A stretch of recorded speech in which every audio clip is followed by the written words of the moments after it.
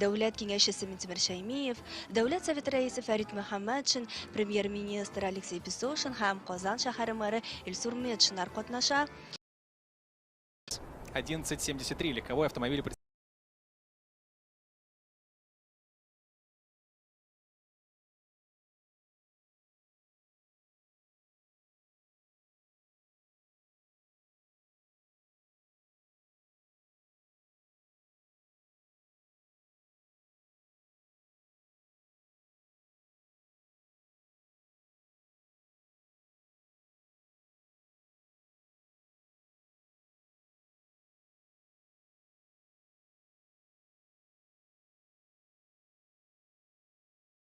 Первое обращение.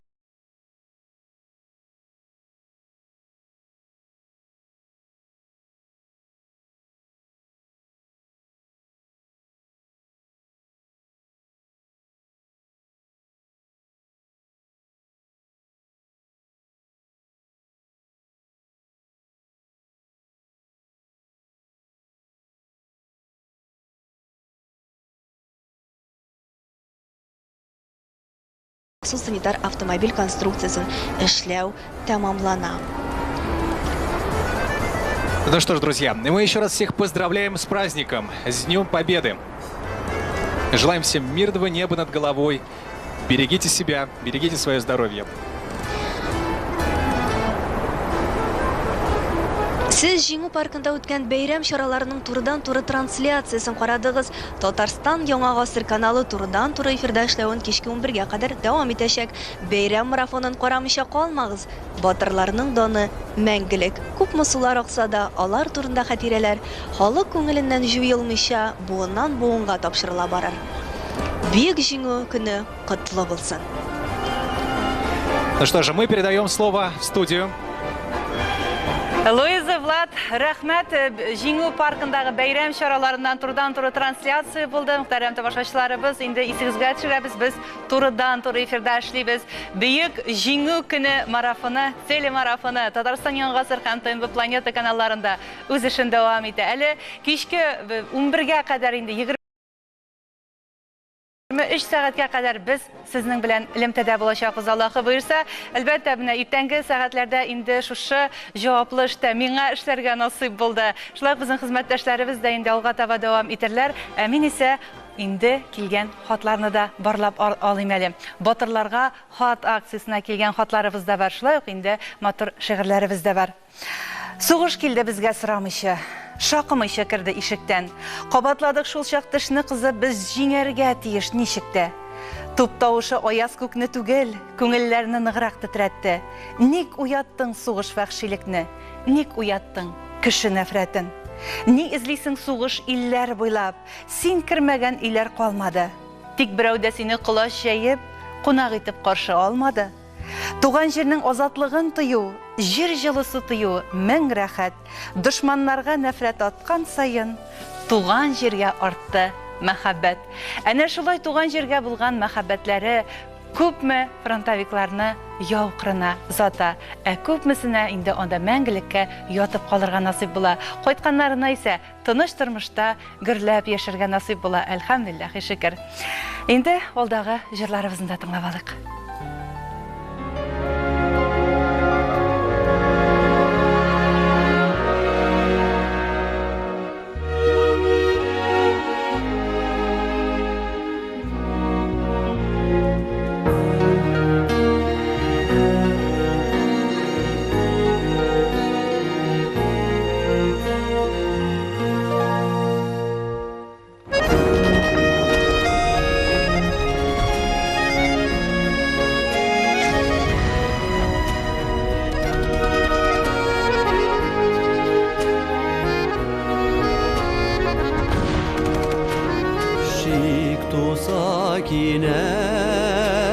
Canımda eğer yekilse sina korkunç haber min yürgen yaktan yıraktan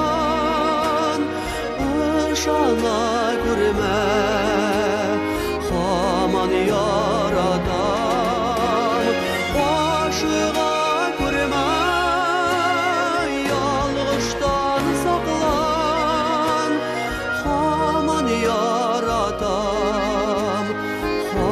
hamon yaratar.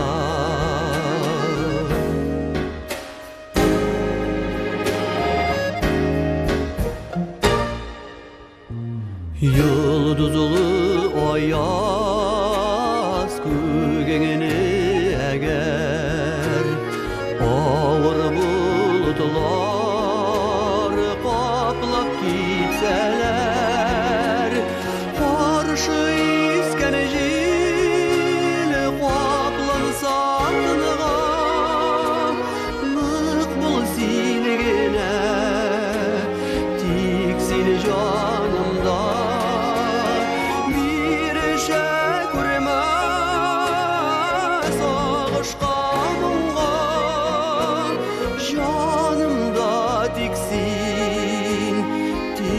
Seni canımda.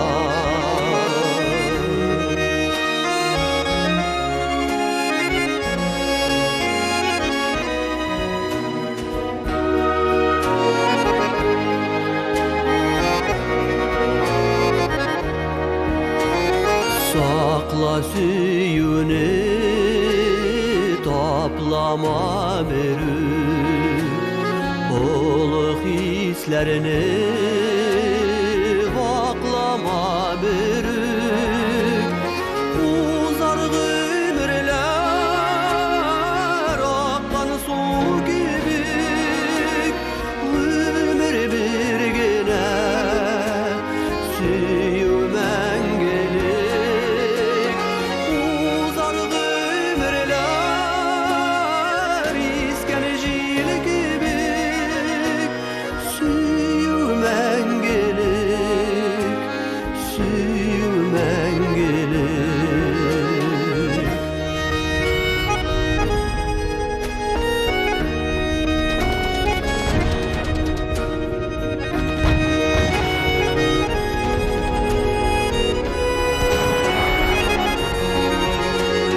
Bir şey görmez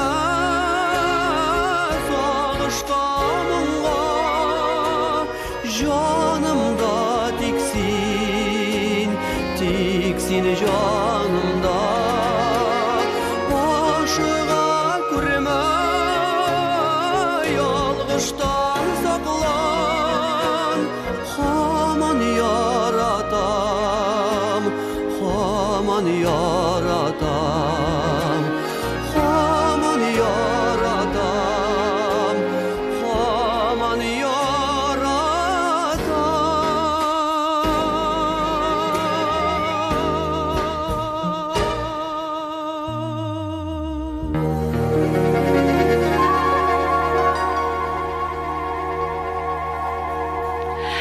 May бәйрәм көнендә җиңү көне телемарафоны үз эшен дәвам итә. Безгә тамашачыларыбыз элемтәгә чыкканнар, хәзер бик диккать белән аларны тыңларбыз.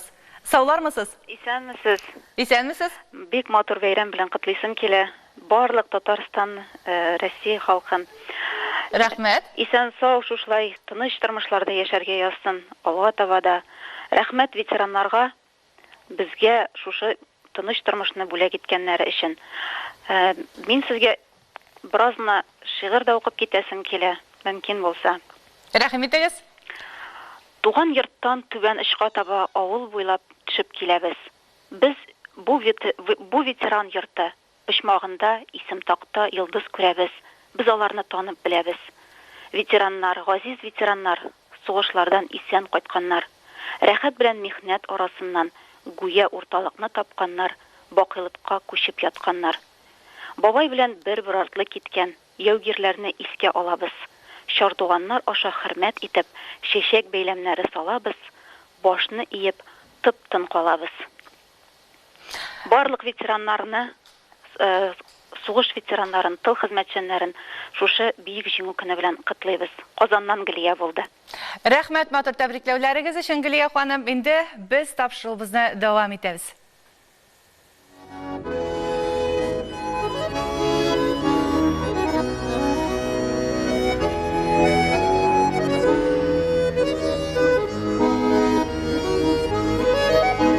Yaktı günler kildi yazgı tağda,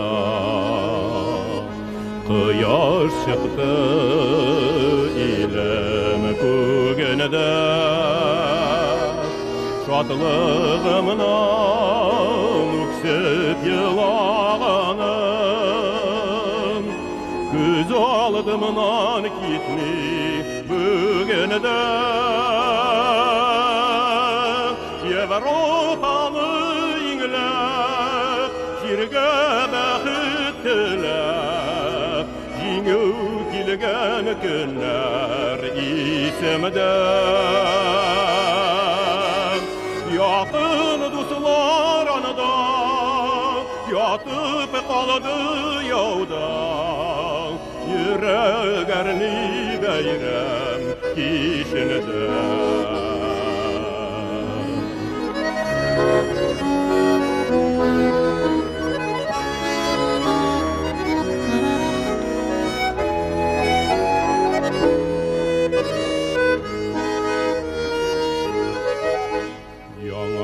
Жырлар туа алсу таңда,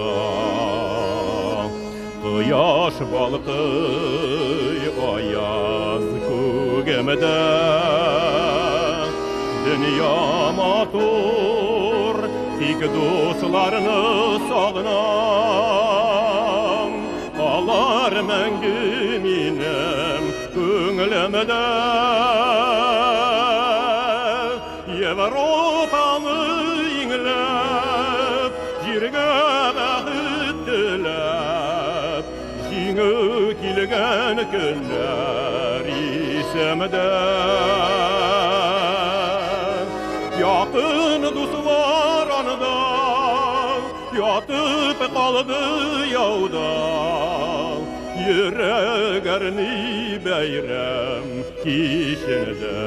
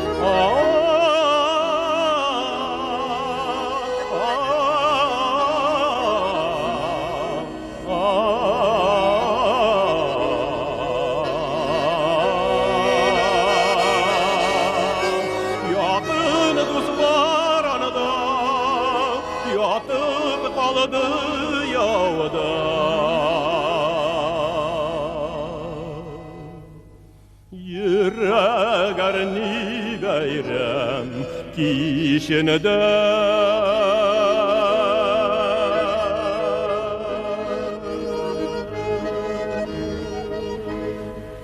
Җиңү көне телемарафоны үз эшен дәвам итә. Мөхтәрәм тамашачыларыбыз, әлбәттә инде көн дәвамында әле бик күп кызыклы тапшырулар булачак. Менә шушы телемарафон кысаларында аның инде иң истә кала торганы, миңа калса, уникаль проектларның берсе ул да булса үлемсез полк. Инде шушы акция кысаларында безнең телерадио компанияга гына да 2000-нән артык фотосурәт килде. Һәм аны берничә өлешкә бүлеп инде тамашачыларыбызга без тәкъдим итә торган булабыз. Шуңа күрә читтә калмагыз. Һәм шулай ук безнең инде бары тик безнең каналда 21 сәгать 50 минутта бәйрәм салюты булачак. Иң яхшы ракурслардан иң матур сүрәтләр бары тик бездә генә. Татарстан Яңа гасыр каналы белән бергә булыгыз дип эндәшәбез шушы бәйрәм көнендә. Әлбәттә безнең фикерләрен дә җиткерә һәм туплый алачаклар. Инде шушы мизгелләрдә без Россия Федерациясе президенты Владимир Владимирович Путинның мөрәҗәгатен көтәбез бөек җиңү көне уңаеннан. Әлбәттә аннан соң телемарафон кабаттан. Менә инде мөхтәрәм тамашачыларыбыз, сез турыдан-туры эфирдә Мәскәү каласын күрәсез. Без инде бик дулкынланып көтәбез. Мәңгелек ут, җиңү уты дибез. Бу инде безнең батырларыбызга яуда ятып калган, күпме солдатлар рухына багышланган, йөрәкләрдә сүнми торган, төрли торган утларның берсе дип тә кабул итәбез. Бик дулкынландыргыч мизгелләр. Сез дә менә шушы сүрәтләрне тын гына, матур гына күзәтегез әле. Хәзер инде Мәскәүне тыңлыйбыз. Великое Отечество. Итак, Москва, Александровский сад. Прямой эфир.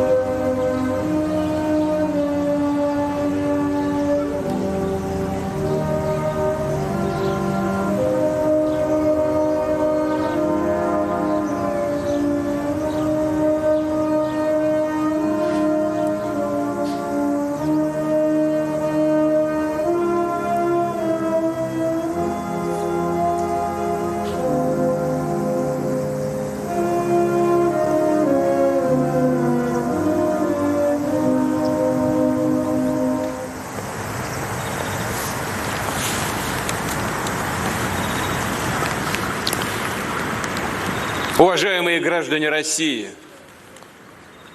уважаемые ветераны, дорогие друзья, от всего сердца поздравляю вас с Днем Победы. Для нас всех это самый главный, самый дорогой праздник. Мы всегда отмечаем его торжественно и всенародно. Все вместе. Духовное, нравственное значение Дня Победы остается неизменно великим, а наше отношение к нему священным. Это наша память и гордость, история нашей страны, история каждой семьи, часть нашей души, которую передали нам отцы и матери, наши бабушки и дедушки. Сегодня мы остро чувствуем все величие их судеб. Вспоминаем тех, кого уже нет с нами. С любовью вглядываемся в их лица на фотографиях разных лет. Желаем долгих лет жизни нашим ветеранам. Преклоняемся перед великим поколением победителей. Они сделали для Родины столько, что это никак не измерить, ничем не оплатить. Они спасли Отечество, жизнь будущих поколений, освободили Европу, защитили мир, восстановили города и села, добились грандиозных свершений. Мы отдаем дань бесконечного признания великому, жертвенному подвигу советского народа. Людям разных национальностей, стоявших плечом к плечу на фронте и в тылу. Время не властно перед их мужеством, единством, достоинством и поистине стальной силой духа. Дорогие друзья, здесь, у Кремлевской стены, священное для всех нас место. День и ночь горит вечный огонь в память погибшим в Великую Отечественную войну. Здесь лежит неизвестный солдат. Мы приходим сюда поклониться ему и всем защитникам Родины. Героям, кто навеки остался в братских, безызвестных могилах под Москвой и Смоленском, Сталинградом и Курском, под Севастополем и Минском, Киевом и Ригой, под Берлином и Веной, на Пулковских высотах, на берегах Невы, Днепра, Дуная, Вислы и Одера.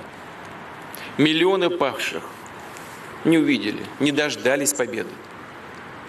Победы, о которой так мечтали, верили, что одолеют врага и вернутся в свой родной дом. И они бились за это, бились до последнего вздоха.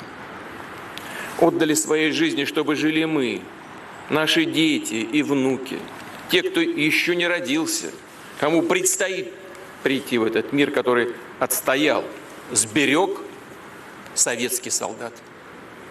Мы склоняем голову перед светлой памятью всех, кто не вернулся с войны, перед памятью сыновей, дочерей, отцов, матерей, дедов, прадедов, мужей, жен, братьев, сестер, однополчан, родных, друзей.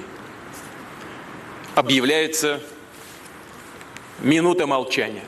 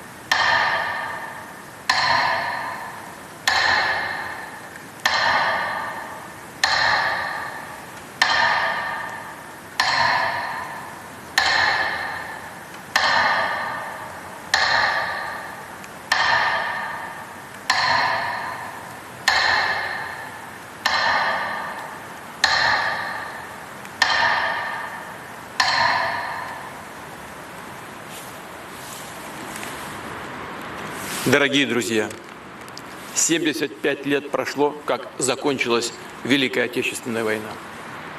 Мы обязательно, как обычно, широко и торжественно отметим юбилейную дату. Сделаем это достойно, как велит наш долг перед теми, кто выстрадал, добился и совершил победу. Будет наш главный парад на Красной площади и народный марш бессмертного полка. Марш нашей благодарной памяти и неразрывной кровной, живой связи между поколениями. Наши ветераны сражались за жизнь против смерти. И мы всегда будем равняться на их сплоченность и стойкость. Нас объединяют общая память и общие надежды, наши общие устремления, наша ответственность за настоящее и будущее. Мы знаем и твердо верим, что мы непобедимы, когда мы вместе. С праздником вас! С Днем Победы! Ура!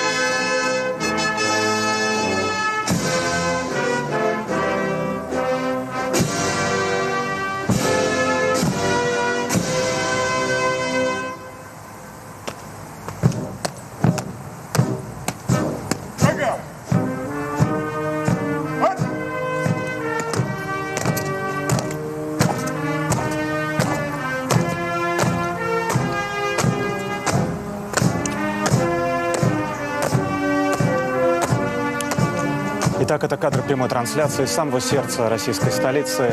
В Александровском саду с обращением к крестьянам выступил президент. Он поздравил всех с праздником Победы и еще раз отметил, что, конечно же, парад в честь юбилея, 75-летнего юбилея Великой Победы состоится, когда это позволят известные обстоятельства. Президентский оркестр сыграл гимн России. Сейчас Знамя Победы. Копия того самого Знамени Победы возле могилы неизвестного солдата.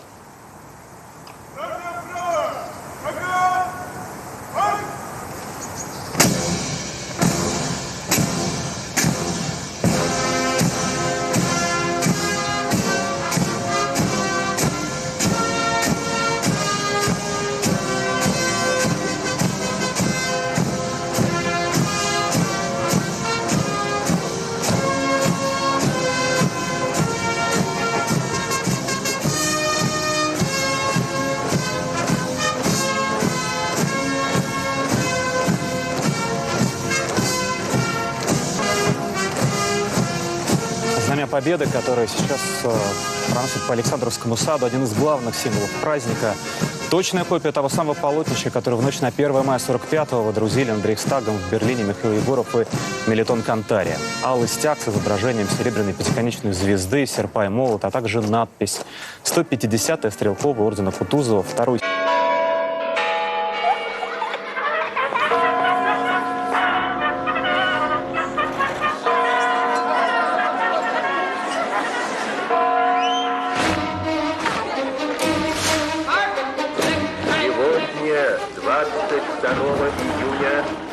Объявление войны германские войска напали на нашу страну.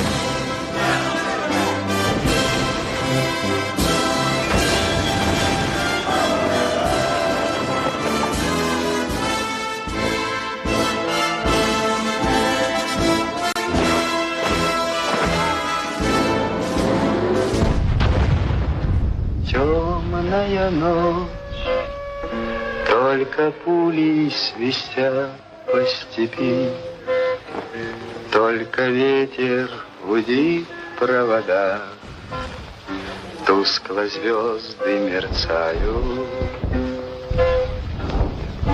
В темную ночь ты, любимая, знаю, не спишь, и у детской кровати тайком ты слезу утираешь. Как я люблю глубину твоих ласковых глаз, как я хочу к ним прижаться сейчас губами.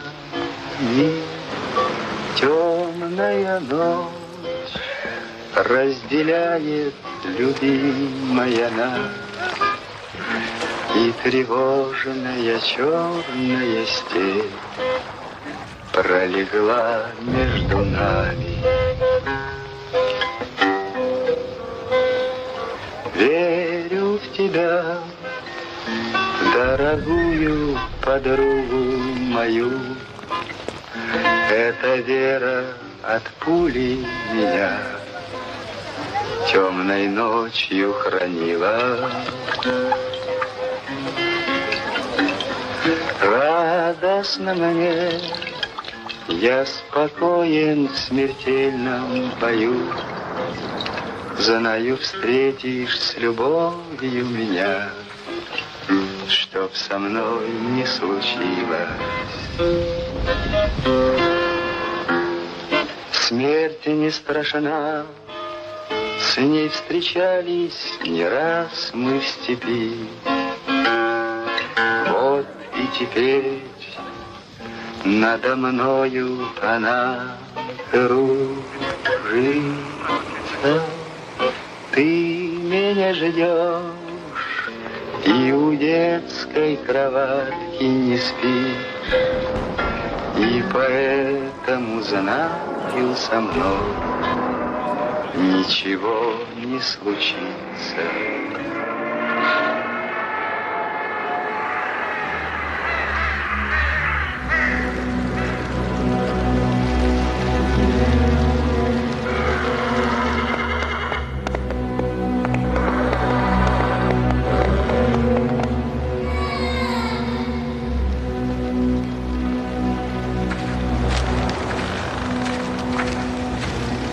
Здесь птицы не поют, деревья не растут, и только мы плечо к плечу врастаем в землю ту.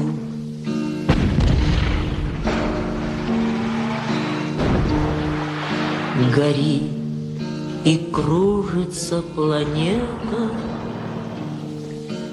над нашей родиною дым. И значит, нам нужна одна победа. Одна на всех мы за ценой не постоим. Одна на всех мы за ценой не постоим. Нас ждет огонь смертельный, и все бессиленно. Сомнения прочь уходят в ночь отдельно. 10-й наш десантный батальон, 10-й наш десантный батальон. Лишь только бой угас, звучит другой приказ, и почтальон сойдет с ума, разыскивая нас. Взлетает красная ракета, бьет пулемет неутомим. И значит, нам нужна одна победа. Одна на всех мы за ценой не постоим. Одна на всех мы за ценой не постоим. Нас ждет огонь смертельный, и все ж бессилен он. Сомнения прочь уходят в ночь отдельный. 10-й наш десантный батальон. 10-й наш десантный батальон. От Курска и Орла война нас довела до самых вражеских ворот. Такие, брат, дела. Когда-нибудь мы вспомним это и не поверится самим. А нынче нам нужна одна победа. Одна на всех мы за ценой не постоим. Одна на всех мы за ценой не постоим. Нас ждет огонь смертельный, и все бессилено. Сомнения прочь уходят в ночь отдельный. 10-й наш десантный батальон. 10-й наш десантный батальон.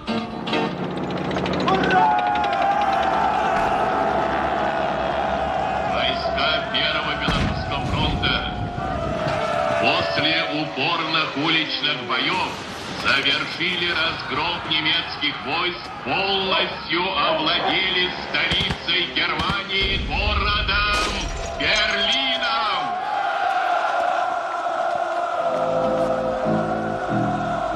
От героя былых времен не осталось порой имен. Те, кто приняли смертный бой, стали просто землей и травой. Только грозная доблесть их поселилась в сердцах живых. Этот вечный огонь нам завещанный одним, мы в груди храним. Погляди на моих бойцов, целый свет помнит их в лицо. Вот застыл батальон в строю, снова старых друзей узнаю. Хоть и мне 25, трудный путь им пришлось пройти. Это те, кто в штыки поднимался как один, те, кто брал Берлин. Нет в России семьи такой, где б не памятен был свой герой. И глаза молодых солдат с фотографий увядших глядят. Этот взгляд словно высший суд для ребят, что сейчас растут. И мальчишкам нельзя ни солгать, ни обмануть, ни с пути свернуть.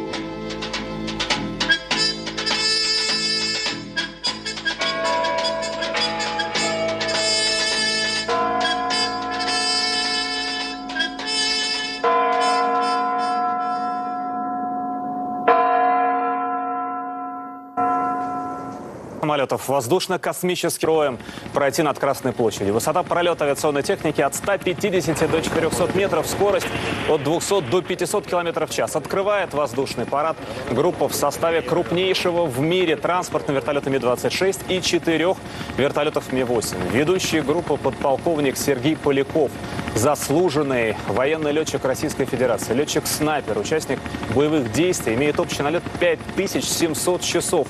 Награжден медалями Нестерова и за отвагу.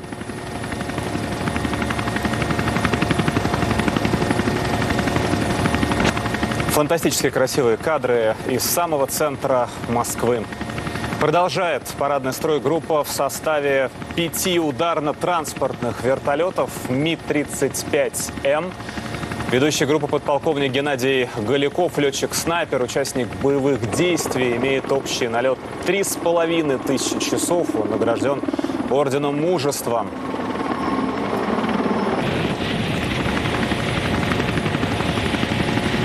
Эти кадры из кабины пилотов.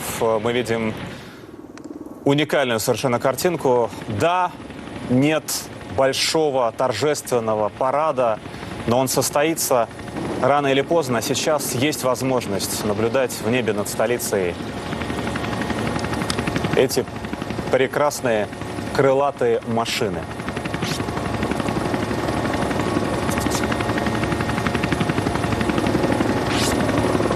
Видите, подлетает парадный строй воздушного парада Красной площади. Тот самый момент,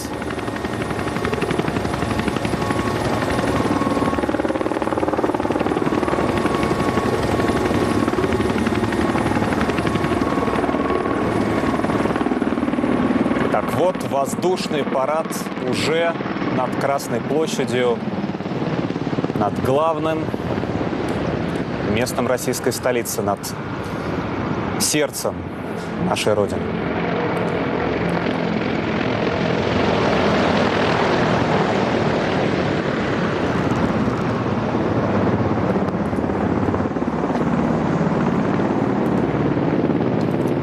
Парадный строй продолжает группа в составе 5 ударно-транспортных вертолетов МиГ-35М. Ведущий группы подполковник Геннадий Голяков. Он как раз имеет налет 3500 часов, награжден орденом Мужества. А вот вертолеты К-52 «Аллигатор». Комплекс вооружения этого вертолета позволяет решать любые задачи по огневой поддержке своих войск. Ведущий группу полковник Василий Клещенко. А это К-50, А-50У, комплекс радиолокационного дозора и наведения. Он способен сопровождать одновременно более 50 целей. Ил-76 появляются в самом центре столицы. Ил-76МД способна доставить более 40 тонн грузов в любую точку мира. Возглавляет группу майор Сергей Мельников.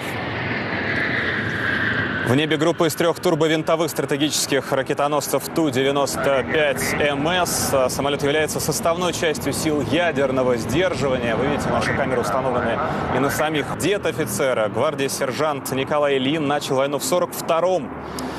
И награжден орденом Славы 3-й степени, медалями за оборону Сталинграда, освобождение Варшавы. Ту-160, красивейшая машина.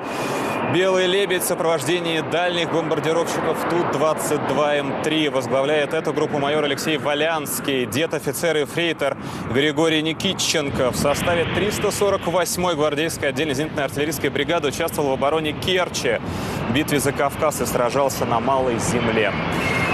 А летчики воздушно-космических сил сейчас демонстрируют выполнение сложнейшего и ответственного элемента пилотирования – дозаправка в воздухе стратегического ракетоносца Ту-160.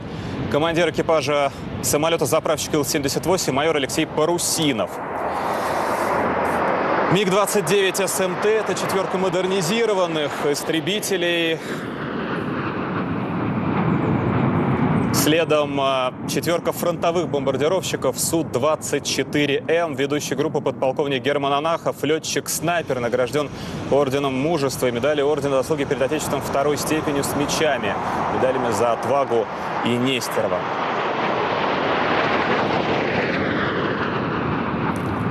Группа тяжелых истребителей-перехватчиков МиГ-31К появляется следом. Глубокая модернизация и перевооружение на ракеты «Кинжал» сделали авиационный комплекс «Грозный», сдерживающий силы. Ведущий группы майор Евгений Шалагин.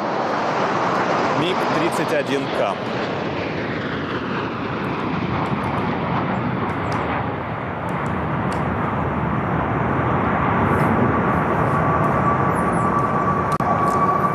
Строй истребителей 5-го поколения Су-57 появляется над Красной площадью. Ведущий группы подполковник Владимир Володсков, летчик-испытатель 1-го класса. Поздравляю с 75-й годовщиной Великой Победы над фашизмом. С праздником вас!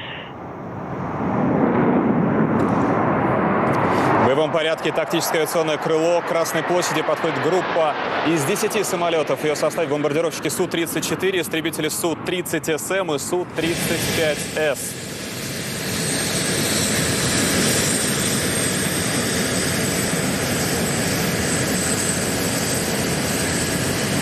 Пилотажная группа «Русские Витязи» на наших экранах.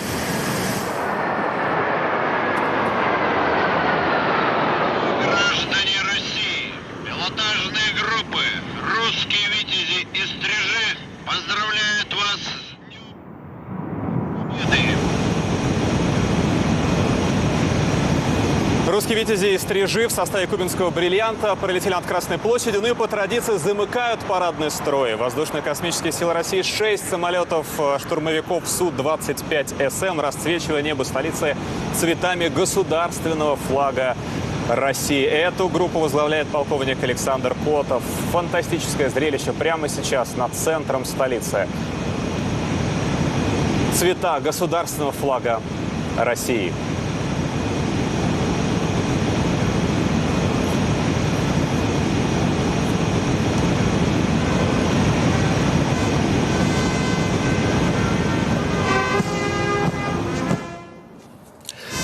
Невероятное зрелище, просто до мурашек. Воздушный парад в центре. Здравствуйте! Вы смотрели прямую трансляцию из Москвы. Невероятное мероприятие, которое проходит сейчас и будет идти весь день. Бабайларга фашист аткан ядре ул төбәлгән булган безгә дә. Ләкин яраларны эзләмәгез. Безнең тәндә, безнең йөзләрдә. Әткәйләрнең каһарман җаннары сүнмәс утлар булып яналар. Яралары һаман безнең белән туар буыннарга баралар. Хәерле көн, хөрмәтле ватандашлар, кадерле тамашачыларыбыз. Бөек җиңүнең 75 еллыгын бөтен ил күтәреп алды. Бу табигый да кебек. Сугыш карасаты кагылмаган бер генә йорт, бер генә фатир, авыл я бистә калды микән? Юктыр. Утлы карасат афәтенә һәр өйнең ишеген шакырга өлгергән. Бөтен илгә катлаулы сынау килгән. Без сезне Татарстан Яңа Гасыр каналында ТНВда җиңү көне дип исемләнгән телевизион марафон карарга чакырабыз. Илдәге быелгы вазгыятьне истә тотып, масштаблы чаралар кичектерелеп тора. Ләкин хәтер ул бер каяда китми. Рәхмәтле буынның гамәлләрендә чагыла. Бүгенге телеэфирыбыз нәкъ менә шуның бер дәлиле булыр дип уйлыйбыз. Мы поздравляем всех с Днем Победы. Праздничный телемарафон на ТНВ, ТНВ «Планета» продолжают Асоль Мухамедянова и Ильдар Киямов. Мы будем с вами до поздней ночи. И наша праздничная программа сегодня будет очень насыщенной. Вы услышите из уст ведущих ТНВ письма героям, что писали нам вы, уважаемые телезрители, на протяжении последних нескольких месяцев. В них вы рассказывали нам о ваших предках, отцах, дедах, прадедах, которые подарили всем нам мирное небо над головой. Такие письма писали взрослые и дети. И не только из Татарстана, но и со всей страны. Их пришло столько, что мы не успеем прочесть все именно сегодня, но вы обязательно услышите их в следующих эфирах. Еще один очень интересный проект выйдет в эфир в рамках сегодняшнего марафона. Это телевизионная версия акции «Бессмертный полк». Но сейчас давайте вместе посмотрим, как проходил парад в честь Дня Победы в Великой Отечественной войне в Казани в разные годы прошлого.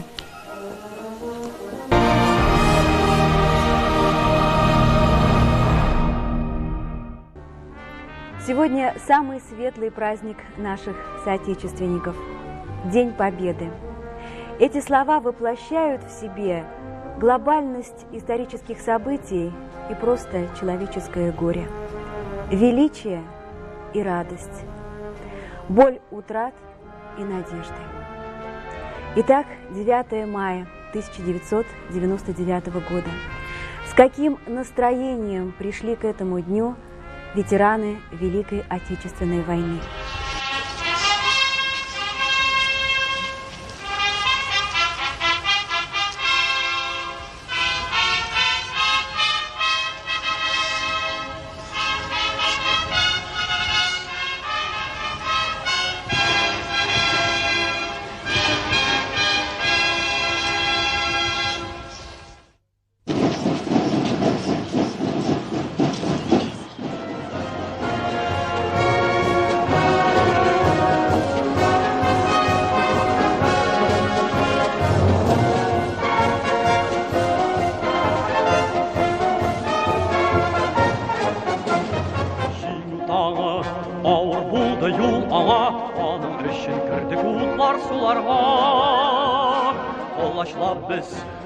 Үлчи даланы, якынайтық шул жеңуге араны, баланды бәхет таңы, төтін аралаш, килді бәйрәм, яшілшіге ағарғаш, шатлық килді, бізге күз яш аралаш. Жеңу таңы, жеңу таңы, жеңу таңы,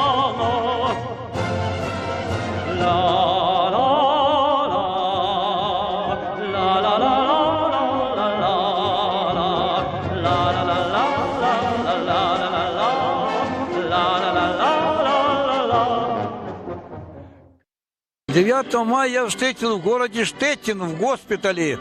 Конечно, ликовали, одеяло кверху, простыни кверху летели, радовались все, конечно, плакали. Ну и, можно сказать, было гордость за нашу победу. День Победы! День Победы! Праздник самый дорогой. Наши боли, наши беды, наша радость, наш покой. Наша правда, наша сила, память сердца, крик души, праздник звонкий и красивый в день весенний к нам спешит. День Победы 45-го года я встретил на посту в городе Балашове, в танковом училище, охраняя склад боеприпасов. Погода была прекрасная, меня снимают с поста. Я ошеломленный был таким мгновенным действиями, которое распространилось. Если сигнал поступил в 4 часа, в 5 часов уже я, переодетый, стоял на площади в готовности со всеми вместе, сельчанами, местными жителями, идти на демонстрацию в центральную площадь города Балашова. Я фронтовик. Я вступил в это братство святое в самый трудный для Родины год и впервые познал, чего стою, и узнал себя в слове «народ». Был я грязный, голодный, небритый, от усталости серый и злой, сотни раз артиллерии битый, сотни раз погребенный землей. Ну какое тут черту участие, если более 1000 дней каждый день рисковал я не частью, а всей жизнью короткой своей. Мы очень счастливые люди.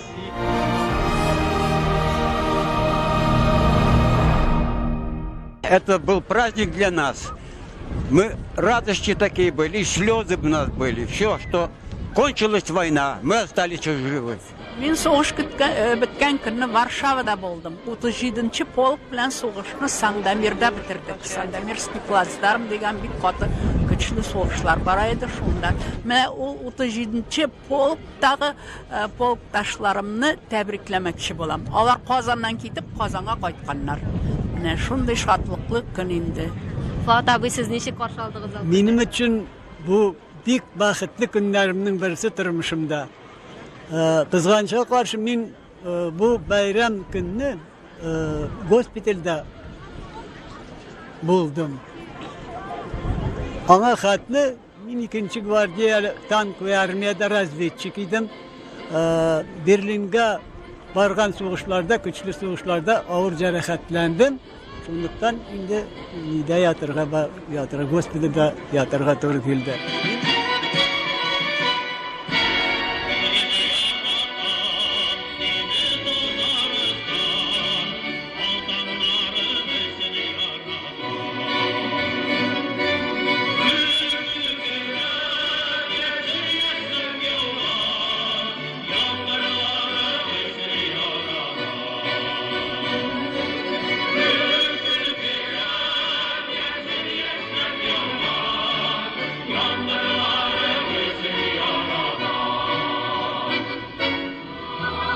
Я люблю тебя, мой Татарстан, Родина, предтеча наших предков. В майских красках праздника ты стал еще краше, солнечней на редкость. Чтоб цвела республика моя, чтоб сильней с годами становилась, мы должны быть как одна семья. Ради этого победа и вершилась. Менә алар җиңүчеләр, шәфкатьле булып булсаларга, исәннәрнең кадерен, үлгәннәрнең каберен телик. Хөрмәтле ветераннар, бәйрәм белән сезне. Картлык көнегез җан тынычлыгында, тән саулыгында узсын. Балаларыгыз, оныкларыгыз рәхәтен күреп, алар бәхтенә куанып яшәргә язсын сезгә. Вы познакомились на войне? В 1943 году. А где это произошло? Это произошло 3-й Украинский фронт, батальон наш на станции Сталинградский фронт. Мы закончили войну в Венгрии в 1945 году. А как вдруг,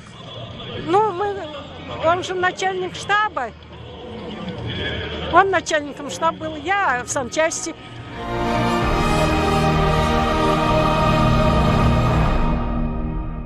День Победы для меня был не неожиданным, а его долго ждал День Победы. Это было под Берлином. Нас вывели из Берлина как участников боев, и под Берлином была группа еще немецко-фашистских войск, армия целая. Они старались нас окружить, но этого не получилось. День Победы встречали очень хорошо, торжественно. Все было нормально. Долгожданная победа пришла. Япон империясыларының ничек кенә төшләрен кыштырдатуларына карамастан, ул җиңү безнең зур җиңү белән тәмамланды. Алар 10 көн буена каршылык күрсәттеләр, шул каршылыктан соң аларның кеше каршылык күрсәтергә калмады һәм безнең гаскәрләр уңышлы рәвештә Манчжурия азат иттеләр. Самый памятный день – это День Победы. В ночь наш механизированный корпус вошел в город. В одной стороне наш, мы, в другой немцы. Ждем и объявляют. Война закончена, победа. Еще раньше наше командование не пустило нас вперед. Утром мы шагом на танках вперед догонять немцев, которые не разоружаются, а следуют в сторону американцев. Бу җиңү бәйрәмен каршы алдык. Мин Казанда госпитальдә ранен булып кайтканнан соң Казанда идем. В общем, күз алдында бүтән булган авырлыклар, югалтулар, дус эшләренең, туган тумачаларның һәммәсе дә күз алдыннан уза. Сугышның бу авырлыгын күрмәгән кеше калмагандыр. Аның җәрәхәте әлегә хан бара. Шулай булып карамастан, менә без яшьләр, малайлар, сугышка барып ашадырык. Анда үләсен дә беләдер инде. Бәхеткә каршы сауга калды бездә. Менә шундый галәмәтлек кешедә, менә илне саклау, авылны саклау, әтиәнне саклау өчен бер кеше үзенең турында уйламады.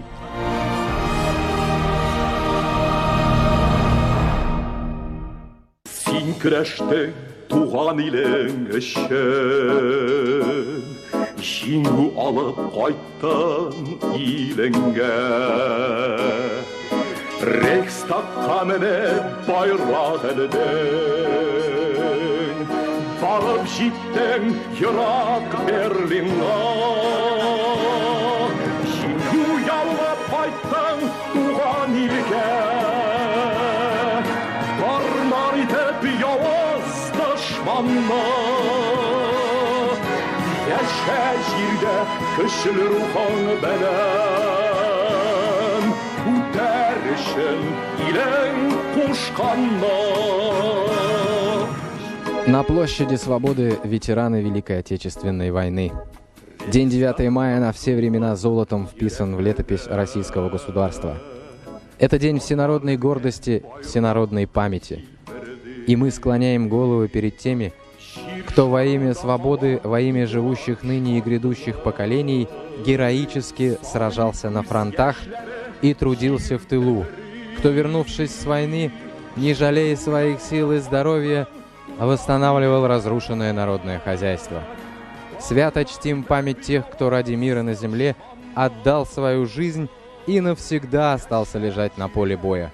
Низкий вам поклон и огромная благодарность, участники войны и труженики тыла. Майский день света и радости, праздник Победы, час памяти. Будет он вечным днем младости, вашего мужества, доблести. Нету Отечества нашего более чистого праздника. Для поколения младшего нету мудрее наставника. Ваши заслуги пред Родиной ценим мы. В поисках совести В поисках правды все ходим мы. Ваша она сквозь все горести. Так торжество победителей будет навеки отмечено. Нам, дорогие родители, вами победа завещана. Эти заветы прекрасные, дороги нам, как и жизнь сама. Ваши глаза горят ясные, зоркостью светлого разума. Будьте здоровы и счастливы, будьте прекрасны и молоды. Пусть будут внуки догадливы, вам на плечо склонят головы.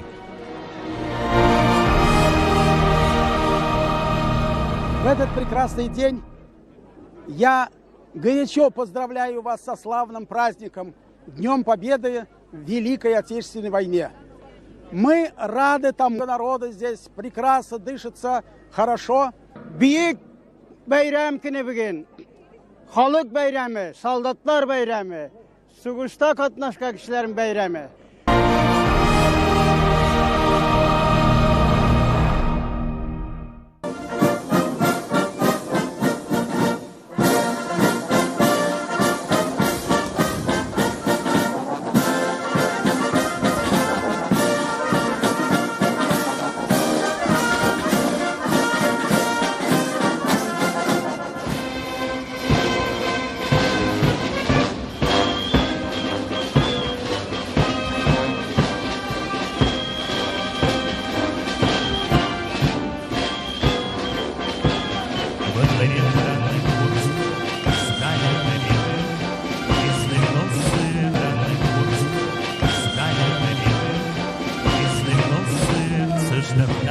Фронтов Великой Отечественной войны.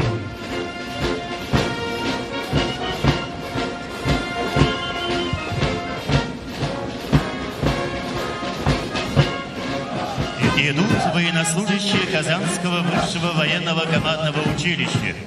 В годы войны наши стрелковые части были вооружены автоматами и карабинами знаменитых конструкторов-оружейников Шпагина и Симонова. На площадь вступают военнослужащие войсковой части 5561 в форме военных лет. Печатая шаг, на площадь выходят офицеры Казанского высшего военного командного училища, которые готовят специалистов для танковых подразделений и частей. За выдающиеся боевые заслуги перед Родиной и подготовку командных кадров для танковых войск в годы войны училище было награждено орденом Красного Знамени. На параде сотрудники Государственной инспекции безопасности дорожного движения Министерства внутренних дел по Республике Татарстан.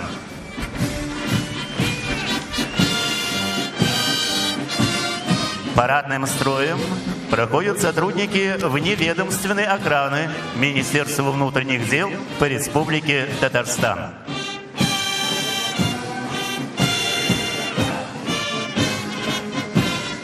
Идут слушатели и курсанты Казанского юридического института МВД России.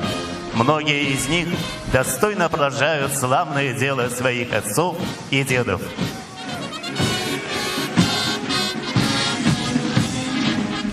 На площадь вступают военнослужащие войсковой части 5561 Министерства внутренних дел России.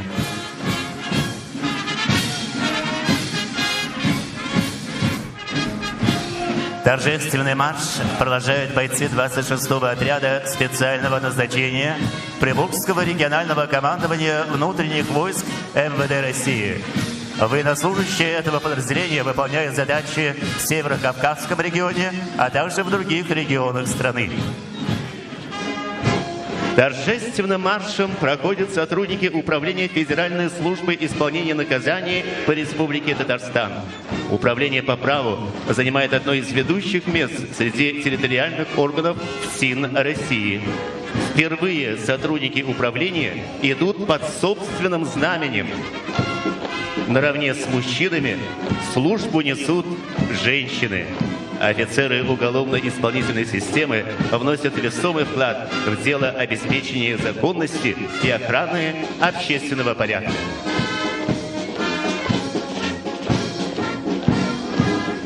Парадным строем идут сотрудники Главного управления МЧС России по Республике Татарстан.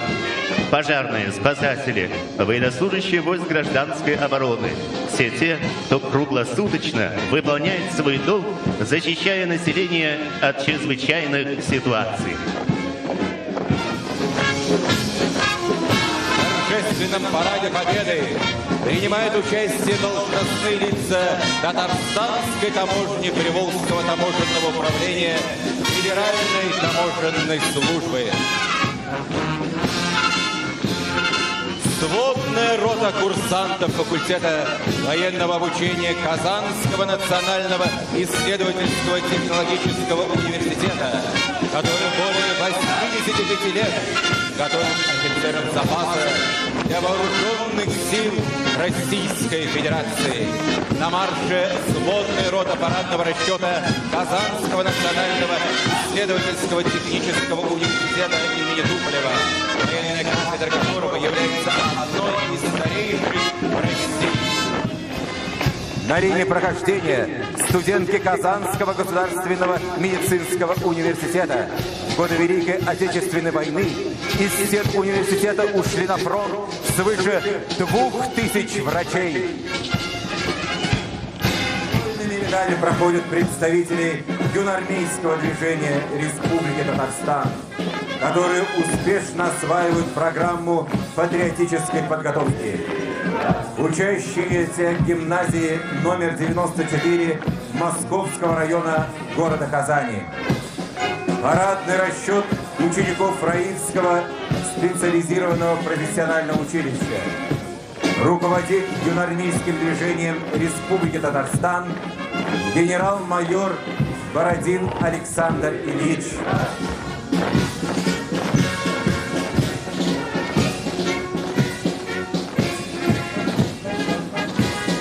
На марше Казанская кадетская школа-интернат имени Героя Советского Союза Бориса Кирилловича Кузнецова.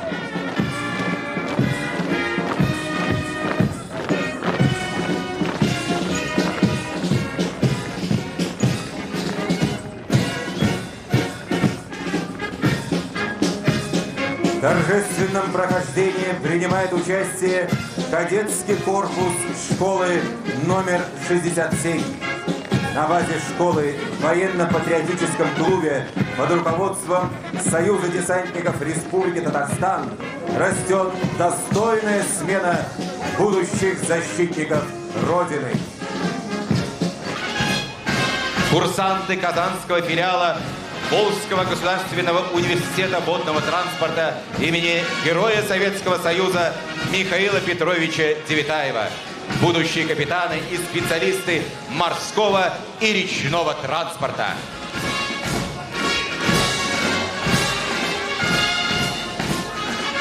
На площади участники боевых действий в Афганистане и других локальных конфликтов.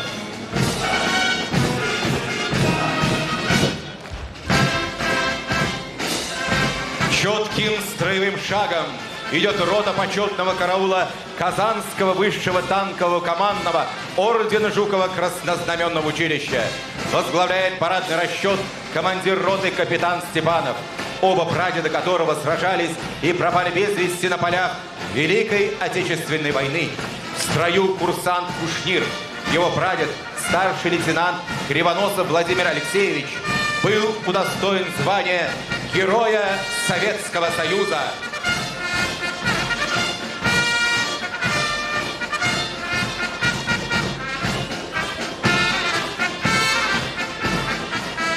На площадь входит боевая техника. Колонну возглавляет подполковник Маршалковский. В составе колонны 17 единиц техники, как времен Великой Отечественной войны, так и современной. Проходит колонна современных БТР-82А, БТР-80 и БТР-70, ставших надежной опорой мотострелков в любых условиях боя. Танк Т-34, носит имя Героя Советского Союза генерал-майора Ивана Кобякова. Проходит советская противотанковая самоходная артиллерийская установка Су-100 периода Второй мировой войны класса истребителя танков. Самоходная установка названа в честь героя-танкиста Семена Коновалова. Мимо трибун проходят легендарные «Катюши», наводившие ужас на гитлеровцев в годы Великой Отечественной войны. 37-миллиметровая автоматическая зенитная пушка АЗП-39 использовалась для борьбы со штурмовиками, истребителями, бомбардировщиками и как противотанковое орудие. Мотоциклы МВ-650 передавались танковым подразделениям, служили для перемещения и выполнения диверсионно-разведывательных задач. Ремонтно-эвакуационная машина РЭМ-КЛ предназначена для ремонта и эвакуации колесных машин. Мимо трибун проходит техника, представленная ретро-клубом «Высокая гора». Автомобили ГАЗ-67 с 45-миллиметровыми орудиями, ГАЗ-ААА «Полуторка» и бронеавтомобиль.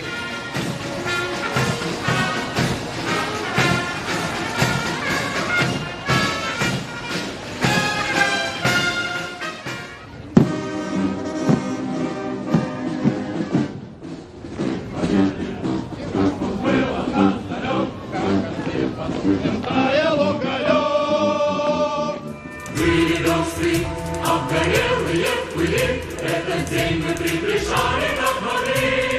Это день победы, порохом пропал. Это праздник, сединою на висках. Со слезами на глазах.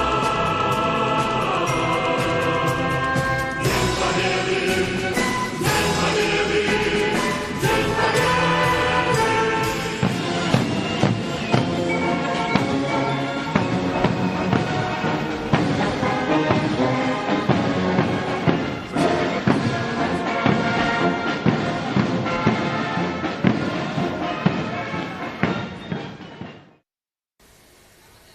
Уважаемые телезрители, мы продолжаем наш телемарафон. По всей России в этот день проходят праздничные мероприятия.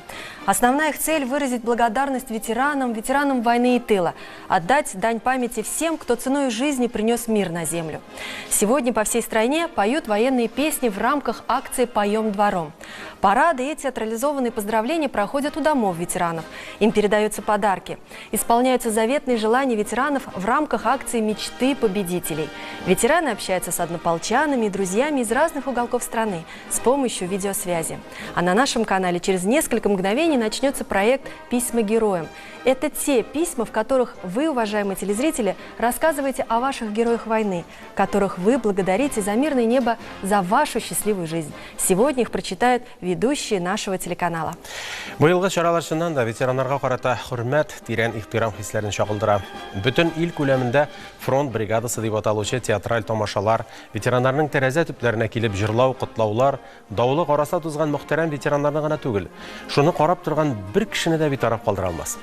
Батырларга хат акциясе дә күп кешедә кызыксыну уятты. Төрле кешеләрдән, укытучы, галим, студент, тәрбиячеләрдән, зыялылардан хатлар килде. Һәркем үзенең газиз кешесенә рәхмәт белдерергә ашыга. Бабасы, туганы яки белгән кешесенә нисбәтле кадерле истәлекләре белән уртаклаша. Бу хатлар шулай ук мөлдерәп торган. Әйдәгез, сезнең игътибарга да ул хатларны тәкъдим итик. Аларны Татарстан Яңа гасыр каналының алып баручылары җиткерер.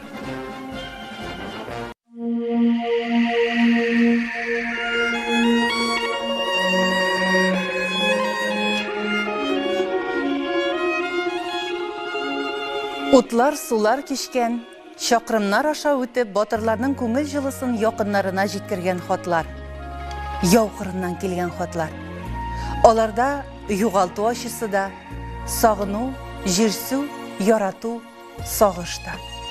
Сөйләннәрдә тизелгән сүзләрдә туган якка үзе дә кош булып очып кайтырдай ашкынган солдатның хисләре. Биредә бүгенге буын хатлары. Газиз җирен яклап яуга күтәрелгән якынына дип тупланганнары. Аларның кайберләренең төгәл исемнәре дә юк хәтта. Әмма алар бик кадерле. Бәгырьләргә үткән әрнүләрнең ак кагазгә моң булып теркәлүе бу. Күңелләр серләшкән мизгел. Бүгенгедән үткәннәргә кайтабыз. Батырларга хат.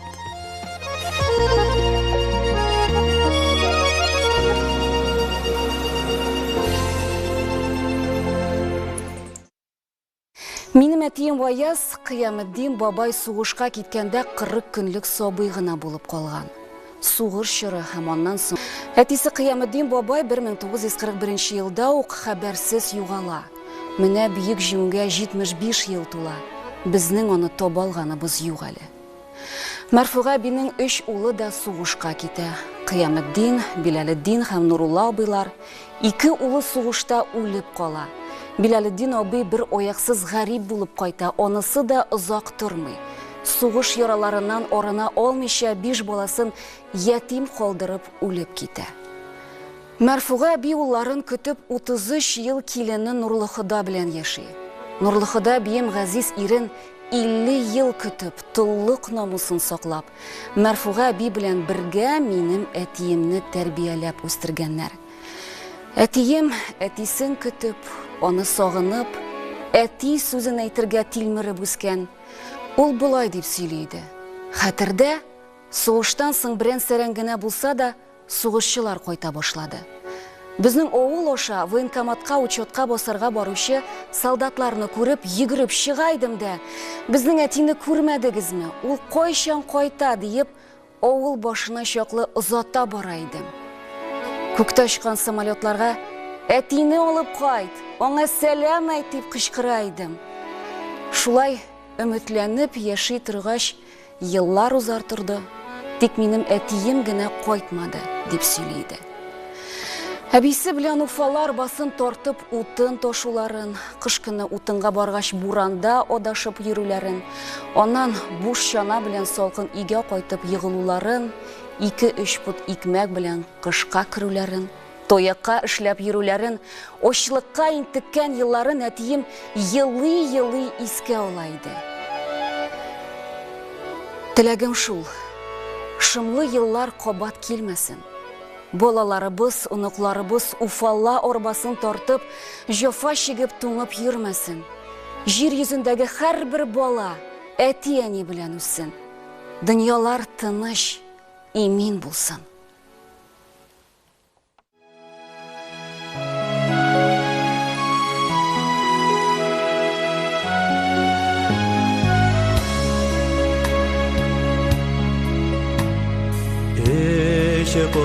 Başıma kılı sağlıdatı kuatı Barsın sina enkeyim Kulağımda şınlap duray Seni koyup dibe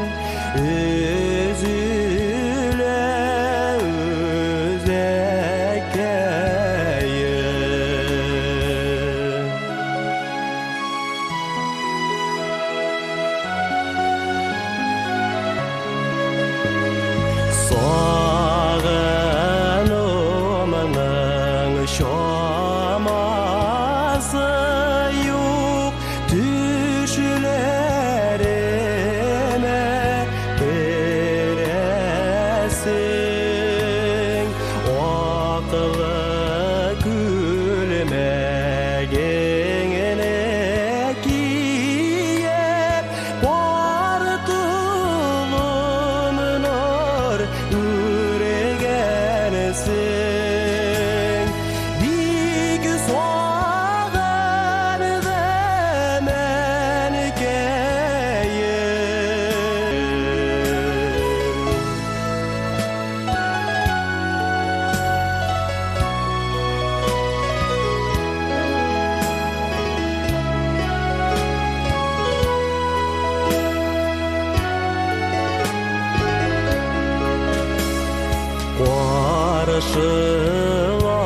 Taşılarsın enkeyimine Doğan jilerey koytırmın Utlar sular kişiken başın Gügüregine soğalırmın Dik soğar demen keyim Üzüle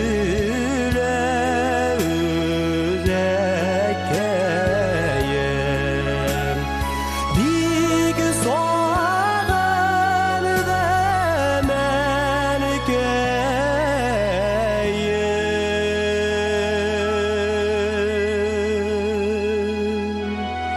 Üzüle üzekeyim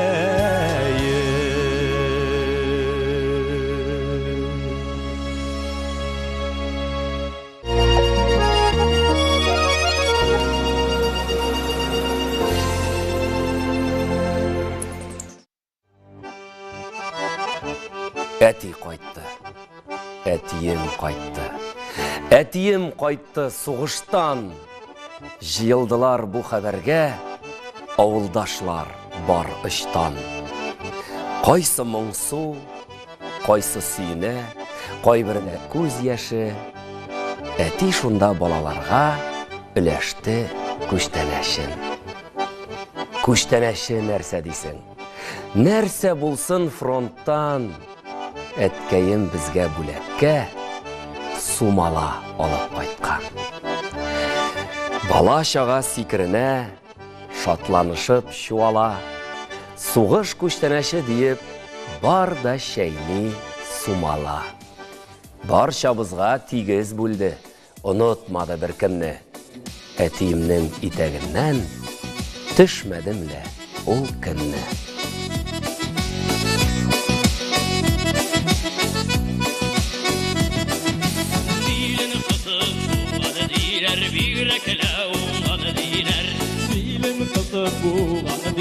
Bigrekler ungan diler Elle payanı kürünüp dıra soldatta bulgan diler Elle payanı kürünüp dıra soldatta bulgan diler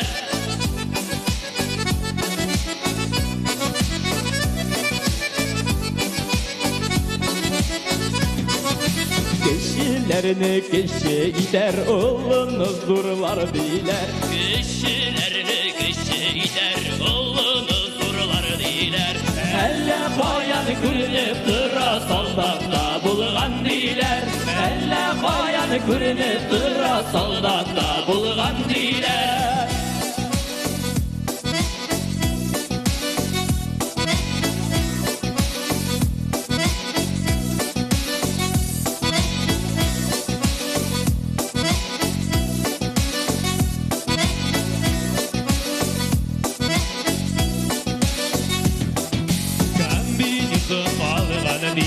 Şenil solğanı diler Kambinizon olğanı diler Şenil solğanı diler Şenilin solsa da soldatı qədərdi qalğan diler Şenilin solsa da soldatı qədərdi qalğan diler Elle payanı kürünüp dıra soldatta bulğan diler Elle payanı kürünüp dıra soldatta bulğan diler Şenilin solsa da soldatı qədərdi qalğan diler Şenilin solsa da soldatı qədərdi qalğan diler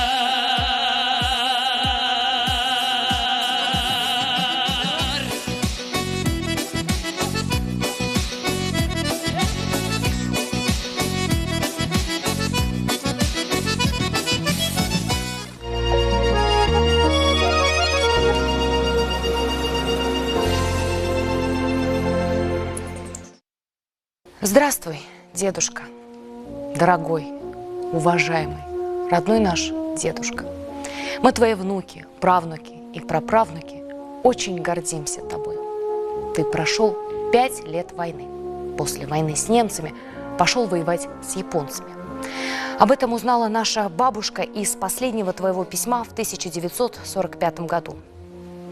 Бабушка осталась с 2 детьми, с моим папой и тетей. Отцу было всего 3 года, а тете 6 лет.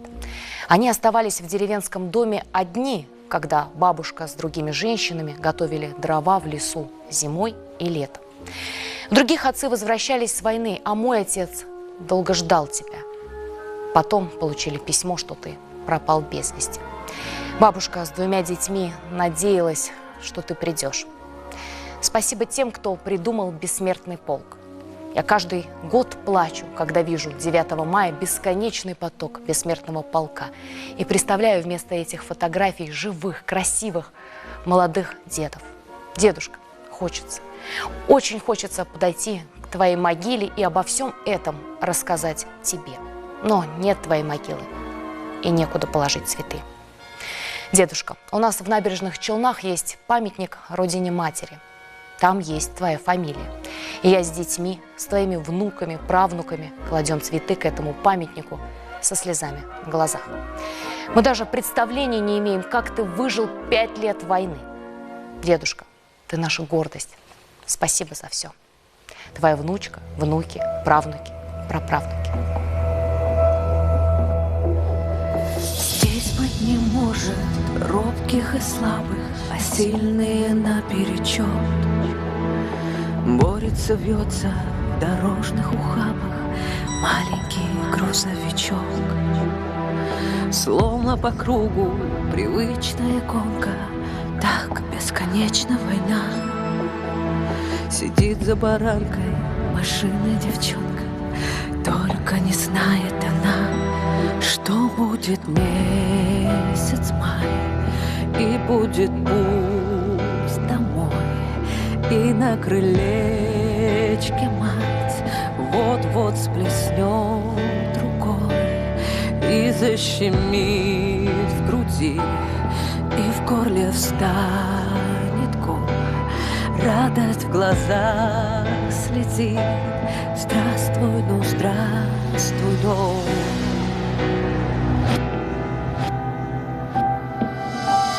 Знаки дорожные, улиц упруженных, Тверь, Кишинев, Бухарест.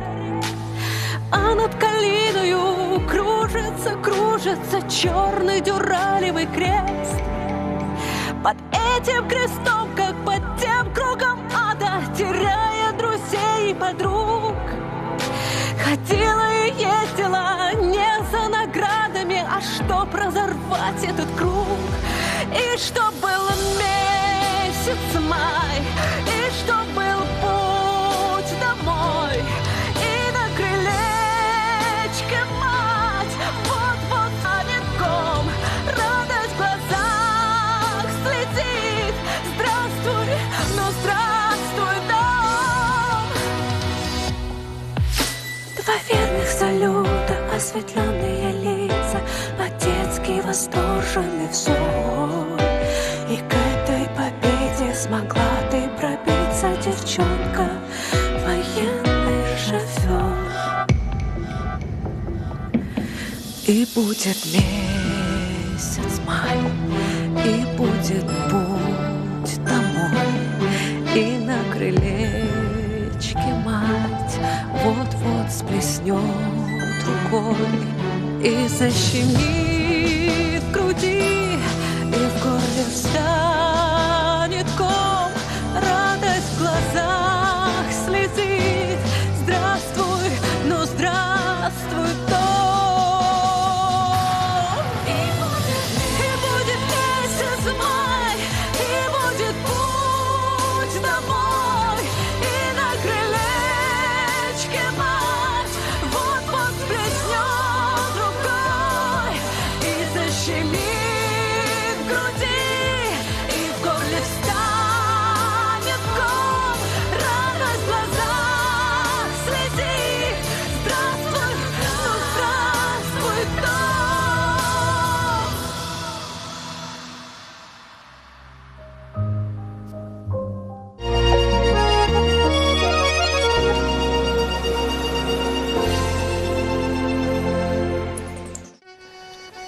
Исәнме, Шайхулла абыем. Мин синең бер туган энең Муллахмәтнең төпчек кызы Диләрә булам. Эй, абый, күпме хыялланды бит әтием синең турында бер хәбәр ирешмәсме дип. Көтеп җиткерә алмады шул. 16 ел элек җир куенына керде. Зур гәүдәле, шибәр егет булып үсеп җиткәч, сине абыем 1941 елның гөрләвекле язында армия сафларына алганнар. Авылның бер матур кызы йомылып кына сиңа чиккән кулъяулык та бүләк иткәндер әле абый. Кызлар кулы тотарга өлгергәнче, мылтык тотарга насыйп булган шул. 3 айдан каһәр суккан сугыш башланган. 1942 елда Ленинград сугышында хәбәрсез югалды дигән хат кына килгән авылга. Менә шул көннән сине юк дип йөрдек без. Әмма өмет сүрелмәде. Җай чыккан сайын әти белән эзләтеп карадык. Булмады. Капкабызга кадакланган кызыл йолдыз белән горурлана идек. Абыйбыз бәлки батырлыклар күрсәтеп һәлак булгандыр дип уйлый идек. Абый, Бөек Ватан сугышында хәбәрсез югалды дип исәпләнгән, соңрак язмышлары ачыкланганнар исемлегендә Зиннәтов Шайхулла Зиннәт улы дигән юлларны укыгач, үксеп еладым. Әти күрми калды дигән үкенү булдымы ул? Синең каберең табылганга шатлык яшьләреме? Аңлата алмыйм. Без әтинең 6 баласы инде хәзер тынычланып калдык. Беләбез, син бар, каберең Польшада. Тыныч йокла, абый. Урының Җәннәттә булсын.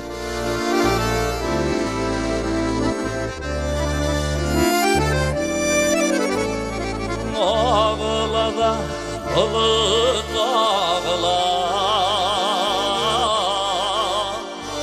Tuğan üsken iller yağına Terezege şiirtir de yangan Derseydir tuğanlarıma Ağlana bulur ağlar Tuğan üsken diller yağına Terezege şiirtir de yangın Derseydir tuğanlarıma Terezege şiirtir de yangın Derseydir tuğanlarıma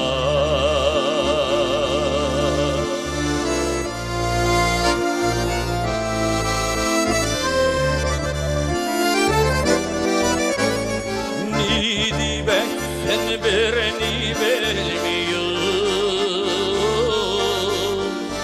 Haberi yok benim yürekte Bizi var şılatıp öttü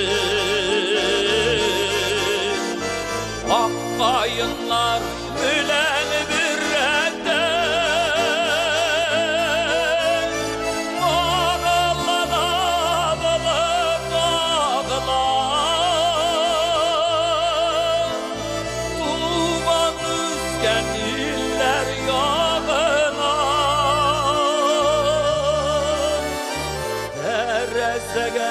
Şiirtir de yangın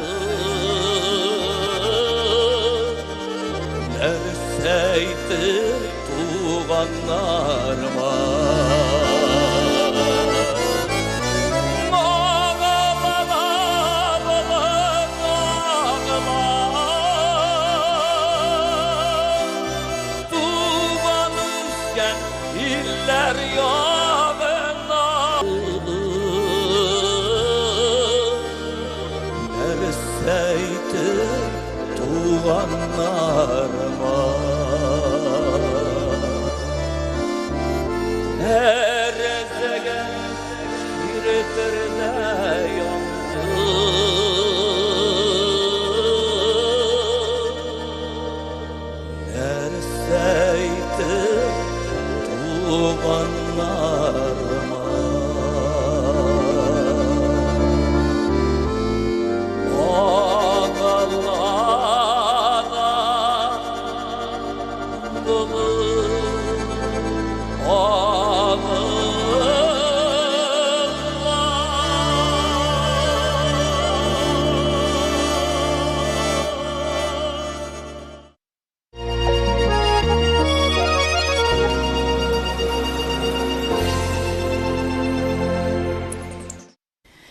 Исәнме минем кадерле абыем Габдулла? Хәлләрең ничек? Дип башлыйм әле хатымны. Кайларда югалдың син, абыем? Менә инде күпме еллар узгач, сине сагынып хат язам. Габдулла абыем, сагынып кулларыма алырга синең хәтта сүрәтең дә юк бит ичмасам. Соңгы берничә елда мин сине ничектер еш искә алам. Син бит минем абыем. Белмисеңдер дә әле. Мин синең яраткан сеңлең Хаҗия Бануның кызы. Хәзер инде әнием дә күптән гүр иясе. Аны да сине сагынып йөрәгем сызлана. Мин хатымны әниемнең сөйләүләреннән чыгып язам. Үзем язам, ә үземнең күзләремдә мөлдерәмә яшь. Әнием миңа бала чагында синең турында бик яш сөйли иде. Ул чагында мин әниемә китаплар укырга ярата идем. Күбрәк Муса Җәлил шигырьләрен укыдым. Әнием ян ирли, яисә бәйли иде. Ә мин аңа үзләренең гомерләре бәрабәренә күпме батырлыклар кылган бит безнең солдатларыбыз дия идем. Абыем, ишетәсеңме? Әнием шул чак минем дә абыем шул сугыш кырында ятып калды һәм хәбәрсез югалды дип елап җибәрә иде. Аннан күз яшьләре белән синең сугышка китүеңне сөйли иде. Сез бик дус булгансыз. Сугышка киткәндә син, абыем, әниемне күтәреп алгансың да. Мин сине күрә алмам инде сеңлем дигәнсең. 17 яшеңдә үзең теләп сугышка китеп баргансың бит син, абыем. Син бик матур җырлагансың. Сине җырчылар отрядына алырга теләгәннәр, ләкин син иптәшләремнән калмыйм дигәнсең. Бәлки син исән дә калган булыр идең. Әнием сине аягың кычкыргансың, ләкин солдатларга туктарга ярамаган. Дошманны куып барган чак булган. Әгәр кайда ятып калганыңны белсәм, туфрагыңны алып кайтып, әнием каберенә салыр идем. Абыем, бу хат юллары сиңа дуга булып ирешсен. Синең белән горурланып, сине яратып, сеңлең Гөлнур. Нурларга төренеп кояш байып, үткән юллар килә күңелгә. Җиңүләрне яулап алган көннәр, онытылмаслар ömürgə. Җиңүләрне яулап алган көннәр, онытылмаслар ömürgə. Югалтулар алып килде сугыш, күпме дуслар кайтмай калдылар. Шул дусларның йокыларын саклап, аккаеннар моңсу шаулыйлар. Шул дусларның йокыларын саклап, аккаеннар моңсу шаулыйлар.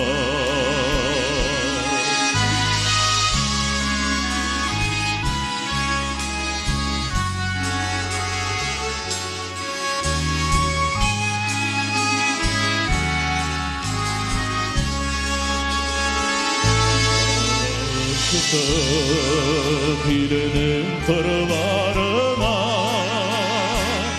uçraşırız miken destağın. Sağınam sizine җиңү юлларын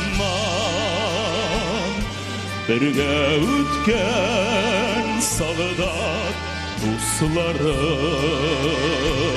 сағынам сені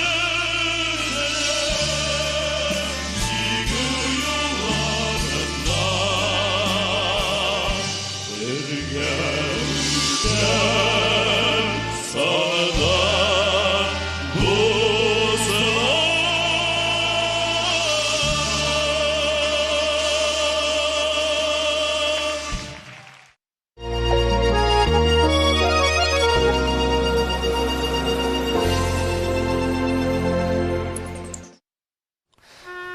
Исәнмесез, Зияддин абый. Сезгә якташыгыз 21-нче гасыр кызы Куртлеева Рузилә хат яза. Һәр елның май айында илебез бик зур вакыйганы билгеләп үтә. Бу бийек җиңү көне. Күп кенә батырлар ватанның югары билгесе Советлар Союзы герое исеменә лаек булдылар. Шушы каһарманнар арасында айрым урын биләп торучы ул сез, Зияддин абый. Сугыш башлангач сез үзегез теләп сугышка кергәнсез. Ул вакытта нинди хисләр кичергәнсездер? Сез күрсәткән батырлыкларыгыз күпләр өчен үрнәк. 27 гыйнвар көнне 414-нче полк командиры Арсланов Зияддин Миңлебай улы күкрәгенә батырлык өчен медален кадаган. 2 көннән соң әлеге көчле ныгытмаларыннан алып ташлангач, полкташлары Зияддин Арслановны Дон орденының 3-нче дәрәҗәсе белән кутлаганнар. Дон орденының 1-нче дәрәҗәсе Ленинград блокадасын үзүдә катнашкан өчен тапшырганнар. 1999 елның ноябрь айында Арсланов Зияддин Миңлебай улының исемен мәңгеләштерү уңае белән Буа шәһәрендә каберенә истәлек ташы да куелды.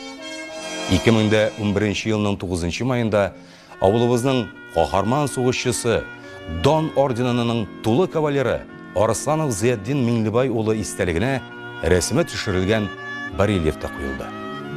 2015 елда Кече Чыңлы урта мәктәбенә сезнең исем бирелде. Үткән гомер аккан су, искән җил диләр.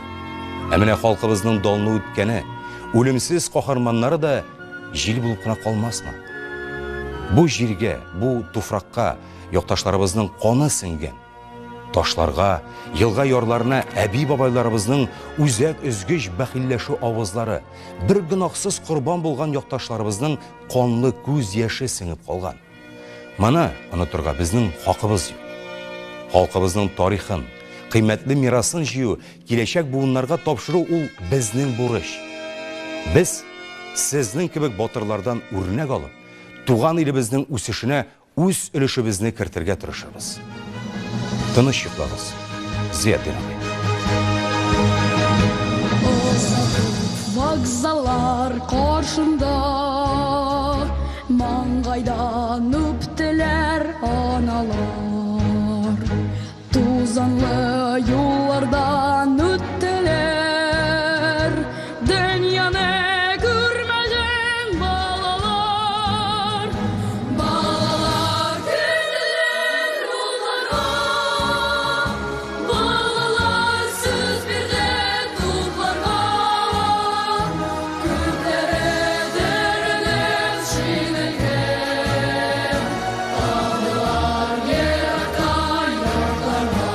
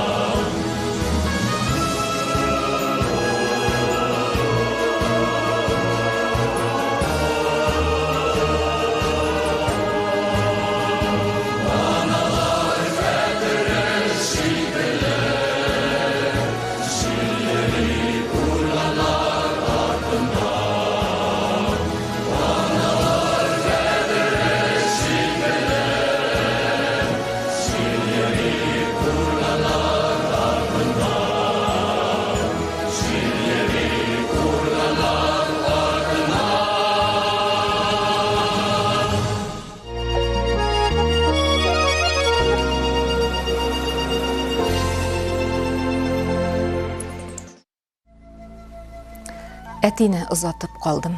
4 яш тулмаған сабый. Бик күп еллар көттік аны, юлларға қарай-қарай. Күп мәлі ил бойынша хәбәрсіз юғалғаннар. Балаларығыз әлді күті, шешлері ағарғаннар. Хәбәрсіз юғалсалар да үмітлеріні үзмейбіз. Әтилерінің қабірлерін илләр бойлап ізлейбіз. Соғышқа кеткенде әтиге 33 күнә яш болған. 2 генә хаты келген. Мені бик яратқан, сақлағыз, суға ақмасын, утта янмасын дейіп язған. Мен гел су бойында ойнай тұрған болғанмын. Ул хатларны сақлай алмағанбыз.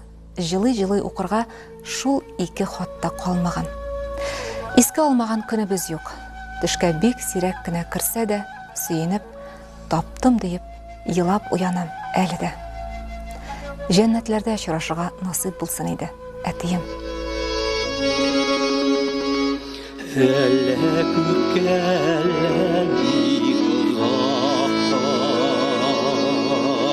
ахыры мәңге оныта алмамын. Тамбов урманнары ортасында усак яфраклары шаулавын, усак яфраклары шаулавын. Алар мәңге минем хыялымда, шаулый-шаулый яфрак ярырлар. Көтинәннәр калмый минем артан, кая барсам заты барырлар.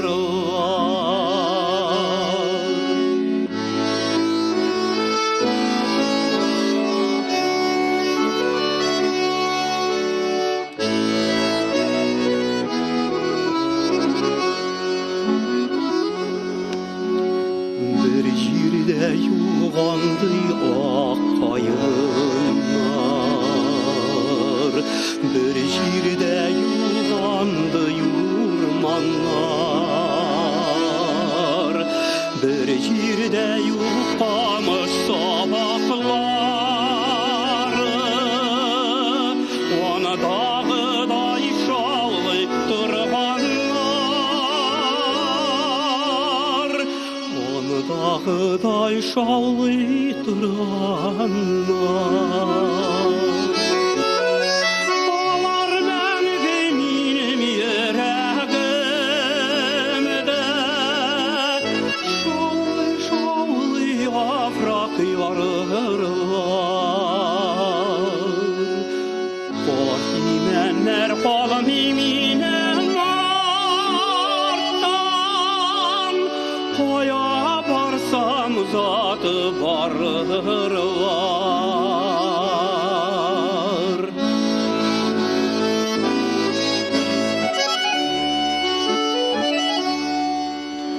Кая барсам заты барырлар.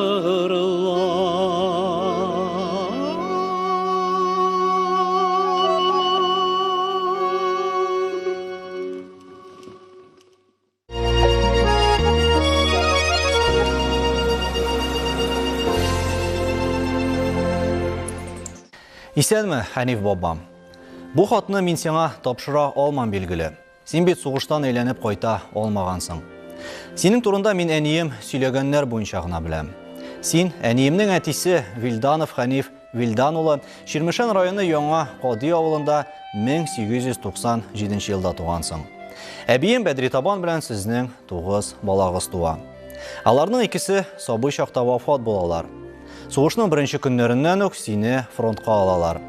Берничә ай узгач, әбием 1923 елда туган 18 яшьлек Габдуләхәт улында фронтка озатып, 6 кызын кочаклап, елап кала. Иң кечкенә кызына 2 яшь була. Шушы балаларны ачтан үтермәс өчен әбиемнең нинди авырлыклар күрүен әнием еламыйча сөйли дә алмый. Синең соңгы хатың Сталинградтан күчәбез, хат язмыйча торыгыз дип килә. Берничә айдан хәбәрсез югалды дигән кара печатле кагаз алалар. 1943 елда Вилданов Габдуләхәт Хәниф улы Волгоград өчен каты бәрелеш вакытында батырларча һәлак булды дигән кара печатле хат килә. Шушы көннән башлап әбиебезнең бөтен өметләре өзелеп, кара гүргә кергәнче җитәрлек кайгы, хәсрәт эчендә кала. Ул бик уңган кеше була. Бер баласында ачка үтермичә, сугышның авыр чорларын үткәреп җибәрә ала. Бабам, безнең бәхетле киләчәк өчен гомереңне дә кызганмагансың. Ләкин үзеңә балаларыңның үсеп кеше булуларын сугыш ветераннарына күрсәтелгән кадер-хөрмәтне күрергә дә, үзегез яулаган бәхетле көннәрне кичерергә дә насыйп булмый. Сугыш бетеп тә әтиләре кайтмаган балаларның йөрәге нык сыкрагандыр. Кадерле бабам, сиңа һәм безнең бәхетле тормышыбыз өчен гомерләрен биргән барлык сугышчыларга рәхмәт. Урыныгыз җәннәттә булсын, тыныч йоклагыз.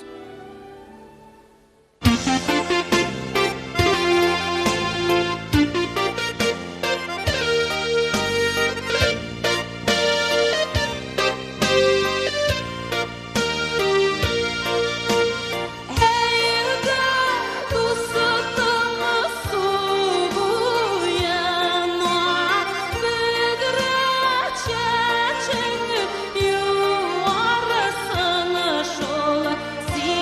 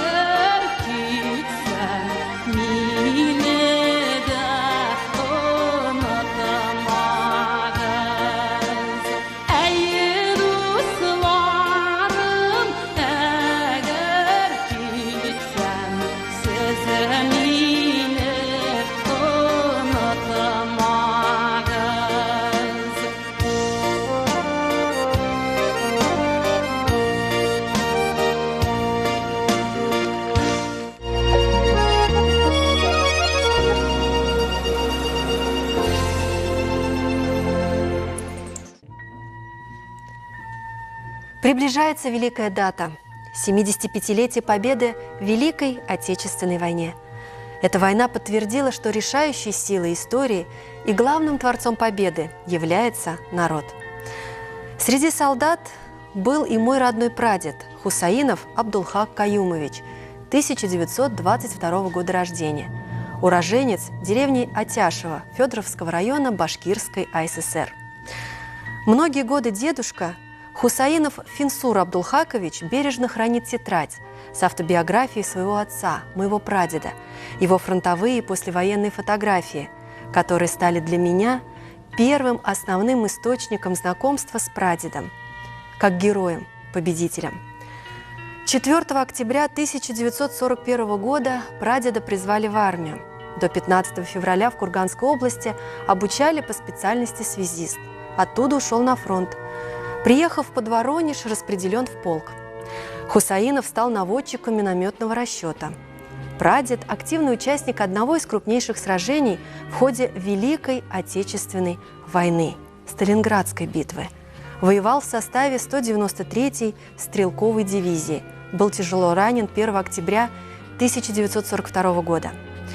После серьезного лечения отправили вновь на фронт, на 2-й Белорусский, под город Гомель. 65-я армия, 185-я стрелковая дивизия, 290-й стрелковый полк. Освобождая белорусскую землю от врагов, дивизия освобождала населенные пункты, форсировала водные преграды – реки Друдь, Березина, Буг, Нарев и Вислу. За успешное форсирование реки Березина, за хорошее поддержание огнем миномета весь расчет, в том числе и прадеда, наградили медалью за боевые заслуги. В составе этой же дивизии 28 июня 1944 года Хусаинов освобождал от немцев пограничный город Брест. За взятие города Бреста и за успешное форсирование реки Буг награжден медалью за отвагу. Ранен 2-й раз, более серьезно. Был отправлен на лечение в госпиталь в город Чапаевск Самарской области. После, для восстановления, в Пензенскую область военный лагерь. Там и отпраздновал День Победы, 9 мая. А в последних числах мая была военная медкомиссия. Прадедушку вновь признали годным к строевой службе. И в числе группы солдат-фронтовиков отправили в распоряжение Закавказского военного округа. С июня 1945 года по апрель 1947 года прадедушка прослужил в этом батальоне. Так, с честью, без единого взыскания, выполнил свой солдатский долг перед Родиной мой прадед Хусаинов Абдулхак Каюмович. Я испытываю огромное чувство гордости за своего прадеда, ведь он был причастен к победе в Великой Отечественной войне. Сегодня, осознав это, я говорю ему: спасибо за победу. Мы, твои наследники, помним тебя и гордимся тобой. Прадеда нет уже в живых, но память о нем жива в нашей семье.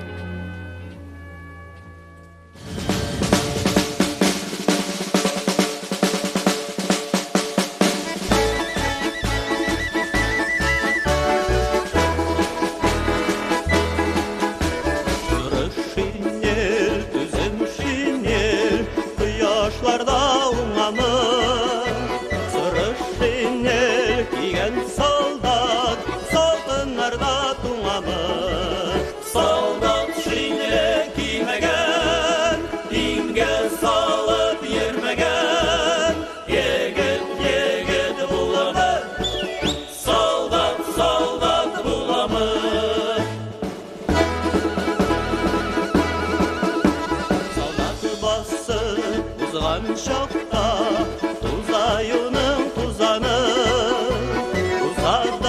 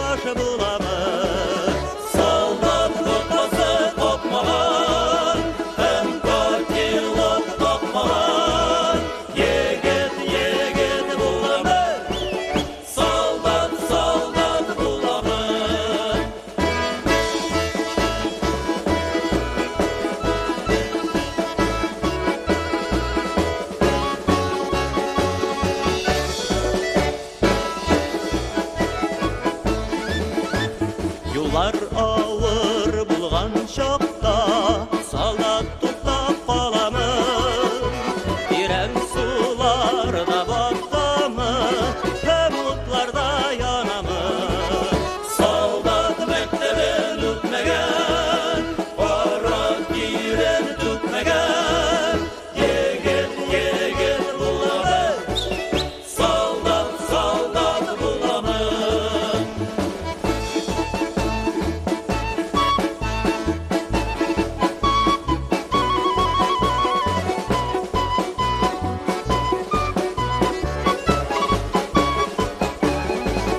солдат мәктәбен үтмәгән кара тирән түкмәгән егет буламы солдат буламы егет буламы солдат буламы.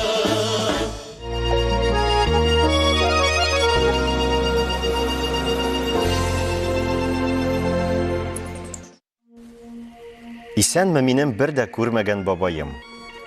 Сиңа 21-нче гасырдан синең иң яраткан кызың Нәзирәнең бердән-бер кызы хат яза. Сиңа барыбыздан да күп сәлам дияр идем, инде 4 балаңның берсе генә исән. Төпчек кызың Миңнурың син сугышка киткәч 1942 елның майында туган кызы инде менә быел 78 яшен билгеләп үтә иншалла. Син яраткан кызыңны сугышка киткәндә тезләреңә утырып, иркәләп, «Эй кызым, каласың бит инде. Малайларга авыр булмас яшәү. Син ничек итеп дөнья көтәрсең икән» дигән булгансың. Ул кызың сине гомер буе көтеп, кайтуыңа өметләнеп яшәгән. Бабай, син Сталинград сугышында булгансың дип беләм. Пулеметчик булып хезмәт иткәнсең. 1943 елларда хәбәрсез югалган дигән язу килә. Син кайларда икән, бабай? Кабреңә булса да бара алмыйбыз бит. И бабам, син исән булып сугыштан кайткан булсаң, 2 улың ятим бәрелеп, сугылып, кимсенеп үсмәс иде. Карчыгың да иртә китмәс иде. Минем әнием дә сау-сәламәт, бәхетле булып яшәр иде. Төпчек яраткан кызың да әтиле, бәхетле булыр иде. Бабай, без сиңа рәхмәтле. Син ватанны саклап, балаларыңны фашист кылыгыннан саклап калган герой. Без горурланабыз һәм яратабыз сине. Сиңа дуга кылабыз. Урыннарың җәннәттә булсын иде.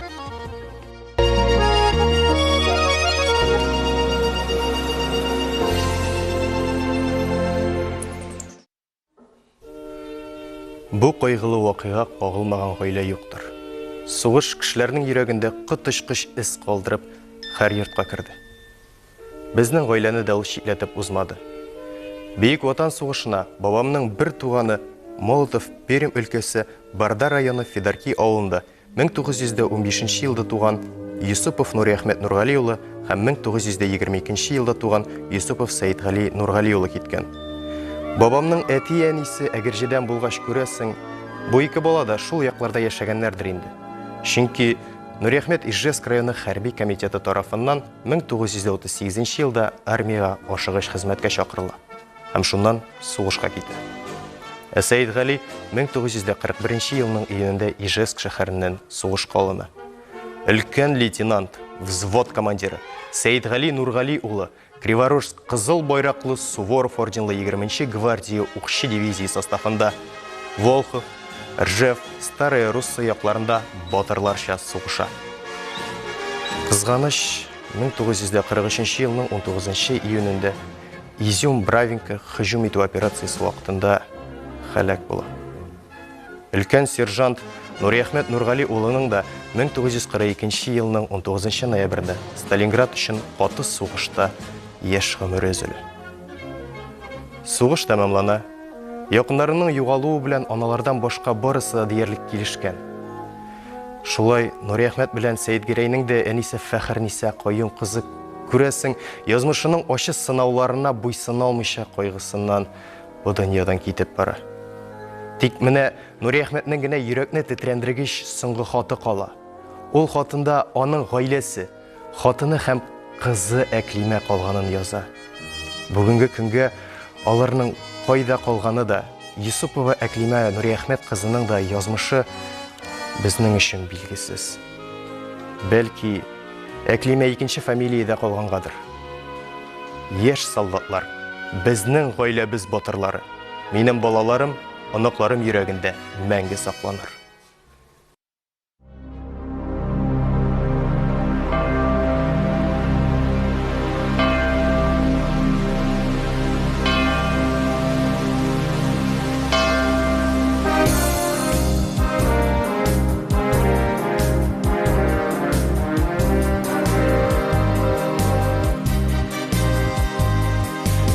Tuzgıda happak şaşın ötkəyimnin, Mongsuzlata happak күңілін ötkəyimnin, Ötken yolu yatkan qırı yürgen jiri, Tufrağına sіңіп қалған yürek jiri, Dala urtasında yalqın dirli, Dala urtasında мәңгілік от яна, 41-ден қалған ялқын бит бұл, Жүленмеше қалған зур яра.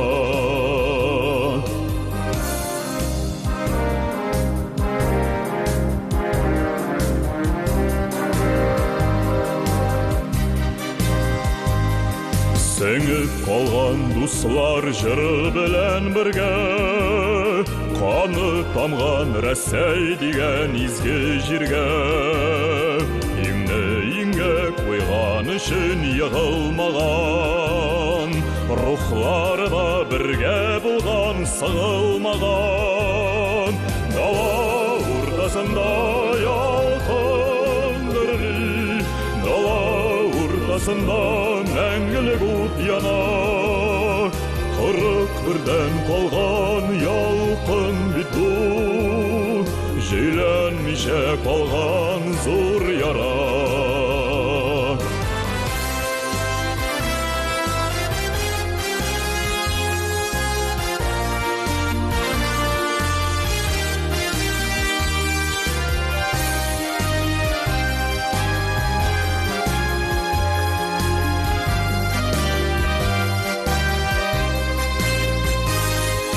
Unutmağız nice yıllar ötken indi, Borunlar etkəyimnin yürgen jiri, Yaşlı kızın izlep güya kildi biri, Şal şeşlerin tuzlu taşal dala jili, Dala ortasında yalqın dirli, Dala ortasında мәңгілік от яна, 41-ден қалған ялқын бит бұл, Жүйленмеше қалған зур яра.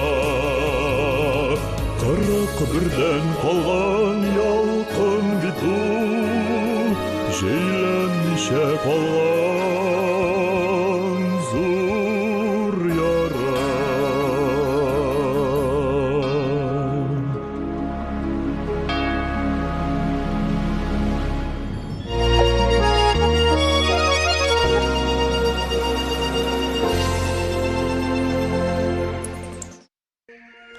Әтиеме тапшырылмаған хат. Исәнме, әтием, дип язар идем. Әгәр син исән булсаң, әтием. Хәзер инде сиңа дугалар гына юллыйбыз. Раббым кабул итсен. Әтиебез сугышта чит-ят җирләрдә мәңгелеккә ятып калган. Әтине сугышның беренче көнендә үк басудан алып киткәннәр. Җигелгән аты, тиялгән килеш калган. Әтием атын кочаклап йылый-йылый киткән. Бу вакытта миңа 2 яшь кенә булган. Мин әтиемне фоторәсеме буенча гына беләм. Бала чагыбыз бик авыр булды. Ачлыктан, ялангачлыктан интектек. Гомер буена без әтине көтеп яшәдек. Җиңү көне килеп җитүен без кечкенә булып аңламаганбыз. Күршедә яшәүче жизни сугыштан кайткач кына аңладык. Ул кирләнеп беткән ак солдат күлмәге белән үзе ясаган агач урындыкка утырып, 2 тезенә 2 улын утыртып сикерткәне әле дә күз алдында. Аннан соң Ул зур куллары белән безне кочаклап алды да, сезнең дә әтиегез кайтыр әле дип безне тынычландырды. Самолет үткән сайын, әтине кайтаралар дип киртәләргә менеп кычкыра идек. Хәбәрсез югалган дигән хат килде. Хәзер инде әтине көтәсе юк. Дуга гына кыласы калды. Бик авыр яшәдек. Безнең күргәннәрне кагазгә генә язып бетереп булмый. Безгә шушы матур, тыныч тормышны үзләренең гомерләре бәрабәренә бүләк иткән әти, абый бабайларыбызга шиксез рәхмәт.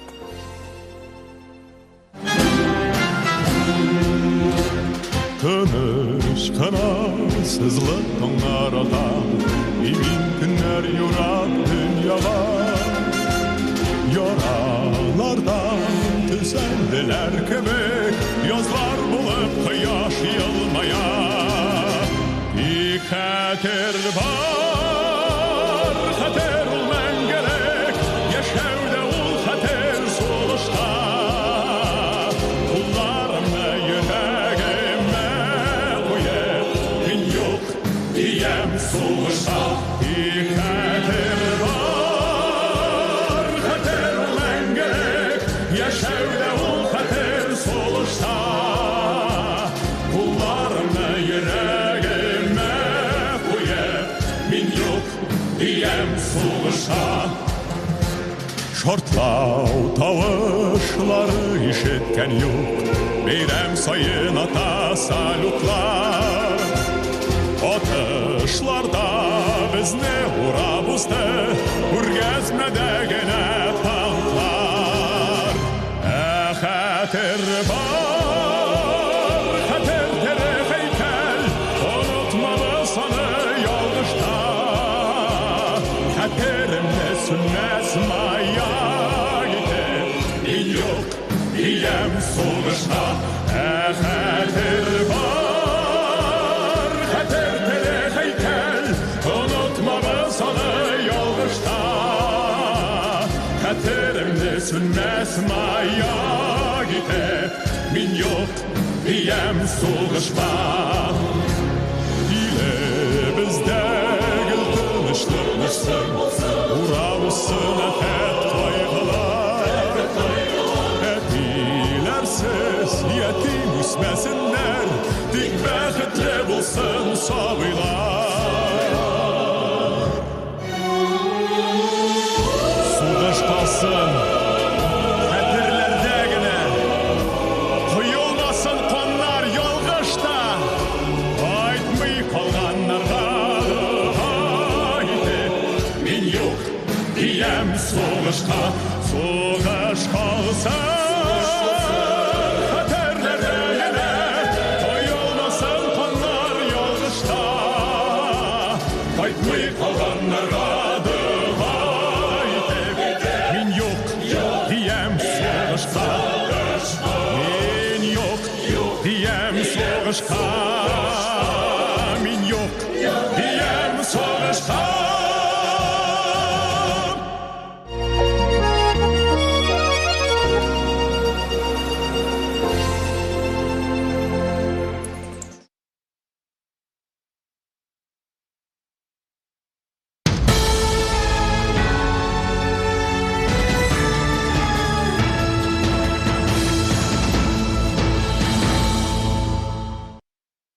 Дорогие фронтовики и труженики тыла, хөрмәтле татарстанлылар, от всей души поздравляю вас с 75-й годовщиной победы в Великой Отечественной войне.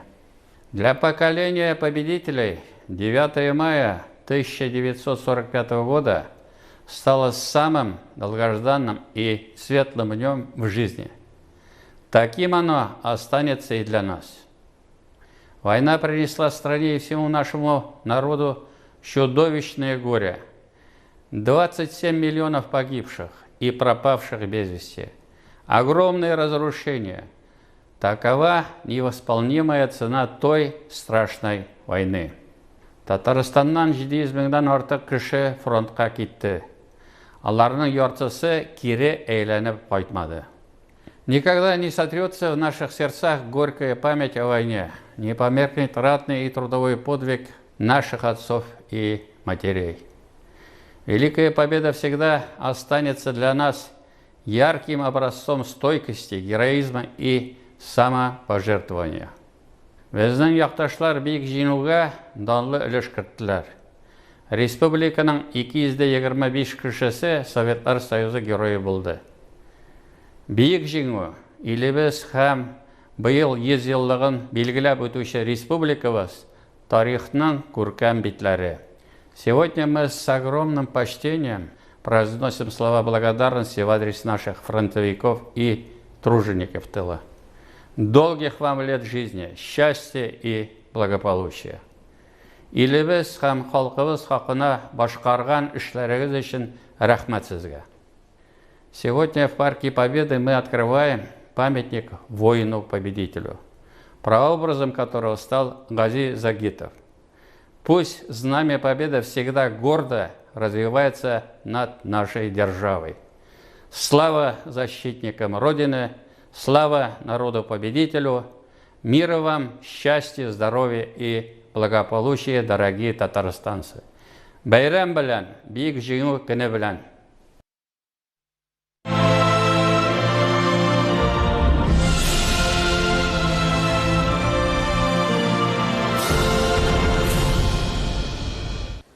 Мы приветствуем всех, кто проводит этот день вместе с нами. Напоминаем, что по всей России идет празднование Дня Победы.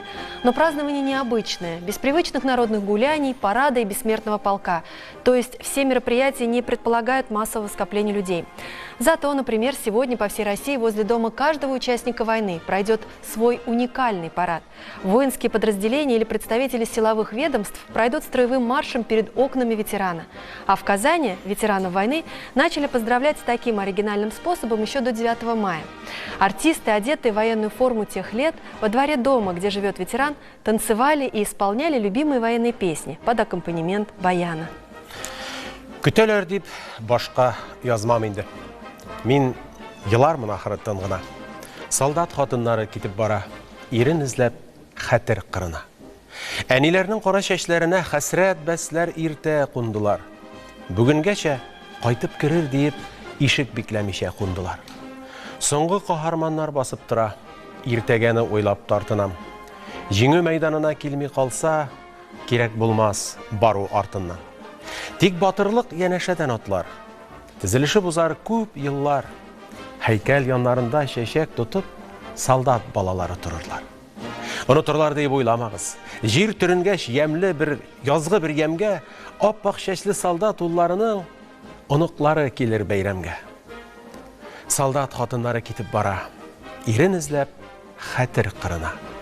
Көтәләр дип башка язмам инде. Мин елармын ахыры тын гына. Таһир Шәмсуаров. Ил күләм җиңү проектларының берсе җиңү волонтерларының, балалар йортында тәрбияләнүчеләр, юнармеецларның һәм кол үзәк операторларының ветераннарны хосусан тәбрикләүе. Һәр ветеранның тормыш юлын өйрәнеп чыккан яшьләр аларга шылтыратып рәхмәт сүзләрен җиткерәчәк. Әлбәттә, социаль хезмәткәрләр, ветеранның якыннары, гаилә әгъзалары бу шалтыратуны көтеп, әби-бабайларны сөйләшүгә әзерләп торачак. Бу шулай ук хәзерге буынның ветераннарыбызга рәхмәт ирештерүдә дулкынландыргыч бер адым булып торачак.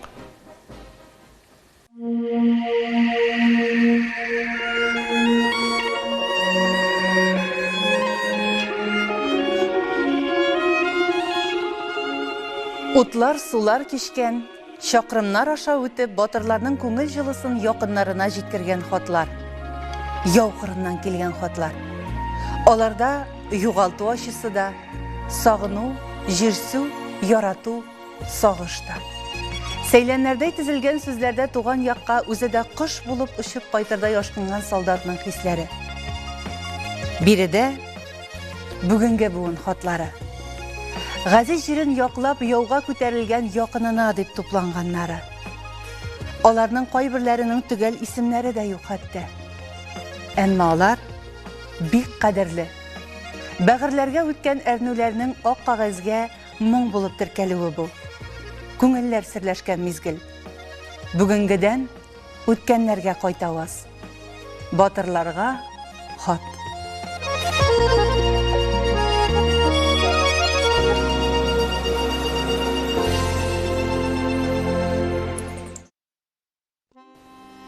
Рәсемеңне карыйм, бабам, җайлап кына утырып. Хат язарга булдым сиңа, кагаз битен тутырып. Хөрмәтле, газиз бабабыз, еллар үтсә дә без сине сагынабыз, көтәбез. Җиңү бәйрәме ел сайын синең фотоңны күтәреп, бергә бәйрәм итәбез. Сугыш башлануга бабам фронтка чыгып киткәнсең. Исән-сау кайтырмын диеп, бик тә өмет иткәнсең. 42-нең язында яраланып, госпитальгә кергәнсең. Дәваланып яткан чакта үзең кебек кыю батыр улың туын белгәнсең. 43-нең азагында каты сугышлар барган, алгы сафта булгансың син. Душман ядрәсе тиеп, кабат яралангансың. Узак үтми йортыбызга үлгән хәбәрең килгән. Кострома шәһәре синең мәңгелек йортың булган. Тыныч йокла, бабам, кабереңдә. Онытмабыз сине гомергә. Күрә алмасак та каберең, һич юылмас синең кадерең. Күз карашым нинди уйшанланды, син беләсең микән, юк микән, син киләсе юлдан күзем алмый, сине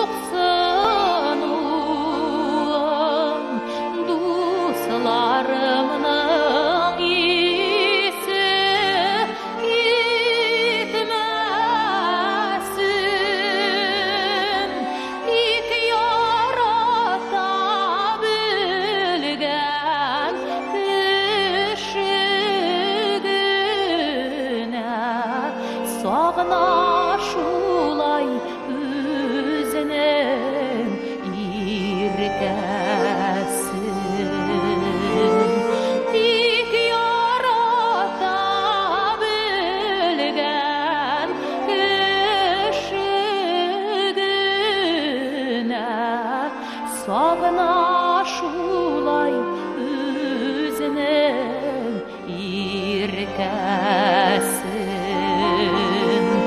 Сағына шулай өзінің иркәсін.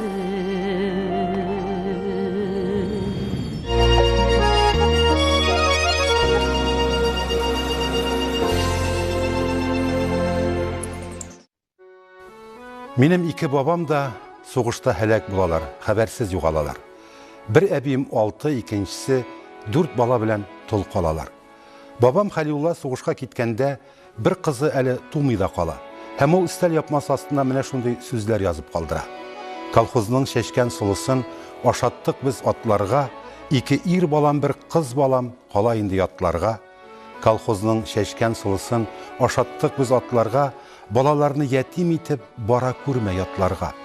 Кулыңдагы йөзегеңнең исемнәрен җуймый тор, исән булсам бер кайтырмын, өметеңне өзми тор. Халиулла бабам Фин сугышында катнашып исән сау кайта. Бу дәһшәтле сугыштан кайтырга насип булмый аңа. Миллионлаган корбаннар арасында минем иң кадерле 2 бабам, Халиулла һәм Нигъмәтҗан. Рәхмәт аларга. Ağılap tındına, jır bulap muğuna, kimlerdir paylarga kiteler. Soğuştan yanganlar, yaşları tomganlar, yollarda üzülüp küteler. Ko'ngilda yurgan yor, tushlarga kirgan yor, qaysig'iz sog'inmay aytg'iz.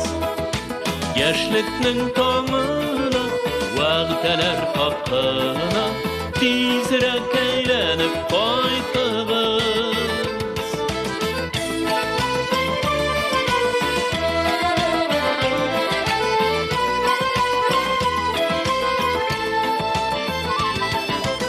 Orlilar birgalab, yurakni tilgalab, ko'nglini arnitib o'talar. Yol şatında ko'rishu kunlarin yolg'izlar sarg'ib küteler. Ko'ngilda yurgan yor, tushlarga kirgan yor, qaysig'iz sog'inmay aytg'iz. Yoshlikning tong'ina, va'dalar haqina, tezroq aylanib qaytg'iz.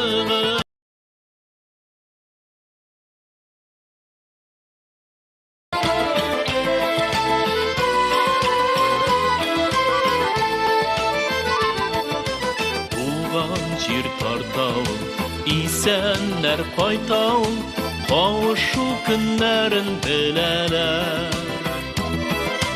Habersiz yuvalgan dostların yollardan, dul kızlar hamanda küteler. Ko'ngilda yurgan yor, tushlarga kirgan yor, qaysig'iz sog'inmay aytg'iz. Yoshlikning tong'ina, va'dalar haqina, tezroq aylanib qaytg'iz.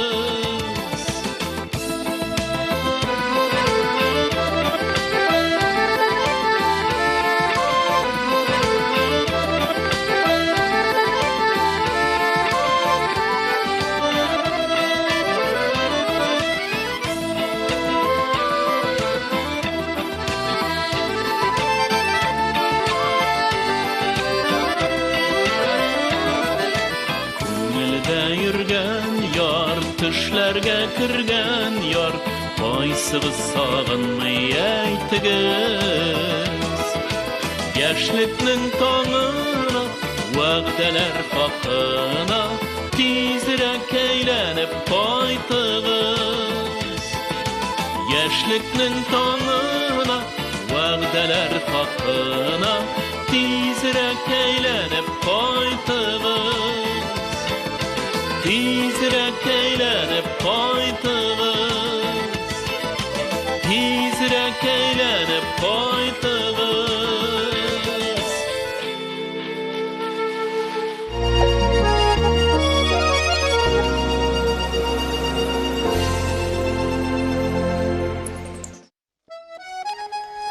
Мен әтиемне бірінші тапқыр 5 yaşımda гына күрдем.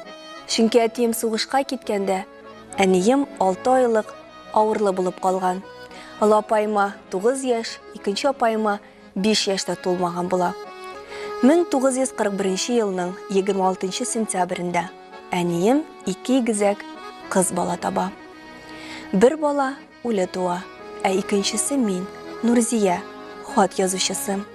Немецларның Мәскәү янына килеп җиткән көннәре, авыр вакытлар, ашарга юк, әни үзе дә ачлыктан шишенгән. Апайлар да кичкенә булган, тагын мин туганмын. Әни җаным, ничек түзгәндер. Әллә күпмедер вакыттан соң Ленинградтан килгән кичкенә балалы гаиләне безгә фатирга кертәләр. Әнине Курса урманына урман кисәргә җибәрәләр. Анда бармаганда колхоз эшенә барырга кирәк булган. Әни мине 9 һәм 5 яшьлек апайларыма калдырып эшкә йөргән. Кышыткан ашы, алабыта күмәче һәм умаш ашап үскән балалар без. Әнекәйеме хат язар, ничек соң хәлләре, юрама яманага, килмәсә хәбәре. Юрама яманга, килмәсә хәбәре.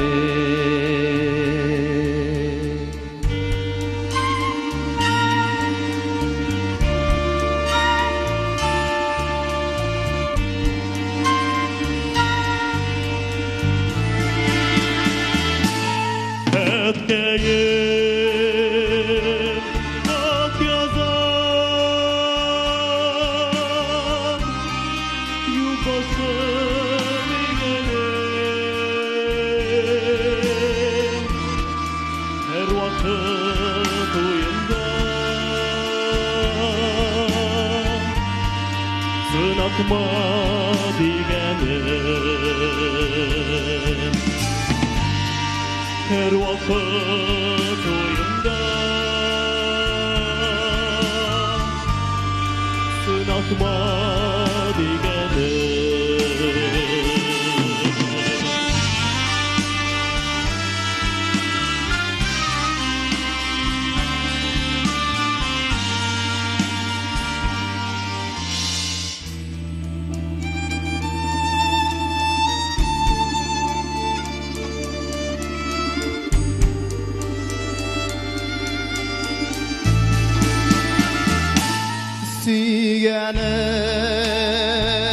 Süygenime hat yazar, suğuşana üzünden, ilk şöyle sünmesin, gitmesin özüne.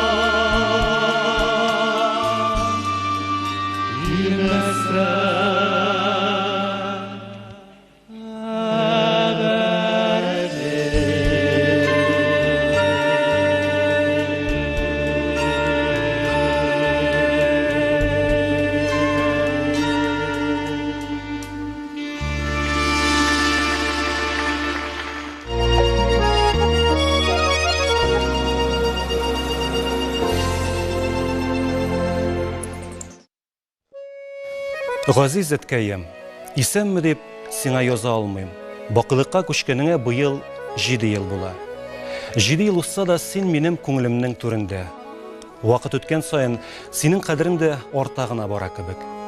Әткәем, син гаиләдә иң өлкән малай.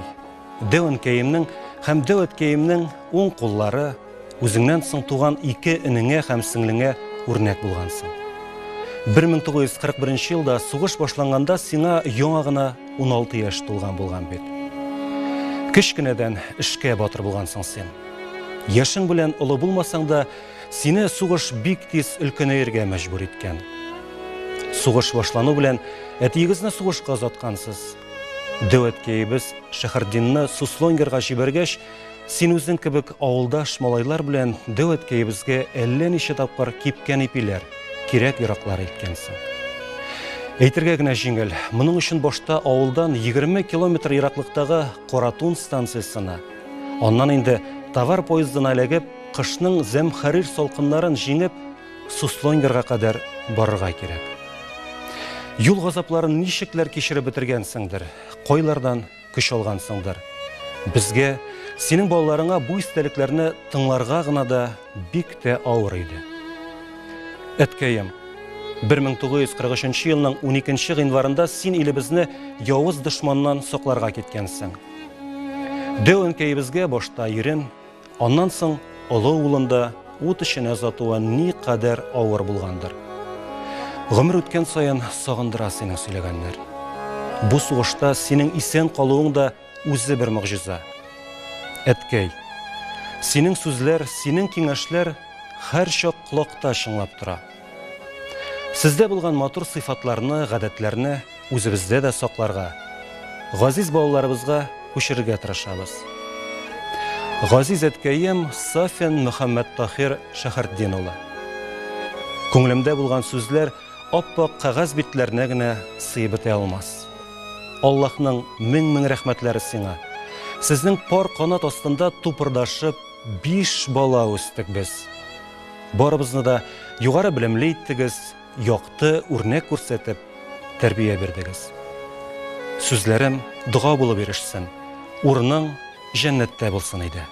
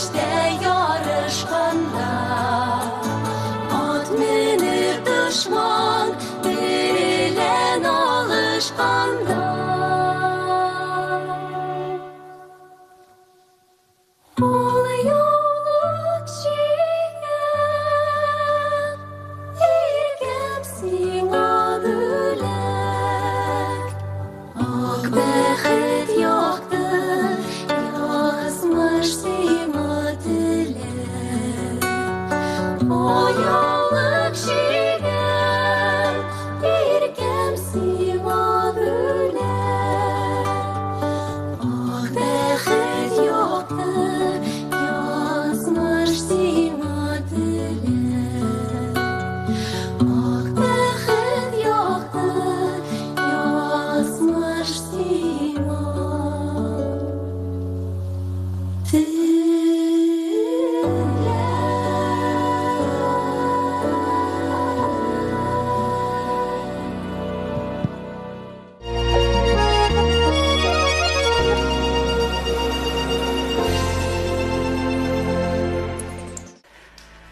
Минем бабам Гота Софа улы Сафин 1905 елда Ознакай районы Шолпа ауылында туган. Ул Бийек Ватан сугышыннан исән сау кайткан. Мин аны яхшы хәтерлим. Һәр хәлдә мин бабай назын татый алдым. Ул ясаган атынчыкларда атындым. Ул ясаган шаналарда шудым. Атында йөрергә өйрәндем. Ул гел эштә булды. Сугыш турында бердә искә алганын хәтерләмим. Сугым пычагы белән сугыштык дигән сүзләрен генә хәтерлим. Соңгы елларда басу кырларының каравылчысы булды.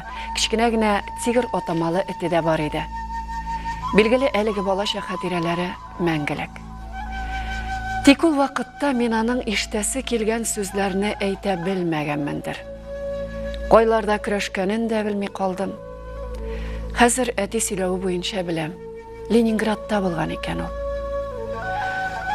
Кадерле батыр бабам, гафу ит мине. Синең узган юлларың белән кызыксынырга өлгермәгәнем өчен. Җиңү бәйрәмен билгеләгәндә гел яныңда булмаганым өчен. Һәр көнне миңа кирәклегеңне әйтмәгәнем өчен. Безнең бәхетле тормышыбыз өчен үзеңә генә кочаклап рәхмәт әйтмәгәнем өчен. Гафу ит мине, бабам. Тик миндә, минем баламда синең каның ага. Синең исемең яши. Рәхмәт сиңа, бабам, булганың өчен. Безгә тормыш биргәнең өчен. Рәхмәт сиңа.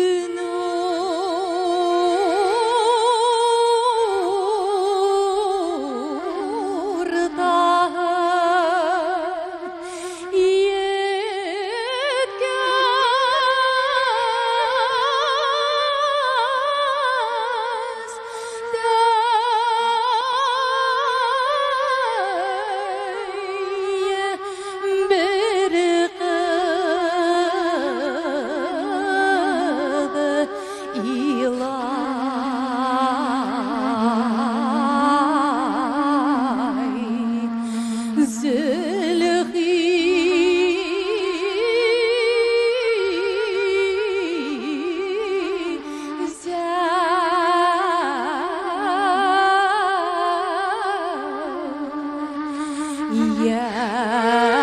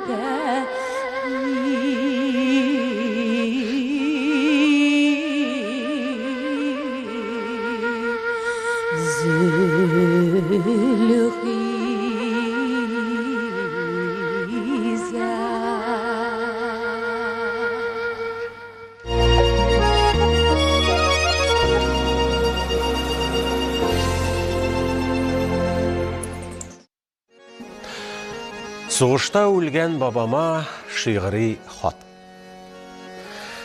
Кыяметдин бабай, мин оныгың, еллар аша сиңа эндәшәм. Шигъриятның тылсым көчен кушып, синең рухың белән сөйләшәм. Бабакай, якты тормыш өчен күпме караңгылык кичкәнсең. Партиисез большевик мин дип, лаеш шулпалары эчкәнсең. Галиябану җырлап урам гиссә, тавышыннан аны таныйлар.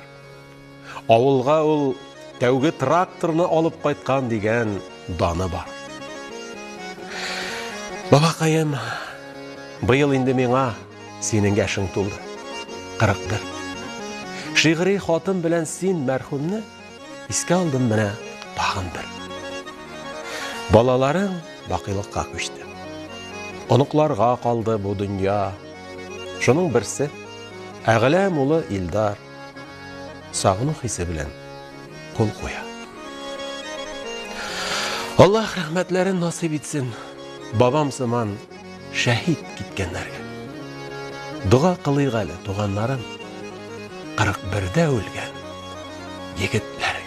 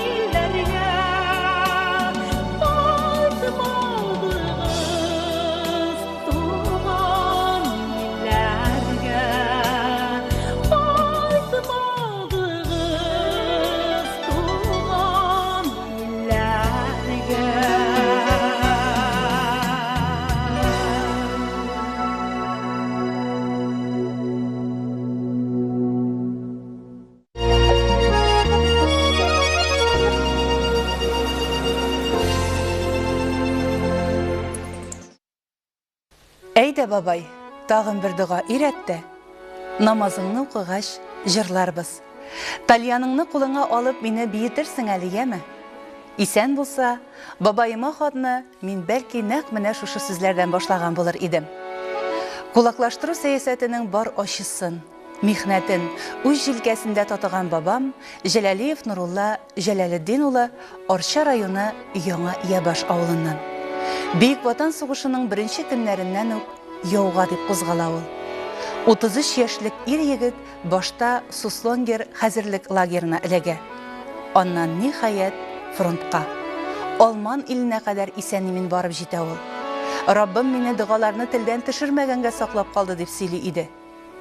Зәңгәр күзле, җыр телле, курку белмәс бабам батырлык өчен медальләре белән бүләкләнә. Ә җиңү языннан соң шактый вакыт үткәч кенә туган авылына әйләнеп кайту насип була. Яралары, ачлы-туклы үткән юллары бик узак тыңгы бирмәде аңа. Әмма ул зарлануны белмәде. Артык күп сөйләүне дә өнәмәде. Сугыш балам, яман нәрсә, сөйләшә торган түгел дия иде. Тагын берничә хат язар идем. Аларын инде бабамның бер туганнары, Гыймазетдин һәм Нуръяздан абыйларга. Бер йорттан Пәхлемәндәй 3 ир-егет чыгып китә бит алар. Гыймазетдин агай юлга кузгалыр алдыннан кулына тальянын алып үздереп уйный. Калмыйла ефәк дилбегә, кала туган илгенәм дип җырлый ул. Жан дусты, тальян кайын, хатынына төссен булыр дип васыят итә. 7 ят җирләрдә хәбәрсез югалды дигән тамга белән ятып каласын сизенгәндер бахыр. Бу аның туган авылында соңгы кат җырлавы була. Абзый, тальянның язмышы гына бераз аяныч инде, әмма без барыбер изенә төштек аның. Хатының сугыш елларында ачлыктан шишенгән сабыйларына ашатыр икмәк булмау сәбәпле бер пот ашлыкка алыштыра аны. Бүген ул күрше авылда матур гына бер гаиләнең өй түрендә инде аларның якыннарының яткәре булып саклана. Борчылма. Нуръяздан агай, сиңа да киндек каны тамган газиз җирдән зур сәлам. Батырларын затып калган таллар һәр язда сезне юксына. Исемнәрегез хәбәрсез югалган булса да, күңелләрдән җуелмаган. Бөек җиңү язының 40-сыннан соң ук бакыйлыкка күчкән бабам Нуруллага сабый чагымда бераз гына булса да миңа үткәннәрен сөйләп калдыра алган өчен рәхмәт. Батырларга җиңү алып килгән өчен рәхмәт. Хатлар безнең рәхмәтләрнең бик аз өлешен генә чагылдыра. Бу хатларда безнең сагыну, безнең горурлык хисләре.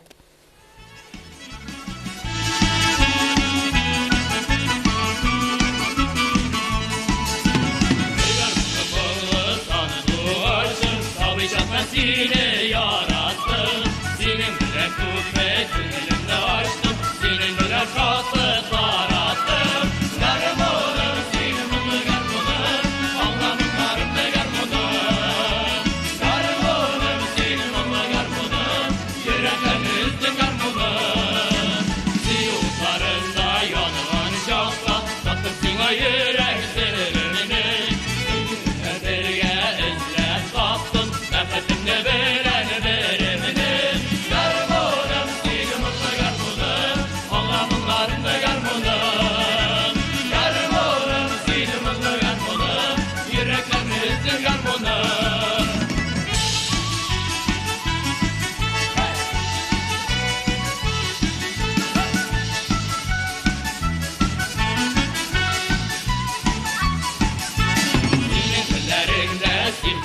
Mumlar, mumlar çatalardı mumlar varlığı.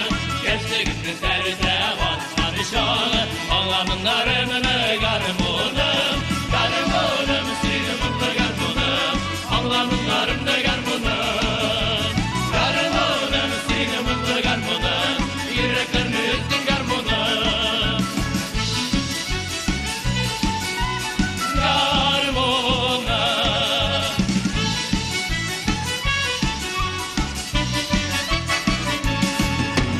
Garmonum, senin mutlu garmonum, anlamlarımda garmonum.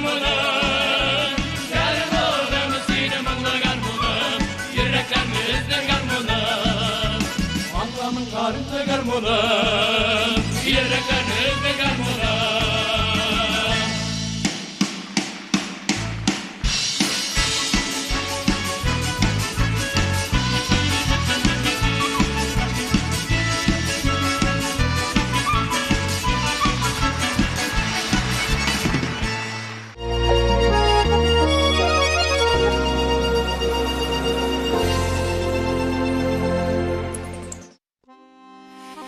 Исәнме, абзықай, сеңа бу хатны Некәшең Нәҗип яза.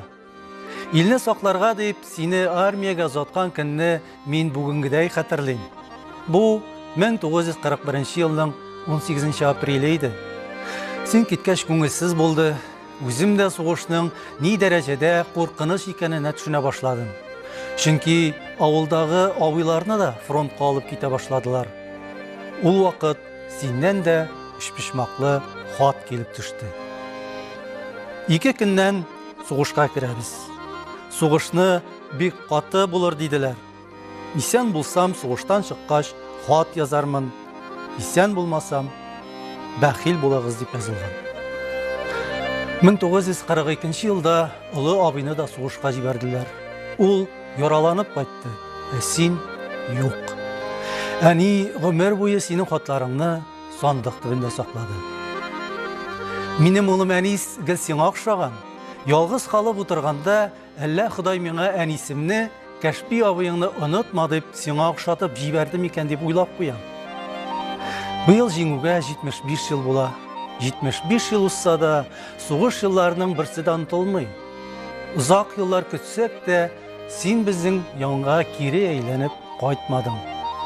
Мин сине яшь, матур килеш күз алдыма китерәм.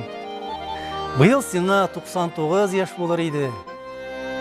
Син күргән, мин күргән авырлыкларны Ходай безнең балаларга күрсәтмәсен инде.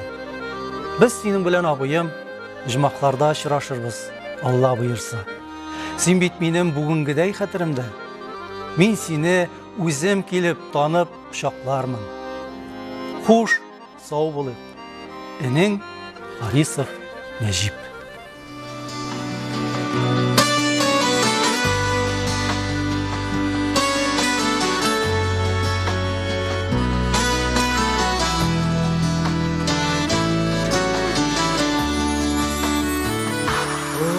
Юлдан яуға кеткен шақта таң жилінен тұман таралды.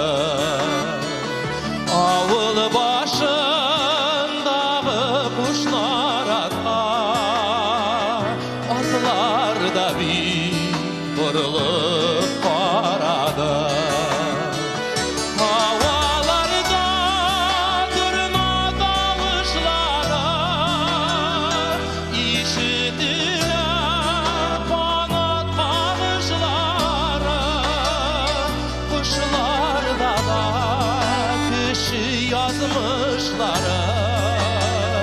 Şit jirlerge gidip barışları.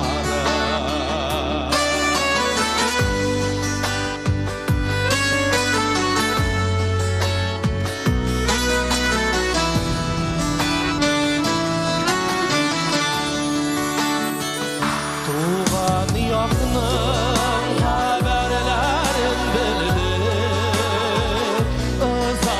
ızanlardan, iskan şiirlerden. Köklerimiz olu yoldan giriz, kaytalmadı yırak şiirlerden. Aytıp barışları.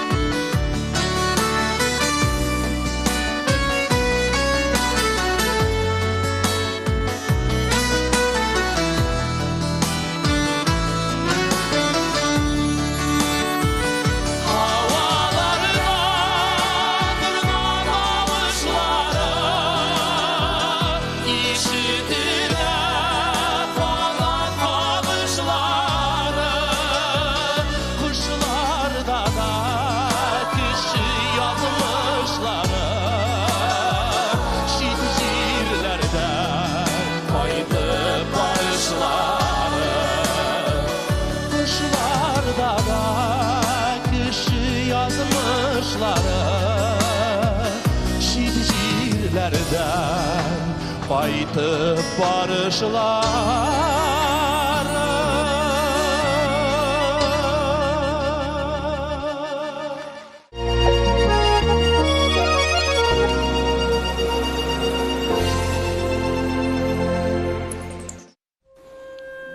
Әтием Мөдәрисов Мулла Мөхәммәд Габдрахман улы 1914 елда Краснобор районы Салагыш авылында туа. Әтиемә 26 яш булганда ул 1941 елда сугышка алына һәм Смоленск ягына эләгә. Кызганычка каршы 1942 елда Смоленскидан ерак булмый минага эләгә һәм бик каты башы һәм күзе яралана, контузия ала. Краснобор больницасында дәваланганнан соң соңгы чиктә сугышка яраксыз дип документ бирәләр. Әтиемнең гомере 1944 елның февралендә өзелә.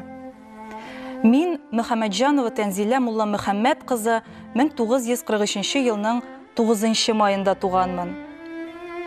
Бик авыр еллар без үскән еллар. Ачлык, сугыш кабатланмасын иде. Я Раббым.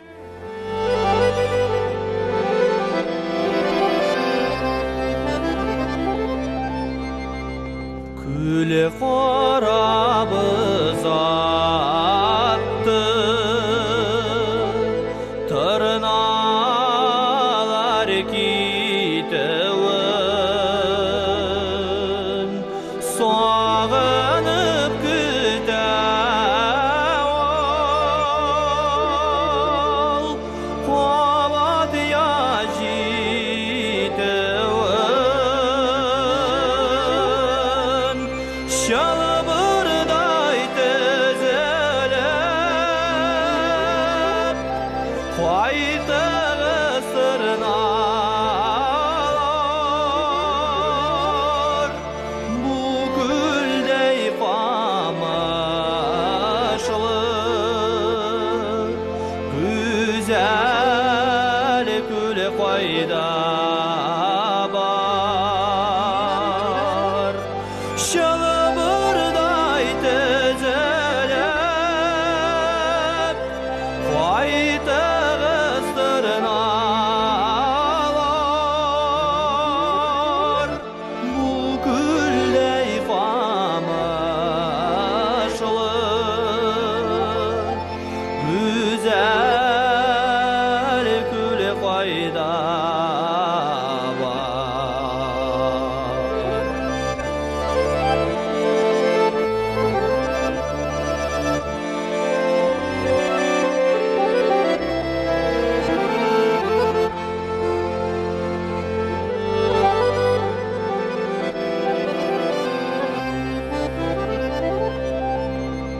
Yermәгез bayıgıp,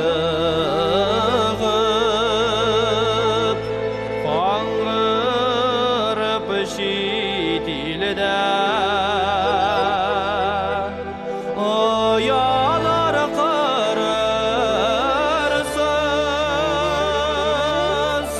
Яңадан шул күлдә. Şalbırday tezelep, Qaytığı sırnalar, Bu güldey qamaşlı, Güzel gül qayda var.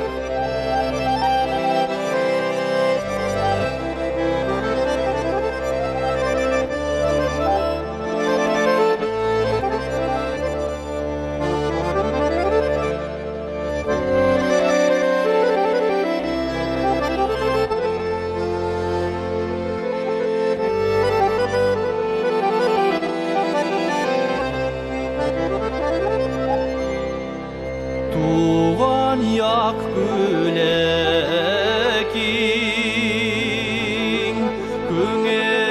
Күңелләр гүлдәй кең.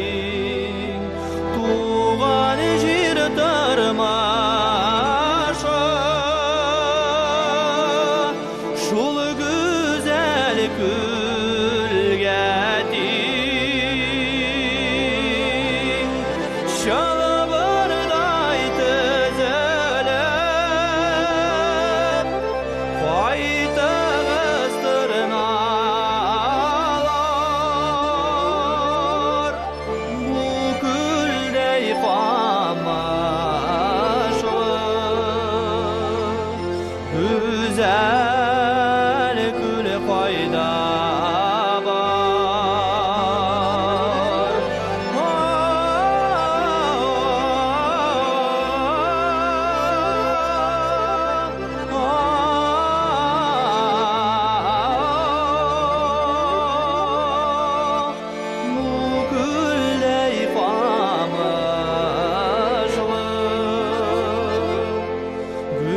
Güzel kül fayda var.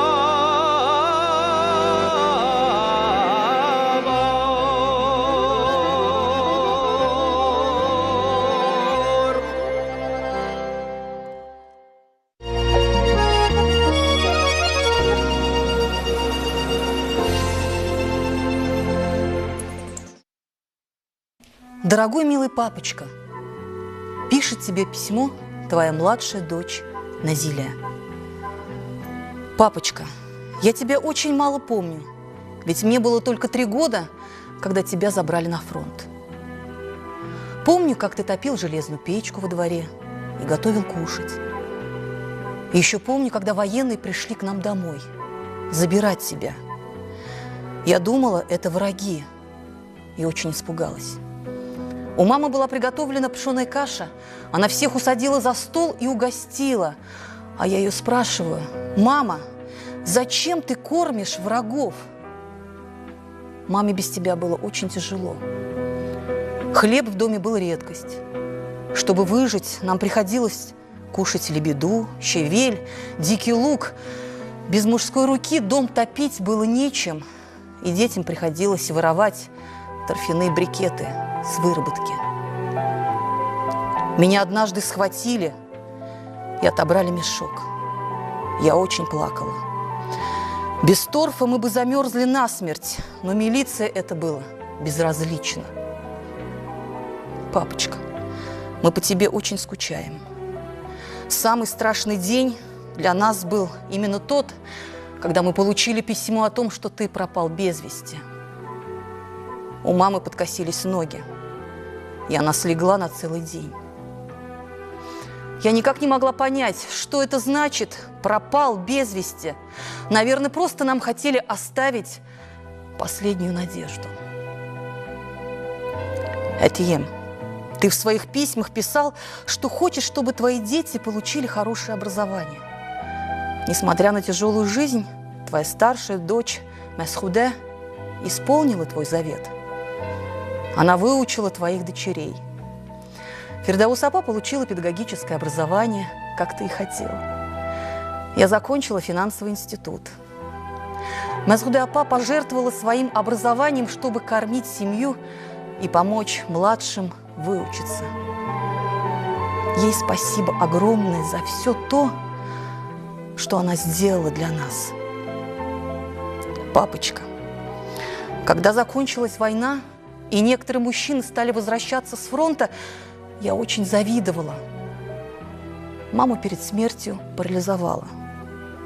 И она часто говорила: «Как же я встречу Фатхулислама, ведь я не могу ходить». Она хранила все твои фронтовые письма. Сейчас эти письма берегу я. Мне особенно нравятся твои стихи.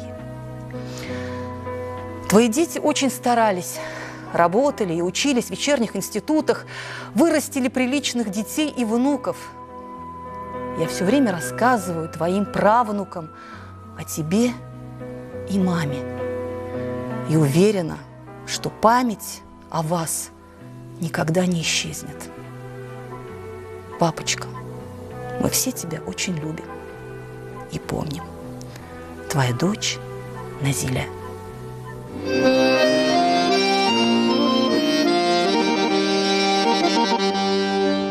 Şeşeklersiz bulur, cansız bular. сандуғайсыз мұңсу урманнан.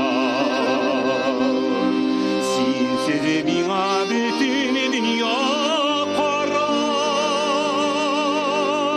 қаранықта қияш йылдызлар. Сенсіз миңа бүтін дүния қара, қаранықта қияш йылдызлар.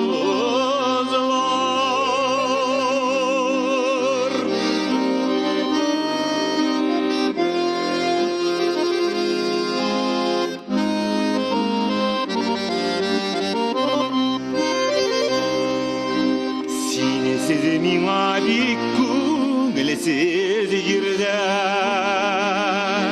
сенсіз яшап болмай бір күнді. Су сепмейлер бәғірім кипкен гүлге, гүлсіз дүния керексің кімге. Су сепмейлер бәғірім кипкен гүлге, gülsüz dünya gereksin kimiga.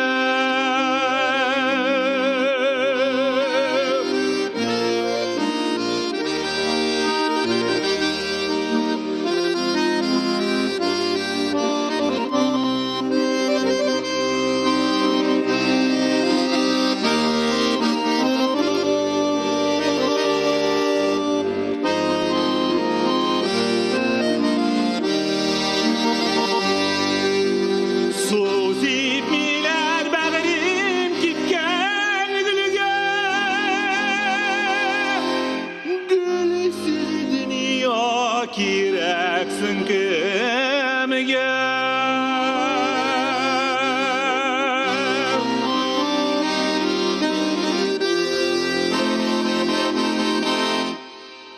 Gülsüz dünya kereksin kimiga.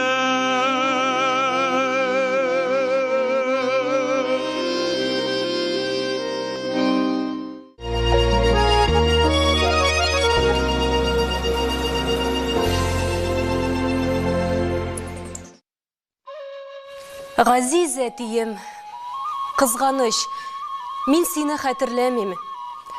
Үйіміздің түрінде стенада ілініп тұрған ақ материалға түшіріп, рамға тарттырылған портретің бойынша ғына білем. Янәшәсінде фанераға түшірілген ақ төбәлі тау тізмелері рәсімі де тұра еді. Урманшы бүләкләре дейді, әнейбіз. Оның сөйлеуі бойынша сен Урманшы, Крымов, Толымбай белән дустана мөнәсәбәттә булгансың. Юмористик хикәяләр язгансың. Синең бер генә хезмәтең дә бездә сакланмаган.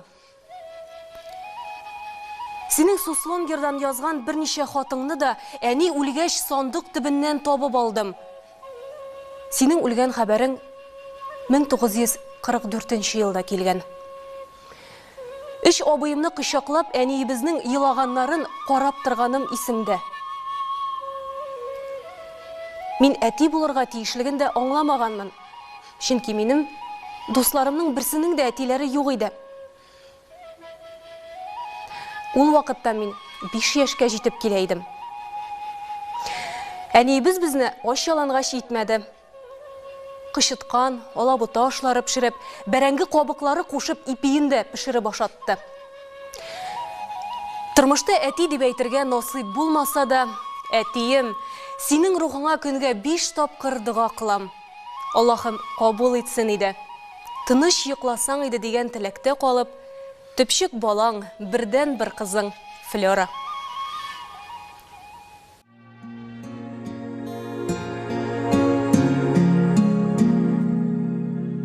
Ömür uzgan sayın tümü көңіл Өткенлерге хәтер еш қайта Тыныш күндә ауыр тойғы болып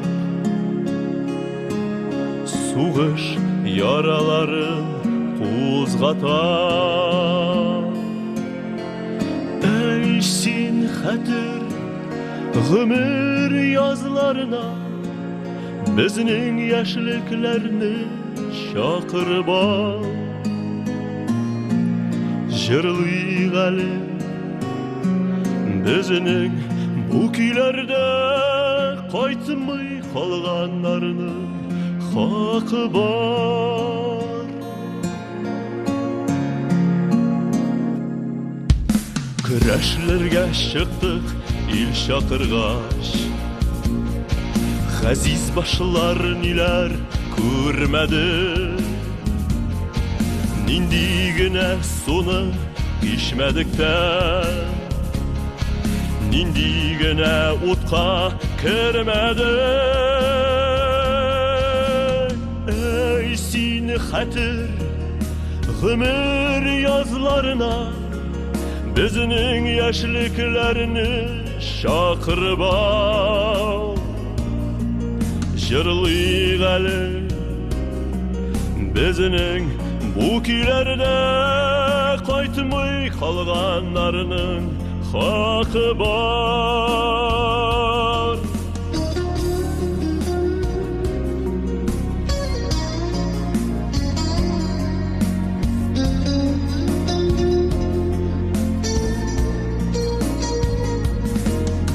Yıllar artı yıllar ağalar,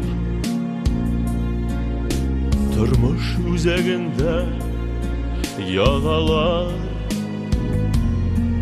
Sırık hatır bizning o'tganlarga,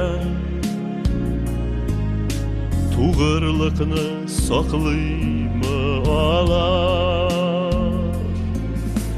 Ey, sin hatır gümür yazlarına bizning yaşliklarni chaqirib al. Jırlayk ali bizning bu kuylarda qaytmay qolganlarning haqi bor. Jırlayk ali bizning bu kuylarda qaytmay qolganlarning haqi bor.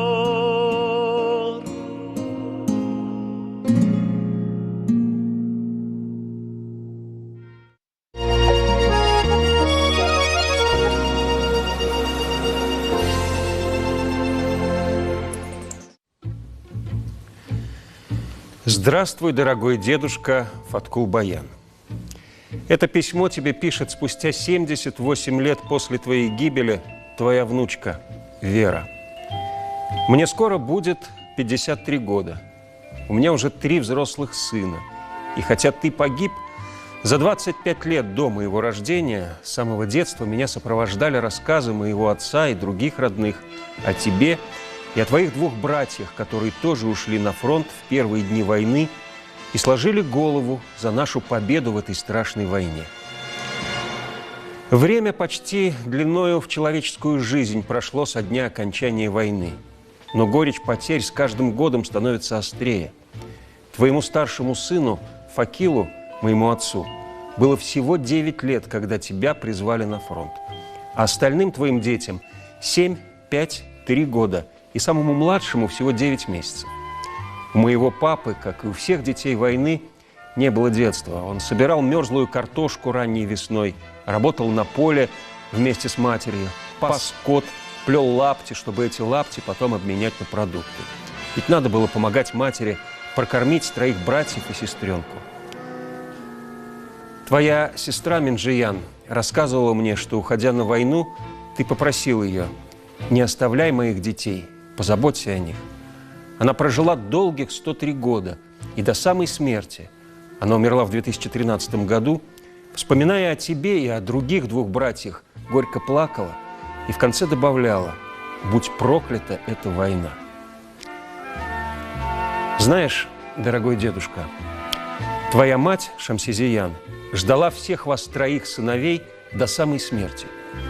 По рассказам ее дочери Минджиян, она каждое утро стелила белую скатерть на стол, ставила угощение, 3 чашки, садилась у окна и ждала. Может, я дождусь того дня, что увижу, как возвратится хотя бы один из сыновей. Ее материнское сердце отказывалось верить, что ее 3 дорогих кровинушки больше не перешагнут порог родного дома. Как мало ты прожил, дорогой дедушка, всего 33 года. Но несмотря на это, ты жив. Ведь говорят, человек жив, пока помнят о нем. Я уже много лет пытаюсь найти место, где ты провел свой последний бой, дедушка. Пока безуспешно, но я верю, что настанет день, и мы, твои внуки, приедем на ту землю, которую ты закрыл своей грудью, чтобы защитить нас, своих родных и близких, от фашистской чумы. Мы будем стоять молча, но мы будем в мыслях с тобой и будем мысленно повторять: спасибо тебе, дедушка, мы любим тебя и помним.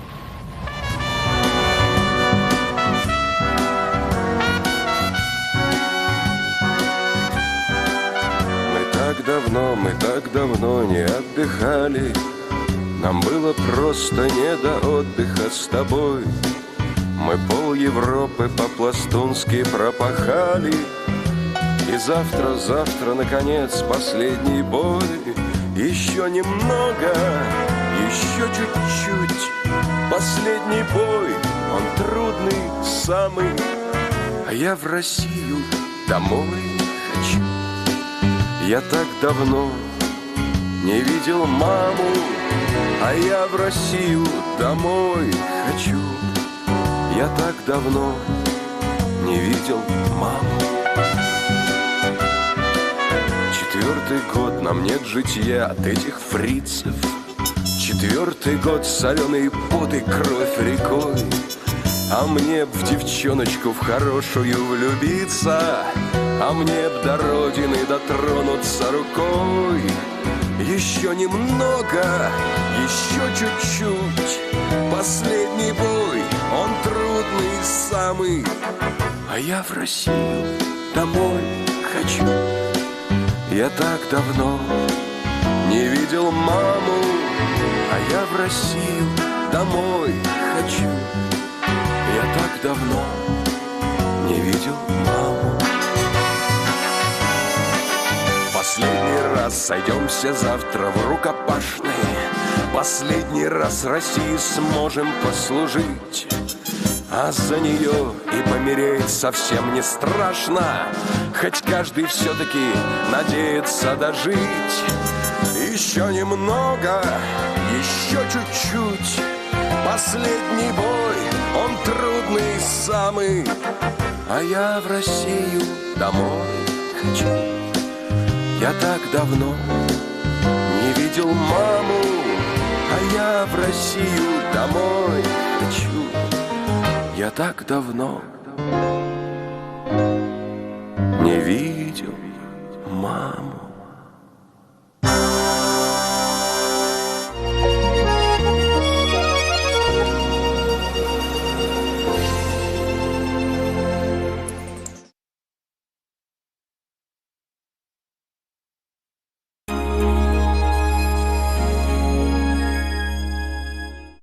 Шаян ТВ социаль челтәрләрдә һәм YouTube каналда, мобиль кушымта, сайт, өйдә, юлда, һәр кайда Шаян ТВ кара.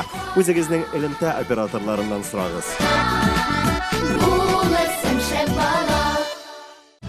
Волга радиосы. Мы первые в Татарстане. Вахапов фестивале тәкъдим итә. Яңа татар җыры авторлар өчен махсус конкурс. Иң яхшы татар җыры, иң яхшы балалар җыры, иң яхшы аранжировка. Эстрадага яңа сулышны өрүче ул син. Камал театры сезне kamalteatr.ru сайты аша онлайн режимда спектакльләр карарга чакыра. Популяр комедиялар һәм соңгы сезон премьералары сезне көтә. Камал театры спектакльләре 1906 елдан бирле иммунитетны ныгыта. Если вы дома и перед вами этот текст, значит вы помогаете остановить коронавирус. Сможете не выходить еще какое-то время. Спасибо. Вирус, который мы победим вместе. Ювелирный салон «Яхонт». Мы работаем онлайн для маленьких модниц, юных и дерзких, для любимых и заботливых, уверенных и успешных, для самых любимых. «Яхонт» в онлайн. Выбирай украшения и яркие подарки на сайте yahont.online. «Яхонт» рады удивлять. Я вообще-то смотрела! Ну, и кто?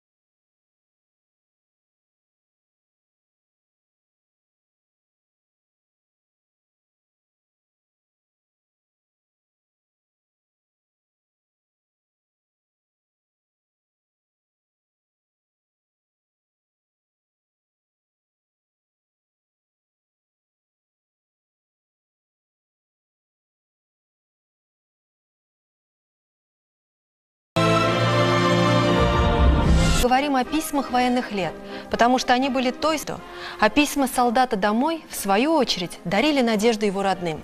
Именно поэтому в полученных от вас письмах мы часто читали о том, что в ваших семьях вот уже почти 80 лет хранятся эти фронтовые треугольники.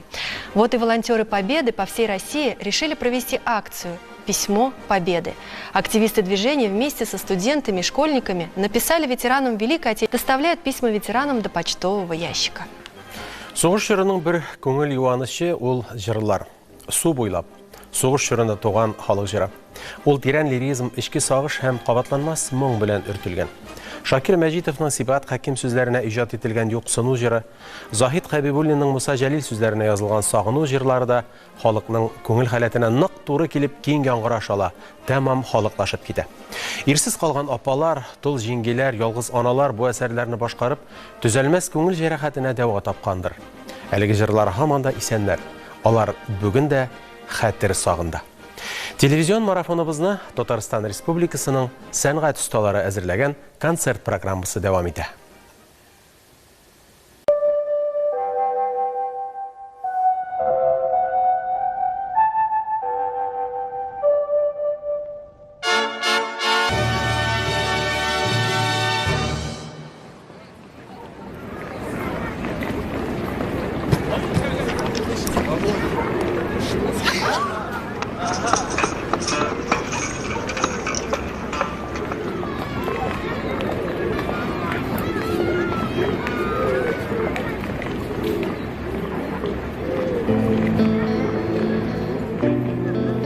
Я иногда думаю,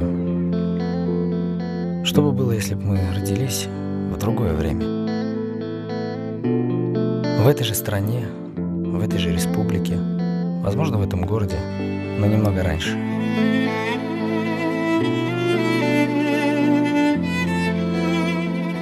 Ушел бы я также на фронт. Где бы я воевал? В авиации? В стрелковой дивизии? В отдельном полку?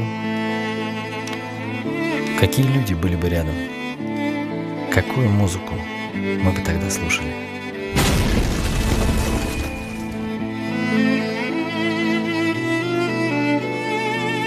Я думаю о том, по каким дорогам и на каких машинах мы бы ездили.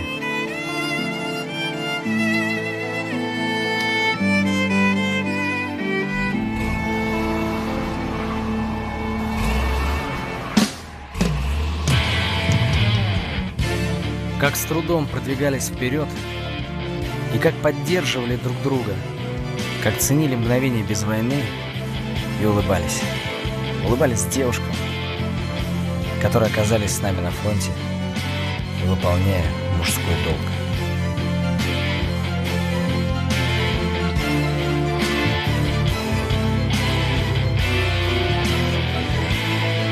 Как быстро бы мы взрослели, смогли бы из вчерашних студентов превратиться в научных сотрудников и работать вместе с учеными с мировым именем: Вавиловым, Короленко, Курчатовым, Туполевым, Королевым.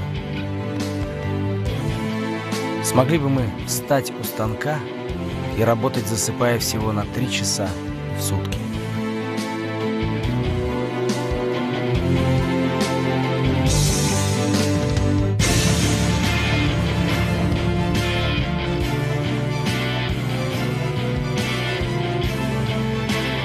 Было бы у нас столько мужества, героизма и отваги, чтобы даже в такое время сохранить дружбу и преданность.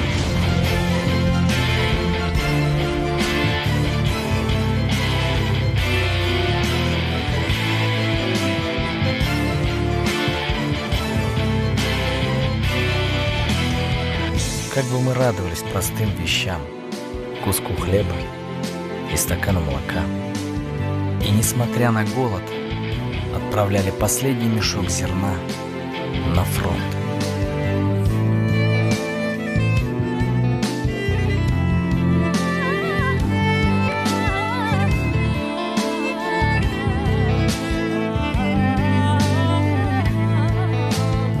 Только из Татарстана на фронт ушло 700 тысяч человек.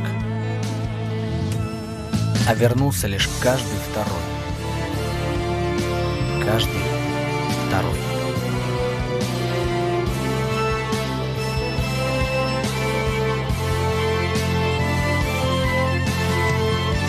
О чем бы мечтали и кого любили?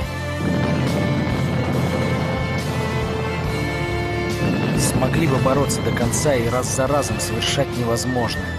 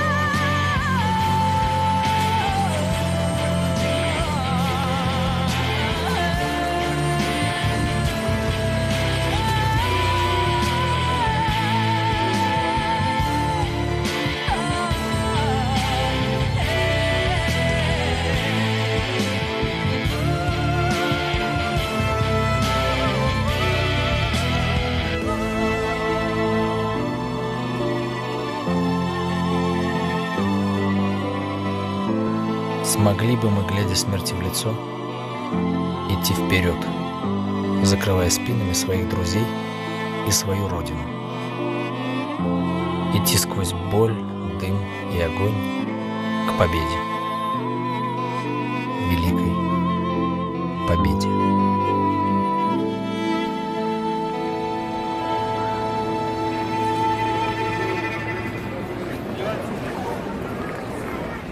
От Курска и Орла война нас довела до самых вражеских ворот.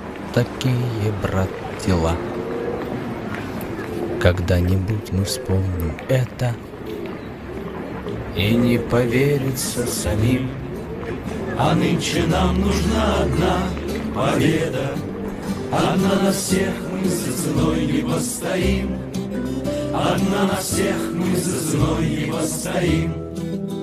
Нас ждет огонь смертельный, и все ж бессилен он. Сомнения прочь уходят в ночь отдельный. 10-й наш десантный батальон. 10-й наш десантный батальон. А иногда я думаю, как это круто, что мы вообще родились. И круто, что у нас еще есть время. Время успеть сказать спасибо. Отдельный. 10-й наш десантный батальон.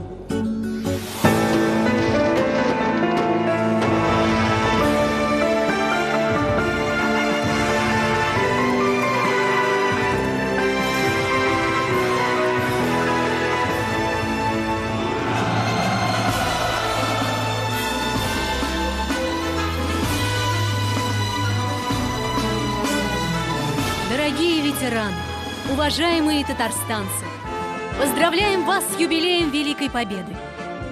75 лет назад наши деды и прадеды, разгромив фашизм, возвратили мир нашей Родине и подарили свободу другим народам. В 1941-м многонациональная Родина приняла на себя основной удар фашистов. Понеся огромные потери, герои фронта и тыла выстояли. Расправились с врагом и отстояли для нас с вами право на жизнь.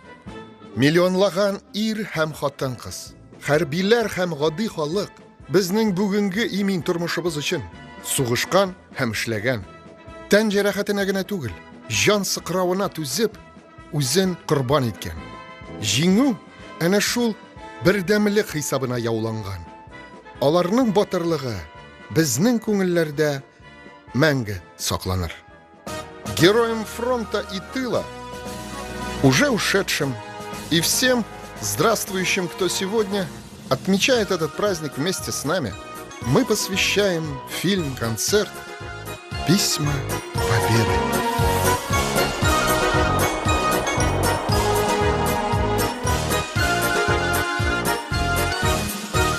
Бу бәйрәмне әткәй бер ел көтә, бу зур бәйрәм җиңү бәйрәме.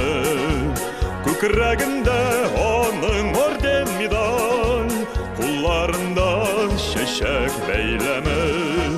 Тигез сафта уза ветераннар, җиңү яулап алган яугирләр. Шал булса да алар һаман япь-яшь, шын егетләр алар, шын ирләр.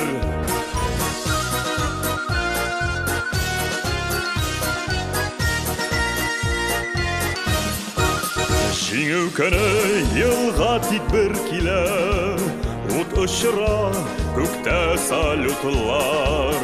Сугыш елларында калганнарга хәтер җыры булсын шул утлар. Тигез сафта уза ветераннар, җиңү яулап алган яугирләр. Шал булса да алар һаман япь-яшь, шын егетләр алар, шын ирләр.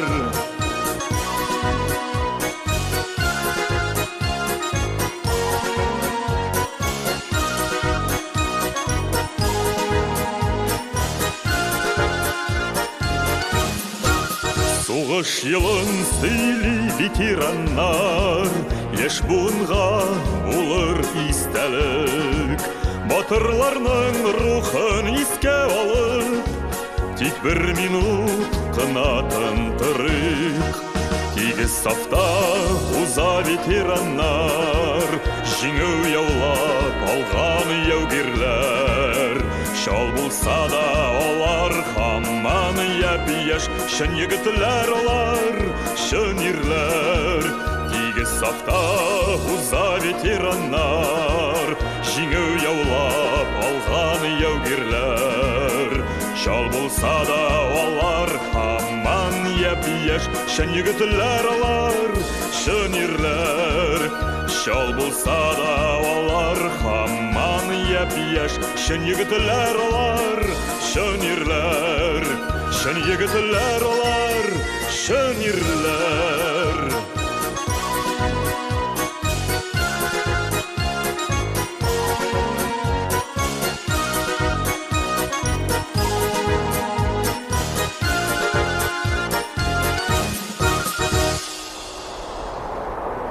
9 май. Илебезнең иң мөһим хәрби даны көне.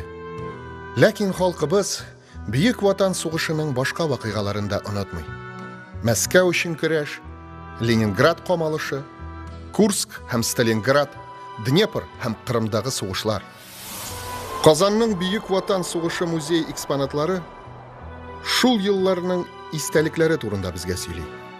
Фронтовикларның хатлары музейда айрым урын алып тора. Аларда бөтенләй башка тормыш елъязмалары. Бу хатлар җиңү хакына язылган. Аларда газизләренә мәхәббәт, дошманга нәфрәт, якты киләчәккә өмет. Письма Победы – это летописи войны. В них все они живы. И бойцы, и командиры, и тыловики, и партизаны, и матери, и жены. Мы будем вечно чтить вернувшихся живыми. И будем помнить о тех, для кого жизнь навсегда разделилась на до и после. 22 июня 1941 года. Здравствуй, Томка. Сегодня слушал выступление Молотова. Прям как снег на голову свалилась эта новость. Услышал я ее на работе. Все мы были возмущены такой неслыханной наглостью и вероломством германского правительства. Но главное, Томка, они бомбили мирные города. В общем, я не успокоюсь до тех пор, пока не увижу тебя своими глазами целой и невредимой. Через 15 минут это письмо будет в почтовом ящике. А когда оно будет у тебя, этого никто не знает. Этими строками 22 июня 1941 года прощался с любимой девушкой и с мирной жизнью уроженец Казани, гвардии лейтенант Георгий Чернышов. Знал ли тогда этот 22-летний парень, что совсем скоро он станет командиром разведки? Осенью 43-го его на Воронежском фронте ранили. А в 44-м его наградят орденом Отечественной войны первой степени за подвиг, совершенный при прорыве немецкой обороны. Мог ли он знать, что, пройдя всю войну, уже после объявления Германии полной капитуляции, он погибнет и будет погребен на чужбине? Ул чакта илебезнең нәрсә көткәнен күз алдына китерүче булдым икән. Бөек Ватан сугышы елларында Татарстаннан 700 мең якташыбыз фронтка китә. Аларның 382 меңе яу кырында ятып кала, 175 меңе хәбәрсез югала.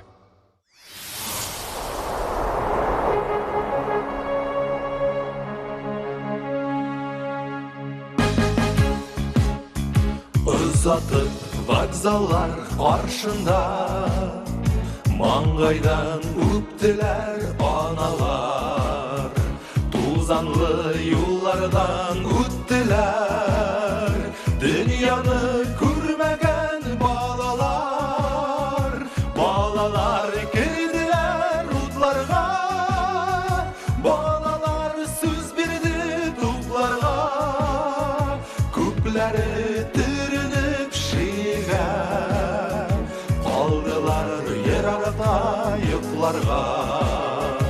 балалар, тырыгыз балалар, ашыгыз суына табында, ничә ел тормыйлар балалар, Идилдә һәм Дунай ярында, уятма йокласын син ана, айларны, елларны санап бар, күңелдә һаман яшь кел бала, кайтмаган солдатлар, солдатлар.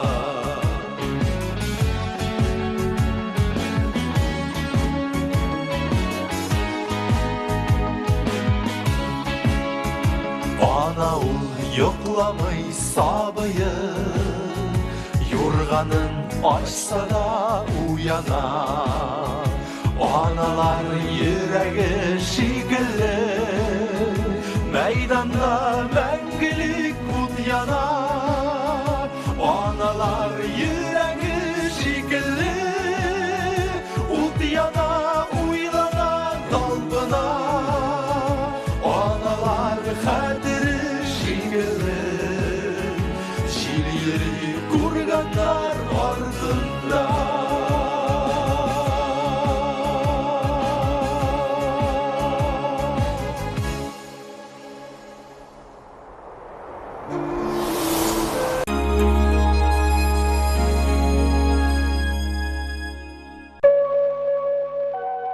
Установить, что 9 мая является Днем Победы.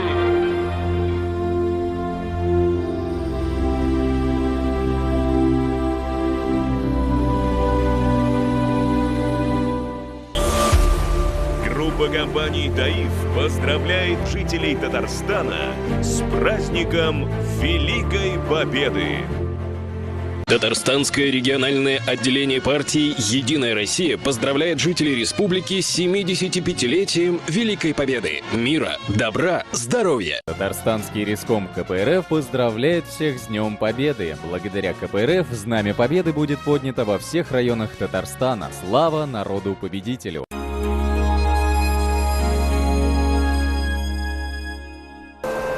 Спас-Деминск халқы 2 ел немецлар оккупациясында яши. Аларның газаплы тормышы 1943 елның көзендә тамамлана. Калуга өлкәсенең бер районын азат итү өчен генә 14 меңнән артык корбан бирелә. Әнә шул кадәр совет солдаты биредә мәңгелеккә ятып кала. Алар арасында 146-нчы укчы дивизиясенең штаб җитәкчесе Себер татары Алабугалы Николай Майоров та бар. Аның тирән эчтәлекле һәм җылы хисләр белән сугырылган хатлары бүген Казан Бөек Ватан сугышы музее архивында саклана. Ул хатлар инде күптән бакыйлыкка күчкәннәргә хәтер булып тора. Здравствуй, черноглазочка. Здравствуйте, малые и старые. Получил вашу посылочку. Рад безумно. Самым милым и ценным подарком для меня является кисет с надписью, сделанной искусно руками той, кто дорогим и называет. Вообще посылка очень понравилась.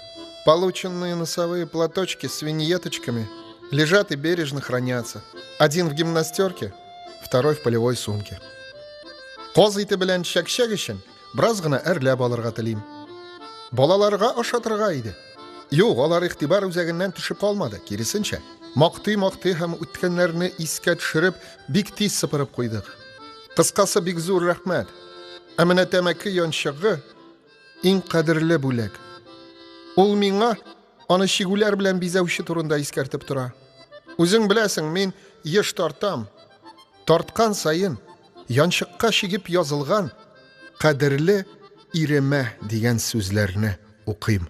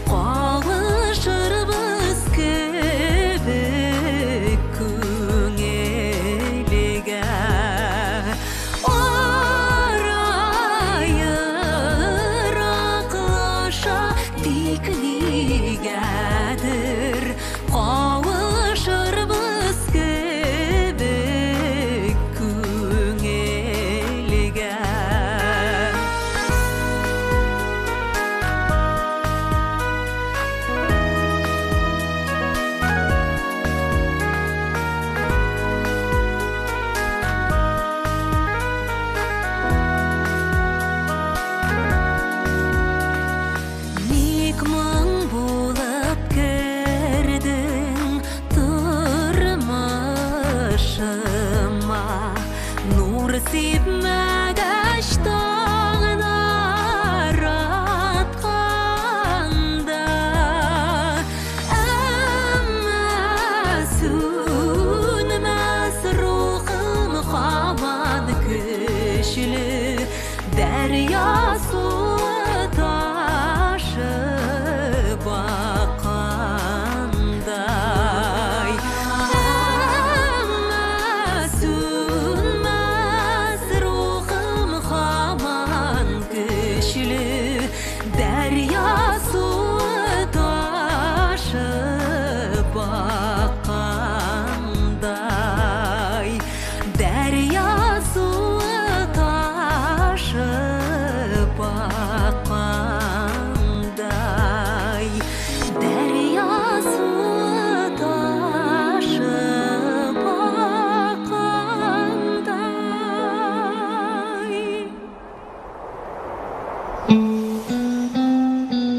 Война. Тысячи разбившихся надежд и тысячи расставаний. Фронтовые пути братьев Дормидонтовых никогда не пересекались. Военврач Герман еще в 41-м попал в плен, но, к счастью, был освобожден. И прошел всю войну хирургом и командиром санитарного взвода стрелковой Янакиевской краснознаменной дивизии. Освобождал Венгрию и был награжден. Рядовой зенитно-артиллерийской Смоленской дивизии наводчик пушки Всеволод сбивал юнкерсы в небе над родной страной и освобождал от фашистской нечисти Польшу. Похоронен под Белостоком. Бір туған Дормидонтовлар исеме Бөек Ватан сугышында бүләкләнүчеләр исемлегендә еш яңгырый. Алар аңлайды. Җиңү күктән төшми. Туган йортка әйләнеп кайту өчен, газиз кешеләреңне җылы кочакларга алу өчен җиңүне яулап алырга кирәк. Көн сайын яу арты яу. Здравствуй, дорогая. Часто вижу во сне, будто бы война уже кончена. И я возвращаюсь домой. Поднимаюсь в нашу квартиру, встречаю тебя. А ты как будто бы меня не узнаешь. Сначала растерялась, смотришь, а потом начинаешь смеяться сквозь слезы. Как бы хотелось поскорее попасть домой, увидеть тебя, малыша, мать. Почти ни на минуту не смолкает артиллерийская канонада. Разрывы немецких снарядов часто заставляют думать, а вот следующий накроет. Ни одного уже из наших так накрыло. Но да это ничего. Ведь я твердо знаю, что меня не тронет ни одна пуля и ни один снаряд. Ведь я должен еще жить. Хотя бы только для того, чтобы вывести в люди нашего крошку. Ну пока. Целую тебя и всех домашних.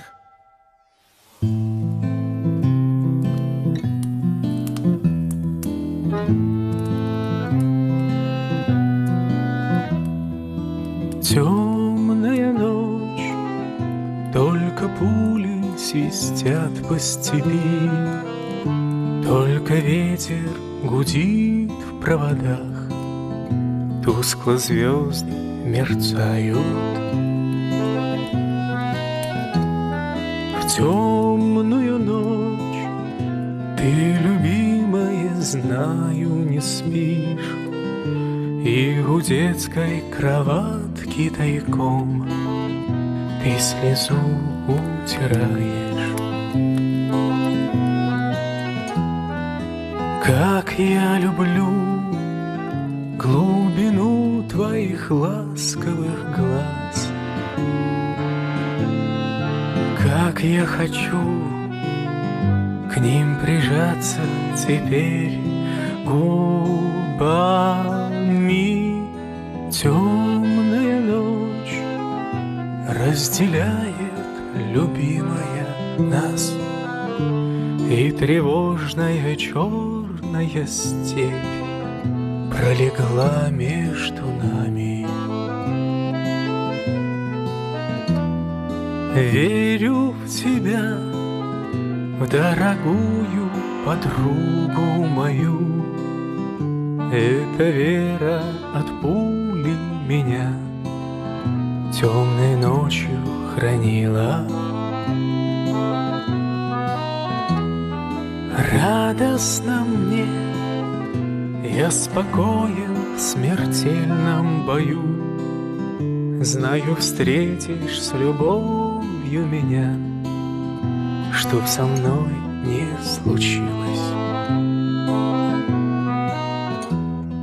Смерть не страшна, с ней не раз мы встречались в степи.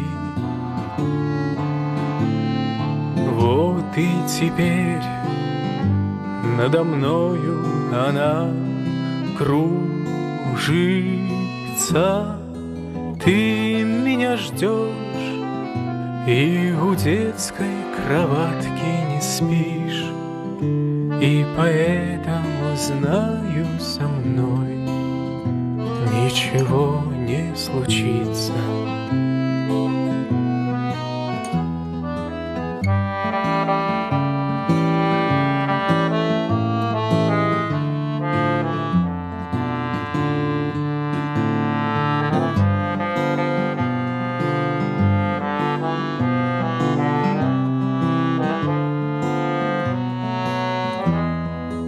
Ты меня ждешь и у детской кроватки не спишь, и поэтому знаю, со мной ничего не случится.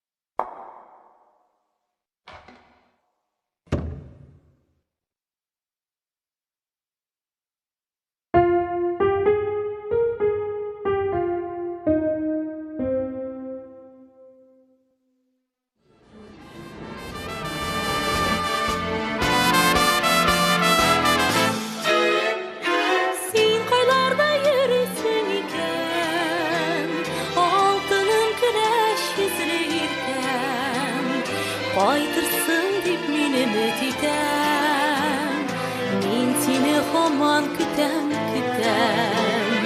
Qaytırsın dip meni ötitem, men seni hamon kutam. Sog'nalar seni motor qishlar, sog'nalar seni yaqin do'stlar, ko'nglimizli seni kechirtam.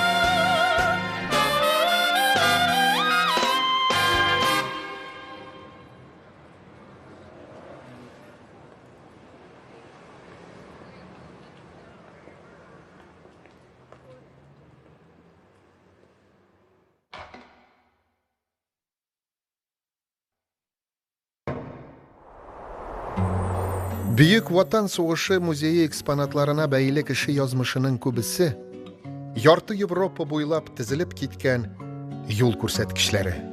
Без бу җирдә бүген искә алынганнарга тиң булырдай эз калдыра алырбызмы? Мәсәлән, чыгышы белән Буа районыннан булган Кызыл Армия Заки Шәрәфетдинов кебек. Ул сугышка 150-нче укчы дивизия составында керә. 1942 елны язмыш аны Партизан харакаты героя Константин Заслоновның легендар дядь Костя отряды составына алып келе. Шәрәфетдинов ұста разведчик, шортлату белгече. Оның хәрби уңышлары исәбендә юк ителгән, дистәләгән дошман техникасы бар. История другого воина, Амира Утяшева, достойна экранизации. В 1942 году под Курском он был контужен и попал в плен. После был отправлен в концлагерь, а затем переведен во Францию. Сумел бежать и вступил в ряды французского сопротивления. За его голову немцы назначили награду в 500 тысяч франков. Заслуги Утяшева были высоко отмечены французскими партизанами. Он был награжден военным крестом, а в августе 1944-го стал капитаном. После войны ему предложили французское гражданство, службу в Алжире и звание полковника. Но все же Амир Утяшев предпочел вернуться на родину. В городе Ле-Пюи во Франции до сих пор хранятся списки первой русской партизанской бригады Амира Утяшева в составе батальона Келлермана, в которой числятся десятки фамилий и в основном казанских татар и татар Башкортостана. Как-то летом на рассвете заглянул в соседний сад. Там смуглянка, молдаванка собирает виноград. Я краснею, я бледнею, захотелось вдруг сказать: станем над рекою зорьки летние встречать. Раз кудрявый, клен зеленый, лист резной, я влюбленный и смущенный пред тобой. Клен зеленый, да клен кудрявый, да раз кудрявый резной. Раз кудрявый, клен зеленый, лист резной, я влюбленный и смущенный пред тобой. Клен зеленый, да клен кудрявый, да раз кудрявый резной. А смуглянка, молдаванка отвечала парню Влад: партизанский, молдаванский, собираем мы отряд. Нынче рано партизаны дом покинули родной. Ждет тебя дорога к партизанам в лес густой. Раз кудрявый, клен зеленый, лист резной, здесь у клена мы расстанемся с тобой. Клен зеленый, да клен кудрявый, да раз кудрявый резной. Раз кудрявый, клен зеленый, лист резной, здесь у клена мы расстанемся с тобой. Клен зеленый, да клен кудрявый, да раз кудрявый резной. И смуглянка, молдаванка по тропинке в лес ушла. В том обиду я увидел, что с собой не позвала. О смуглянке, молдаванке часто думал по ночам. Вдруг свою смуглянку я в отряде повстречал. Раз кудрявый, клен зеленый, лист резной, здравствуй, парень, мой хороший, мой родной. Клен зеленый, да клен кудрявый, да раз кудрявый резной. Раз кудрявый, клен зеленый, лист резной, здравствуй, парень, мой хороший, мой родной. Клен зеленый, да клен кудрявый, да раз кудрявый резной. Раз кудрявый, клен зеленый, лист резной, я влюбленный и смущенный пред тобой. Клен зеленый, да клен кудрявый, да раз кудрявый резной. Раз кудрявый, клен зеленый, лист резной, я влюбленный и смущенный пред тобой. Клен зеленый, да клен кудрявый, да раз кудрявый резной.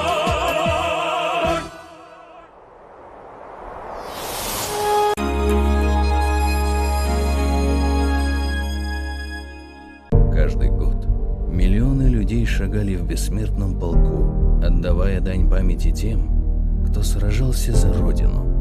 В 2020 году мы не можем это сделать из-за самоизоляции. Но мы помним об их подвиге, несмотря ни на что. Присоединяйтесь к акции «Бессмертный полк», оставаясь дома.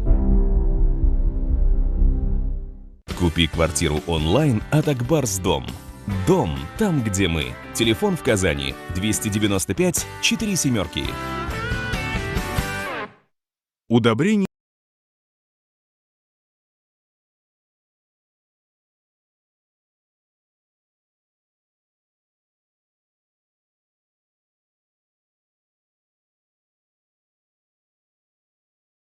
Зал Шамов, татарский писатель, переводчик и журналист. Добровольцем, уйдя на фронт, он служил военным корреспондентом. Сохранилось 14 блокнотов, которые он вел на передовой и в танковых засадах, и на полевых аэродромах. Кстати, о самом военкоре Шамове как-то написали в газете «Кызыл-Татарстан». Летом 1944 года он один взял в плен 7 немецких обер-офицеров. Поймал их на испуг, неожиданно появившись на возвышенности и крикнув: «Рота, за мной!». Немцы даже не ожидали, что смельчак один. Произведения Авзала Шамова переведены на русский, венгерский, казахский, чувашский, башкирский и многие другие языки. А его письма с фронта – ода родной речи. Гази дус, менә сине искә төшерә хат язам. Егетләр ялкау гына янган тимер мич янына елышкан. Алар бүген генә каты яудан чыкты. Берничә тапкыр үлем белән күзгә күз очрашканнардыр мөгаен. Әллә шуңа, әллә башка сәбәп белән авыз эченнән җырлыйлар. Моңлы җыр бу. Минем дә алар белән моңаясым килә, ләкин бәхетсезлеккә каршы минем көем юк. Көйсез кеше шул мин. Моңа кадәр бу егетләрне күргәнем юк иде. Ләкин шушы берничә минут эчендә алар минем дуска әйләнде. Хәтта артык нәрсә сөйләшмәдек тә. Җитмәсә алар татар да түгел әле. Шулай да бер-беребезне дус итеп хис итәбез.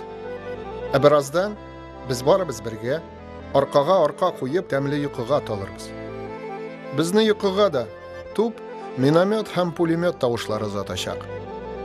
Ә син, дускаем, безгә тәмле һәм тыныч йокы телә.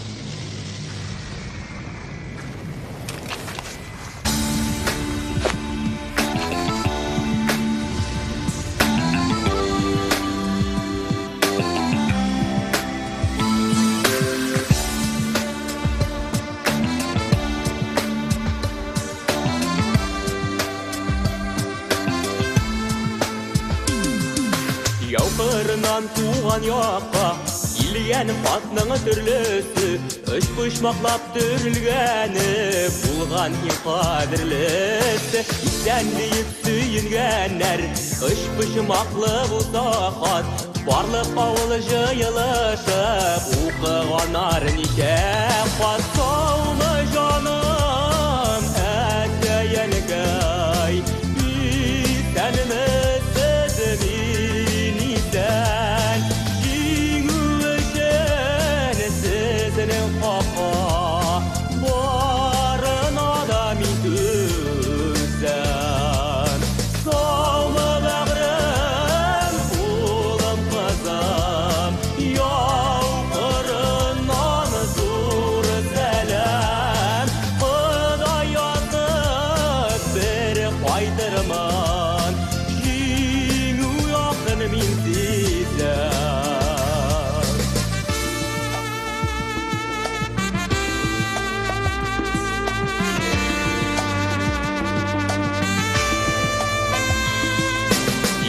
Қатлары дүрді үшім ақылы Қәбәрсіз итті юғалыды Үміт ошасы құранулар Пайдасы сені кім алыды Батырла шаққа әләк бұлыды Бұқатны тұлар алыды Шешірлерде башын салыды Мәңгеге яқты қалыды Сау бұлығыз бәғірлерін Кешерегіз пайдалы Жаным бирем, биргені қуантым бұзар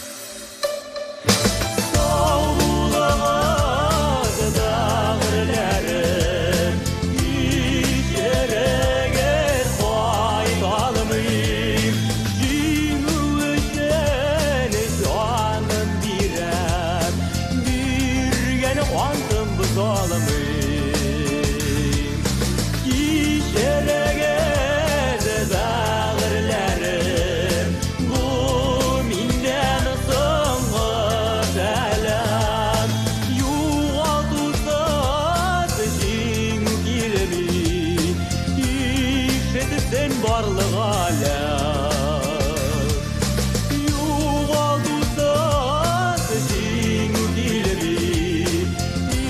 ишетсең барлық әлем ишетсең барлық әлем ишетсең барлық әлем.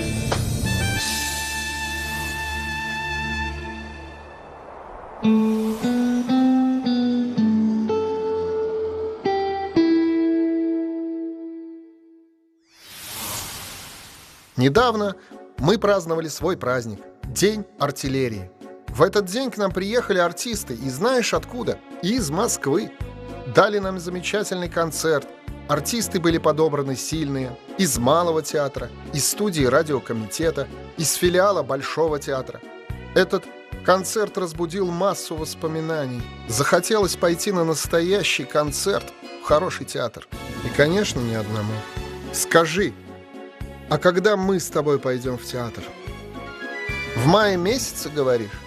Хорошо, жду мая. Подумать только. Этот отрывок из письма фронтовика не просто воображаемый разговор с любимой в ожидании весны. Это настоящее пророчество. Письмо датировано ноябрем 1944 года, за полгода до окончания войны.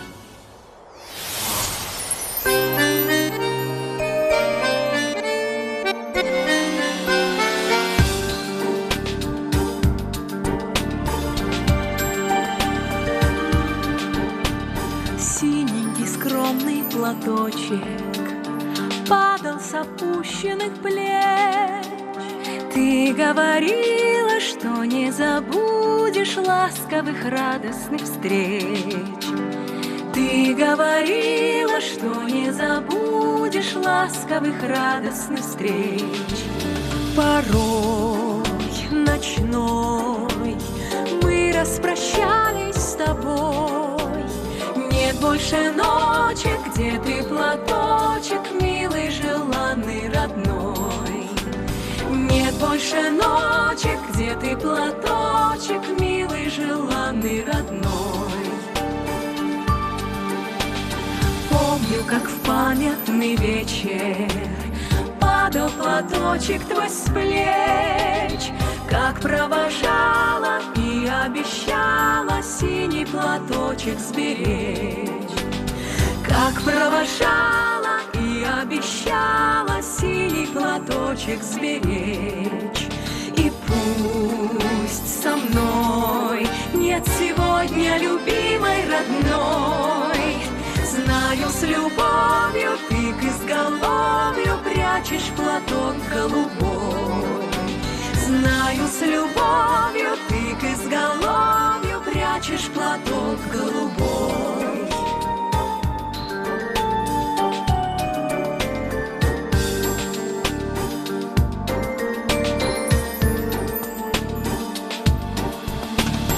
Письма твои получая, слышу я голос живой, и между строчек синий платочек снова встает предо мной.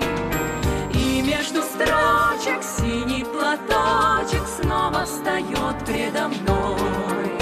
И час с тобой провожает меня облик твой. Чувствую рядом с любящим взглядом ты постоянно со мной. Чувствую рядом с любящим взглядом ты постоянно со мной.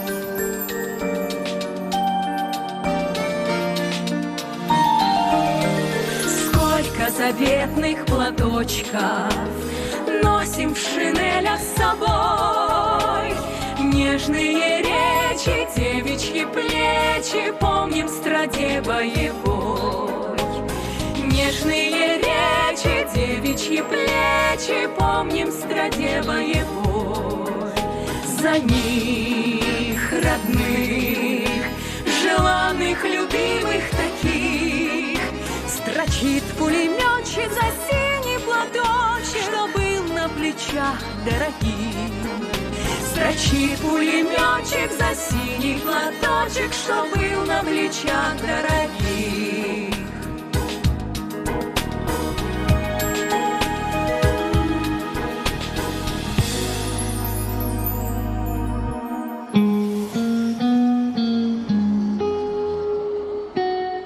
Мөмкин икән, яқла мине язмаш. Түгел икән ирек синеке. Без күнеккән. Без тау күтәреп тә демәгән кырыс илнеке. Илнең исемен саклар өчен әгәр безнең башлар, безнең гомерләр утлар эченә керә ала икән, димәк алар яман түгелләр.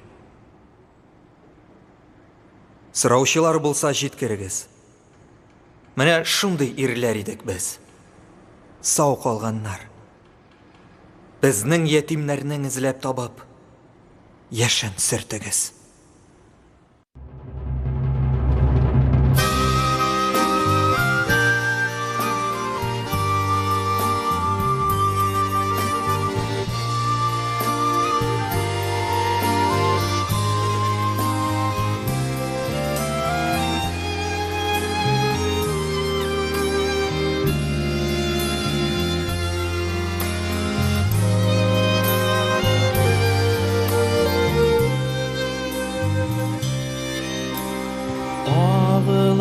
Ağla bulut ağla,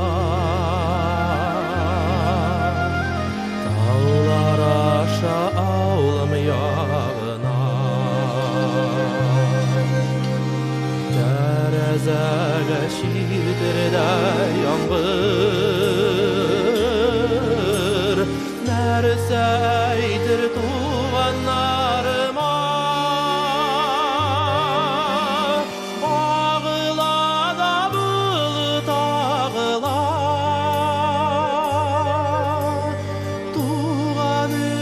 Jirlər yağına, tərəzəgə şirdir də yanğır, bərsə eydir tuğanlarıma.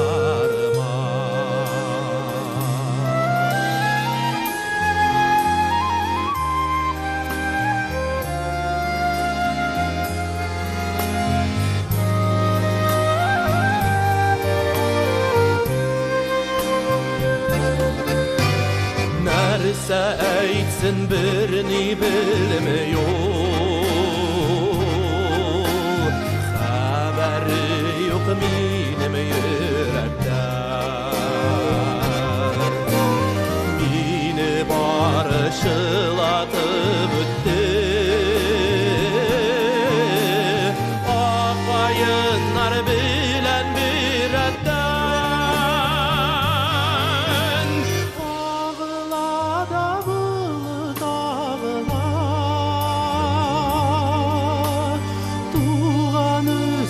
Jirlər yağına, tərəzəgə şirdir də yanğır, nərsə eytir tuğanlarıma.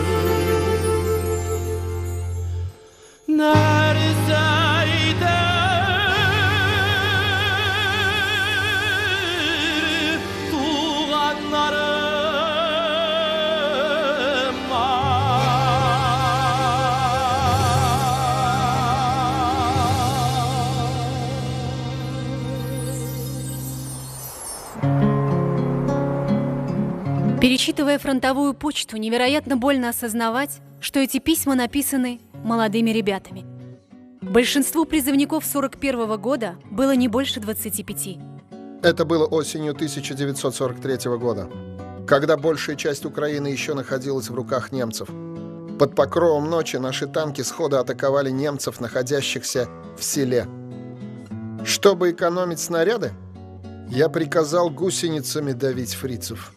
До 100 немцев, 5 автомашин и 1 танк в эту ночь раздавил я. Сейчас я в госпитале. После выздоровления опять сяду в танк, буду добивать фрицев. А вам, ребятки, желаю основательно подготовиться к испытаниям и на отлично их сдать. Отличные оценки – это тоже удар по врагу. Это свое письмо казанским пионерам молоденький лейтенант Щербинин писал на больничной койке одного из 75 госпиталей Казани. Тысячи таких, как он, вырванных войной из объятий возлюбленных, до срока повзрослевших и рано повидавших смерть, получили второй шанс на жизнь, благодаря самоотверженному труду врачей и медсестер Татарии.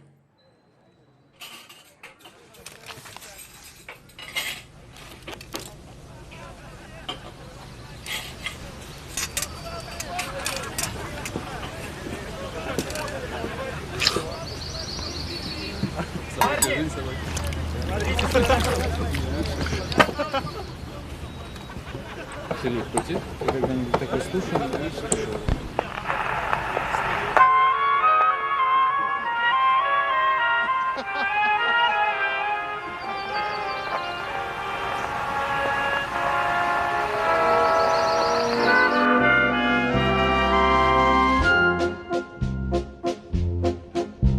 Ночь коротка, спят облака, и лежит у меня на ладони незнакомая ваша рука. После тревог спит городок, я услышал мелодию вальса и сюда заглянул на часок. Хоть я с вами совсем не знаком, и далеко отсюда мой дом, я как будто бы снова возле дома родного. В этом зале пустом мы танцуем вдвоем, так скажите хоть слово, сам не знаю о чем. Будем дружить, петь и кружить, я совсем танцевать разучился, и прошу вас меня извинить. Утро зовет снова в поход, покидая ваш маленький город, я пройду мимо ваших ворот. Хоть я с вами совсем не знаком, и далеко отсюда мой дом, я как будто бы снова возле дома родного. В этом зале пустом мы танцуем вдвоем, так скажите хоть слово, сам не знаю о чем.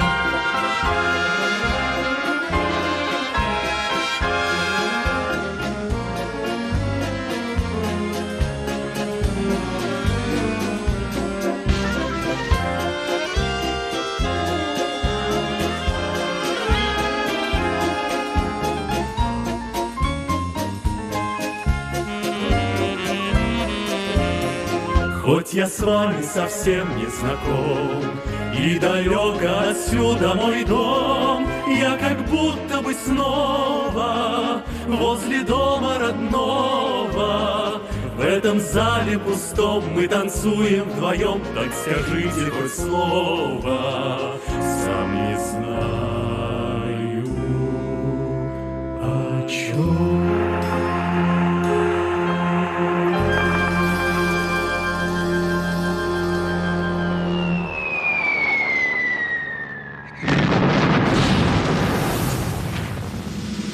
Сугыш елларында безнең республика хәрби техника җитештерә торган 70-кә якын предприятиеләрне берләштергән зур үзәкләрнең берсенә әйләнә. 41-45 yillarda Горбунов ismidagi zavod 10 mingdan ortiq P-2 bombardirovщиga, 100 ga yaqin strategik P-8, 387 zavod 11 ming jengil Po-2 bombardirovщиga chiqara. Республикабыз снарядлар һәм шартлаткычлар, патрон һәм бомбалар, пехота һәм танкларга каршы миналар, авиация һәм танк приборлары, шулай ук хәрби кием, аяк киеме, азык-төлек һәм башка бик күп нәрсәләр җитештерә. Казанның дары заводы фронтка Катюша өчен миллионнан артык зарядлар җибәрә. Булар барысы да авырлыклар алдында сыгылып төшмәгән әбиләребезнең фидакар хезмәт җимеше. Алар алдында түбән баш иябез. Здравствуй, мой любимый. Привет тебе от всего семейства. Желаем тебе, мой милый, здоровья и боевых успехов. Давно, дней 10 я тебе не писала, все ждала еще письма из госпиталя. Ужасно беспокоилась, не находила места своей горемычной голове. И вот вчера получила открытку, из которой узнала, что ты, к великой нашей радости, жив, здоров и воюешь. Живем без особых перемен. Дети растут. Эти дети — наша единственная радость и цель жизни этой. Вот и 2-й год идет нашей разлуки. И я так рада, когда вижу тебя во сне. Просыпаюсь и под впечатлением долго не могу заснуть. Стараюсь как можно дольше сохранить твой дорогой мне образ. Сообщай, милый, о себе чаще. Хотя бы несколькими строчками. Я живу только этим. Это для меня воздух. Целую. Еще и еще. Пиши. Мы ждем. И громи там проклятых немцев сильней. Аналар һәм кызлар, сеңелләр һәм хатыннар фронтка үз телендә хатлар яза. Күп югалтулар, ачлык кичергән, ләкин тез чүкмәгән. Курку һәм өметсезлек хисләрен йөгәнли алган батыр йөрәкле хатын-кызларыбызны илебез мәңге онытмас.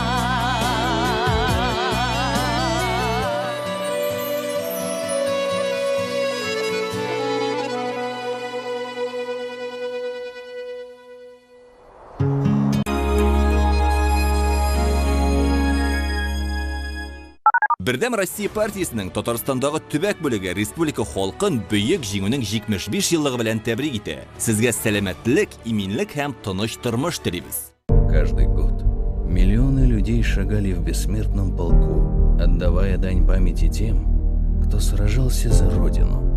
В 2020 году мы не можем это сделать из-за самоизоляции. Но мы помним об их подвиге, несмотря ни на что. Присоединяйтесь к акции «Бессмертный полк», оставаясь дома. Для борьбы с вредителями Алатар быстро действует и долго защищает. Алатар.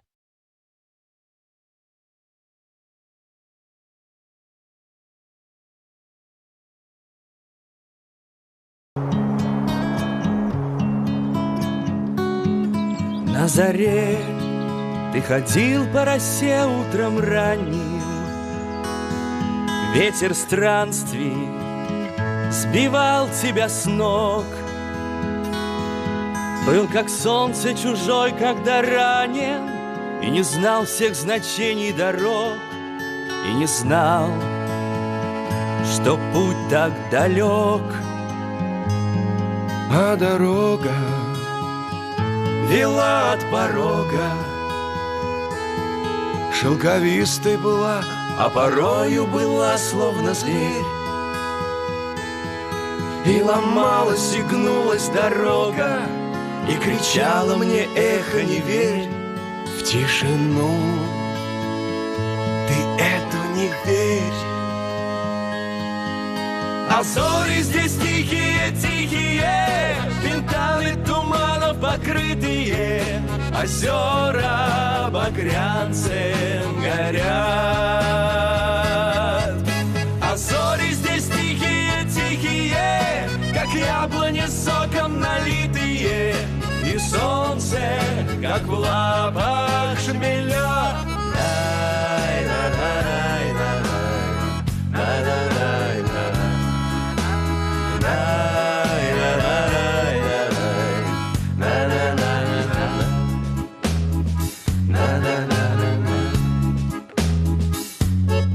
А ты знал, нелегко пробираться в тумане. Чуть оступишься, и можно упасть. Нужно верить, любить, жить по правде, чтоб любила любимая, чтоб она тебя дождалась. Ничего не ищи, не смотри в этой жизни. Это сердце, все есть у тебя. Озари твою верность отчизне, это утренняя заря. Ведь на то она и заря. А зори здесь тихие, тихие, фонтаны туманов покрытые, озера багрянцем горят.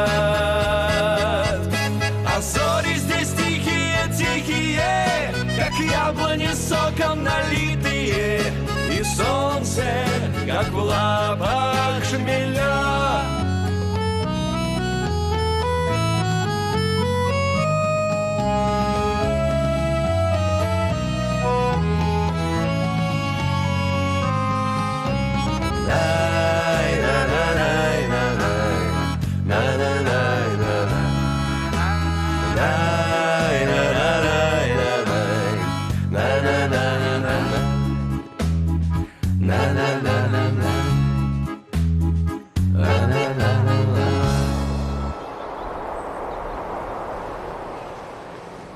Здравствуйте, дорогие!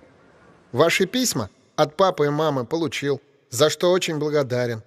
Первым долгом считаю сообщить вам радостную новость. Указом Президиума Верховного Совета от 22 января 1944 года мне и моим боевым друзьям присвоено звание Героя Советского Союза. Вы вправе гордиться своим сыном. За что я удостоен такой высокой правительственной награды, вы узнаете по газетам, которые я вам посылаю. Читайте «Красный флот», «Красный Черноморец» и смотрите снимки. Бу юллар якташыбыз Асаф Куддус улы Абдрахманов хатыннан алынды. 1943 елның ноябрендә Керчь бугазын һөҗүмгә тотканда, өлкән лейтенант Абдрахмановның бронекатеры беренчеләрдән булып, штурм отрядын икенче якка чыгара. Аннан соң күп тапкырлар сугыш кирәк-яракларны һәм сугышчыларны алып чыга ул. Немец фашистлары белән көрәштә күрсәткән батырлыгы өчен 1944 елда өлкән лейтенант Абдрахмановка Советлар Союзы герое исеме бирелә.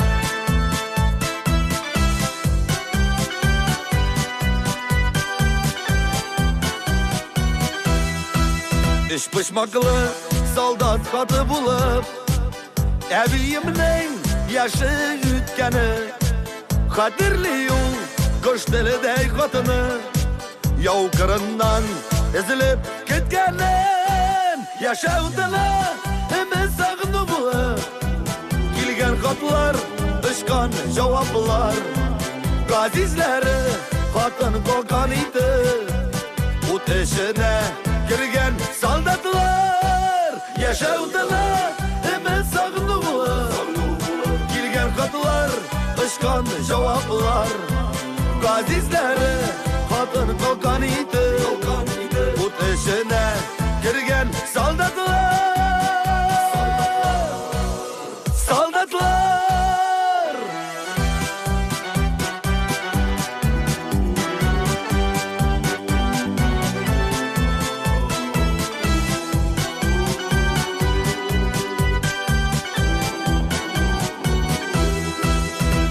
Şurlay soldat babayımı Bir gitse de ebim koytkanın Dikkat göre dıllık aşısının Koynar yaşlar bulup akalın Yaşavdılar hemen sağınılar Kilgen katılar ışkan cevaplar Gazizleri vatan kalkan idi Bu teşine girgen soldatlar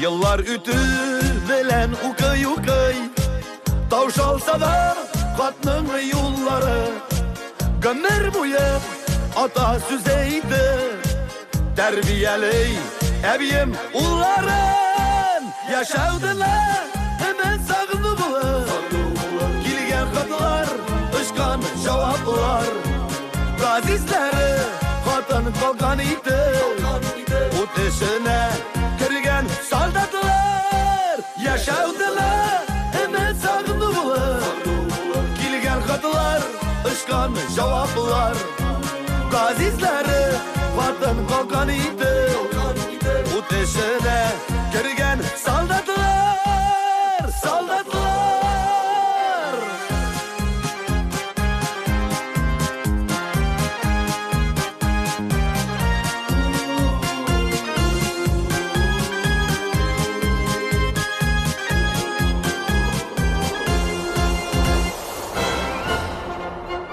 Русь халкының азат имин тормышы бәрабәренә, җирдә, күктә, суда тынычлык саклаганда күрсәткән батырлыклары өчен якташларыбызның якты истәлегенә дан җырлыйбыз. Бөек Ватан сугышында Советлар Союзы герое исеменә лаек булган 186 исеменең һәрберсендә хәтерлибез. Слово ветерану, герою Советского Союза Борису Кирилловичу Кузнецову. Дорогие друзья, жители города и республики, мы отмечаем 75-ю годовщину разгрома немецких фашистских войск. Сегодняшний день ветеранов становится все меньше и меньше. Но однако мы в строю. Мы ведем огромную работу, воспитательную работу среди нашей молодежи. Особенно хочется отметить наших тружеников, которые работали в годы Великой Отечественной войны, которые ковали великую победу нашего народа. Эти труженики, которые отдавали свою жизнь на благо победы нашего народа. Дорогие друзья, я поздравляю вас с великой победой, которую мы сделали в годы Великой Отечественной войны. Отмечая 75-й годовщины, я желаю вам огромного счастья на благо нашей Родины.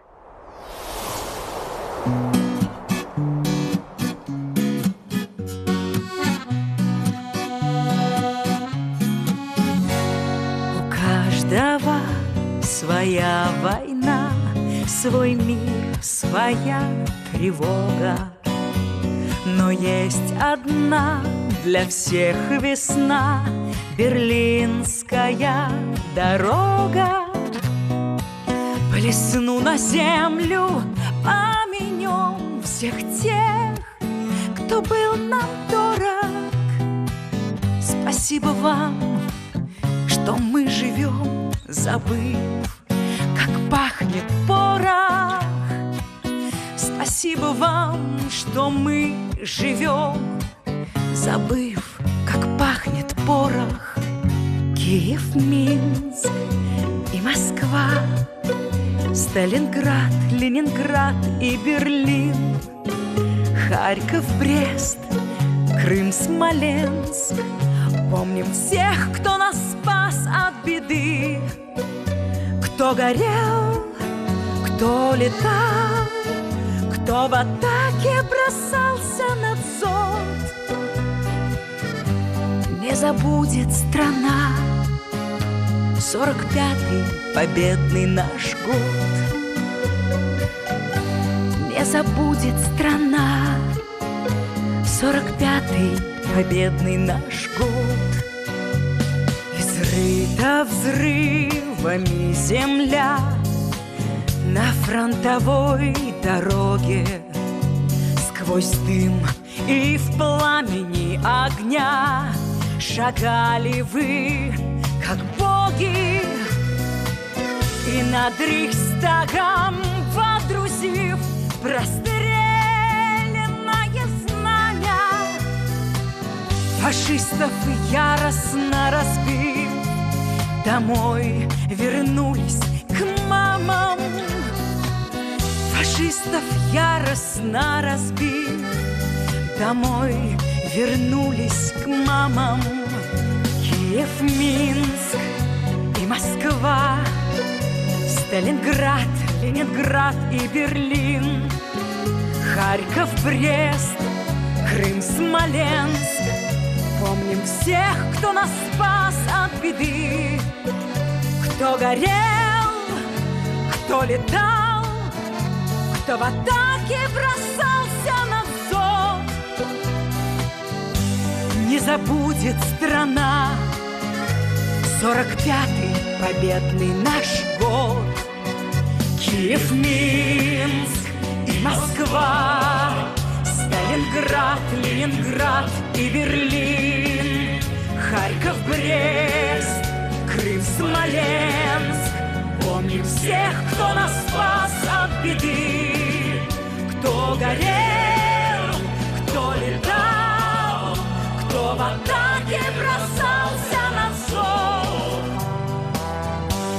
забудет страна 45-й победный наш год. Не забудет страна 45-й победный наш год. Быйыл бийик җиңүнең 75 еллыгы. Бүгенге буынга тынычлык бүләк иткән каһарманнарга дан. Тынычлыкка дан. Үткән буыннар батырлыгы бәрабәренә тормыш дәвам итә. Без киләчәккә якты хыяллар белән карыйбыз. Мин сугышка юк диям.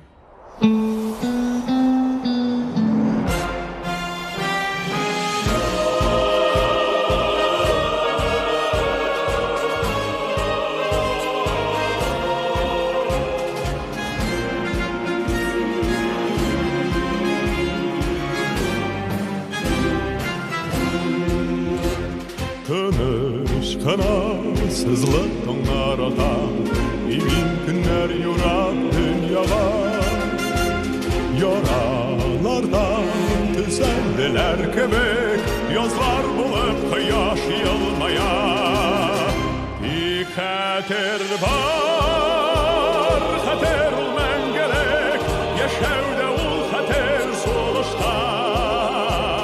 Кулларымны йөрәгемә куеп, мин юк диям сугышка.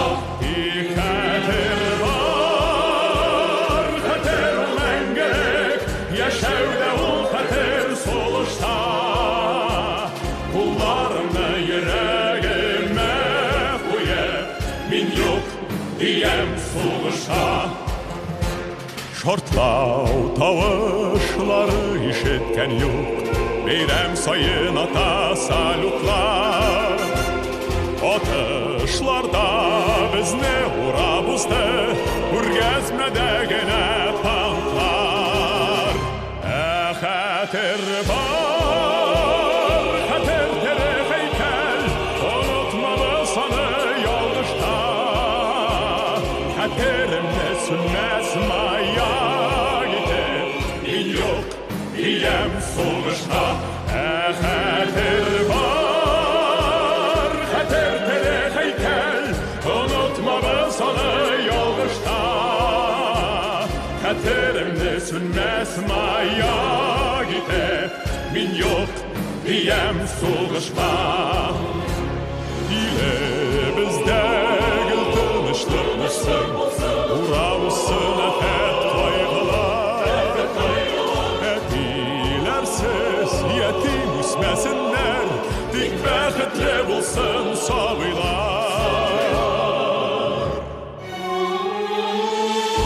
Сугыштасын, хәтерләрдә генә, коелмасын каннар ялгышта. Айтмый калганнарга итеп, мин юк диям сугышка. Сугыш калсын, хәтерләрдә генә, коелмасын каннар ялгышта. Айтмый калганнарга итеп, мин юк диям сугышка. Мин юк диям сугышка. Мин юк диям сугышка.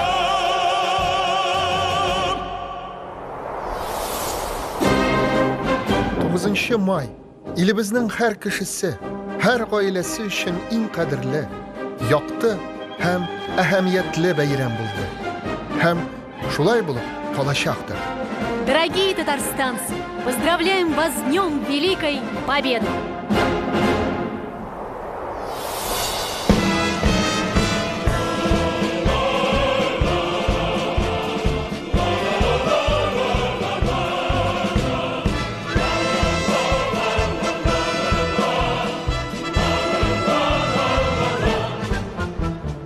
День Победы, как он был от нас далек, как костры потухшим таял уголек.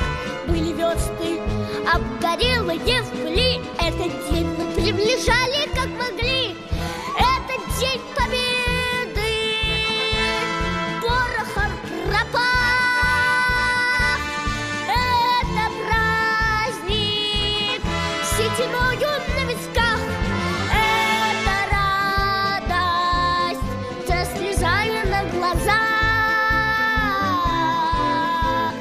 День Победы, День Победы, День Победы.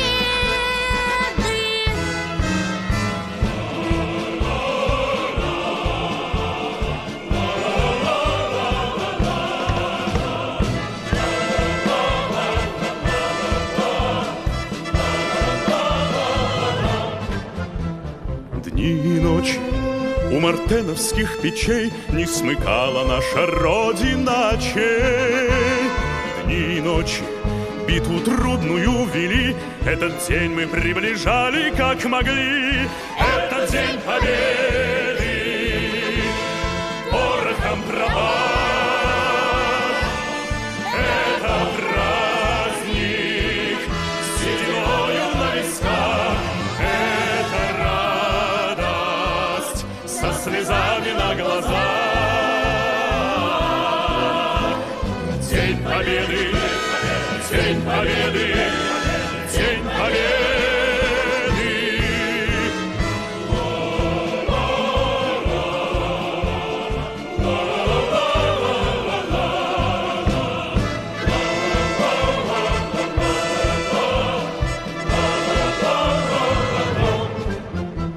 Здравствуй, мама.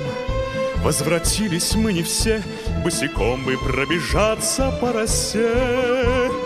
Пол Европы прошагали, пол земли, этот день мы приближали как могли. Это день Победы, порохом пропах. Это праздник с сединою на висках. Это радость со слезами на глазах.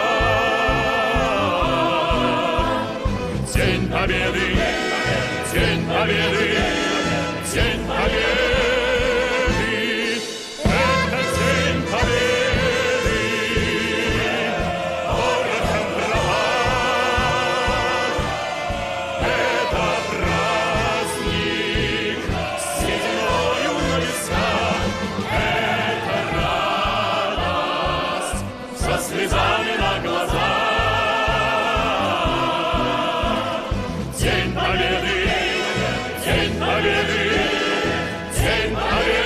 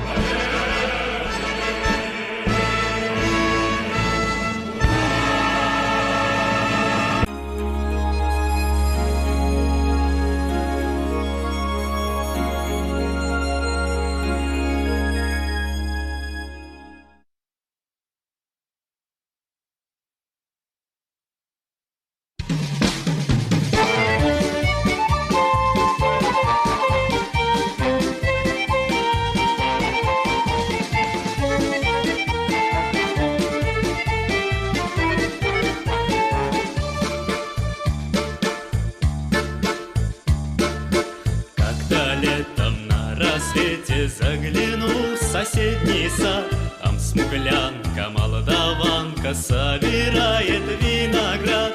Я краснею, я бледнею, захотелось вдруг сказать: станем над рекою зорьки летние встречать. Раскудрявый клен зеленый, лист резной, я влюбленный и смущенный пред тобой. Клен зеленый, да клен кудрявый, да раскудрявый резной. Раскудрявый клен зеленый, лист резной, я влюбленный и смущенный пред тобой. Клен зеленый, да клен кудрявый, да раскудрявый резной. А смуглянка молдаванка отвечала парню в лоб: партизанский, молдаванский, собираем мы отряд. Нынче рано партизаны дом покинули родной. Ждет тебя дорога к партизанам в лес пустой. Раскудрявый клен зеленый, лист резной, здесь у клена мы расстанемся с тобой. Клен зеленый, да клен кудрявый, да раскудрявый резной. Раскудрявый клен зеленый, лист резной, здесь у клена мы расстанемся с тобой. Клен зеленый, да клен кудрявый, да раскудрявый резной.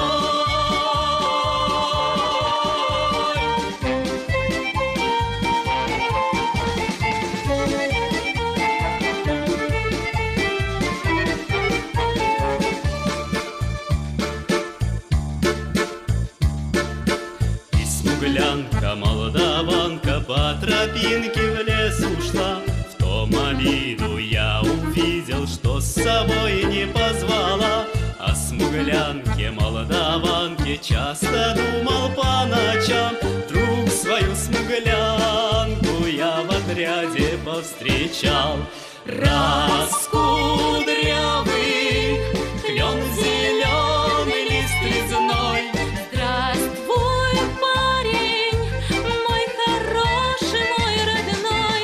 клен зеленый, да клен кудрявый, да раскудрявый резной. Раскудрявый клен зеленый, лист резной, здравствуй, парень, мой хороший, мой родной. Клен зеленый, да клен кудрявый, да раскудрявый резной.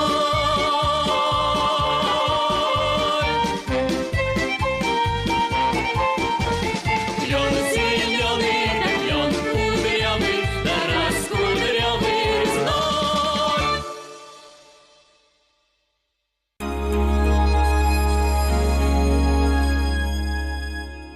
Купи квартиру онлайн от Акбарсдом. Дом там, где мы. Телефон в Казани 295 47.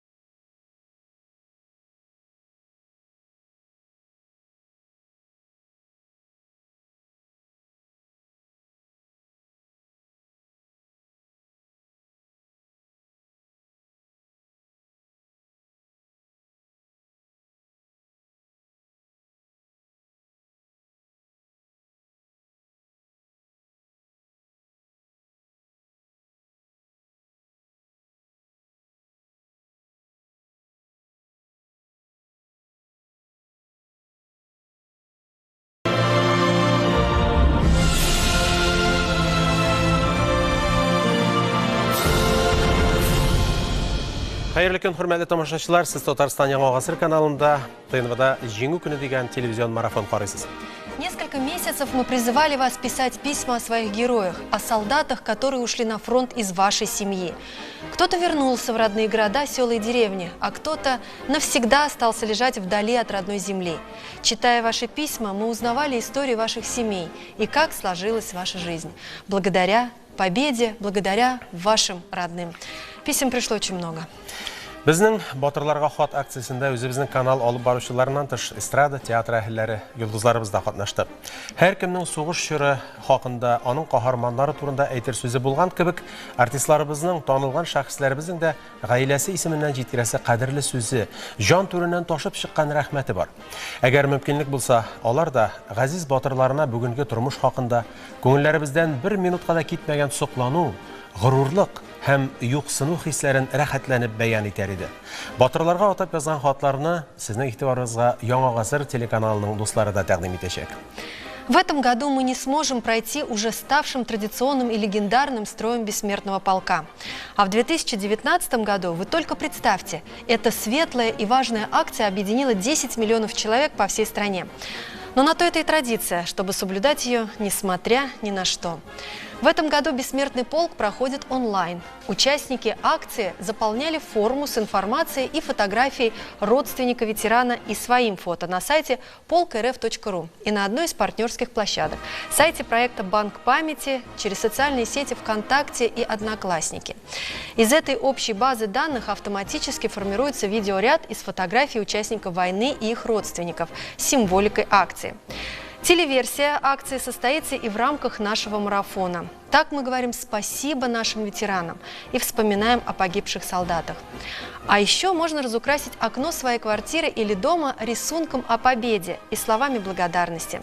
Не забудьте выложить фото в соцсети с хэштегом «Окна, нижнее подчеркивание, победы». Таким образом, 1000 окон скажет ветеранам спасибо. Организаторами этой интересной акции стали Всероссийский конкурс для школьников «Большая перемена» и Российское движение школьников. Присоединяйтесь и вы, время еще есть. Ну а сейчас в эфир выйдет первая часть телевизионной версии акции «Бессмертный полк».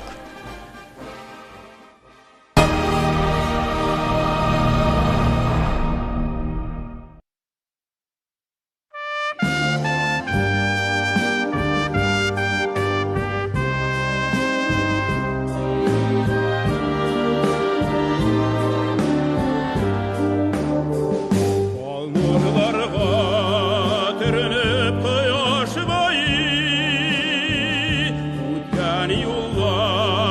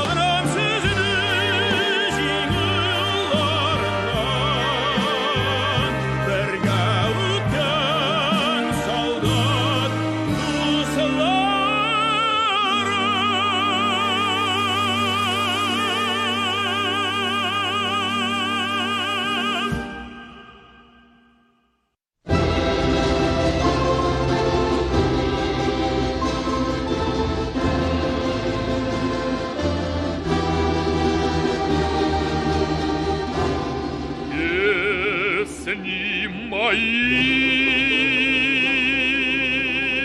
вы взошли в сердце моем, расцветайте в милых краях. Сколько вас силы и огня, сколько прав вам жить без меня. Вас чувства лучшие мои, вас слезы чистые мои. Умрете вы, забудут и меня, будете жить, буду жить и я.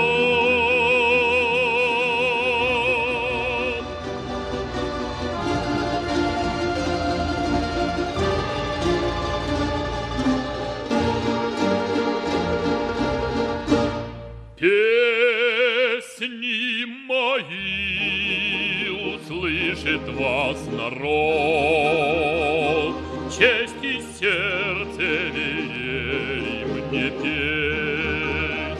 Друзей своих я песнею ласкал, врагов я песнею побеждал.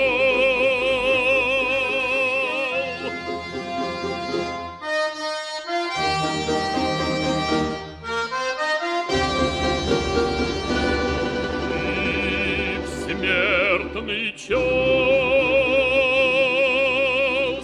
песню я пою, с ней на устах я гордо стою. О, мой народ, тебя я воспевал, и за родину жизнь я отдал.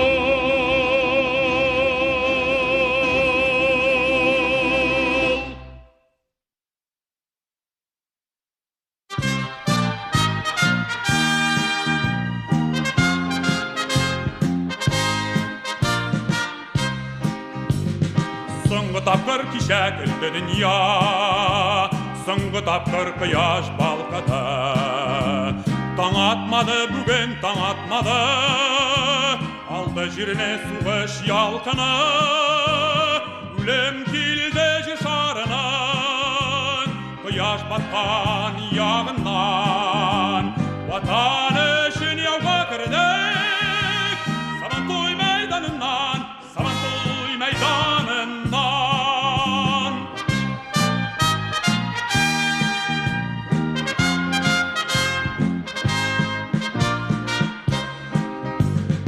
Ғымырылды аттай яш егітлер, ғымыр бойы күтер үшін ярлар. Янса янар әммә Берлин қаша атлар шабарлар. Өлем келді жер шарынан, құяш батқан яғынан. Ватан үшін яуға кірдік, Сабантуй майданынан, Сабантуй майданынан.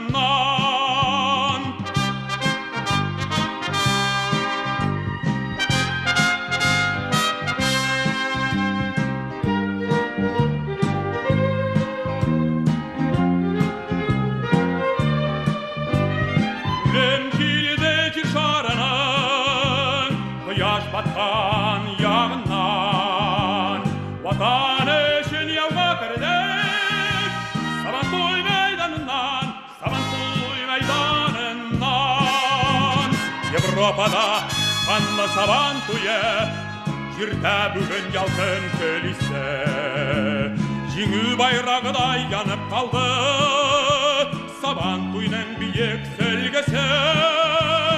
Өлем келді жер шарынан, құяш батқан яғынан. Ватан үшін яуға кірдік, Сабантуй майданынан, Сабантуй майданынан. Ватан үшін яуға кірдік,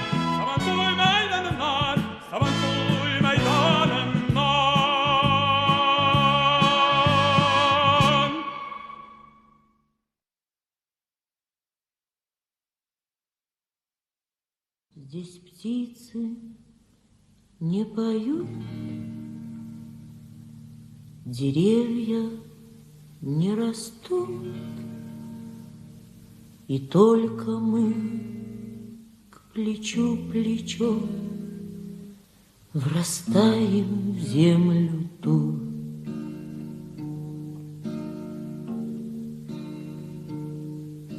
Горит и кружится планета над нашей родиною дым, и значит, нам нужна одна победа. Одна на всех мы за ценой не постоим. Одна на всех мы за ценой не постоим. Нас ждет огонь смертельный, и все бессилен он. Сомнения прочь уходят в ночь отдельный. 10-й наш десантный батальон, 10-й наш десантный батальон. Лишь только бой угас, звучит другой приказ, и почтальон сойдет с ума, разыскивая нас. Взлетает красная ракета, бьет пулемет неутомим, и значит, нам нужна одна победа. Одна на всех мы за ценой не постоим.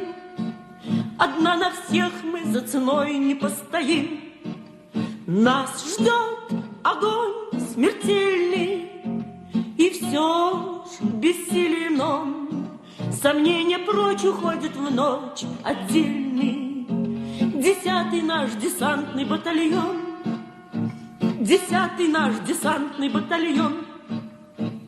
От Курска и Орла война нас довела до самых вражеских ворот. Такие, брат, дела.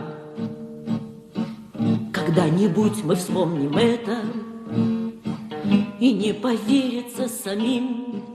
А нынче нам нужна одна победа. Одна на всех мы за ценой не постоим. Одна на всех мы за ценой не постоим. Нас ждет огонь смертельный, и все бессилен он. Сомнения прочь уходят в ночь отдельный.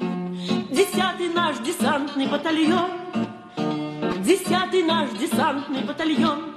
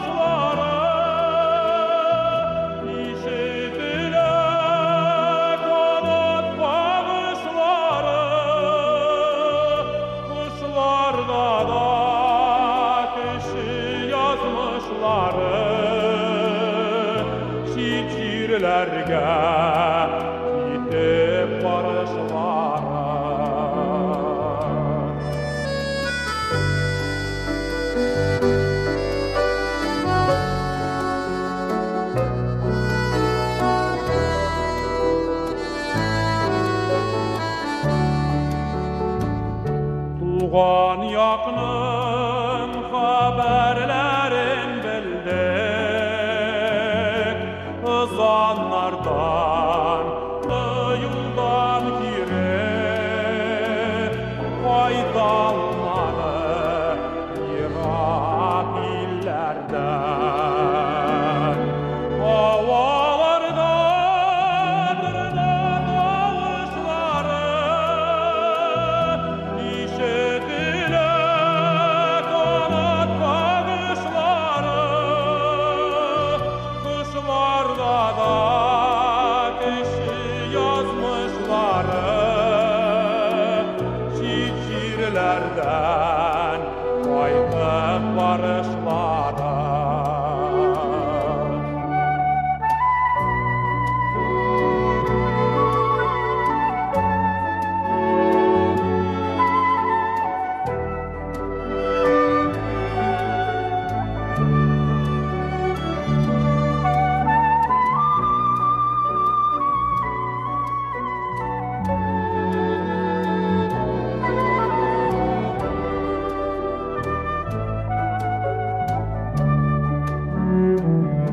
Havalarda tırnak avuşları,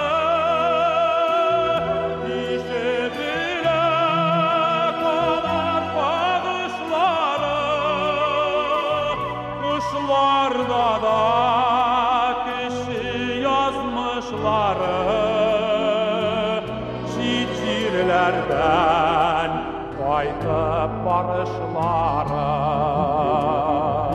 Havalarda tırnak avuşları, işitile kanat bakışları, kuşlarda da kişi yazmışları, şiirlerden kaytıp barışları. Kuşlarda da kişi yazmışları, şiirlerden kaytıp barışları.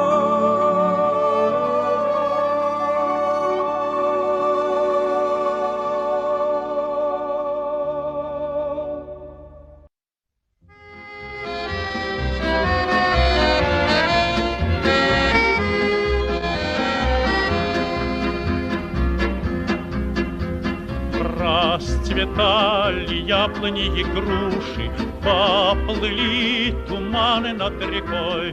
Выходила на берег Катюша, на высокий берег, на крутой.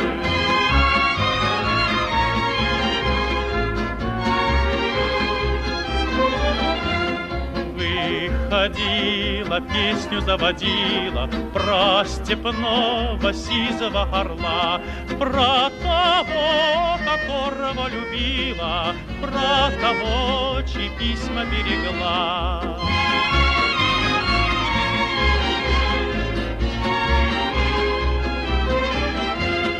Ой, ты песня, песенка девичья, ты лети за ясным солнцем вслед, и бойцу на дальнем пограничье от Катюши передай привет.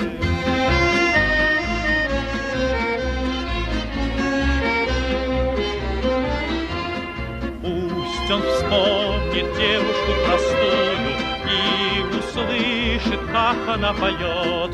Пусть он землю бережет родную, а любовь Катюша сбережет. Пусть он землю бережет родную, а любовь Катюша сбережет. Расцветали яблони и груши, поплыли туманы над рекой. Выходила на берег Катюша, на высокий берег, на крутой. Выходила на берег Катюша, на высокий берег, на крутой.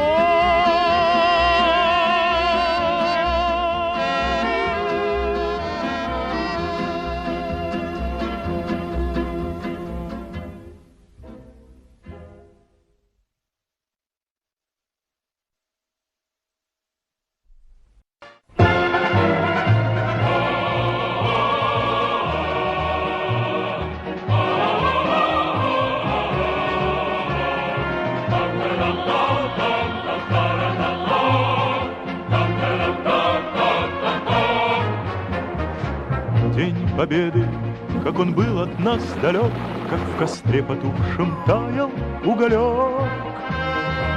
Были версты обгорелые в пыли, этот день мы приближали, как могли. Этот день победы порохом пропах. Это праздник с сединою на висках, это радость со слезами на глазах. День победы, день победы, день победы.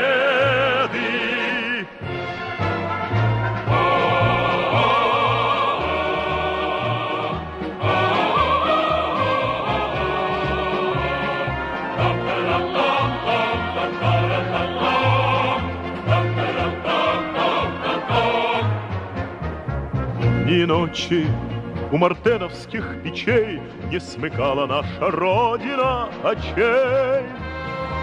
Ни ночи битву трудную вели, этот день мы приближали, как могли. Этот день победы порохом пропах. Это праздник с сединою на висках, это радость со слезами на глазах. День победы, день победы, день победы.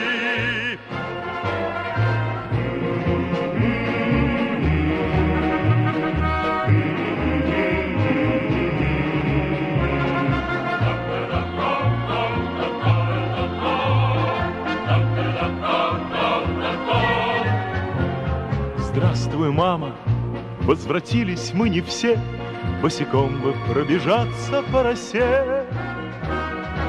Пол Европы прошагали, пол земли, этот день мы приближали, как могли. Этот день победы порохом пропах. Это праздник с сединою на висках, это радость со слезами на глазах. День победы, день победы, день победы, это день победы порохом пропах. Это праздник с сединою на висках, это радость со слезами на глазах. День победы, день победы, день победы.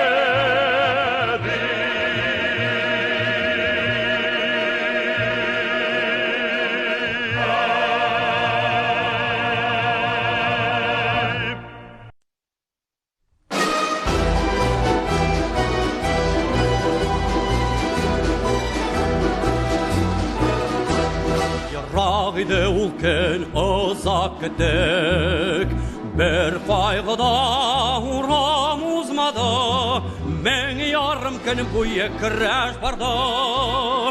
Мың ярым күн күттік біз аны, мың ярым күн бойы күрәш барды. Мың ярым күн күттік біз аны.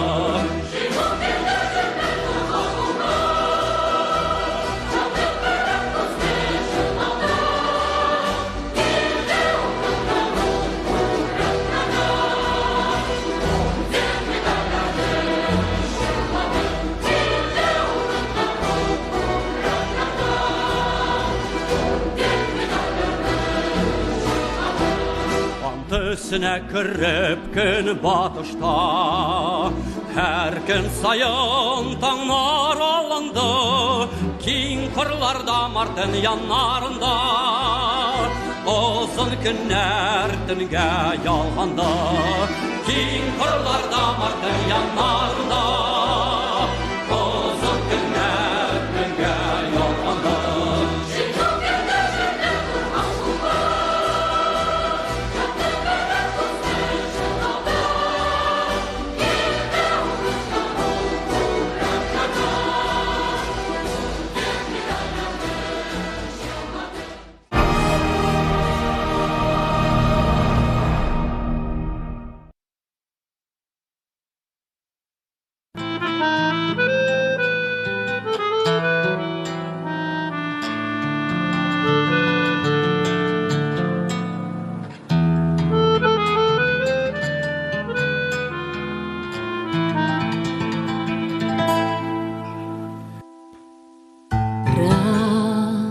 расцветали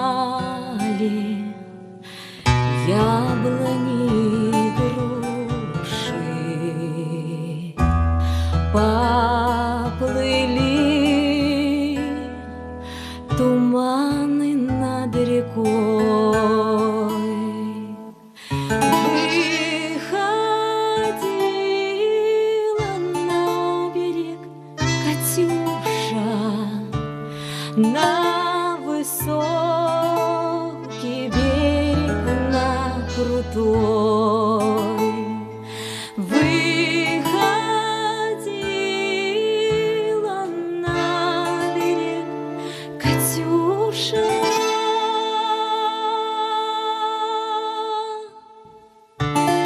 на высокий берег, на крутой.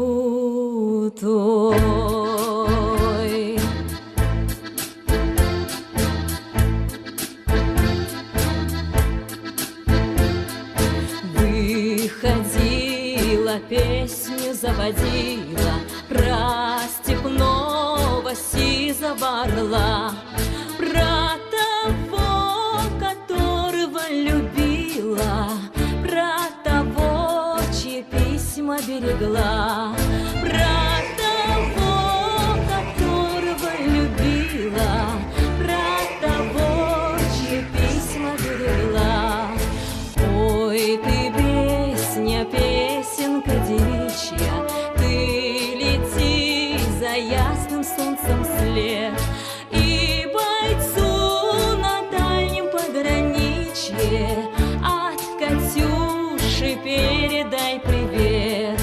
И бойцу на дальнем пограничье от Катюши передай привет.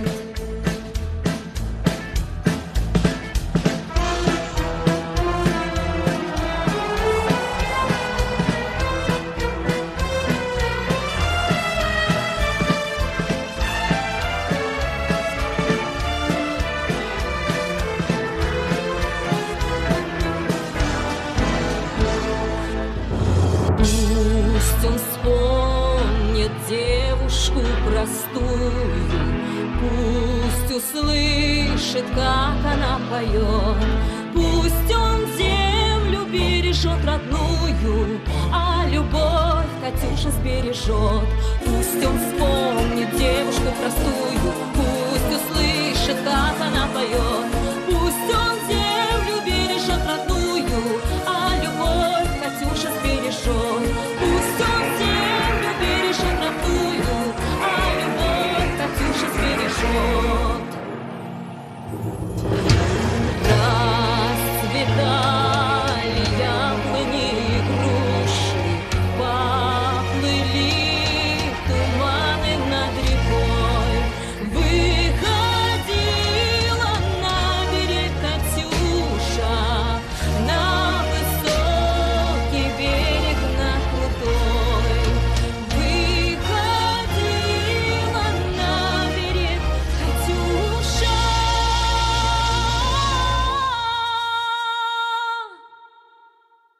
на высокий берег, на крутой.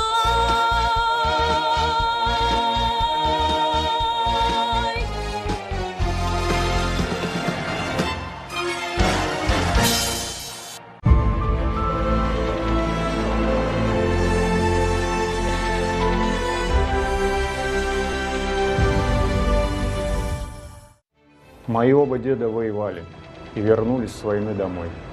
Говорили, что просто повезло. После войны восстанавливали нашу страну из руин. Один работал в колхозе, на каменоломне. Оба не очень любили говорить о войне. В семейных альбомах сохранились фотографии тех времен. Время стирает из памяти детали, но сохраняет главное – безмерное уважение военному поколению. Мы восхищаемся мужеством и силой вашего характера, закаленного в борьбе за мирное небо над нашей страной. Спасибо вам за это. От вас зависела судьба, и вы не подвели. Мы гордимся вами, наши деды и прадеды. Ваша самоотверженная жизнь – пример для нас и наших детей. Низкий вам поклон.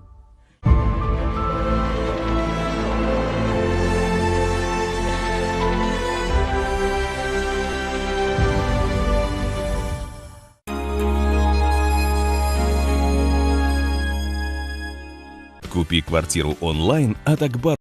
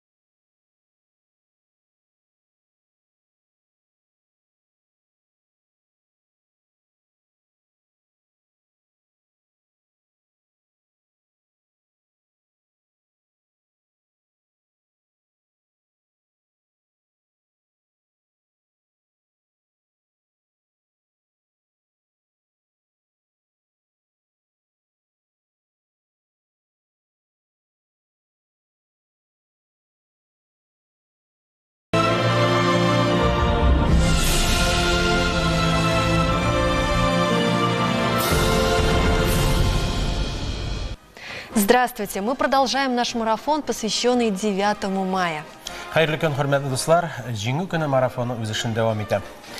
Фронт янындагы җимерек юллар чатында ике кыз юл регулировщиклары тора. Үз эшләрен уста башкарган хәлдә, алар гаскәри частьләрнең, танкларның катлаулы хәрәкәтен идарә итә. Ышанычлы өлгер куллардагы кызыл, сары флаглар машиналарны туктата, үткәрә, маршрутларны һәм һаваны да күзәтә.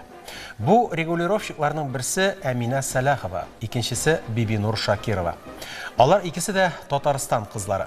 Хезмәттән бушаган арада алар кызыксынып автомат һәм пулеметны өйрәнәләр, үзешчән сәнгатьтә дә катнашалар. Күптән түгел генә узган концертта Галия Бану спектакленнән җырлар башкардылар дип яза кече лейтенант Аргынбаев Фронт Правдасы газетасына 1944 елның 18 сентябрь санында. Итак, праздничный телемарафон ТНВ продолжается. Уже через несколько минут вы увидите, как в прошлом году в самом сердце Казани прошло шествие бессмертного полка. Мы покажем его, чтобы вы помнили, гордились героями самой страшной войны 20-го столетия, чтобы помнили о подвиге своего народа, ратном и трудовом. Үткән елларда чыннан да үлемсез полкны без шәһәр үзәгеннән трансляцияле идек. Халык ташкынының олылыгы, күплеге, зурлыгы сокландыра иде. Быел да ватандашларның узганнарга карата хөрмәте, хәтер хакына гамәл кылуы узган еллардан ким булмас кебек. Былтыр да чәчәкле май айы шундый хәтер вакытысы белән башланган иде. Әйдәгез, ул мизгелләрне дә бергәләп искә төшерик. Сегодня, 9 мая, мы вспоминаем 4 года, которые потрясли и изменили мир, навсегда разделив историю на «до» и «после». 1418 дней, полные людских трагедий, расставаний, жестокости и непримиримости, боли, надежды и веры. Веры в победу, которая обязательно будет.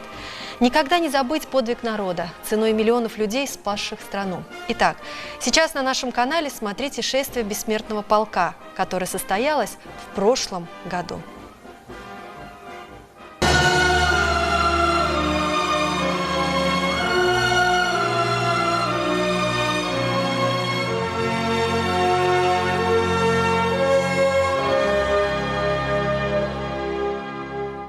Hayırlı gün, hürmetli vatandaşlar. Birnişe minuttan Ölümsüz Polk harbiy patriotik yürüyüşü başlanıp gitecek. Büyük жиңүү günü ata babalarımızın namus yaktısı, kirsiz imanı bilen nurlangan köp sanlı kurbanlarının üzülüp kalgan turmuş jırı bilen dizelgen. Жиңүүнү bizge bölek itken merhum soldatlar da, oksakal veteranlar da, soğuş jırı balaları da unutulmuy. Unuturga hakkımız yok.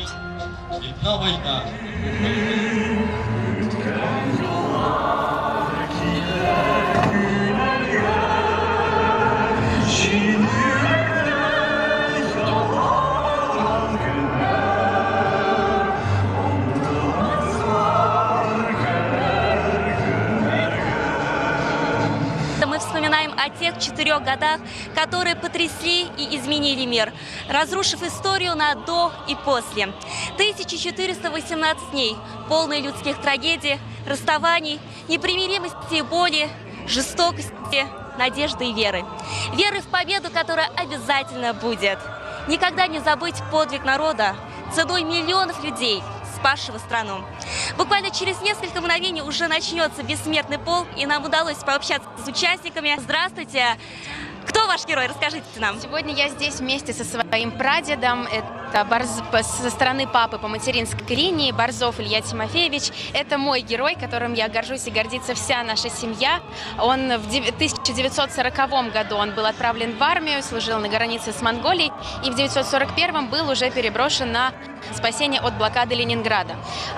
Сразу в первом году войны он получил ранение.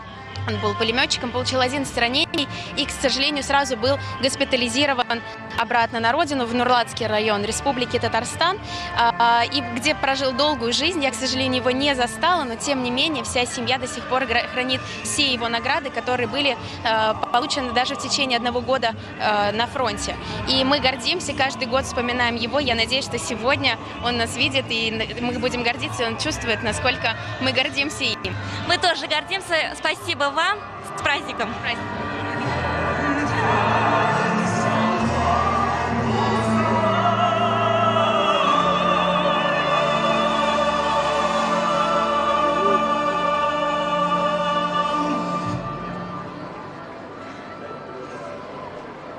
Бессмертный полк опять в строю, участвует в торжественном параде.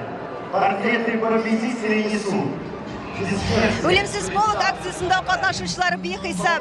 Бүгін Хатир мәчете имам хатыбы, Франт Тавик, МВД ветераны, китаплар авторы, Абдулла Тукай премиясы лауреаты Харис Хазрат Салихжан. Исәнмесез, бәйрәм белән сезгә хәтле. Assalamu alaykum wa rahmatullah barakatuh. Бәйрәм белән матурым. Сез бүгін кемне искә аласыз? Минем монда искә алуымның килүемнең төп максаты әти Гыйбадулла улы Салихжан турында.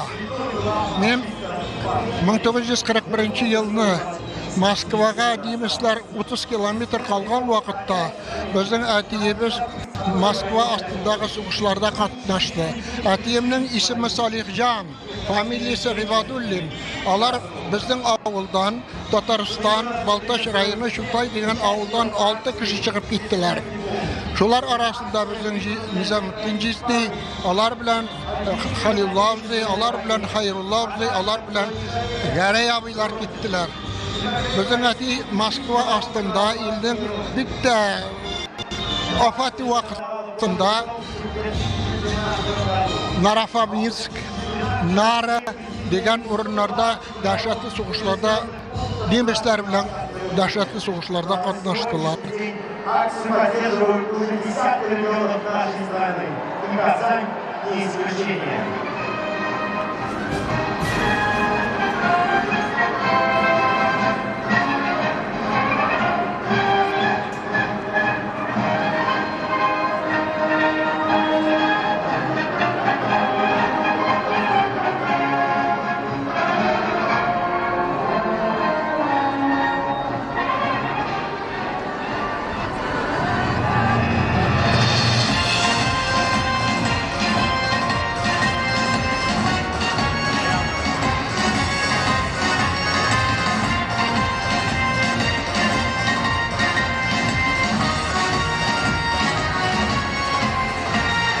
Казан шәһәре бу акциягә 2014 елда кушылып китте. Ә инде 2015 елгы полк маршына бөтен гаиләләре белән килүчеләр байтак иде. Кулларында әлбәттә иң якын кешеләренең сурәтләре, йөрәктә сыкрандыргыч хатирәләр. Во главе шествия президент Татарстана Рустам Минниханов с сыном Искандером. В его руках портрет дяди президента со стороны отца Галимзяна Миннихановича Минниханова. Он воевал в составе 359-го стрелкового полка.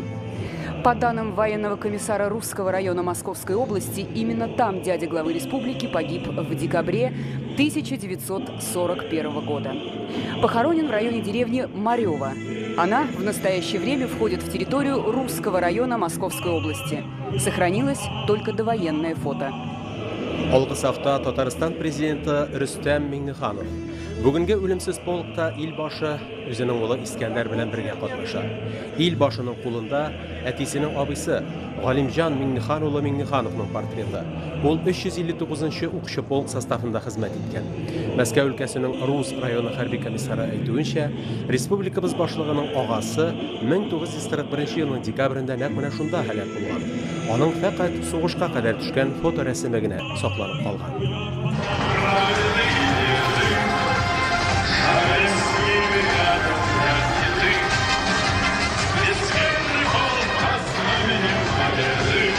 Сегодня в марше бессмертного полка и государственный советник Республики Татарстан Ментимер Шарипович Шаймиев. На штендере в его руках портрет отца Шаги Шарипа Шаймухаметовича Шаймиева. Бүгенге үлемсез полк маршында Татарстан Республикасының дәүләт киңәшчесе Ментимер Шарипович Шаймиев та катнаша. Аның кулындагы штендерда әтисе Шаһи Шариф Шаймухаммед улы Шаймиевның портретын күрәбез.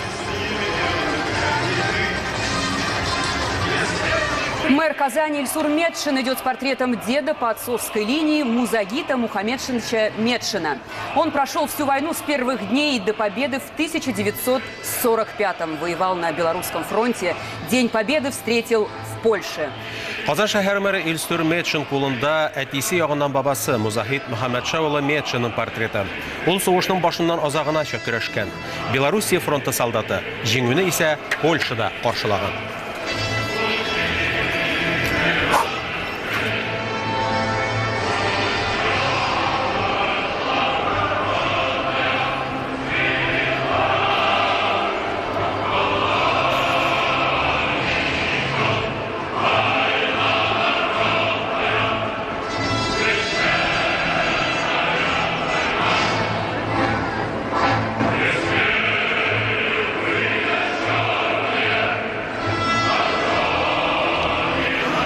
Кырында башын салган каһарманнарны оныттырмау маршның бер максаты булса, балалар һәм оныкларның ватанпәрвәрлек хисен тәрбияләүгә өлеш кертүе ап-ачык булган яңа бер максат. Улы зур илебезнең, данлы Россияның халкы бердән булып шулай хәтер бахтысына күтәрелү, күзләргә яшь килер дәрәҗәдә күркәм адым.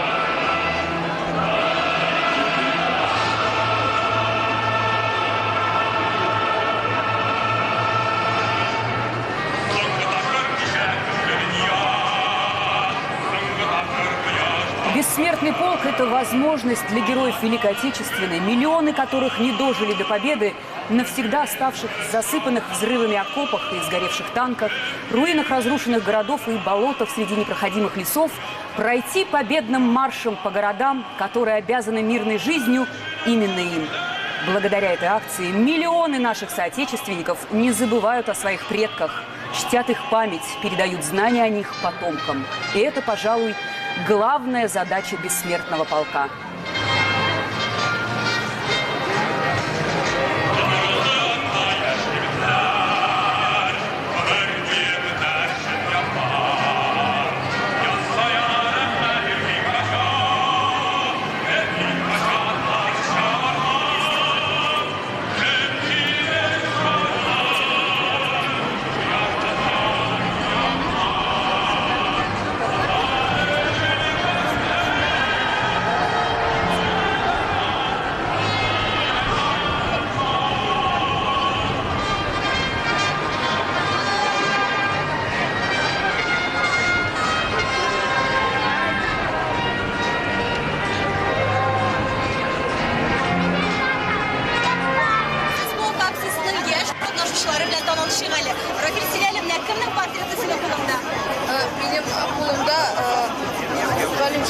Рашад Галимжанұлы бар еді. Ол 1914 жылда туған.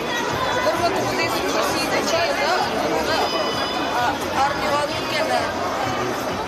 Армиядан соң ие қайтқанда оның пойызын бұрдылар һәм фин соғышынға алып кеткендер. Шуннан соң фин соғышынан қайтқаш, ие қайтып барғанда тауын пойызын бұрғандар һәм Бүйік Ватан соғышына алып кеткендер. Шунда связист болып, ол Польшаға қатып жеткеш ие.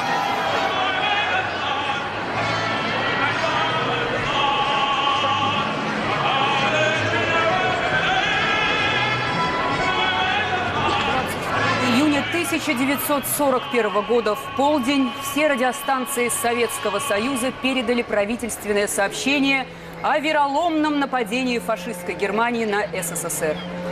Навсегда изменилась жизнь миллионов советских граждан. 22 июня в Казани выдался жаркий и солнечный день. Горожане стремились на природу, ведь это было воскресенье. Ехали семьями с детьми. Но уже вечером город жил другой, военной и суровой жизнью. Выстраивались очереди у военкоматов. Всего из Татарстана отдать долг родине ушли 700 тысяч жителей республики. Домой не вернулся каждый второй. Бүйік Ватан соғышында жеңуінің қадірлі еткері, жеңу байрағының үз зұрлығындағы көшірмәсі полкның алғы сафында. Оның өлшемлері 20 метрға 10 метр. Әлігі байрақ бейік жеңу тантаналарының үзәгінде. 2019 жылының 9 майында бүгін дә жеңу әлемі өлімсіз полк бітін халық көрішінде ең алдағы колонның баш үстінде желтірді. Әлігі марш көп кішіне қызықсыны оятты. Ата-бабаларыбыз мирасына битараф түгілігімізді дәлейледі. Ең сүйініштісі шул. Исән-сау ветераннар ғүмірлері һәм батырлықлары заяға булмағаннан олайшақлар. Чөнки дәвамчылары ғәмсізлік батқақлығында түгел. Алар узганнарны барлый, батырларны эзли, хәтер яктысын күңеленә нур итеп сала.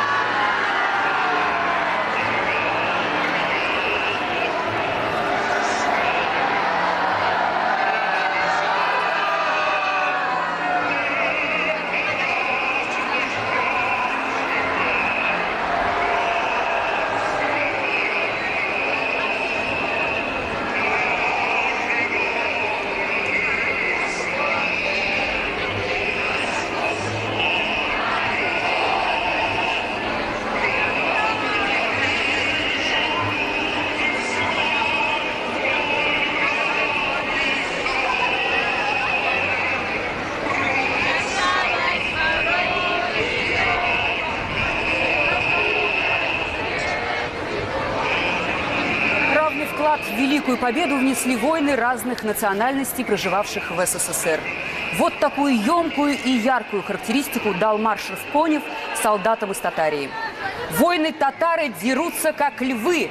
За беспримерные воинские подвиги, мужество и отвагу более 200 наших земляков удостоены звания Героя Советского Союза. 60 человек стали полными кавалерами Ордена Славы. Сотни тысяч награждены орденами и медалями уже в ходе войны. Кімнің портреттері сіздің қолыңызда? Бұл менің екі бабайым, ikisi соғысқа қатысқандар, ikisi әсірlikте болғандар, соғыстан шыққандар, қайтқандар, сен сау қайтқандар, Аллаға шүкір.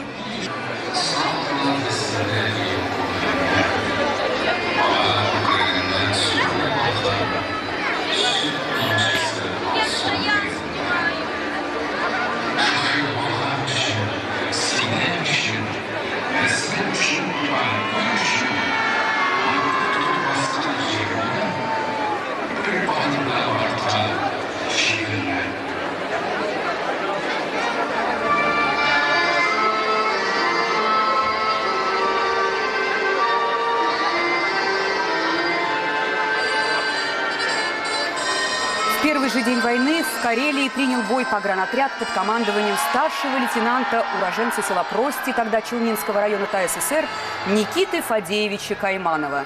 Ему противостояли 2 вражеских батальона, то есть на одного советского солдата приходилось по 10-15 фашистов.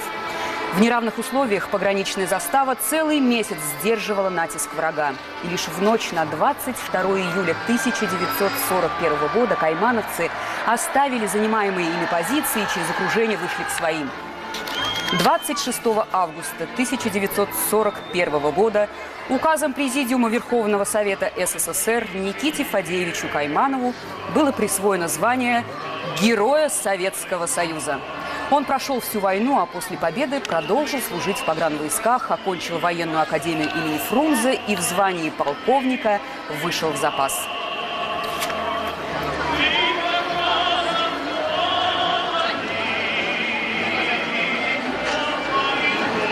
Көтәләр дип башка язмам инде.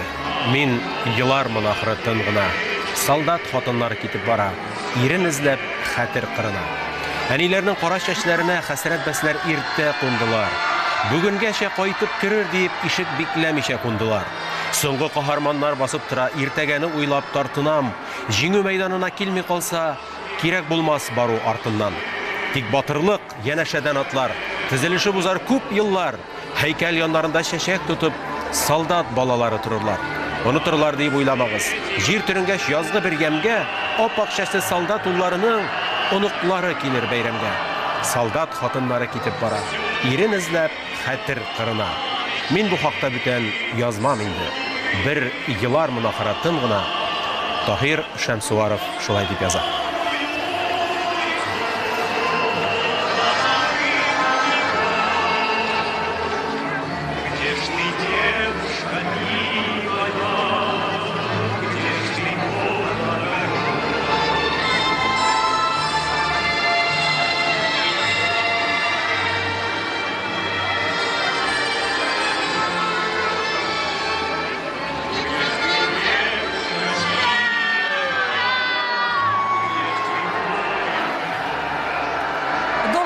Считалось, что именно Никита Кайманов стал первым татарстанцем в годы Великой Отечественной войны, удостоенным звания Героя Советского Союза. Но дополнительное изучение архивных источников в сопоставлении их с другими военными документами показало, что первым удостоенным высшего знака отличия в годы войны стал уроженец Казани майор Федор Алексеевич Баталов. Ему звание Героя Советского Союза было присвоено уже 9 августа 1941 года.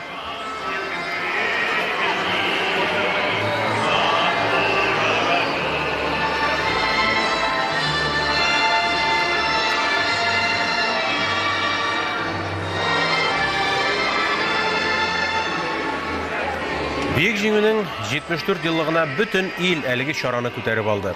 Бу табигый да кебек. Сугыш карасаты кагылмаган бер генә йорт, бер генә фатиргә авыл бистә калды микән? Юктыр. Утлы карасат афаты һәр өйнең ишеген шакырга өлгергән. Бөтен илгә катлаулы сынау килгән. Бүгенге маршны саваплы дидек. Ватан сөю иманнан дигән пәйгамбәребез. 1941 салкын һәм суры көннәрендә илне яклап яуга күтәрелгән бабаларыбыз һаман истә. Алар иң авыр көннәрдә Мәскәү янында кискен бурылыш ясаган дәврдә, Сталинград урамнарында, Курск дуасында, Европа шәһәрләрендә шәһид киткәннәр. Бүгенге үлемсез полкның ирек мәйданыннан багышланган агымы Карл Маркс урамыннан чыгып Лобачевский урамына үтәчәк. Аннан Кремль урамы буенча 1 май мәйданына юнәләчәк. Анда хәтер һәм бәйрәм эстафетасын Татарстанның сәнгать йолдызлары кабул итәр дип көтелә. Казан буйлап җиңүчеләрнең оныклары атлый. Бу агымда хәтер ташкыны. Анда сез сугышның ятим балаларын, тарихка, ата-бабаларыбызга битараф булмаган яшь буынны, рәхмәтле оныкларны, олы яу хакында ишетеп кенә белгән дәвамчылар буынын күрәсез.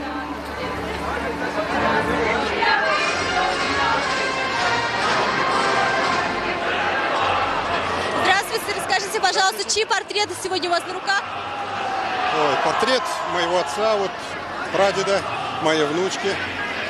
Портрет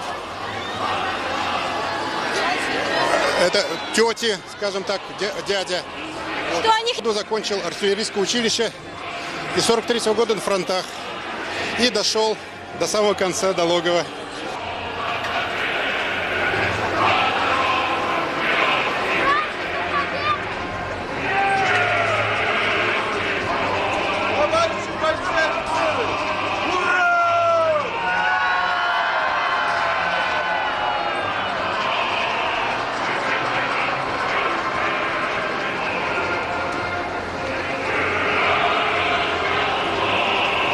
первые же дни войны Казань была выбрана правительством СССР запасной столицей. Это значило, что почти все крупнейшие заводы и фабрики, производства и даже часть Академии наук обрели второй дом на татарстанской земле.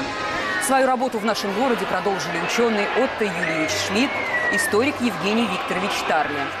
В самые сжатые сроки все эвакуированные заводы начали производство военной продукции. Все для фронта, все для победы.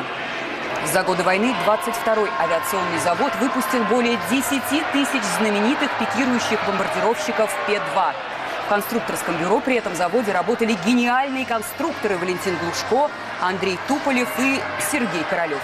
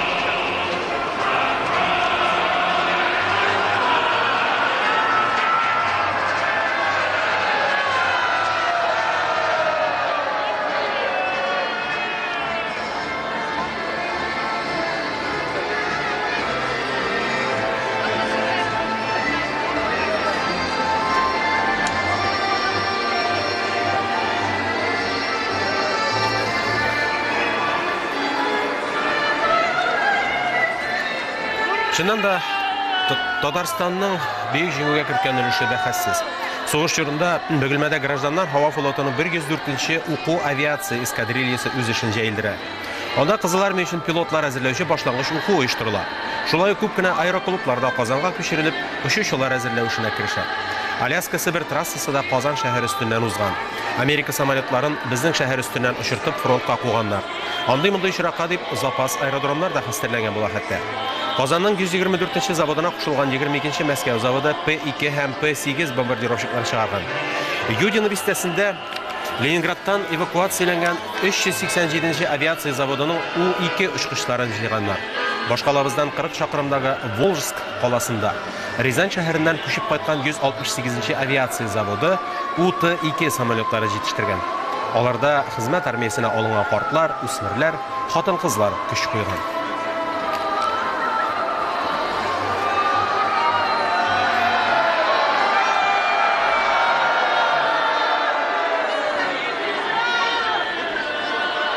Здравствуйте, расскажите, пожалуйста, чьи портреты у вас сегодня на руках? С праздником всех, во-первых, с большим великим праздником День Победы. Это мои деды, они прошли войну от и до. Вот я их с гордостью несу. То есть они уже умерли в наше время, но прошли войну полностью.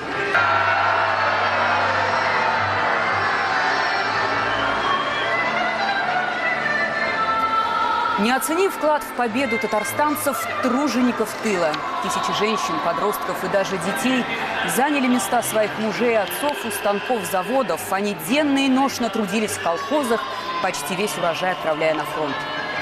13 октября 1941 года Государственным комитетом обороны СССР было принято постановление о строительстве оборонительных рубежей. А 22 октября 1941 Совнарком ТАССР постановил мобилизовать на строительство окопов 282,5 тысяч человек из 37 районов и городов Татарстана. Срок исполнения приказа оказался нереальным – 24 часа. Но уже 5 ноября 1941 года на строительстве оборонительных рубежей трудились 121 тысяча человек. Почти 23 тысячи находились в пути. Колхозники, студенты, служащие, преподаватели институтов копали мерзлую землю вручную. Взрывчатка для подрыва мерзлого грунта стала применяться только в конце строительства. Под порывами ледяного ветра, используя самые примитивные орудия труда, лопаты, кирки, кувалды, люди смогли создать укрепрайон вокруг Казани протяженностью в 350 километров. Это была мера вынужденной предосторожности на случай, если падет Москва. Татарстанның Бөгелмә районы Карабаш авылында туган Сәгыйд Шәмсулла улы Хәбибуллин 1943 елның 7 гыйнварында 18 яшендә тулмаган килеш яу кырына чыгып китә. Үзәк һәм 3-нче Белоруссия фронтлары составында пехота, артиллерия частьләрендә бик күп шәһәрләрне азат итүдә катнаша. Танкка каршы атучы отделение командиры була. 2 тапкыр яралана. Бер сугыш кырыннан икенчесенә марш ясаган вакытта стройда барганда гына ширем итеп алайдык дип искә ала торган була Сәгыйд абый. Җилкәләребез бер-беребезгә терәлгән, аяклар строевой шаг белән атлый, ә үзебезнең баш йокыда, баш ял итә. Әллә ничәшәр тәүлек дәвамында шулай гына йокы тигән чаклар күп була сугыш дәверендә. Дошманны узарга, куарга, уңышларын ныгытырга дигән фәрман бар. Әнә шулай авырлыкларга да чыдый. Иң кискен очракларда да үзен саклап калу өчен дөрес юл таба белгән совет солдаты.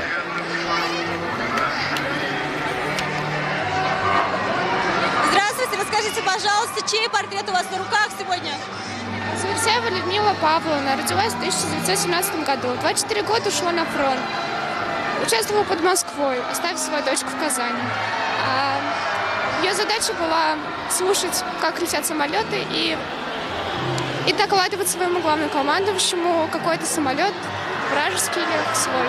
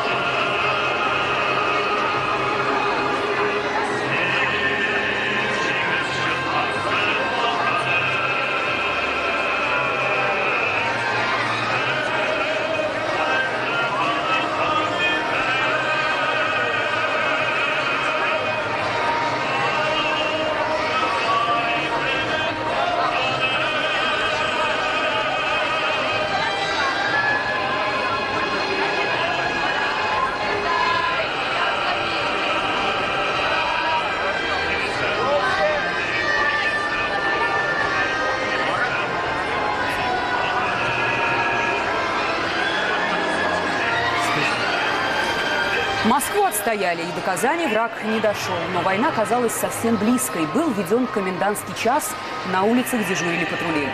А по квартирам горожан ходили ответственные за распределение беженцев из Украины, Белоруссии и Москвы.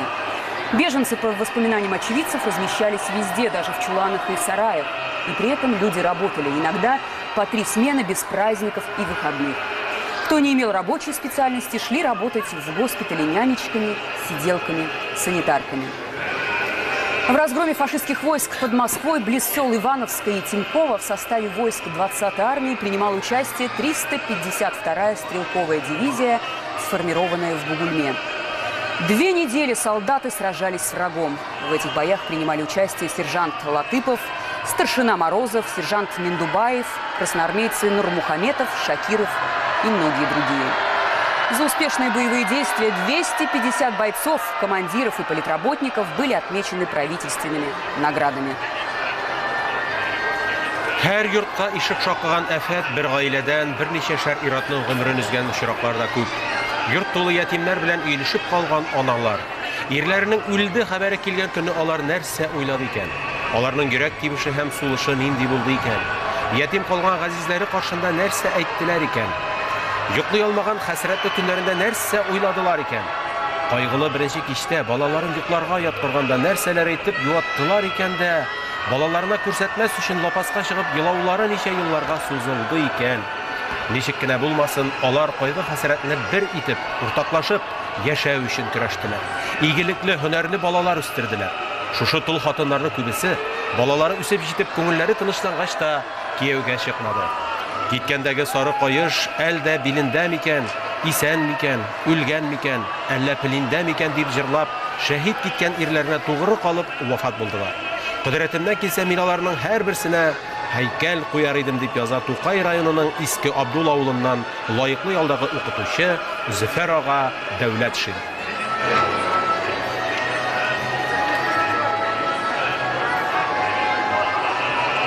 Как будто несем его, как будто мы его предшественники. Мы такие же бойцы будущего. Спасибо. Большое спасибо вам, с праздником! Спасибо, вас тоже.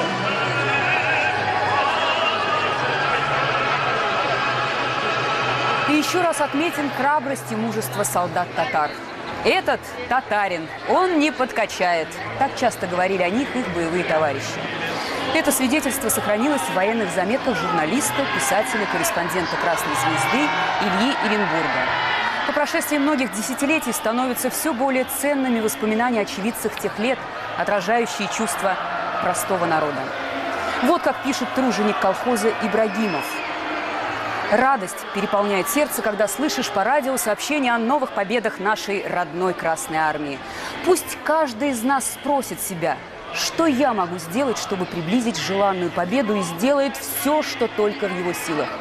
Мне уже 64 года. Я проводил на фронт 4 сыновей и дал им отцовский наказ – сражаться за Родину так, как велит воинский долг.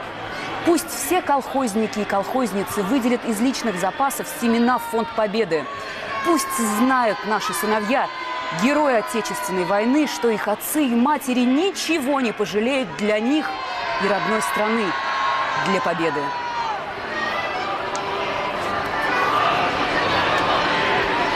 Хәлләр ничек, солдат аналары, язлар җитте көтеп балаларны, теләп бар дөньяга тынычлыклар, озын-озак үтте быел кышлар.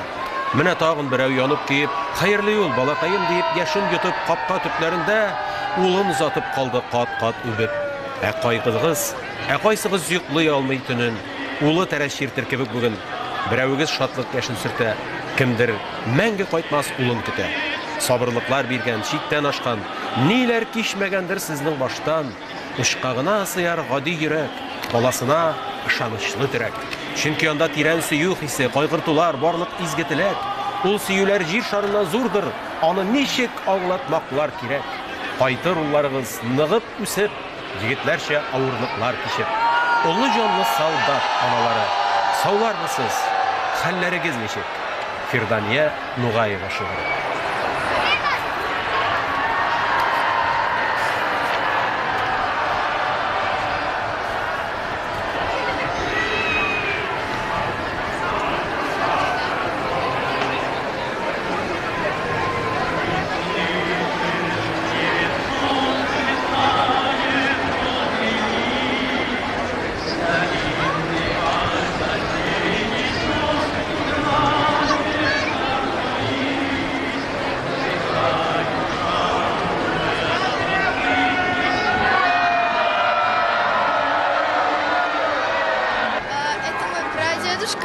Владимир Васильевич, он дошел до Берлина, их было 3 брата, и каждый из них, когда пришло им время жениться, они решили выбрать жен с детьми, и они каждый поженились на девушке, у которой были дети.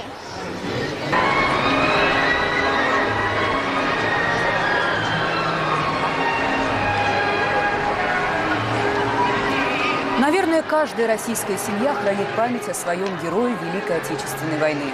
Во многих семьях остались награды, в некоторых до сих пор перечитывают старые письма с фронта. Вот выдержка из одного из них. За хорошие успехи в бою меня послали учиться, и я проучился 2 месяца в Ленинграде и теперь опять на фронте. И поэтому я имею возможность ежемесячно посылать домой по 500 рублей. Живу пока ничего, жив и здоров, чувствую себя неплохо, настроение отличное. В скором времени очистим путь к Москве и соединимся с вами, а тогда уже будет совсем иная жизнь. Автор его Джевдат Абдулин, командир взвода 799-го артиллерийского полка 268-й стрелковой дивизии, лейтенант. Он погиб под Ленинградом 11 февраля 1943 года. А вот еще одно письмо не вернувшегося с войны Махтумзяна Фазулина. По дороге наш эшелон дважды подвергся бомбежке. Погибло много товарищей. Снесло боковую часть, и от нашего вагона есть раненые. Вражеские самолеты летают каждую минуту, их сбивают наши истребители. Врагу нет пощады. Дорогие отец, мама, если мы даже погибнем, мир и спокойствие наступят для живых. Победа будет за нами. Поначалу было тревожно от разрывов бомб, сейчас привык и к этому. Если что, не поминайте лихом. сегодня все время думал о вас. 1941 год, 11 августа. Последнее письмо от Махтумзяна пришло родным в 1942-м из-под Сталинграда.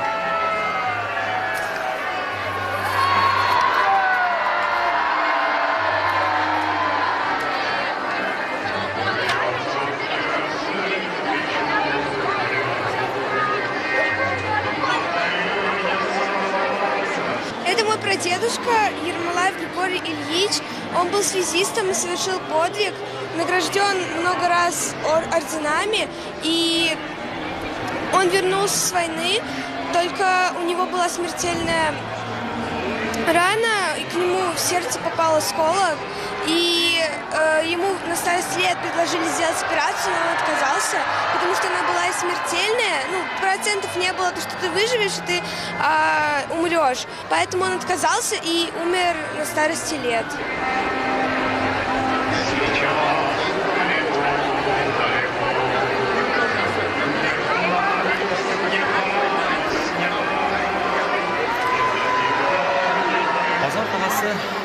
Республикабыз авыллары соғыш елларында күп кенә эвакуацияләнгәннәрне сыендырды. Соңгы кисәк итмәген, җылы йортын, күңел кайнарлыгын бүлеште. Татарстан халкы тәтеш апас ягындагы запас оборона линиясын төзү эшләренә җәлеп ителә. Халык телендә ул окоп казырга йөрү буларак саклана. Әткәйләргә фашист аткан ядрә ул түбәлгән булган безгә дә. Ләкин яраларны эзләмәгез, безнең тәндә, безнең йөзләрдә. Әткәйләрнең каһарман җаннары сүнмәс утлар булып яналар. Яралары һаман безнең белән туар буыннарга баралар, дип яза шагыйрь Нур Әхмәдиев.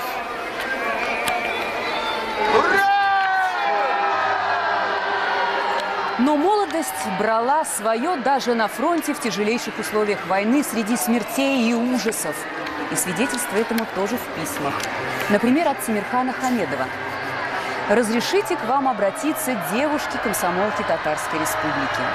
Была нами написана заметка в газете «Комсомольская правда» за 21 августа 1942 года. Статья «Ждем ваших писем, девушки». И на это откликнулось сотни девушек нашей страны. Но почему молчат девушки Татарстана?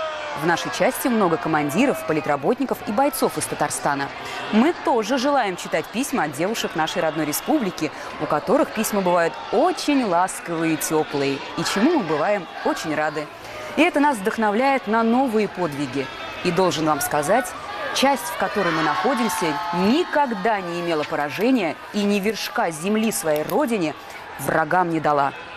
Солдат, написавший эти строки, остался жив, с войны вернулся. Это портрет моего деда. Моего отца. Он, значит, лежит сейчас во Львове. Под Львовом.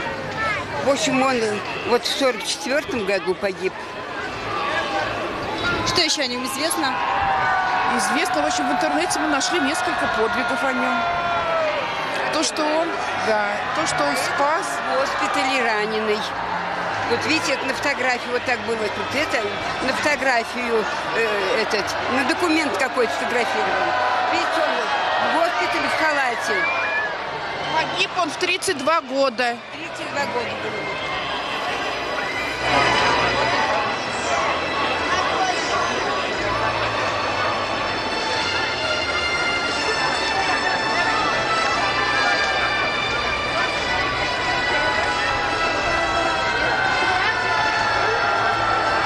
Яшелүзән районының Олы Шырдан авылыннан Нигъмәтулла Кәлимуллины да Казан-Мәскәү тимер юлында эшләп яткан җиреннән сугышка алалар. Зия станциясенә озата барган хатыны Миҗиһанга ул бала бишеге алып бирә. Бердән-бер кызлары 6 айлык Нурдидәне кучып үбә. Миҗиһан, бу баланы кеше итеп үстер. Ышанам, син аны булдырырсың.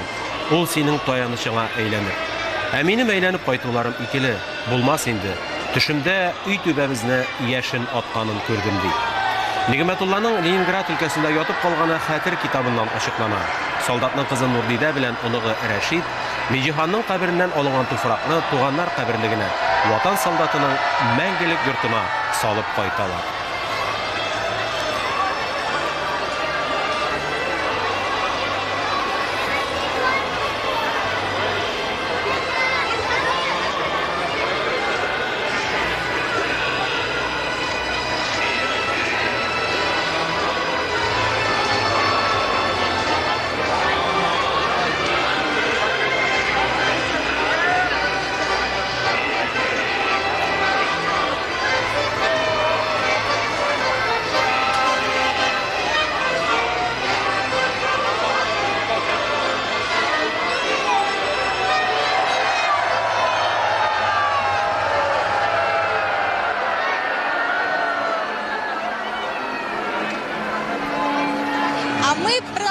познакомиться с юными участниками акции «Бессмертный полк».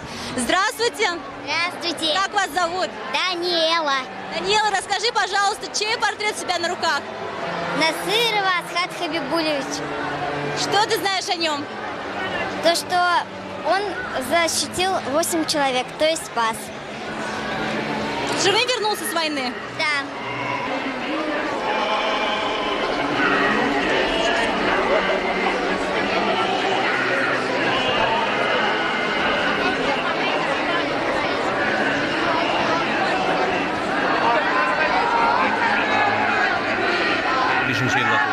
Бик ерте ятим калып туганнары тәрбиясендә үсә. Оренбургта укытучы һөнәренә укыганда шигырьләр яза башлый. Оренбург өлкәсенең Шарлы районындагы Новомусино авылында 34-35 елларда татар теле һәм әдәбияты укытучысы. Чкалов шәһәрендә чыга торган Коммунист газетында да эшләп ала. 36 елда аны армиягә алып авиация мәктәбенә җибәрәләр. Аннан сугыш. Хәрби учучы сыйфатында капитан Хусейн Абузаров Ленинград фронтында сугышчан задание үтәгән вакытта 43 елның 9 октябрендә дошман зениткасы утына эләгеп, самолетын ялкын урый. Кыю солдат ил алдындагы бурычын үтәп 27 яшендә һәлак була. Шәхси әйберләрен, фотосурәтләрен, кызыл йолдыз һәм кызыл байрак, Бөек Ватан сугышы орденнарын, медальләрен туплап, якыннарына салалар. Хусейн солдат соңгы сулышына кадәр каләмен ташламый.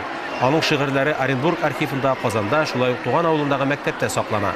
Мин абыемның батырлыгы белән шиксез горурланам ди аның сеңлесе, безгә бу хатны язып җибәргән Казахстанның Актүбә шәһәрендә яшәүче Флора Рәшид кызы Сөләйманова. Хусейн Лутфулла улының авиация курсларында укыган вакытта язган шигыре дә шактый гына кызыклы. Нинди шатлык, миңа тормышымда һәр теләгем үтәп киләмен. Кичә курсант идем, бүген инде яшь командир булып киләмен.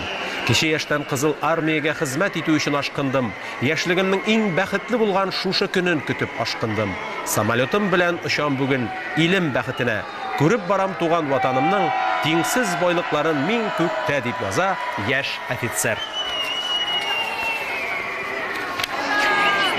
Үлемсез полк акциясында катнашып, без тагын бер кат каһарманнарыбызның даны мәңгелек икәнен исбатладык. Бөек җиңү бәйрәме белән батырларның даны мәңгелек. Күпме сулар акса да, алар турында хатирәләр халык күңеленнән җыелмыйча, буыннан буынга тапшырылып килер. Еще раз всех с праздником и с Днем Победы!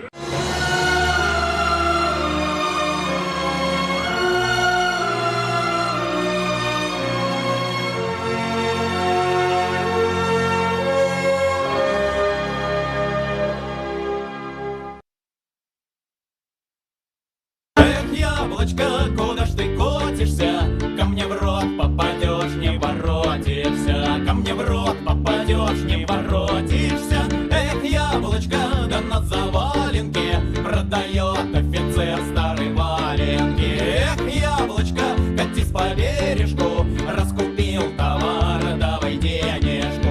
Раскупил товар, давай денежку. Спекулянт, спекулянт, спекулирует, а народная власть реквизирует, а народная власть реквизирует. Ла-ла-лай, ла-лай, ла-ла-ла-лай, ла-лай, ла-ла-ла-лай, ла-лай, ла-ла-ла-ла-ла-ла-ла. Ла-ла-лай, ла-лай, ла-ла-ла-лай, ла-лай, ла-ла-ла-лай, ла-лай, ла-ла-ла-ла-ла-ла.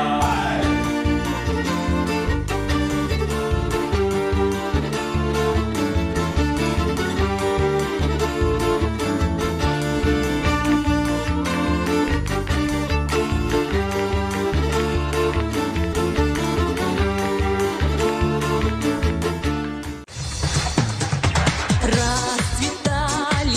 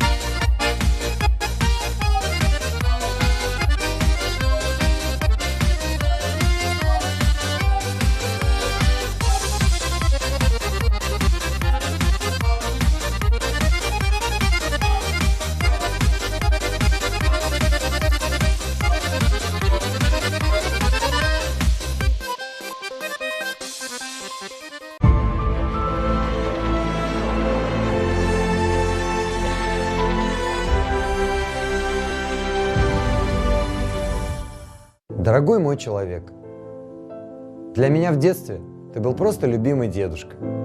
Твоя теплая и большая ладонь крепко сжимала мою маленькую и юркую ручонку.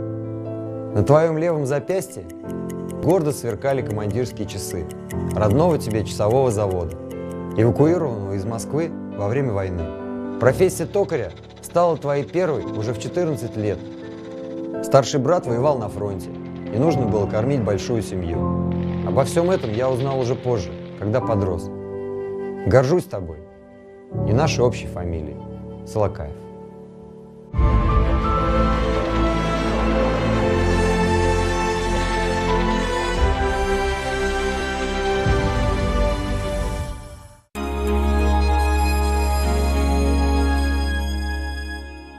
ТНВДА.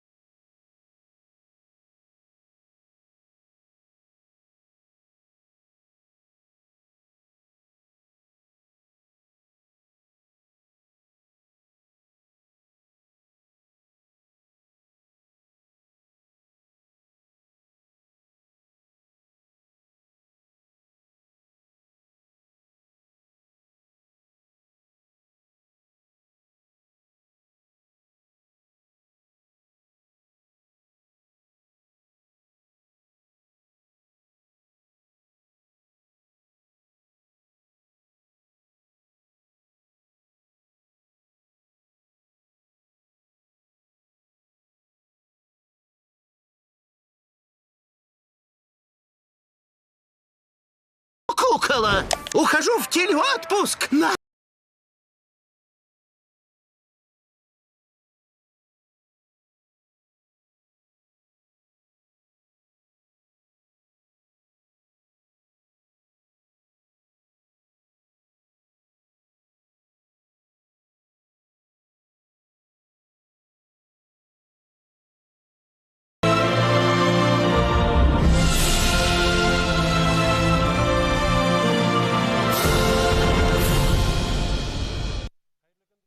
ТНВДа жеңу күні марафоны өз ішін дәвам итә.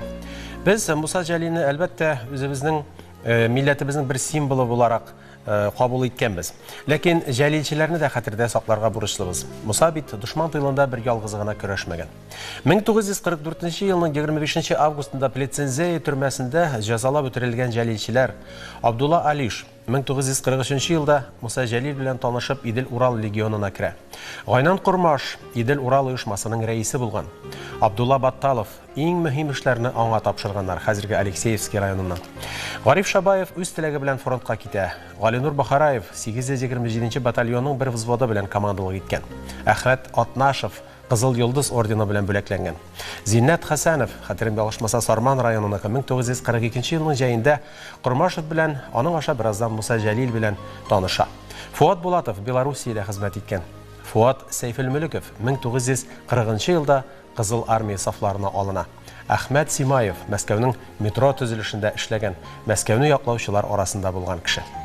27 миллионов человек. Именно столько, согласно современным данным, составили потери СССР в Великой Отечественной войне. Именно столько наших соотечественников никогда не увидели победу, не вернулись домой, не стали взрослыми и не встретили старость. Вспомнить каждого из них, пусть и без имени, предложила акция «Сад памяти».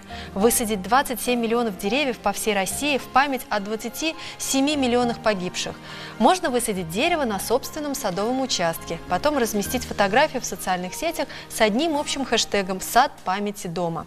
Зафиксировать посадку можно и на сайте садпамяти2020.рф. У кого нет участка, не отчаивайтесь. Вы можете нарисовать дерево, сделать поделку или аппликацию и посвятить ее своим героям.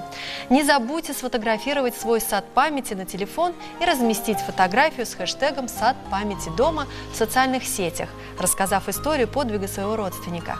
А наш праздничный эфир продолжит фильм из цикла «Соотечественники». соотечественники Муса Джалиль, его жизнь, подвиг и путь в бессмертие.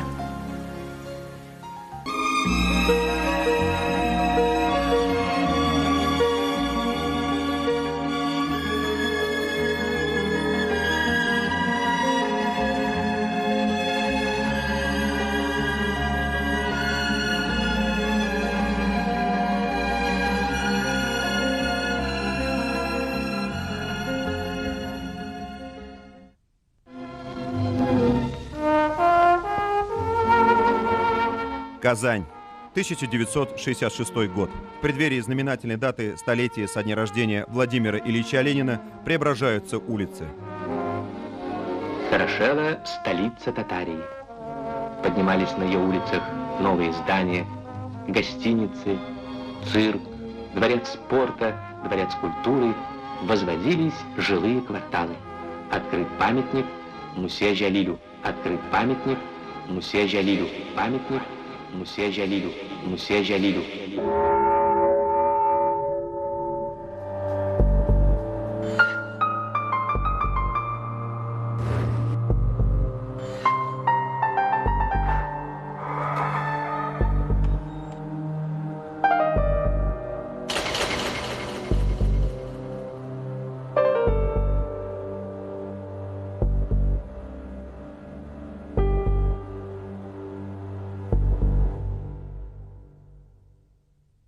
Здесь, в Берлине, у Бранденбургских ворот, мы начинаем свою историю о нашем великом соотечественнике, поэте, герое, антифашисте Мусе Джалиле.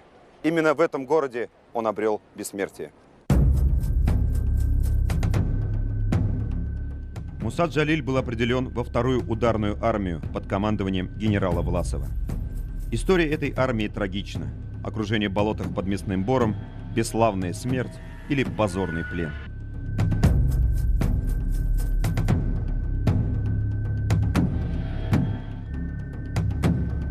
Так раненый политрук Джалиль оказался в концлагере Шпандау. Потом была польская крепость Демблин, куда гитлеровцы сгоняли татар, башкир и военнопленных других национальностей Поволжья. Серый, по-военному подтянутый Берлин, казармы легиона Идель-Урал и незнакомые, но такие родные татарские лица земляков в чужой форме солдат Третьего рейха. Потом сырые тюремные стены, по которым стекала не то ржавая вода, не то кровь.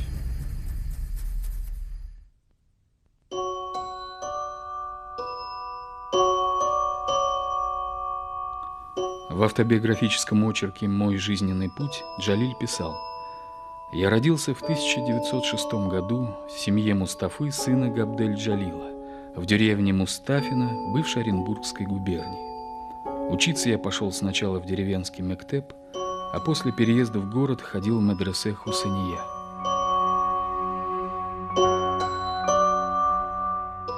Мать Мусы Рахима Ханум была дочерью муллы. У них в семье были религиозные книги. И Муса, когда ему было еще 6 лет, он был известен на селе тем, что знал наизусть целые суры из Корана и мог читать их во время праздничных молитв. Потом он поступил в медресе Хусейни в Оренбурге, где тоже, собственно, медресе – это духовное училище, которое в религиозном духе. В медресе была превосходная библиотека. Здесь юный Муса открыл для себя выдающихся поэтов Габдуллу Тукая, Маджида Гафури и замечательного лирика Дертмента. В 1919 году Муса Джалиль записывается в только что возникшую комсомольскую организацию. И, по его собственным словам, он боролся за распространение в медресе влияния комсомола. Какое странное словосочетание – медресе и комсомол. Но, видимо, в этих невероятных парадоксах и заключался дух времени. В 1931-м Муса окончил литературный факультет МГУ, после чего был назначен редактором татарских детских журналов, издававшихся при ЦК ВЛКСМ. Перед самой войной поэт работал ответственным секретарем Союза писателей Татарской АССР. По его рекомендации в татарскую литературу пришли Абдулла Алиш, Габдрахман Абсалямов. К этому времени Джалиль – автор 2 сборников «Орденоносные миллионы» на комсомольскую тематику и «Стихи и поэмы».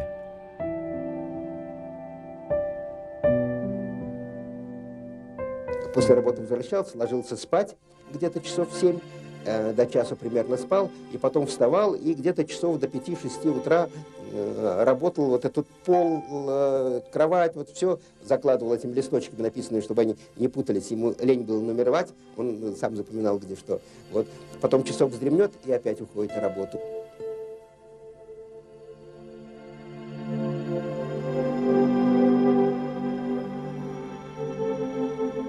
Татарский поэт Ракаиль Зайдулла в статье «Джалиль наш» пишет так. «Без сомнения, каждая нация нуждается в своих героях. У этих героев учишься любить родину, народ. Однако в тоталитарном обществе в привычку входит выискивание идолов и ложных идеалов. В свое время они увлекали, запутывали нас и исчезали. Пытались сотворить идола и из Мусы Джалиля.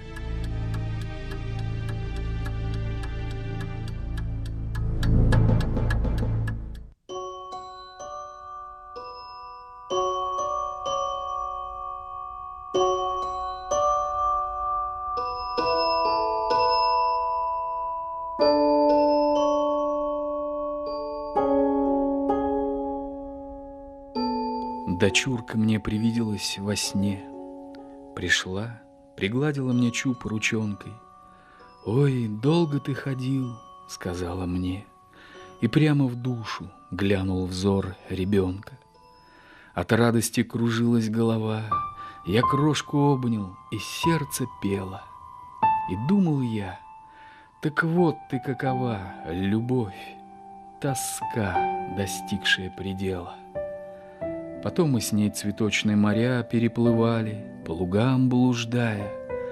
Светло и вольно разлилась заря, и сладость жизни вновь познал тогда я.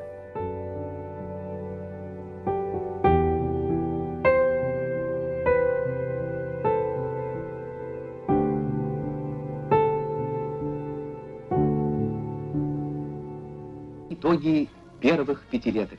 Введены в строй более 40 крупных заводов. Созданы новые отрасли промышленности, машиностроения, производства синтетического каучука, кинофотопленки, сложных механизмов. Уровень промышленной продукции за пятилетки возрос в 8 раз. В дружной семье народов страны наша республика шагнула в социализм. Митинг на площади Свободы в связи с принятием Конституции Татарской автономной Советской Социалистической Республики. Первые выборы в Верховные Советы СССР и ТАССР.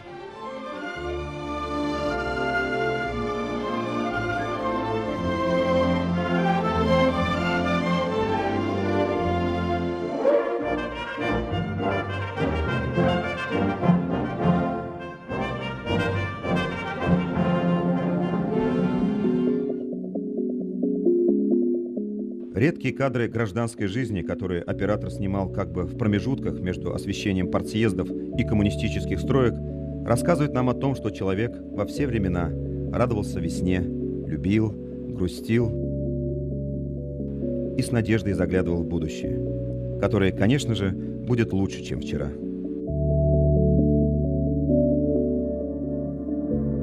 Говорит Москва. Передаем важное правительственное сообщение.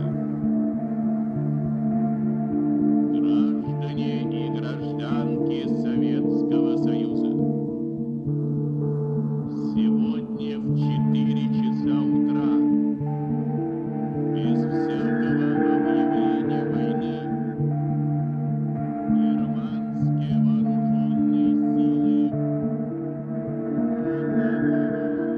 23 июня 1941 года, на второй день войны, Джалиль отнес в военкомат заявление с просьбой направить его на фронт. Окончив краткосрочные курсы политработников, он прибыл на Волховский фронт корреспондентом армейской газеты «Отвага». С передовой Муса пишет в своих письмах жене: «Я продолжаю писать стихи и песни, но редко. Некогда, и обстановка другая. У нас сейчас кругом идут жестокие бои». Потом связь с поэтом прервалась.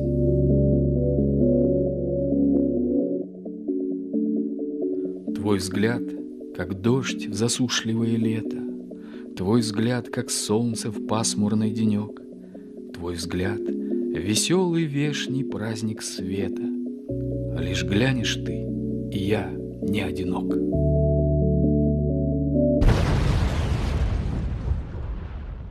Джалиль попал в плен примерно 26 июня 1942 года на Волховском фронте.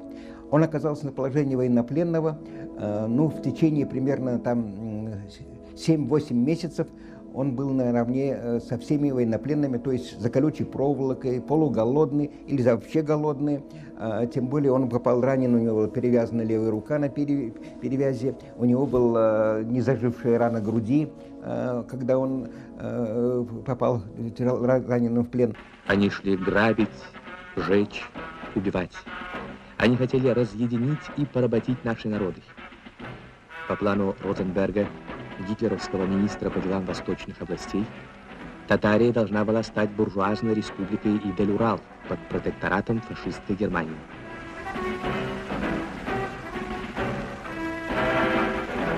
Видя, что немцы теряют свою живую силу, они решили использовать национальную рознь и из татар, других национальностей, в том числе башкир, чуваши, мордвы, марийцев, формировать легион Идель-Урал, надеясь использовать их в войне против русских. И вот тогда им понадобился какие-то знаменитые люди из татар, из этих военнопленных, кто бы мог, так сказать, вести какую-то националистическую пропаганду, чтобы сформировать такие воинские части. И вот тогда наткнулись на Джалиля, дали ему документ, сначала он был там в лагере в Устрово, проверочный, там 2-3 месяца прошел проверку, дали ему документ вне подданства, и он уже мог в Берлине, так сказать, без охраны, без всего свободно передвигаться. Чужое солнце всходит над холмами, но почему нахмурилось оно? Не греет, не ласкает нас лучами безжизненное бледное пятно.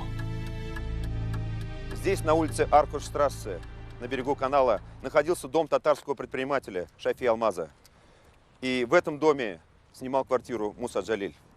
Находясь в Берлине, он имел возможность свободно передвигаться по городу.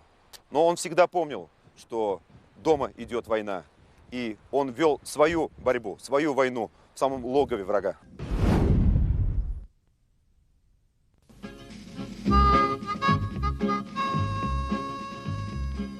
Ein Gläschen Rotwein und ein Stückchen Braten geben die Mädchen ihren Soldaten. Страна Алман. Так поэтично называл Джалиль Германию, бурного Шиллера дом.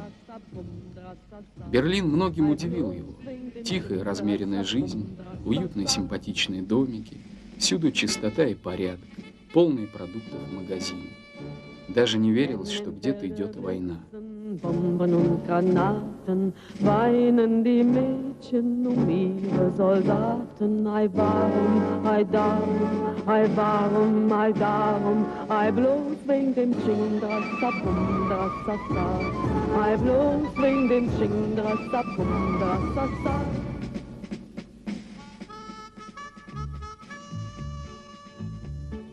Из воспоминаний бывшего легионера Анвара Галиева. Мы зашли в ресторан на площади Халли-Шестер и выпили по кружке пива. «Знаешь ли, — сказал тихо Муса, — все, что ем и пью, застревает комом в горле. Из головы не выходят проклятые сны. Как вышел из лагеря, через день жена мне снится, тревожит. Такой вот сон приснился. Будто сидит она на лестнице незнакомого дома и с криком «Предатель! Предатель!» бежит от меня».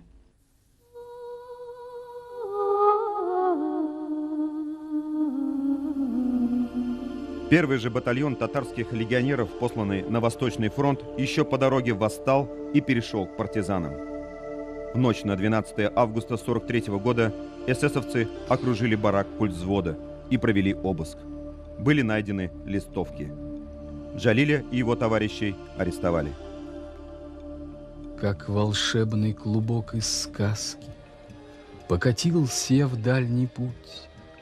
На закате у этого дома я присел отдохнуть. Как владыка шайтанов из сказки Хозяин вышел навстречу мне, мертвый орел на черной шапке. Топор висит на ремне. На огромных кострах до неба, как баранов, здесь жарят людей. И сюда меня черная доля завела из Казани моей. Моей бабушки страшные сказки. С правдой жизни тягаться ли вам, чтобы мне рассказать о кошмарах? Каким прибегнуть словам?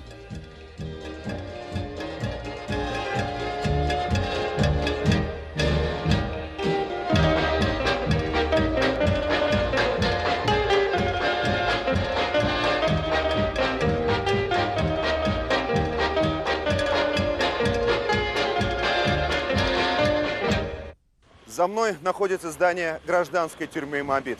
А во времена войны рядом с этим зданием находилась и тюрьма для военных преступников. Именно в этой тюрьме провел свои последние дни Муса Джалиль. Именно там он написал свои знаменитые моабитские тетради. Среди стихотворений, отмеченных горечью и трагизмом, есть строки, написанные с тонким чувством юмора. Какой же силой духа нужно было обладать, чтобы шутить в тюремных стенах? Когда Джалиль прощался со своим другом, бельгийцем Тиммермансом, то сказал, шутя: «Я вернусь, но только с головой под мышкой». Сейчас мы находимся в каземате для смертной казни тюрьмы Плецензеи. Именно здесь казнили 11 татар-антифашистов. Именно здесь казнили Мусу Джалиля. Их завели вот через эту дверь. Здесь стояла гильотина. Там находится специальное отверстие для стока крови. И даже пол здесь до сих пор сохранил красноватый оттенок. Фашисты были весьма практичными людьми. Они умели из всего извлекать прибыль. Вот этот занавес здесь находится не случайно. Во время казни здесь стояли ряды кресел. Сюда продавали билеты. Любой желающий мог купить билет и прийти посмотреть на казнь. Одергивался занавес, и зрители могли наблюдать, как работает гильотина. В архивах нашелся документ под названием «Курмашев и 10 других». Документ представляет собой выписку из приговора Второго Сената Имперского суда от 12 февраля 1944 года. В скобках стоит фамилия судьи Фляйшман, что в переводе означает «мясник». Ниже дан список приговоренных к смертной казни. Всем 11 предъявлено обвинение в содействии врагу, военном предательстве и подрыве военной мощи.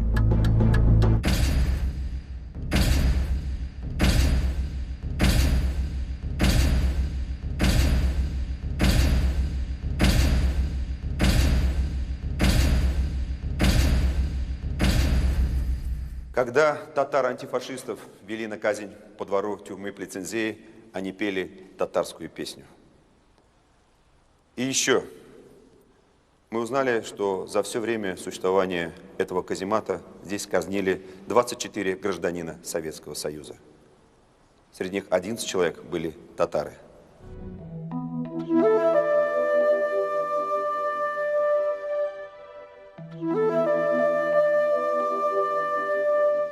Перед казнью в камеру привели муллу. Джалиль положил руку на Коран и сказал: «Видимо, не суждено».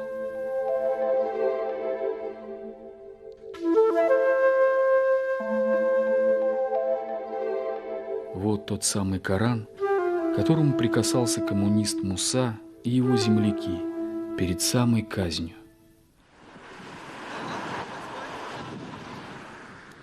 Небольшой немецкий городок, шорох шин на дорогах, пение птиц, детские голоса.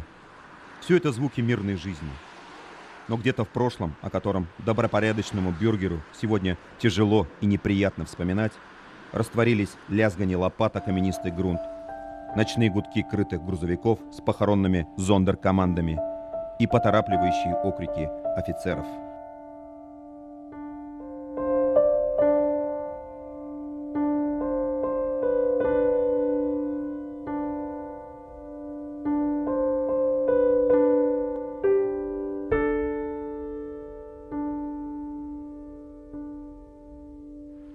Сейчас мы находимся в местечке Зейбург под Берлином, на одном из массовых захоронений, которых так много в этих местах. В братских могилах здесь вместе похоронены и немецкие, и советские солдаты. Мы ничего не можем утверждать, но доподлинно известно, что здесь проводились массовые расстрелы заключенных из тюрьмы Шпандау. Сюда же свозили и тела казненных, и всех хоронили в общих могилах. Возможно, что именно здесь похоронены Муса Джалиль и его товарищи.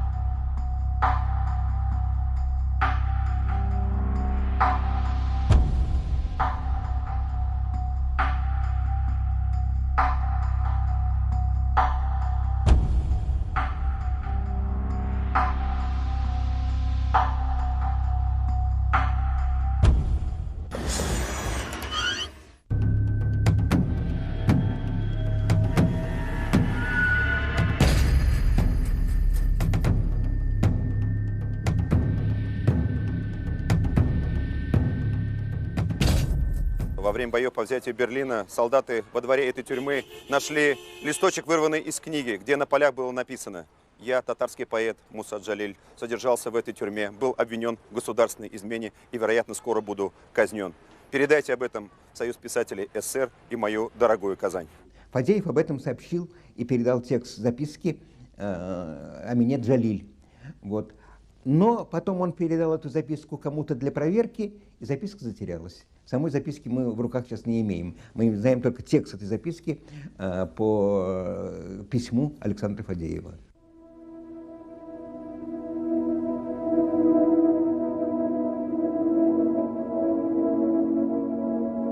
На одной из самодельных тетрадок со стихами Джалиля обнаружили надпись, сделанную его рукой.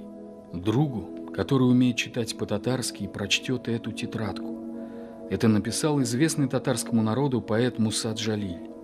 Если эта книжка попадет в твои руки, аккуратно, внимательно перепиши их набело, сбереги их и после войны сообщи в Казань. Это мое завещание. Муса Джалиль, 1943 год, декабрь. Константин Симонов ехал в Бельгию, и к нему обратилась жена Мусы Джалиля, вдова Мусы Джалиля Амина Ханум, говорит, что на тетради есть фамилия Андрея Тиммерманса, поищите, может быть, он жив. Тетрадка-то уже была здесь, а тогда сокамерников не знали. И он приехал в Бельгию, через бельгийских писателей организовал поиск, нашли Андрея Тиммерманса, он с ним встретился, и первый, кто записал рассказ Андрея Тиммерманса, был именно Константин Симонов. Мне рассказывал об этом начальник штаба партизанского движения Пантелеймон Кондратьевич Пономаренко. Он говорил, что после того, как выслали крымских татар, Сталину вдруг ударила в голову бредовая идея, значит, вообще татар репрессировать. И он, видимо, слышал о легионе Дель-Урал. Он сказал, какие-то части легиона Дель-Урал принимали участие или нет в войне против наших войск. Там навели справки и сказали, что нет, ни одна из частей легиона Дель-Урал фактически участие не принимали. Более того, значит, первый же батальон перешел к белорусским партизанам, второй батальон перешел к французским партизанам, среди поляков были. И оснований для того, чтобы подвергнуть депортации волжских татар, уже фактически не было.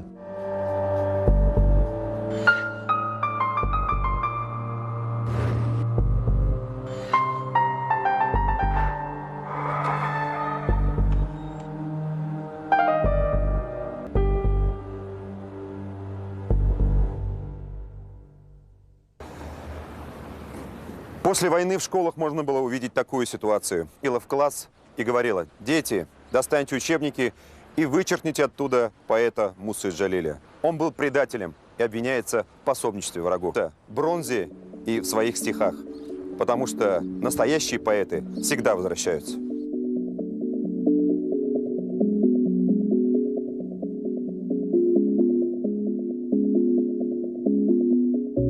Когда пройдет, как песня, жизнь моя, когда замолкну, близких покидая, не думайте, что умер я, друзья. В сердцах миллионов буду жить всегда я.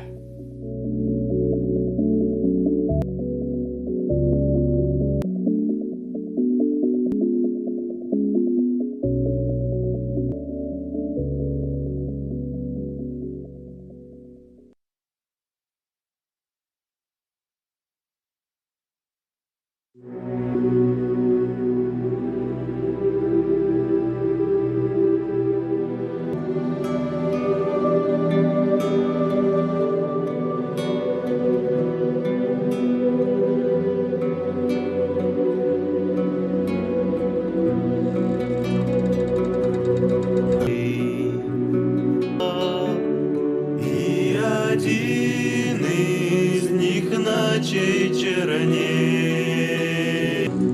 Если черный нынче победит, мне в бою не выдержать и дня. Че-то будет жить, может прямо лучше не идти, а сидеть где-то в стороне, но другого нет у нас пути, без защитников не жить в стране. Наши предки долгие века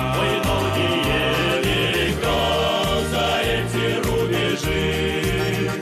Не иссякнет Родина, пока будут в бой мужчины уходить. Если воин бреется, значит он надеется, на любовь надеется, значит будет жить. Если воин бреется, значит он надеется, на любовь надеется, значит будет жить. Над дорогой Родины моей шелест крыльев, битвы нет конца. Только знамя не должно упасть, сын подхватит знамя у отца.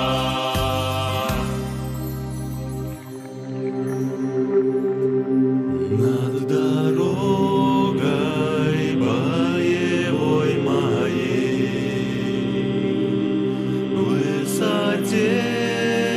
орлуют два орла,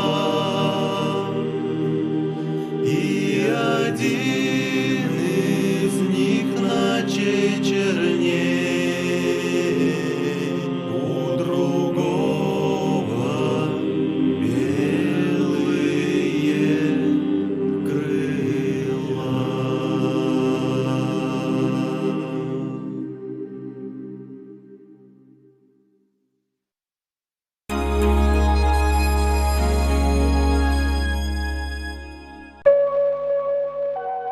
Установить, что 9 мая является Днем Победы.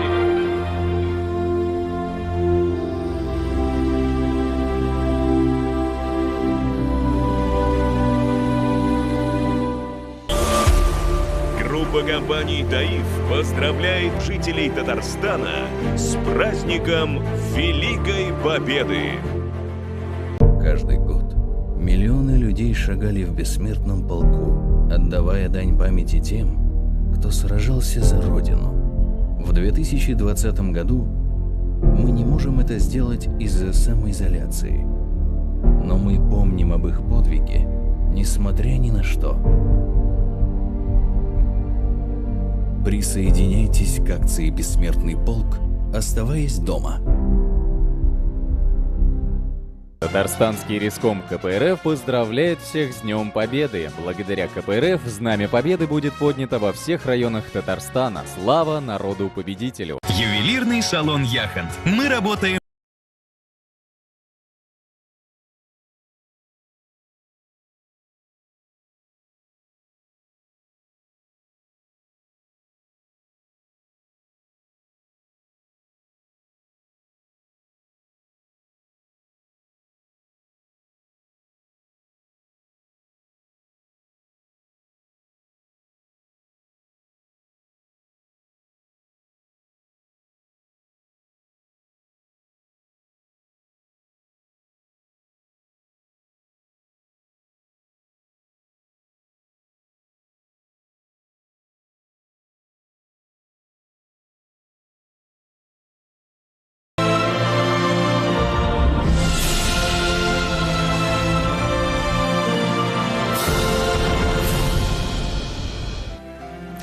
Здравствуйте, наш телемарафон продолжается. Ветеран войны Григорий Иванович Ваганов говорит: из года в год я загадывал одно желание, чтобы не было войны. 75 лет подряд оно сбывается, и пусть так будет всегда. О Григории Ваганове мы узнали благодаря фотопроекту «75 правил жизни победителей». В его рамках в городах по всей стране на билбордах разместили фотографии и цитаты ветеранов Великой Отечественной войны. А еще в эти дни проходит всероссийская акция «Мечты победителей», которая помогает исполнять нематериальные заветные желания ветеранов. Илебездә шулай ук җиңү варислары акциясе дә бара. Балалар, үсмерләр, сугыш җыры-җырлары, җиңү турындагы шигырьләр яздырылган видеороликлар төшереп интернетка элә. Без барыбер рәхмәт әйтербез. Акциясе шулай ук һәлак булган, инде дөньядан киткән ветераннарга кешеләрнең рәхмәт сүзләреннән гыйбарәт булачак. Бессмертный полк – это возможность для героев Великой Отечественной, миллионы которых не дожили до победы, навсегда оставшись в засыпанных взрывами окопах и сгоревших танках, под руинами разрушенных городов и в болотах среди непроходимых лесов, пройти победным маршем по городам, которые обязаны мирной жизнью именно им.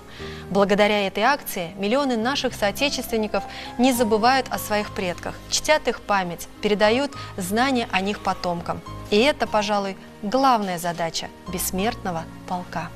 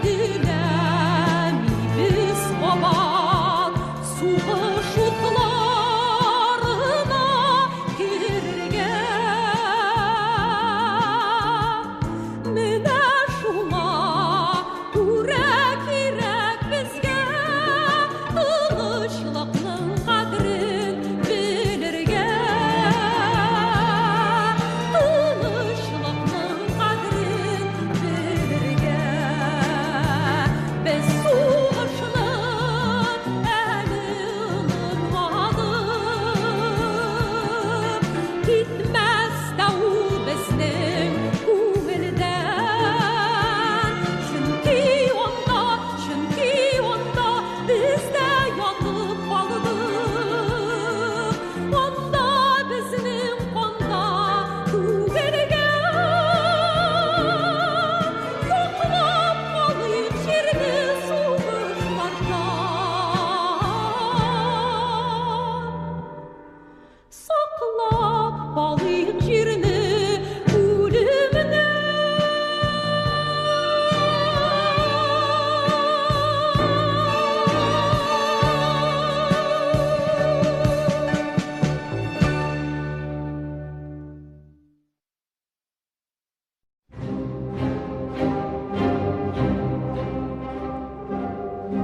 Вот солдаты идут по степи опаленной, тихо песню поют про березки да клены, про задумчивый сад и плакучую иву, про родные леса да широкую Ниву. Вот солдаты идут, звонча песня несется, и по грозным летут в этой песне поется.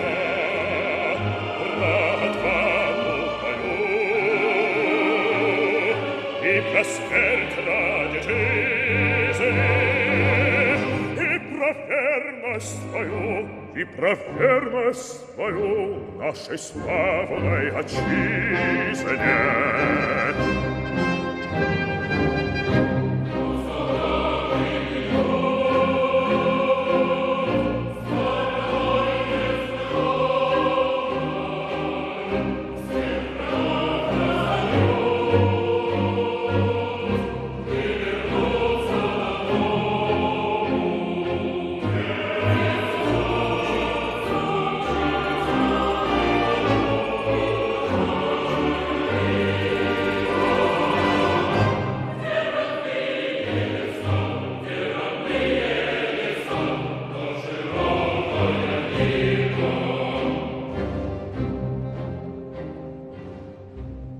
Солдаты идут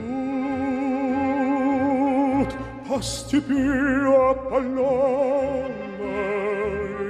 тихо песню поют про березки да клены, про задумчивый сад и плакучую иву, про родные леса да широкую Ниву.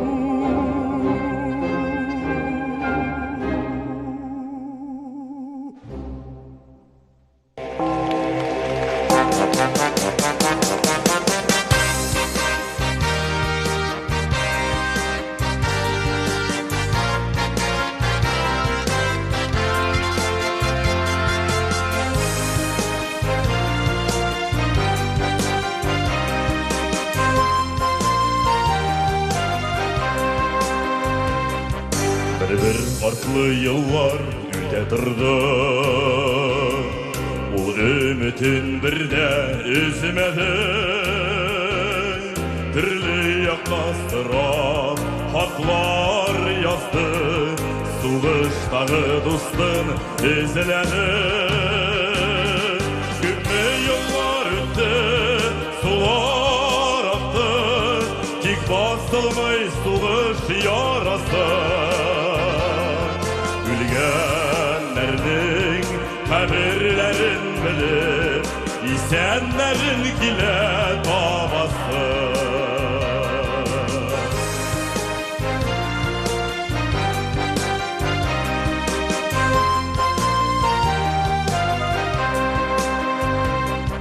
Фотосурәт қалған истәлікке Хәрби киім үзіне келішкен Һәм ниһаят сынғы язған хаты иптәшенә барып ирешкен Күпме еллар үтті, сулар ақты Тик басылмый сугыш ярасы Үлгәннәрнең хәберләрен белеп Исәннәрен килде табасы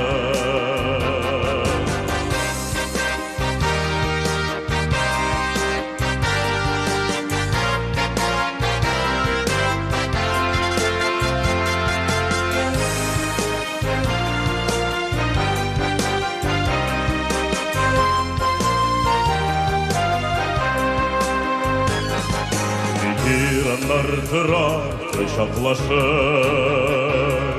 Карт түгелләр әле әллә ни Шатлык тулы көләч йөзләреннән Кайнар яшьләр генә тамгалый Күпме еллар үтте, сулар акты Тик басылмый сугыш ярасы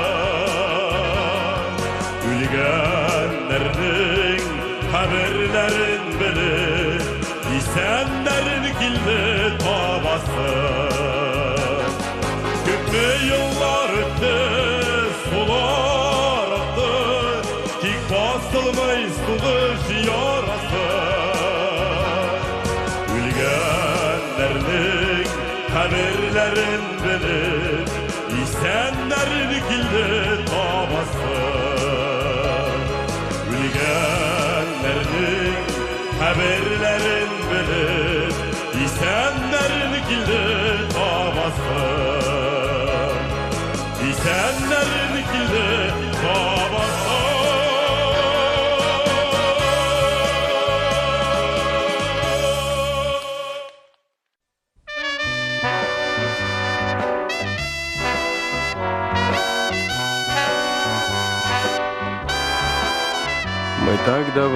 Мы так давно не отдыхали Нам было просто не до отдыха с тобой Мы пол Европы по-пластунски пропахали И завтра, наконец, последний бой Еще немного, еще чуть-чуть Последний бой Он трудный самый, а я в Россию Домой хочу, я так давно не видел маму, а я в Россию домой хочу.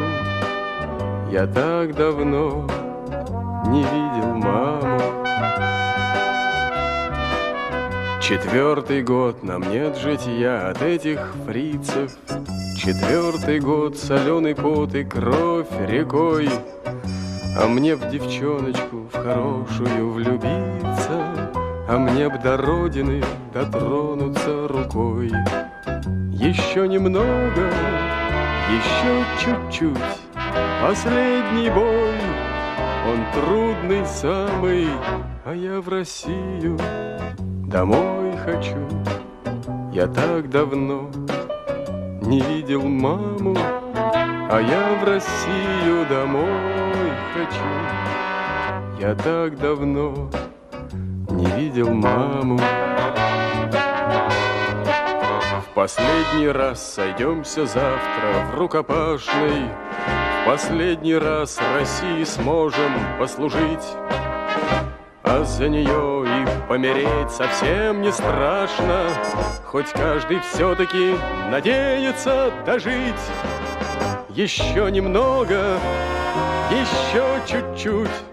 Последний бой, он трудный самый, а я в Россию домой хочу. Я так давно не видел маму, а я в Россию домой хочу. Я так давно не видел маму.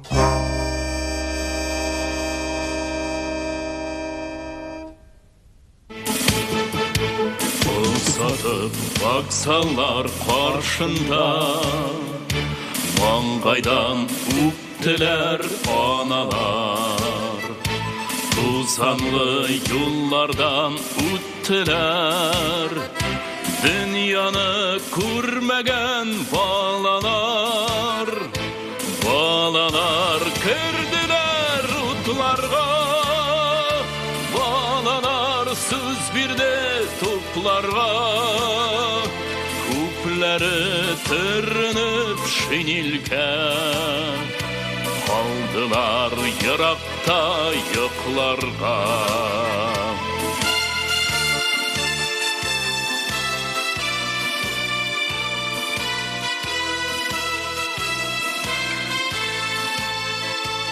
Балалар, тұрғыз балалар, ашығыз суына табында. Неше ел тұрмайлар балалар, бейділді һәм тунай ярында. Уятмай ұқласын син ана, айларны, yıllarını sanap var. Көңілді қаман еш гел бала, қайтмаған солдатлар, солдатлар.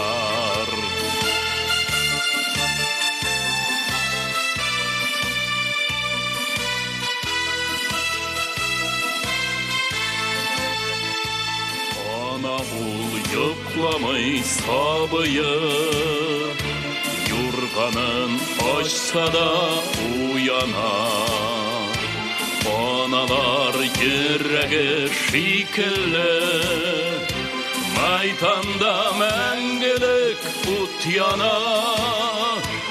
Аналар ерегі шикілі, ұт яна, уйлана талпына. Аналар қатыры шикілі, жел ерек құрғанlar артында.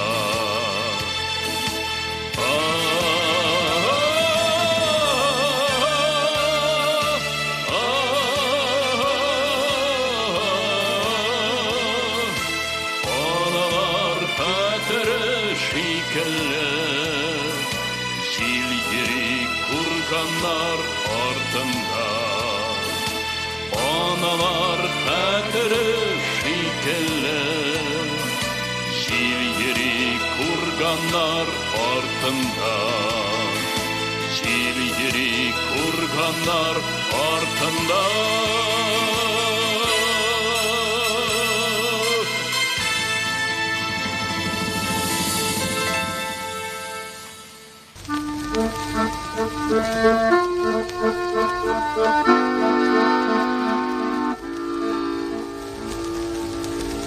Эх, дороги, пыли да туман, холода, тревоги, да степной бурьян.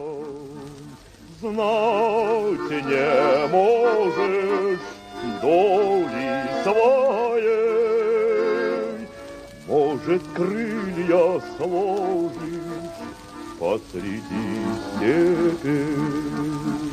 Бьется пыль под сапогами, степями, полями, а кругом бушует пламя, да пули свистят.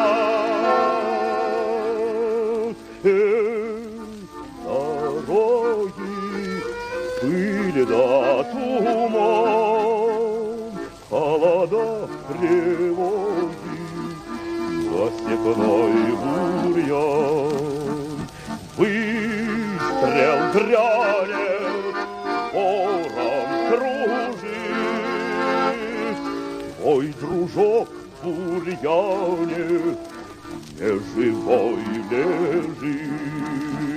А дорога дальше мчится, пылится, клубится, а кругом земля дымится, чужая земля.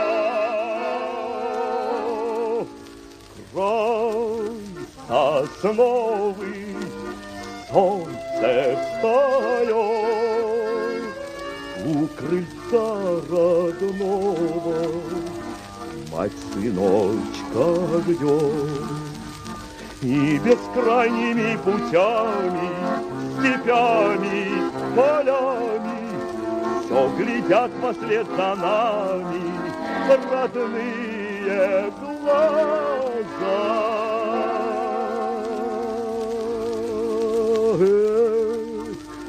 Дороги были за туман, холода, тревоги, да степной бурьян. Снег ли ветер, помним, друзья, нам дороги эти позабыть нельзя.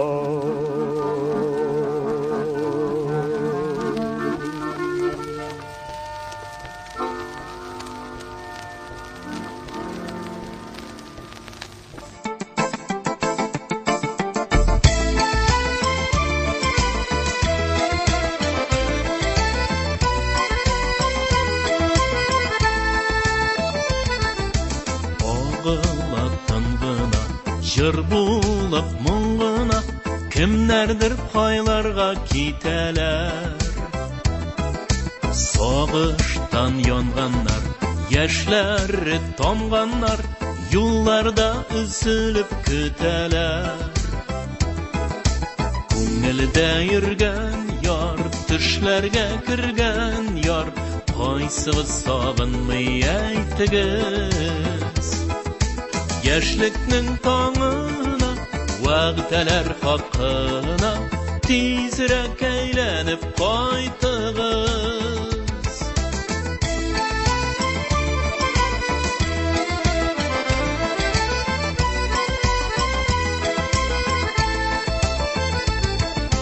Барлылар бергәләп, йөрәкне телгәләп, күңелне әрнетеп үтәләр.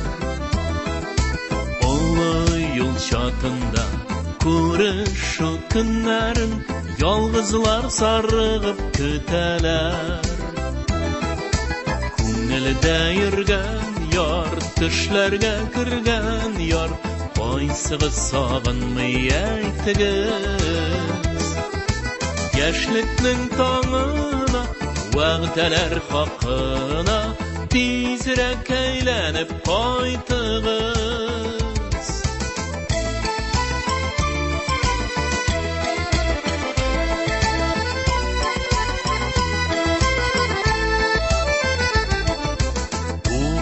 Жир тартауын, исәннәр кайтауын, кавышу көннәрен беләләр.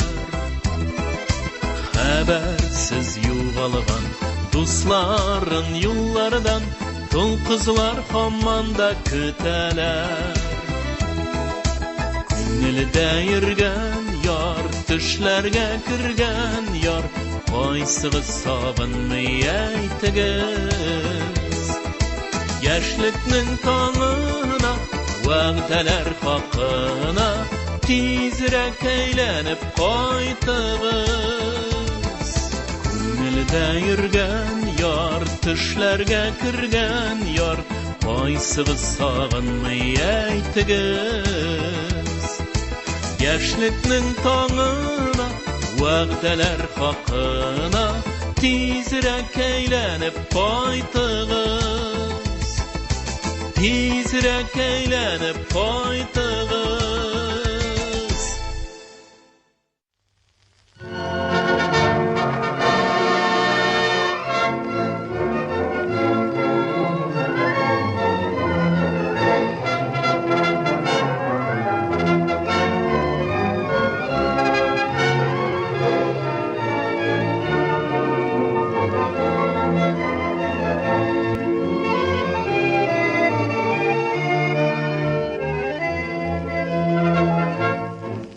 На границе тучи ходят хмуро, край суровый тишиной объят. у высоких берегов Амура часовые Родины стоят. Часовые Родины стоят. Там врагу заслон поставлен прочный, там стоит отважный силен. У границ тайги дальневосточной броневой ударный батальон. Броневой ударный батальон. Там живут и песня в том порукой, нерушимой крепкою семьей. 3 танкиста, 3 веселых друга, экипаж машины боевой. 3 танкиста, 3 веселых друга, экипаж машины боевой.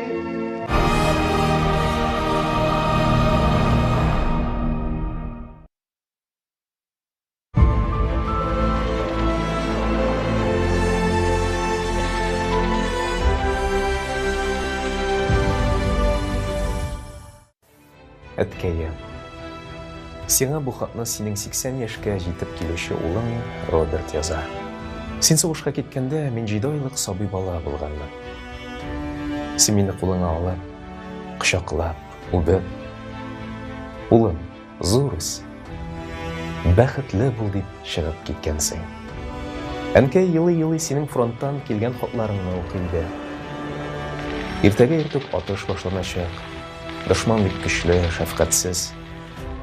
Исән калу икеле иде. Мин шушында һәлак булсам, син Мөһирә елама.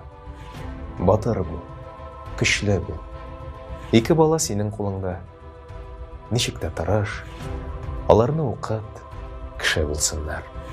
1943 елның 5 маенда язылган соңгы хатыңда, Мөһирә, без сугышка кергәнче ял иткән җир шундый матур. Су буе, ап-ак матур шомыр чәчәкләре. Кадерле балаларым, әгәр дә мин һәлак булсам, шушы шомырт агачлары төбенә күмегез. Ә әнигезгә һәр елны шомырт чәчәге бүләк итегез. Ул минем дә бүләгем булыр. Ярый әтием, хуш.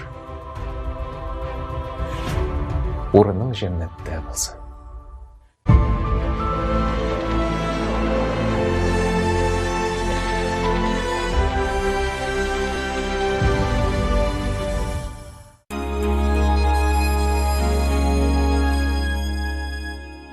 Каждый год миллионы людей шагали в бессмертном полку, отдавая дань памяти тем, кто сражался за Родину.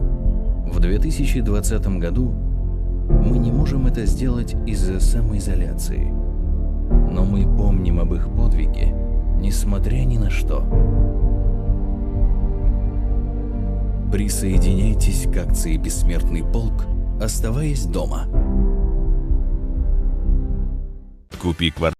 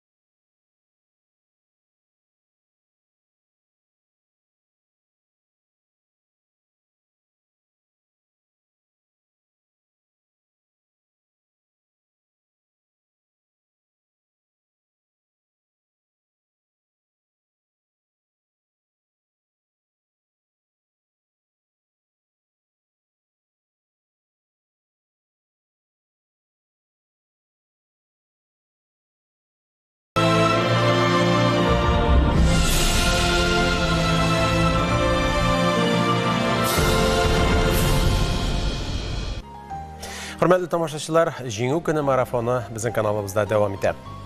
Безнең монда һәр минут искиткеч үзгәрешләр белән тулы дип яза Кызыл армия командиры шагыйрь Фатих Кәрим үзенең бер хатында.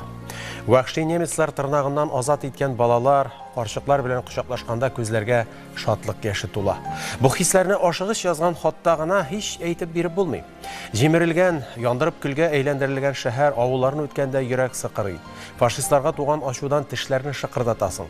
Алга барабыз. Тизрәк җиңеп, тармар итәсе иде инде бу каһәрләрне. Татарстан Яңа гасыр каналында Җиңү көне марафоны үз эшен дәвам иттерә. 5 марта 1943 года в «Правде» было опубликовано письмо трудящихся Татарской ССР всем фронтовикам-татарам. Только подумайте, его подписали более 1,5 миллиона человек. Вот что в нем было написано. Татарские джигиты, вам, кто не щадя своих сил и жизни, грудью защищает каждую пять родной земли на фронтах от моря Белого до моря Черного. В дни замечательных побед наших войск шлет татарский народ свой пламенный салям. Мы крепко верим, что вы не дадите передышки врагу, будете гнать его все дальше на запад и до конца истребите немецких захватчиков. Татарстанның Бөгелмә районы Карабаш авылында туган Сәгыйд Шәмсулла улы Хәбибуллин 1943 елның 7 гыйнварында 18 яшендә тулмаган килеш яу кырына чыгып китә. Үзәк һәм 3-нче Белоруссия фронтлары составында пехота, артиллерия частьләрендә бик күп шәһәрләрне азат итүдә катнаша. Танкка каршы атучы отделение командиры була. 2 тапкыр каты яралана. Бер сугыш кырыннан икенчесенә марш ясаган вакытта стройда барганда гына чирем итеп ала идек дип искә ала торган була Сәгыйд абый. Җилкәләребез бер-беребезгә терәлгән, аяклар строевой шаг белән атлый, ә үзебезнең баш йокыда, баш ял итә. Әллә ничәшәр тәүлек дәвамында шундый гына йокы тигән чаклар да күп була сугыш дәверендә. Дошманны узарга, куарга, уңышларны ныгытырга дигән фәрман бар. Әнә шулай авырлыкларга да чыдый, иң кискен очракларда да үзен саклап калу өчен дөрес юл таба белгән совет кешесе. Наш телемарафон продолжает фильм «Вехи истории». Вставай, страна огромная.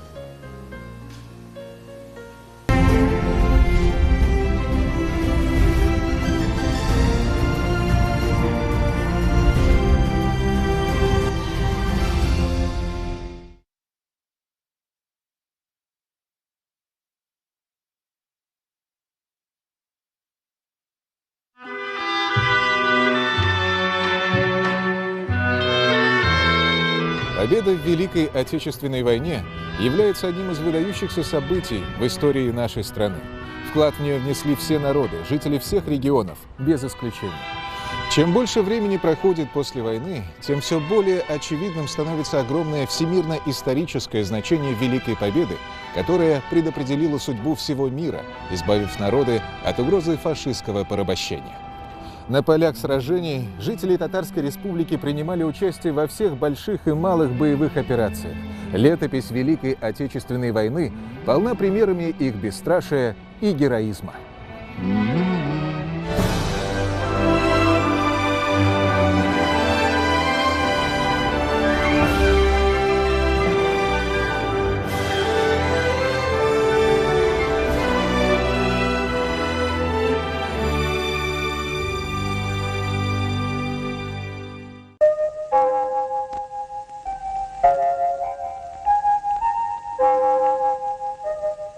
Воскресенье, 22 июня 1941 года, Казань.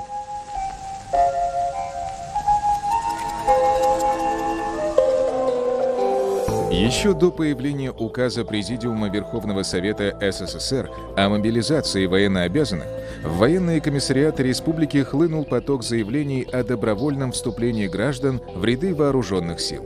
Заявления несли рабочие и колхозники, служащие и представители творческой интеллигенции, юноши, девушки и даже дети. К середине июля общее число добровольцев в Татарстане уже составляло несколько десятков тысяч человек. Татарская АССР сыграла важнейшую роль в подготовке новых частей и соединений. Не было ни одной воинской части, гарнизона или пограничной заставы, в которой бы не проходили службу жители нашей республики. Многие из них в бой с фашистскими агрессорами вступили в первые же часы войны. Татарстан, как мы знаем, был тыловой республикой. На территории республики не было военных действий. Тем не менее, вклад региона, вклад наших земляков в победу огромен. Хочу сказать, что практически с самого начала войны Татарстан превратился в кузницу боевых резервов. Практически с первых дней войны развернулось военное обучение населения.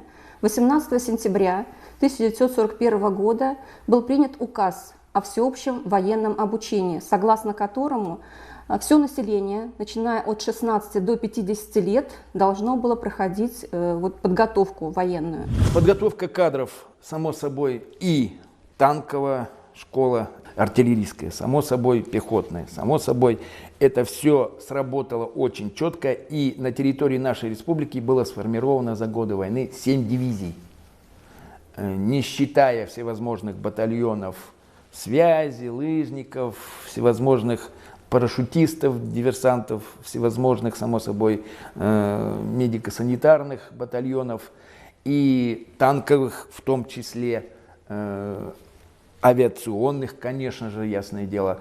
То есть мы, хоть и тыловая республика, но отдали на фронт практически все, что у нас было.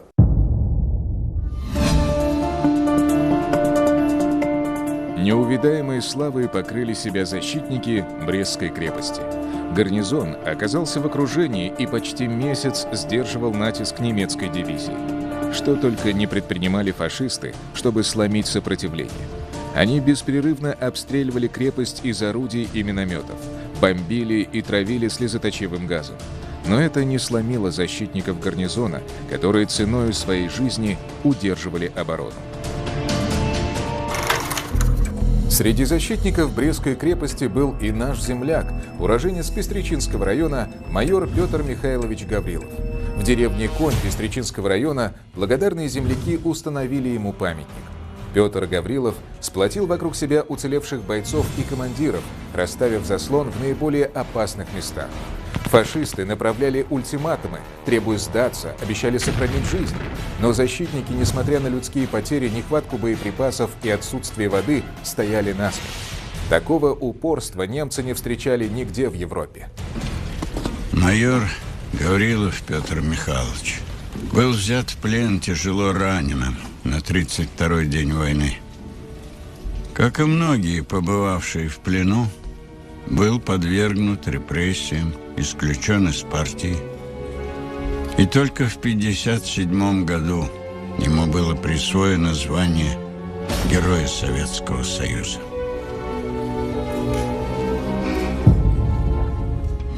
Зарубежные историки, анализируя потери кадров в авиации периода Второй мировой войны, подсчитали, что в среднем летчик успевал совершать 20 боевых вылетов. Далее либо смерть в горящем самолете, либо плен. Боевая норма для асов была 25 вылетов. Последние 5 так и назывались смертными. В советской армии такой практики не было. Летчик-бомбардировщика или штурмовика после только 100 успешных боевых вылетов иногда получал звание Героя Советского Союза, но отнюдь не пенсию.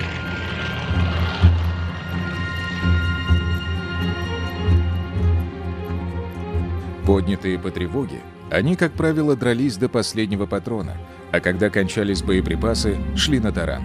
Одним из тех, кто в первые минуты войны встретился с противником в воздухе и направил свою боевую машину на вражеский самолет, был командир звена 124-го истребительного полка Дмитрий Кокарев. Когда в пулеметах кончились патроны, бесстрашный летчик винтом своего истребителя разрубил хвост немецкого бомбардировщика, а свою машину смог посадить на свой аэродром. Сбивший 5 вражеских самолетов, Кокарев погиб в октябре 1941 года, защищая Ленинград. Сюда на пополнение прилетали авиационные дивизии. И вот 202-я бомбардировочная авиадивизия здесь пополнялась самолетами. И жители Татарстана собрали 100 миллионов рублей и купили 102 самолета П-2 и передали дивизии. Им вручили знамена. Эта дивизия первая в авиации стала носить наименование «Среднедонская». За Сталинградскую битву. Им дали поручение дойти до Берлина. Они дошли до Берлина, получили орден за взятие Берлина, а один полк получил берлинский название. Здесь готовили и летчиков. 6 с лишним тысяч экипажей подготовили. 50 полков авиационных. Здесь доформировалась 219-я дивизия авиационная, и шесто было над ними. И они носили и когда закончилась война, 202-я команда прилетела на аэродром 22-го завода и доложили, что наказ жителей Татарстана они выполнили. Во все времена принято считать, что защита Отечества – дело сугубо мужское. Между тем, в истории немало примеров, когда женщины вставали в один ряд с мужчинами-защитниками Родины и были примером мужества и героизма. Так было и в годы Второй мировой войны. Женщины из Татарской республики воевали во всех родах войск, на всех фронтах, совершали подвиги, которые порой не уступали по значению и величию мужским. Санитарки и связистки ценою своей жизни спасли тысячи солдат советской армии. Среди знаменитых женщин были и артиллеристы, и танкисты, и летчицы. Магуба Сартланова – одна из легендарных летчиц Таманского женского полка бомбардировщиков По-2, которых фашисты боялись и ненавидя прозвали ночными ведьмами, а за сбитый самолет По-2 вручали Железный крест. Ведьмами фашисты назвали летчиц за мужество и фанатизм. Они даже будучи сбитыми в плен не попадали. По свидетельству немецких источников, расстреляв на земле последнюю обойму из пистолета, летчицы По-2 бросались в пламя горящего самолета. Из наградного листа Магубы Сартлановой. Сбросила по уничтожению войск противника 140 тонн бомбового груза. В результате точных бомбовых ударов в стане врага было вызвано 128 сильных взрывов, 85 очагов пожара. Уничтожено и повреждено 2 переправы противника, 2 железнодорожных эшелона, взорван склад с горючим, уничтожено 3 артиллерийские батареи, 2 прожектора и 4 автомашины с горючим. Прорываясь на низкой высоте к железнодорожным узлам, штабам и переправам, девушки из полка ночных бомбардировщиков вдребезги разносили стратегические объекты, а через час им по уставу нужно было вернуться на добивание и фиксацию результатов. Эффективность точного бомбометания с малой высоты была поразительной. Наносимый ночными бомбежками ущерб заставил противника в корне изменить свое отношение к советским этажеркам, и «Русфонар» стала главной целью не только для ПВО вермахта, но и для ночных истребителей. Почему немцы их боялись? Почему называли их ночными ведьмами? Потому что они попадали с точностью до метра в нужный объект. Бомбочки небольшие, легонькие, миночки такие. Ну, женщина, господи, понятно, что она могла поднять. Но с такой точностью, что поджигали именно либо цистерны, либо склады со снарядами, либо там... Причем одна из женщин вспоминала, что мы летели так низко, что замечали даже сигаретку в зубах у часового. И самое печальное, почему они погибали, как правило. Потому что, сбросив бомбы ночью, неожиданно можно было уцелеть. Но нужно было сфотографировать результат бомбежки. То есть нужно было вернуться и доказать, что ты попала. Логично? Вот это как? Это что? Вот почему погибали эти летчицы. Потому что они вынуждены были доказывать результат своей работы. Вот почему их в конце концов, конечно, уже потом ловили фарами, расстреливали в упор, и ни одна из них в плен не попала. Почему? Потому что у них с собой всегда была бутылка с зажигательной смесью. Героической и трагической стала судьба 86-й стрелковой дивизии имени Верховного Совета ТАССР. Эта дивизия дважды пропадала без вести. Сначала в Финскую в боях под Выборгом, а потом в 20-х числах июня 1941 года на территории Польши. Именно здесь советские солдаты получили жестокий удар отборных фашистских войск. Но дивизия не только сумела остановить противника, но и отбросила его за государственную границу ценой жизни тысяч солдат.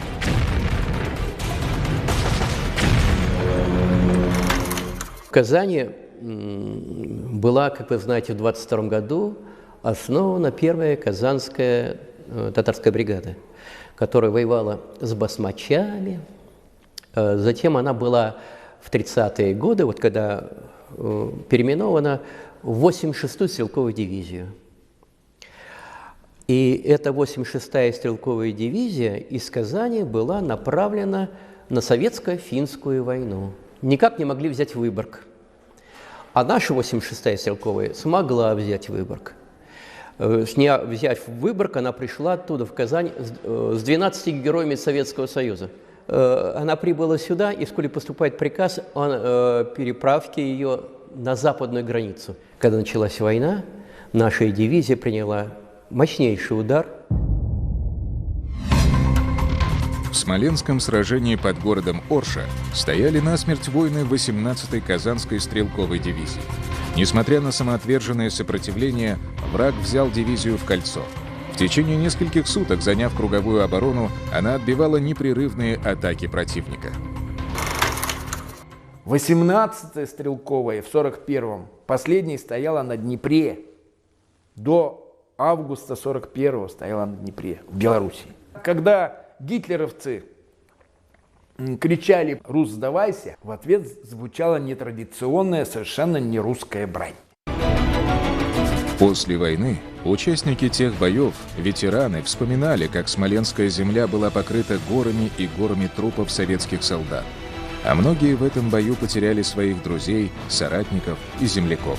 Смоленская земля до сих пор хранит в себе историю боев и память о своих героических защитниках. Когда немецкие войска вплотную подошли к Москве, создалась реальная угроза столице государства. Советским руководством были предприняты беспрецедентные меры для защиты. В ходе начавшегося контрнаступления наших войск противник, не знавший до сих пор серьезных неудач, впервые потерпел крупное поражение.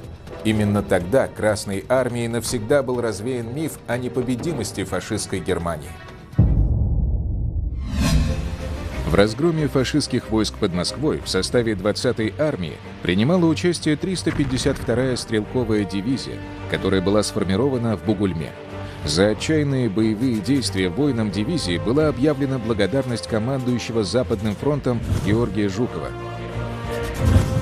334-я стрелковая дивизия, сформированная уже в Казани, с боями под Москвой прошла 100 километров, освободила 302 населенных пункта, где было уничтожено свыше 3000 фашистских солдат. В 1943 году эта же дивизия освобождала уже Белоруссию. Наши солдаты на заболоченной территории сражались так, как будто под ногами была не болотная жижа, а твердая почва. Знаменитая бардовская песня «На горе на горушке» была посвящена доблести наших воинов, которые оставили свои головы на белорусской земле. На горе на горушке под березой белою преклонил головушку безымянный крест. Я хочу сказать, что, говоря о наше формирование, 51-я отличилась в боях Подмосковья, затем она была дополнена в Ярославле и стала 119-й, переформировалась и пошла под Сталинград. И там получила почетное наименование 54-я гвардейская стрелковая дивизия за Сталинградскую битву. За Сталинград получает почетное наименование гвардейской и 120-я дивизия, формированная здесь у нас в Татарстане.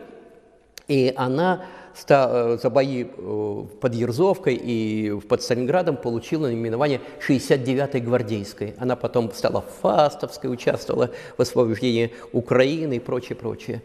И вот наиболее интересная, конечно, это 146-я дивизия. Она направлялась на фронт, она получила знамена Верховного Совета Татарской ССР и дошла до Берлина, участвовала в взятии Берлина. Дивизионом «Катюш» который на подмосковной земле наводил ужас на немецких солдат, командовал уроженец Альметьевского района Бары Юсупов. В одном из боев гвардии полковник был ранен, ослеп, но не оставил занимаемый рубеж. 10 суток Юсупов находился между жизнью и смертью.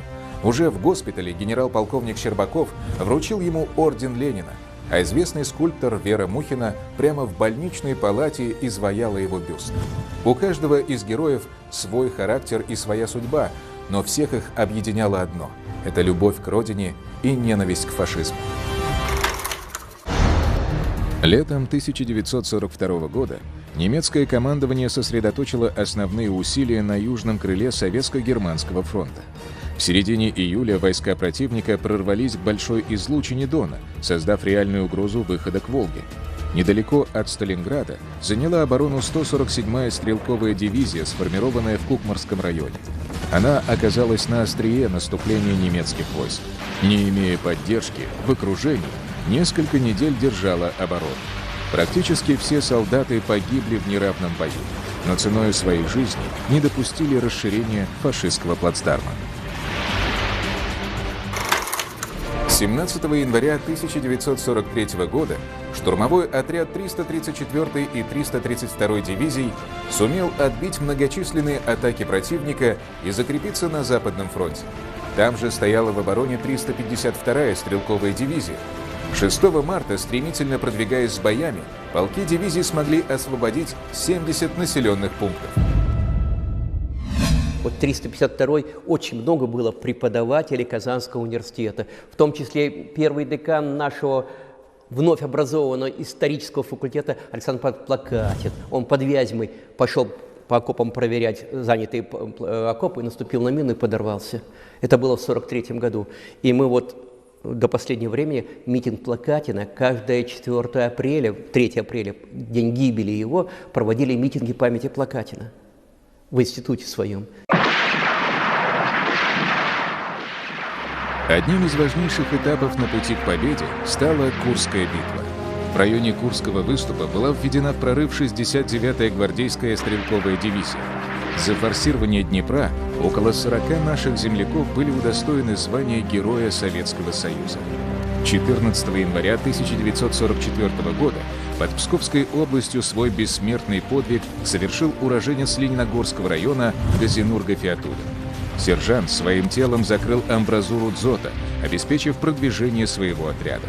При форсировании Западной Двины исключительный героизм проявил 19-летний уроженец Сабинского района рядовой Вали Хазиев, который участвовал в боях в составе 334-й дивизии. Он уничтожил пулеметную точку противника, был ранен, но не покинул поле боя. В начале 1945 года советская армия начала наступление на всем Советско-Германском фронте.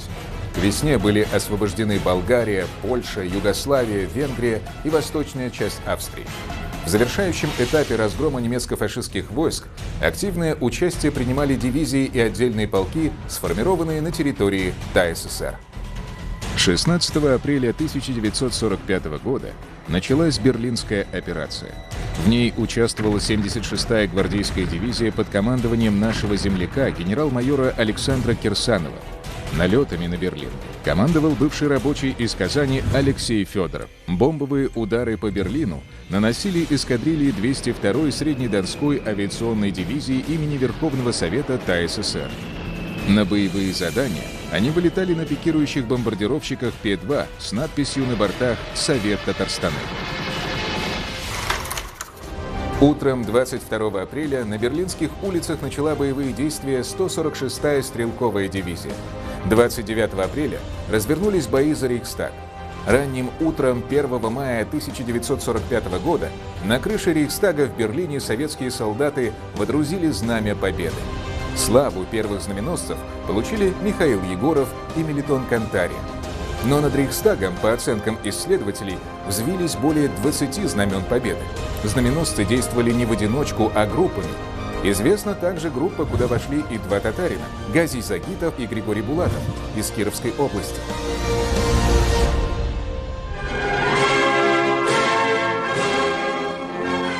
В ознаменовании победы Советского Союза над фашистской Германией Указом Президиума Верховного Совета СССР от 8 мая 1945 года день 9 мая был объявлен праздником Победы.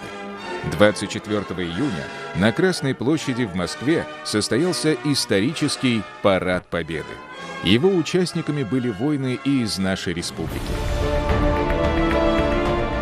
Победа над фашистской Германией – это результат усилий всего советского народа. Его героические подвиги вписаны золотыми буквами в историю нашей страны. С территории Татарской Республики в армию, начиная с 1939 года, было призвано около 700 тысяч человек. Если учитывать тот факт, что население Татарии в этот период составляло 2 миллиона 800 тысяч, это значит, что на фронт попал практически каждый четвертый житель. Каждый второй погиб. 382 тысячи человек не вернулись с полей сражений. 173 тысячи до сих пор считаются без вести пропавшими. За подвиги в годы Великой Отечественной войны 11,5 тысяч человек были удостоены звания Героя Советского Союза. Это представители более 100 наций и национальностей. Татары среди них занимают 4-е место после русских, украинцев и белорусов. Маршал Советского Союза Малиновский отмечал: «Я, как старый солдат, много видел солдат и командиров татар и всегда восхищался их непреклонным упорством, железной волей в бою». Есть же, говорят, такая профессия Родину защищать. Да, вот есть такое чувство у людей, это чувство Родины, чувство сопричастности к этой стране, чувство родной земли. Я думаю, что это самую главную роль играло. И вообще ведь во время войны, я думаю, что не только чисто пропагандистские методы играли свою роль, а именно вот эта историческая память свою роль играла. И то, что люди чувствовали свою принадлежность к этой земле, то, что они чувствовали свою ответственность за эту землю, за ее свободу. И в конце концов, я даже на первое место именно вот эти чувства поставил бы, когда мы оцениваем патриотизм советских людей во время Второй мировой войны. Великая Отечественная война стала страшным уроком истории, за который Советский Союз заплатил слишком большую цену. Но стоит всегда помнить о главном. Это была война советского народа за независимость своей отчизны. По масштабам боевых действий, жестокости борьбы, военно-политическим и международным результатам она являлась действительно великой в истории людей. Именно тех людей, которые вступили в смертельную схватку с фашизмом и ценой огромных жертв и страданий, ценою своей жизни, смогли одержать великую победу.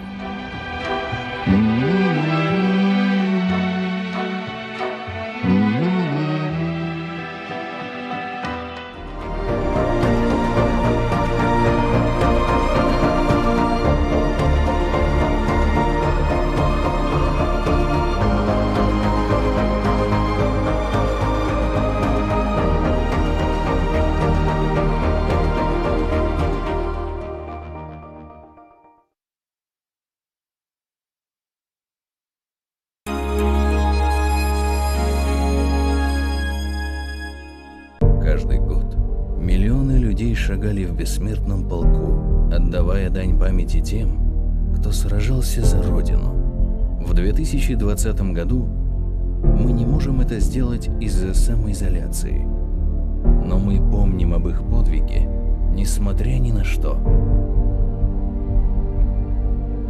Присоединяйтесь к акции «Бессмертный полк», оставаясь дома. Татарстанский риском КПРФ поздравляет всех с Днем Победы. Благодаря КПРФ Знамя Победы будет поднято во всех районах Татарстана. Слава народу-победителю! Купи квартиру онлайн от Акбарсдом.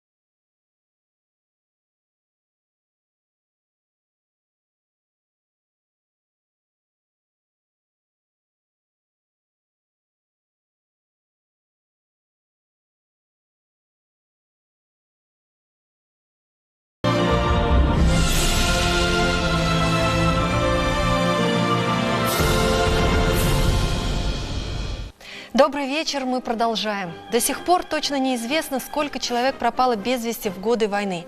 Возможно, узнать точные цифры поможет проект «Судьба солдата онлайн». Он направлен на установление фронтовой судьбы погибших или пропавших без вести.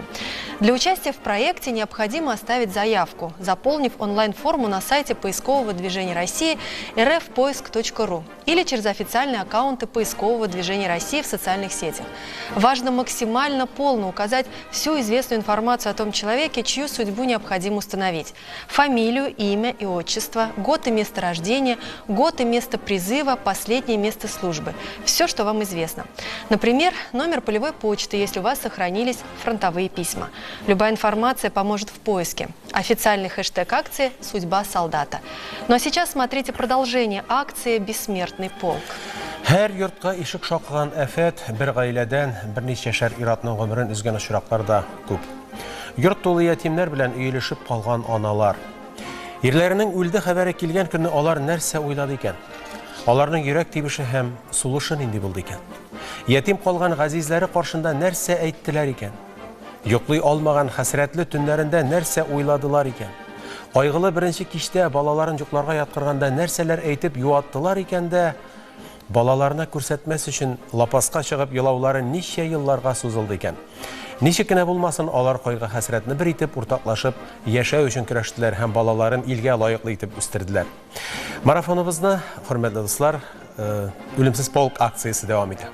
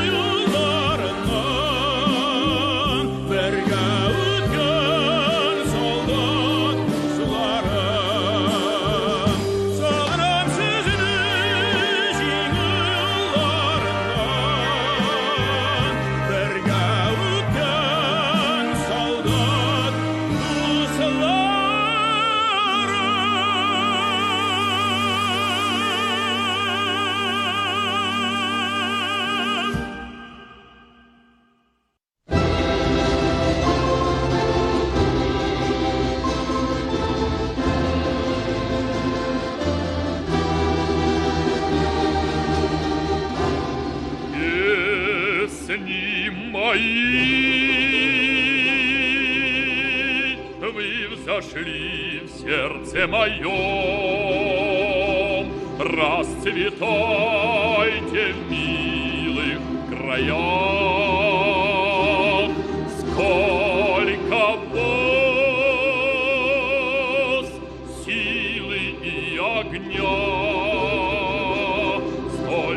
прав вам жить без меня.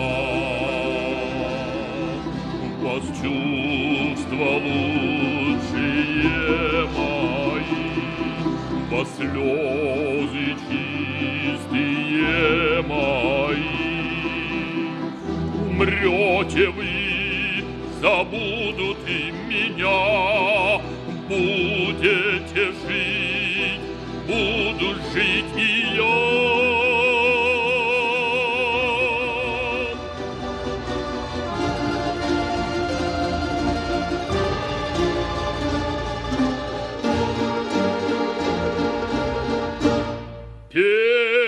Песни мои услышит вас народ, честь и сердце верей мне петь. Друзей своих я песнею ласкал, врагов я песнею побеждал.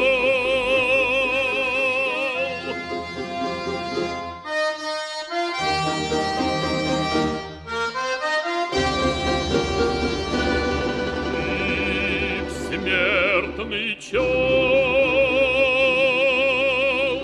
песню я пою, с ней на устах я гордо стою. О, мой народ, тебя я воспевал, и за родину жизнь я отдал.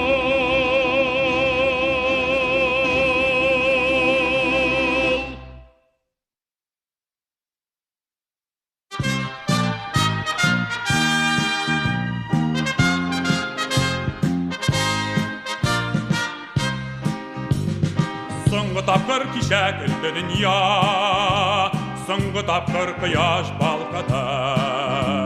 Таң атмады, бүгін таң атмады, алды жеріне суғыш ялқыны. Өлім келді жер шарынан, құяш батқан яғынан. Ватан үшін яуға кірдік, Сабантуй майданынан, Сабантуй майданынан.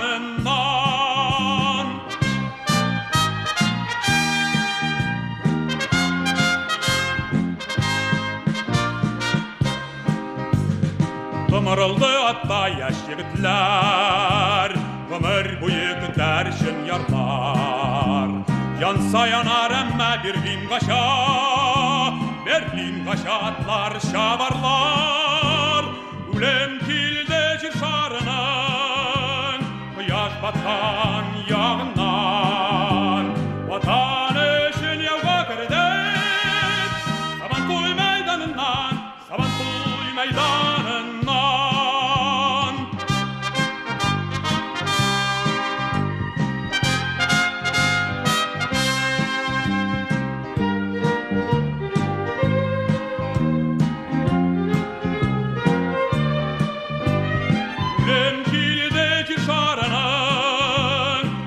Батқан яғынан, ватан үшін яуға кірдік, Сабантуй майданынан, Сабантуй майданынан. Европада қанды Сабантуйы, жерде бүгін ялқын көлісі. Жеңу байрағыдай янып қалды, Сабантуйның биік сөлгісі. Өлем келді жер шарынан, құяш батқан яғынан. Ватан үшін яуға кірдік, Сабантуй майданынан, Сабантуй майданынан. Ватан үшін яуға кірдік, Сабантуй майданынан, Сабантуй майданынан.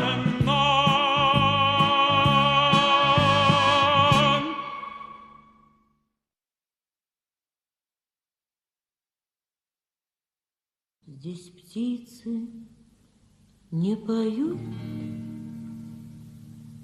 деревья не растут, И только мы к плечу плечо врастаем в землю ту.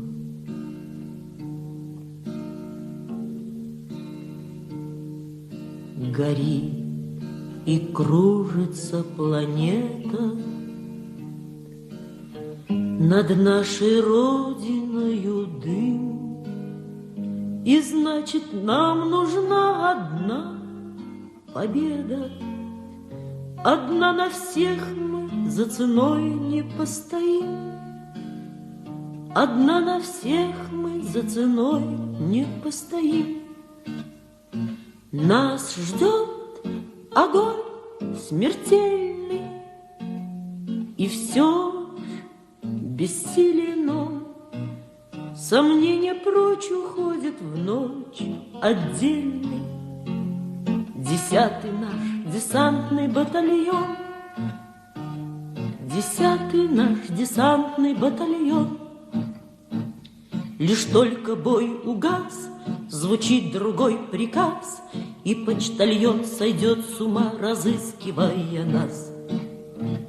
Взлетает красная ракета, бьет пулемет неутомим, и значит, нам нужна одна победа. Одна на всех мы за ценой не постоим. Одна на всех мы за ценой не постоим. Нас ждет огонь смертельный, и все ж бессилен он. Сомнения прочь уходят в ночь отдельный.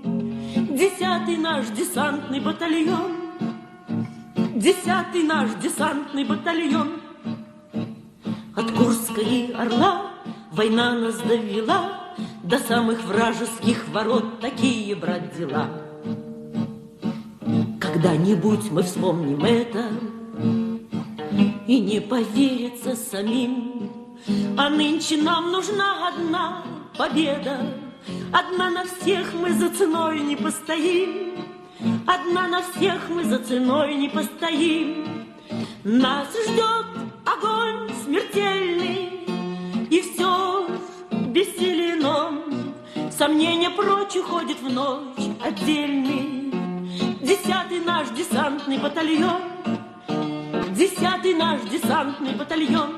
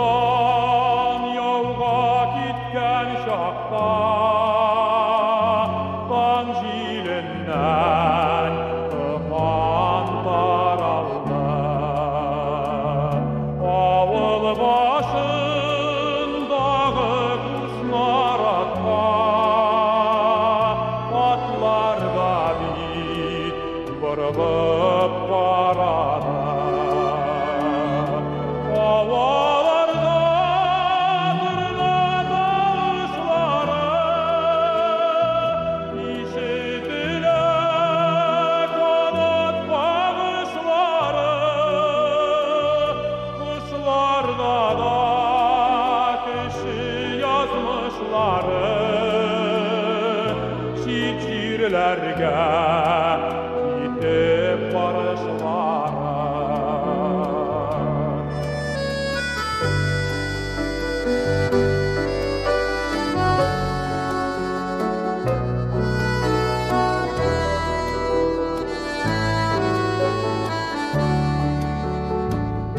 Туған яқның хабарларын білдік,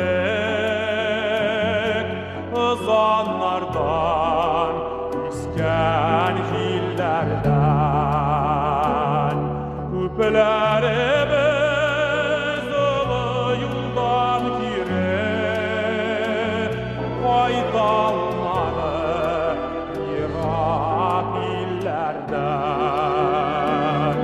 Havalarda tırna davuşları, işitile kanat bakışları, kışlarda da kişi yazmışları, şiirlerden kaytıp barışları.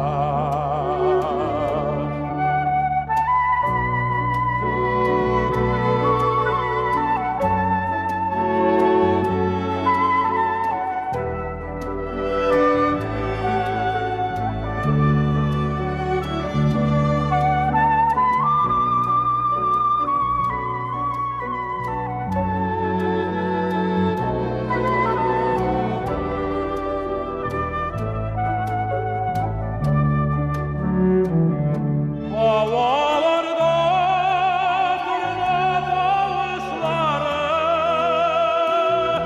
işitile kanat bakışları, kuşlarda da kişi yazmışları,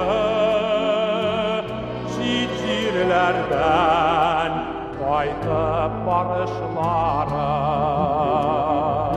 Havalarda tırna davuşları, işitile kanat bakışları, kışlarda da kişi yazmışları, şiirlerden kaytıp barışları. Kuşlarda da kişi yazmışları, şiirlerden kaytıp barışları.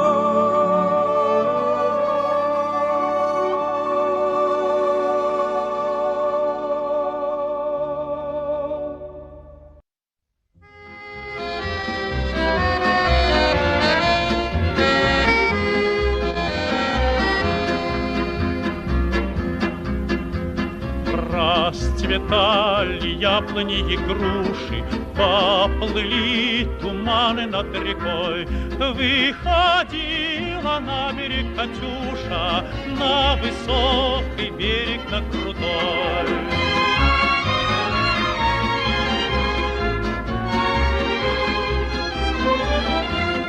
Выходила, песню заводила про степного сизого орла, про того, которого любила, про того, чьи письма берегла.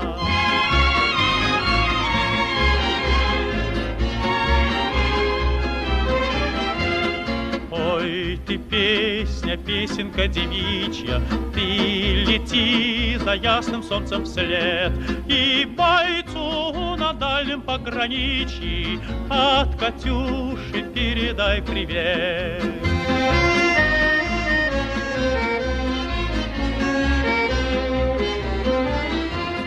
Пусть он вспомнит девушку простую и услышит, как она поет. Пусть он землю бережет родную, а любовь Катюша сбережет. Пусть он землю бережет родную, а любовь Катюша сбережет.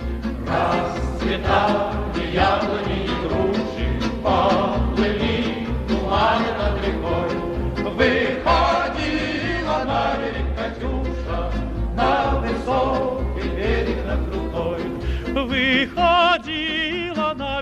Катюша, на высокий берег, на крутой.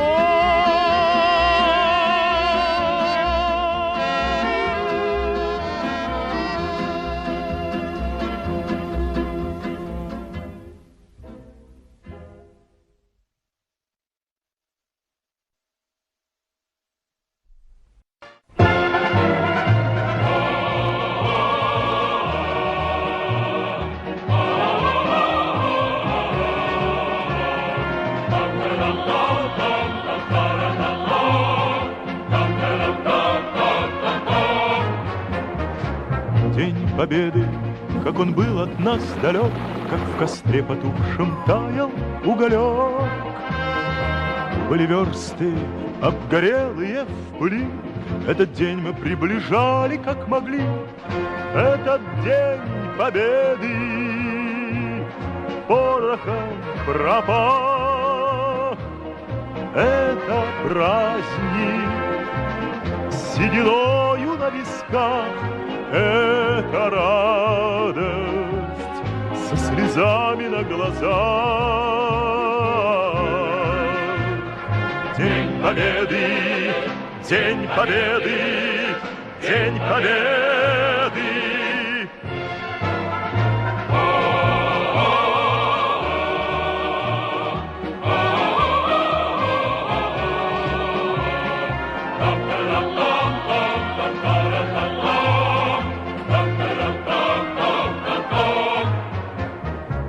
Ни ночи у мартеновских печей не смыкала наша Родина очей. Ни ночи битву трудную вели, этот день мы приближали, как могли. Этот день Победы порохом пропах. Это праздник с сединою на висках. Это радость со слезами на глазах. День Победы, День Победы, День Победы.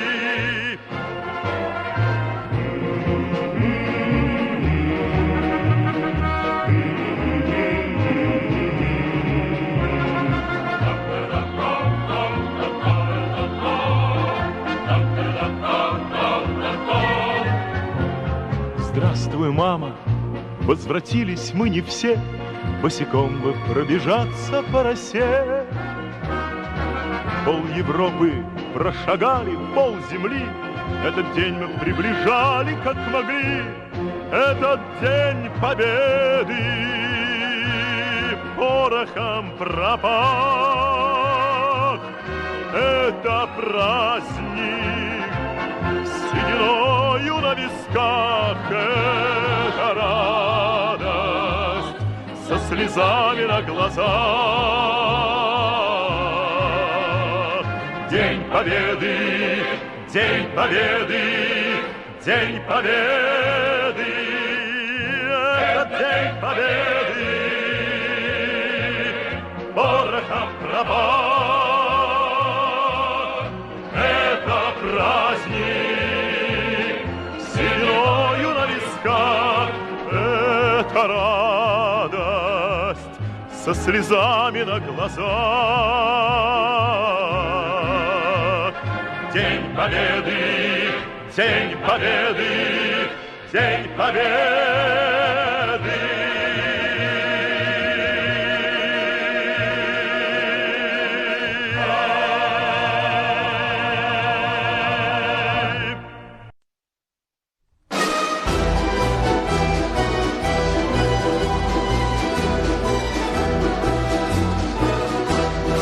Рагыды улкен озак кетек, бер кайгыда урам узмады, мең ярым көн буе көрәш барды, мең ярым көн кеттек без аны, мең ярым көн буе көрәш барды, мең ярым көн кеттек без аны.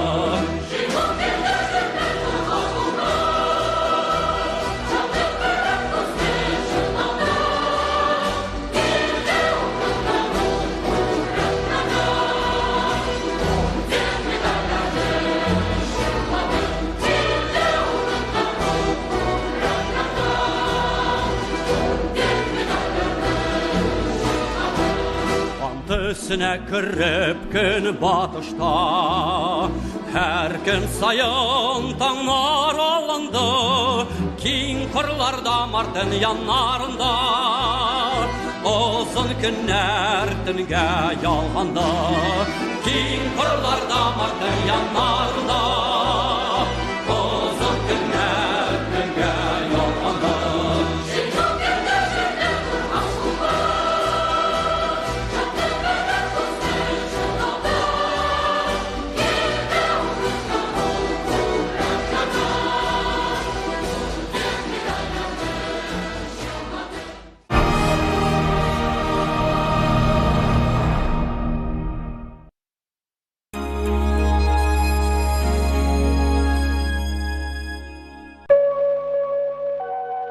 Установить, что 9 мая является Днем Победы.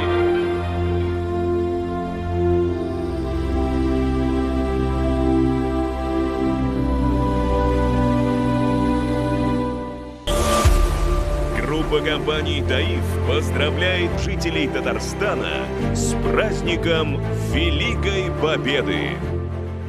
Уахапов фестиваля тәкъдим итә. Яңа татар җыры авторлар өчен махсус конкурс. Иң яхшы татар җыры, иң яхшы балалар җыры, иң яхшы аранжировка. Эстрадага яңа сулышны өрүче ул син.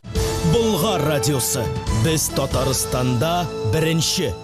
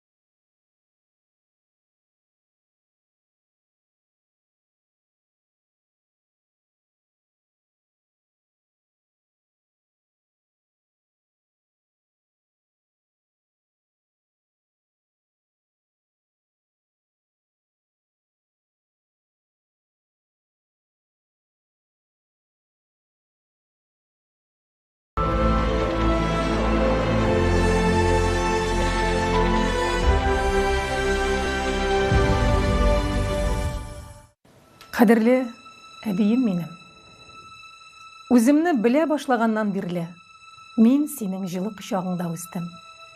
Син мине зур, йомшак ястыгыңа яткырып, әлеппи, тесси, җәмгыйләрне өйрәтә йоклата идең. Авыр, катлаулы, сугыш чорына туры килгән тормыш юлыңны да син миңа шунда сөйли идең. Ятим үсеп, куркыныч ачлык еллары кичереп, син 3 бала белән тол калган кешегә кияүгә чыгасың. Малайың туа, әйрең Гыйләҗ бабай. Бөек ватан сугышына китеп, кире әйләнеп кайтмый. Шулай итеп, 4 баланы кочаклап, япа-ялгызың, шуның өстәвенә колхозның 80 баш атын карап, япь-яшь килеш бер ялгызың шушы балаларны тәрбияләп, һәр берсен башлы күзле иткән бөек хатын кыз, бөек ана син. Гайнел Хаят әбием. Театрда эшкә кергәч сүнгән йолдызлар спектакленә әтнә киенә яшьләр җырлый торган җидгән йолдыз җырының сүзләрен дә мин синнән ишетеп язган идем. Җидгән йолдыз җидәйләнә, җиде төн уртасында, җидгән йолдыз нурлары бар, ике бит уртасында.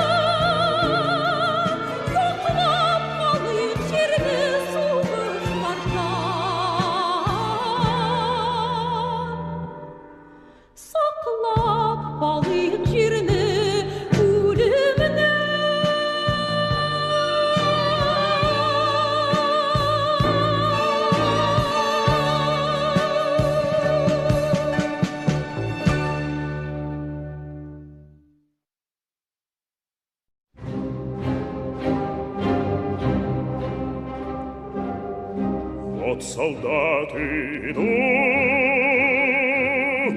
по степи опаленной, тихо песню поют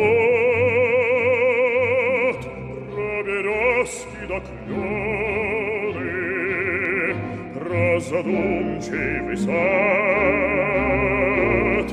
и плакучую иву, про родные леса да широкую ниву. Вот солдаты идут, звонче песня несется, и по грозный редут в этой песне поется про отвагу бою и про смерть ради жизни, и про верность свою нашей славной отчизне.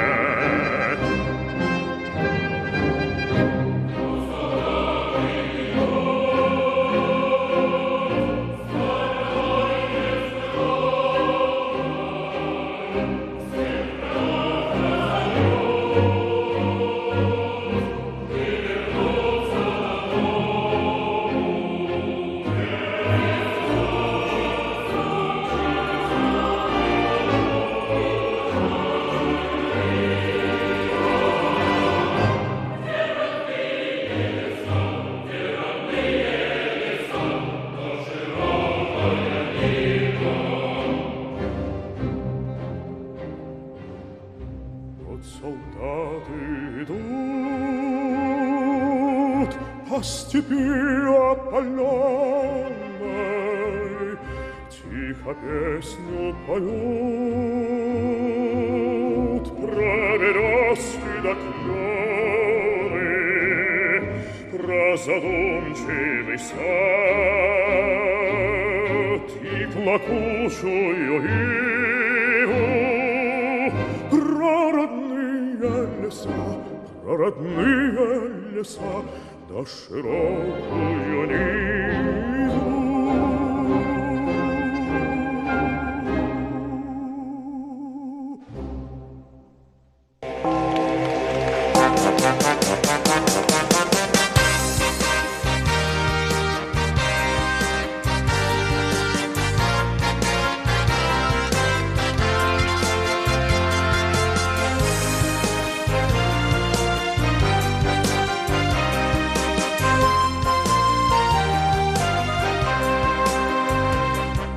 Бір артлы еллар үтә торды, ул өметен бердә өзмәде. Төрле якка сырап хаклар язды, сугыштагы дустын эзләде. Күпме еллар үтте, сулар акты, тик басылмый сугыш ярасы. Kabirlerin bilir, isenlerin kile babası.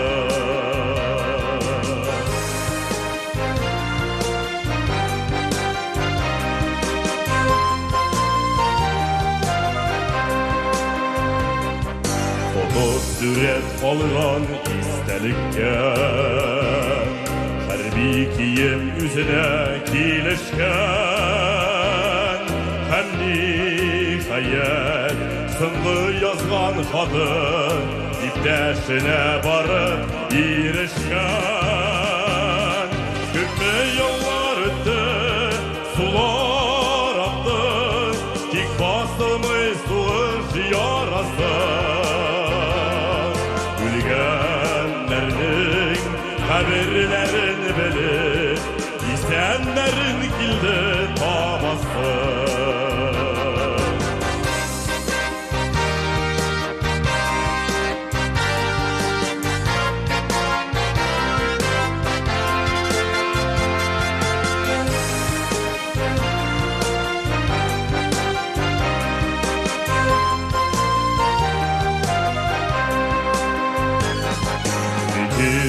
Яртырар кочаклашып, карт түгелләр әле әлләни. Шатлык тулы көләч йөзләреннән кайнар яшьләр генә тамгалый. Күпме еллар үтте, сулар акты, тик басылмый сугыш ярасы. Үлгәннәрнең хәбәрләрен белеп, исәннәрен килде табасы. Күпме еллар үтте, сулар акты, тик басылмый сугыш ярасы.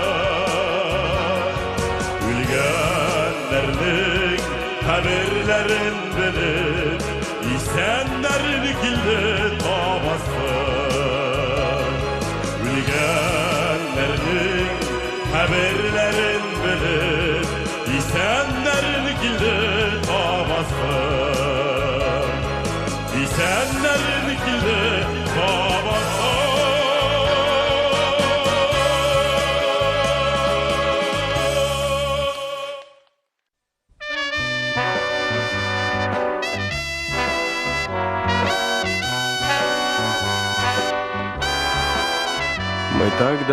Мы так давно не отдыхали. Нам было просто не до отдыха с тобой. Мы пол Европы по-пластунски пропахали. И завтра, наконец, последний бой. Еще немного, еще чуть-чуть. Последний бой, он трудный самый, а я в Россию домой хочу. Я так давно не видел маму, а я в Россию домой хочу. Я так давно не видел маму. 4-й год нам нет житья от этих фрицев. 4-й год соленый пот и кровь рекой. А мне в девчоночку в хорошую влюбиться, а мне б до родины дотронуться рукой. Еще немного, еще чуть-чуть. Последний бой, он трудный самый, а я в Россию домой хочу. Я так давно не видел маму, а я в Россию домой хочу. Я так давно не видел маму. В последний раз сойдемся завтра в рукопашной. В последний раз России сможем послужить. А за нее и помереть совсем не страшно. Хоть каждый все-таки надеется дожить. Еще немного, еще чуть-чуть. Последний бой, он трудный самый, а я в Россию домой хочу. Я так давно не видел маму, а я в Россию домой хочу. Я так давно не видел маму.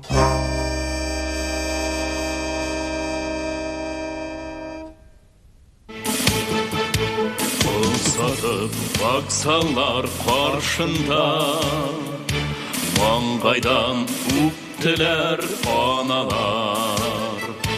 Tuzanlı yollardan üttüler, dünyanı görmegen balalar.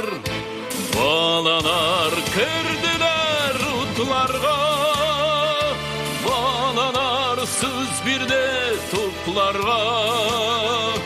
Kupleri türünüp şinilke, kaldılar yırakta yıklarga.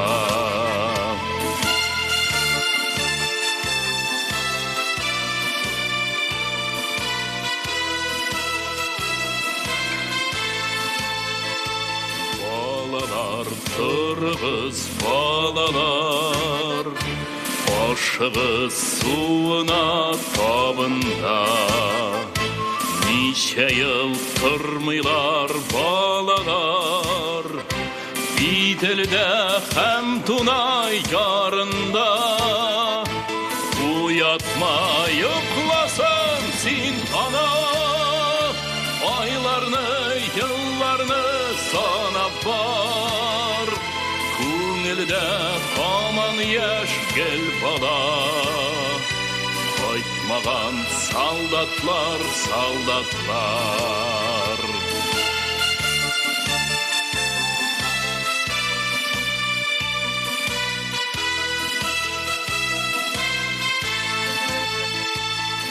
Ana ul yıklamay sabıyı Yorganın açsa da uyana Analar yüreği şekilli Maytanda mengelik ut yana Analar yüreği şekilli Ut yana uylana talpına Analar hatırı şekilli Jil yeri kurganlar ardında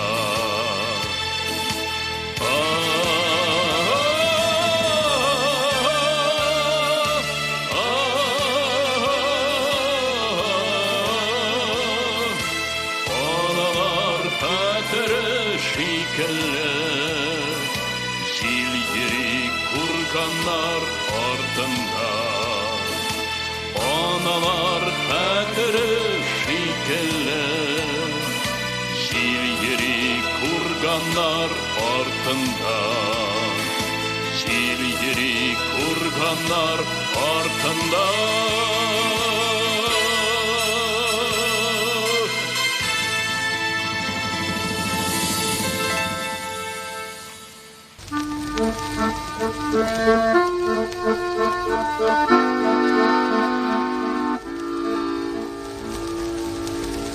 Эх, дороги, пыли да туман, холода, тревоги, да степной бурьян.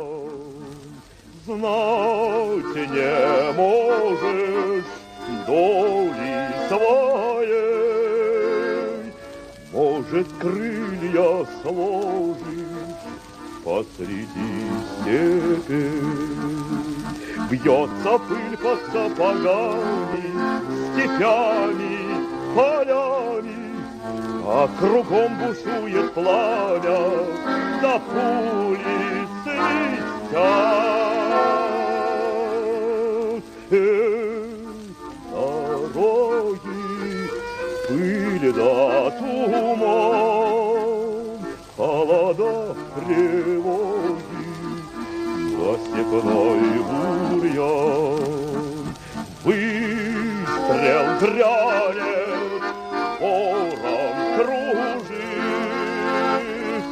ой, дружок в бурьяне неживой лежит, а дорога дальше мчится, пылится, клубится, а кругом земля дымится, чужая земля. Край сосновый, солнце встает, у крыльца родного мать сыночка ждет.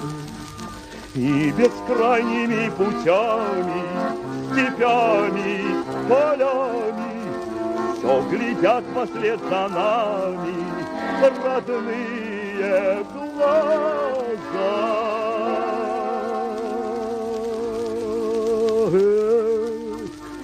Дороги, пыль да туман, холода, тревоги, да степной бурьян. Снег ли ветер, помним, друзья, нам дороги эти позабыть нельзя.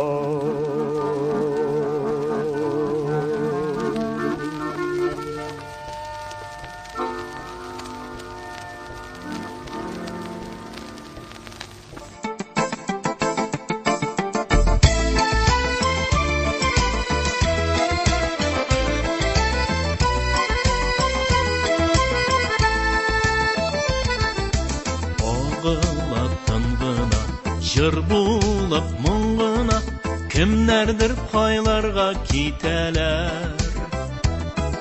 Соғыштан янғаннар, яшьләре тамганнар, юлларда үзіліп көтелер.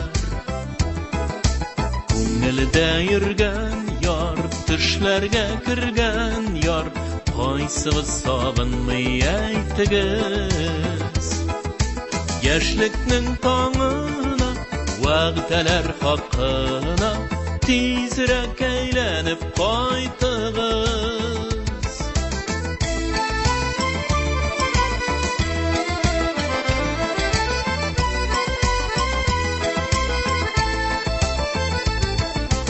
Барлылар бергәләп, йөрәкне телгәләп, күңелне әрнетеп үтәләр.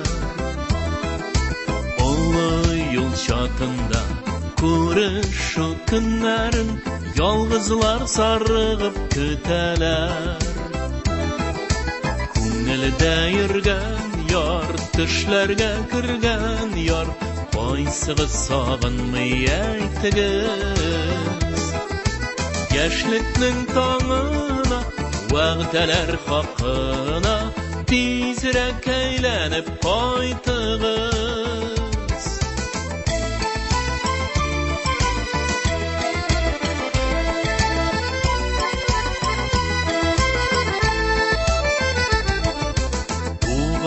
Жир тартауын, исәннәр кайтауын, кавышу көннәрен беләләр. Хәбәрсез югалган дусларын юллардан, тол кызлар һаман да көтәләр. Күңелдә йөргән яр, төшләргә кергән яр, кайсыгыз сагынмый әйтегез. Яшьлекнең таңына, вәгъдәләр хакына, тизрәк әйләнеп кайтыгыз. Күңелдә йөргән яр, төшләргә кергән яр, кайсыгыз сагынмый әйтегез. Яшьлекнең таңына, вәгъдәләр хакына, тизрәк әйләнеп кайтыгыз. Tizrek eğlenip kaytığız.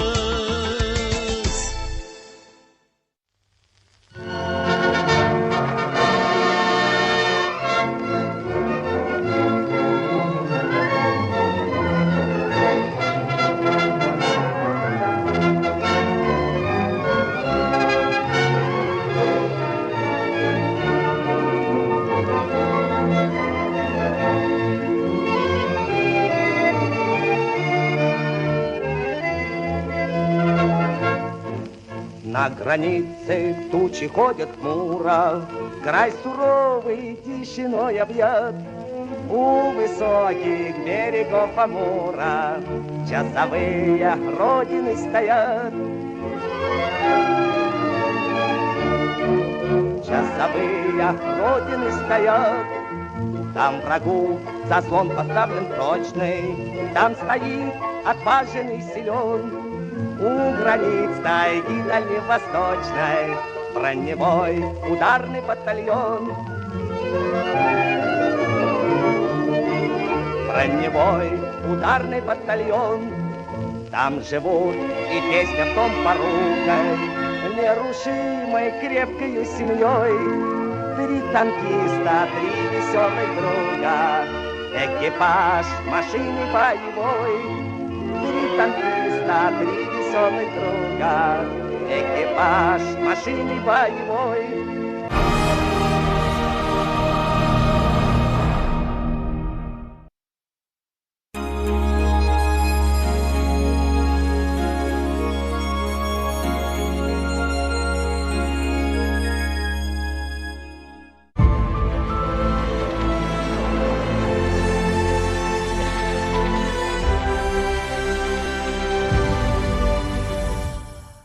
Здравствуй, мой дорогой прадедушка Петя. К сожалению, мы с тобой никогда не виделись, но я знаю о тебе по рассказам моего дедушки, твоего сына, Романенко Ивана Петровича. А мне бы так хотелось с тобой поговорить, поэтому я просто напишу тебе это письмо. Может, ты меня услышишь? Я уверен, ты был добрым и смелым. Когда тебя забрали на фронт, ты попал в самое пекло войны, в Сталинград. Ты был простым рядовым, но такими, как ты, и делалась победа. Трудно представить, что тебе пришлось тогда испытать. Но ты шел вперед ради своей родины и семьи, которая осталась дома. К сожалению, так и не пришлось тебе увидеть еще раз своих родных. Тебя похоронили в одной из братских могил города Сталинграда. Мы вместе с дедушкой приезжали в Волгоград, ходили по Мамаеву кургану и думали, быть может, ты тоже сражался за эту священную высоту. Одно мы знаем точно – эта земля пропитана и твоей кровью. Дорогой прадедушка Романенко Петр Яковлевич, я беру в руки книгу памяти, с грустью и гордостью нахожу там твое имя. Ты всегда продолжаешь жить в наших сердцах.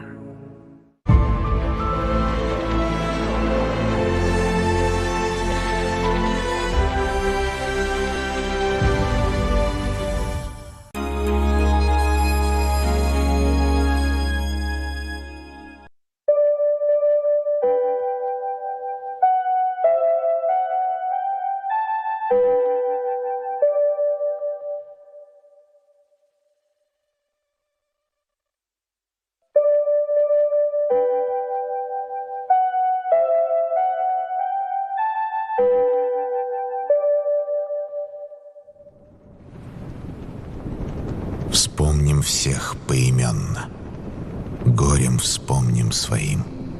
Это нужно не мертвым, это надо живым.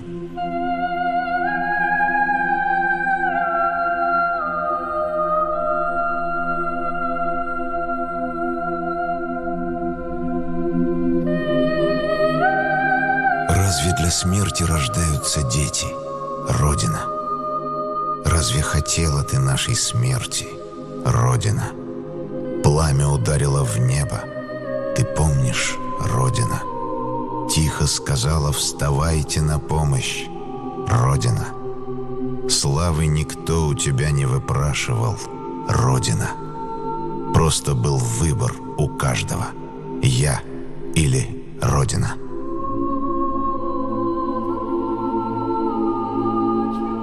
Ой, зачем ты, солнце красное, все уходишь, не прощаешься? Ой, зачем с войны безрадостный, сын, не возвращаешься? Из беды тебя я выручу, прилечу орлицей быструю. Отзовись, моя кровиночка, маленький, единственный.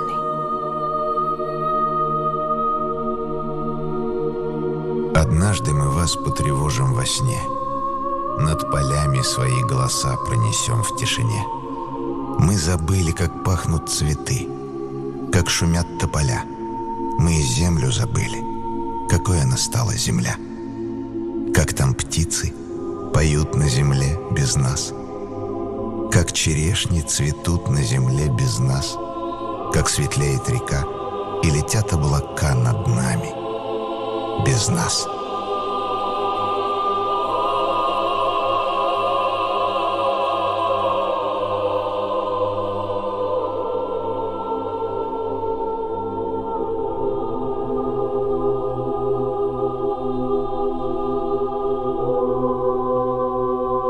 Помните, через века, через года, помните о тех, кто уже не придет никогда.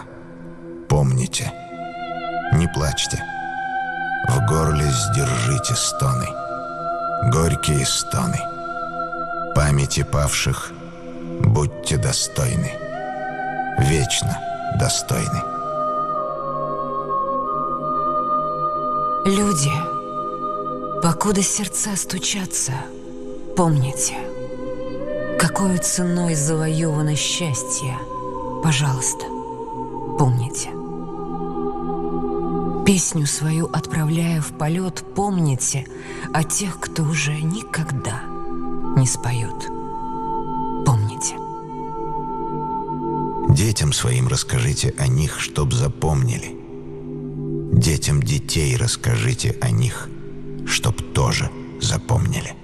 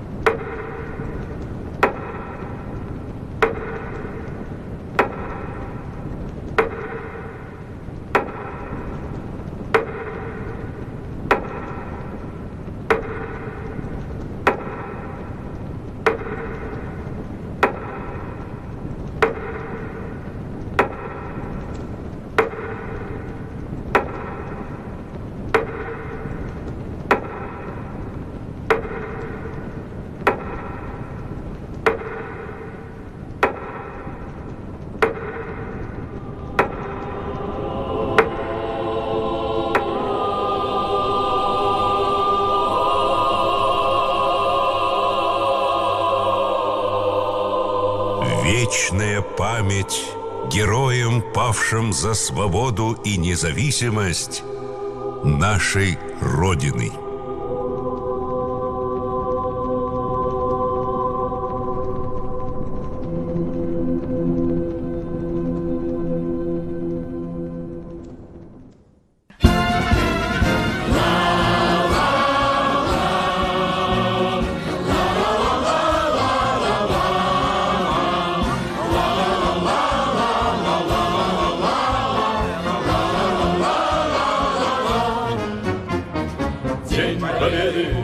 Как он был от нас далек, как в костре потухшем таял уголек. Были версты, обгорелые в пыли, этот день мы приближали, как могли. Этот день победы, порохом громад. Этот праздник с сединою на висках, со слезами на глазах. День Победы, День Победы, День Победы.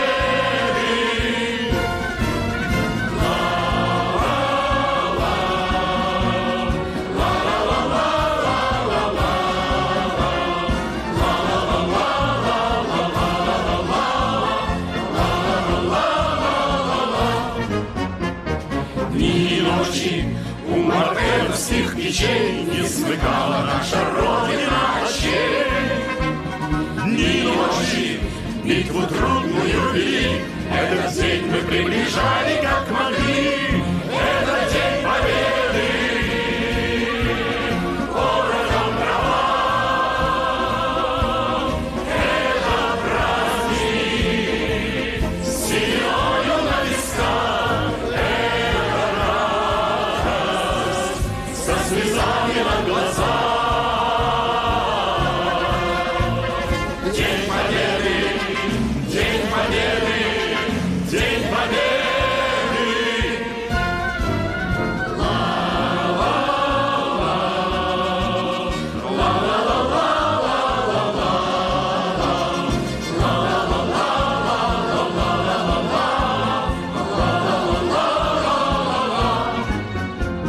Здравствуй, мама, возвратились мы не все, босиком мы пробежаться по росе. Пол Европы прошагали пол земли, этот день мы приближали, как могли. Это день Победы, порохом дрова. Это праздник с сединою на висках. Это радость со слезами на глазах.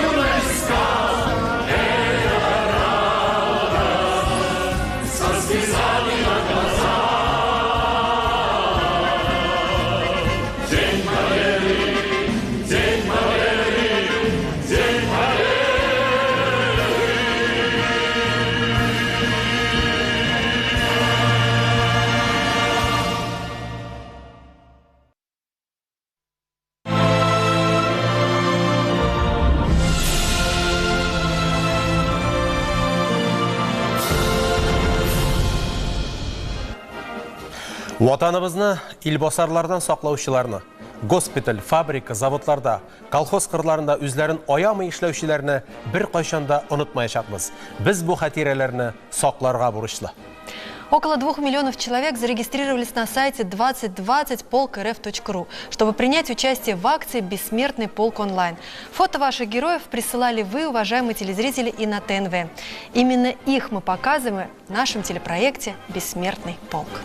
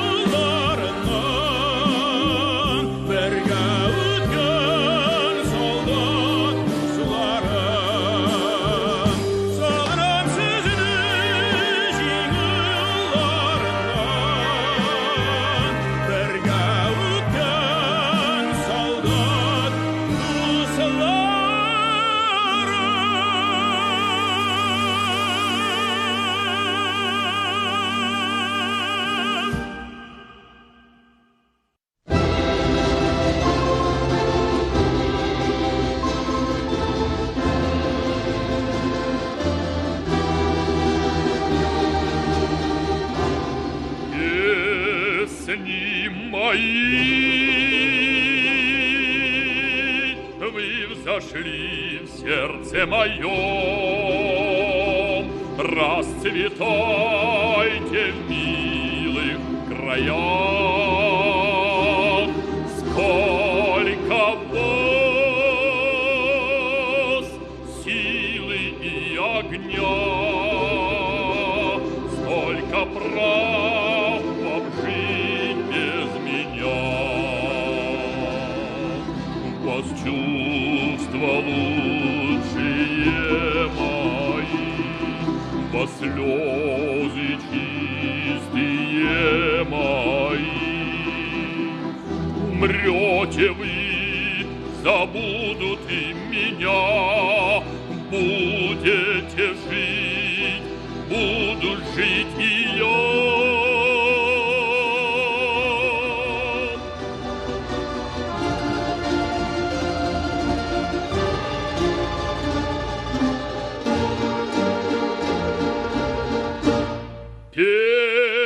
Песни мои услышит вас народ, честь и сердце велели мне петь. Друзей своих я песнь песнею ласкал, врагов я песнею побеждал.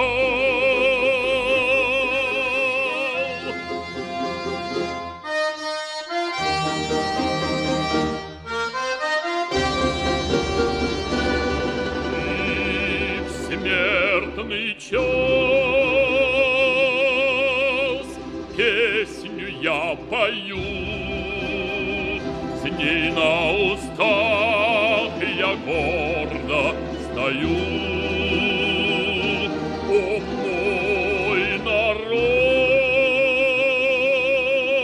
тебя я воспевал, и за родину жизнь я отдал.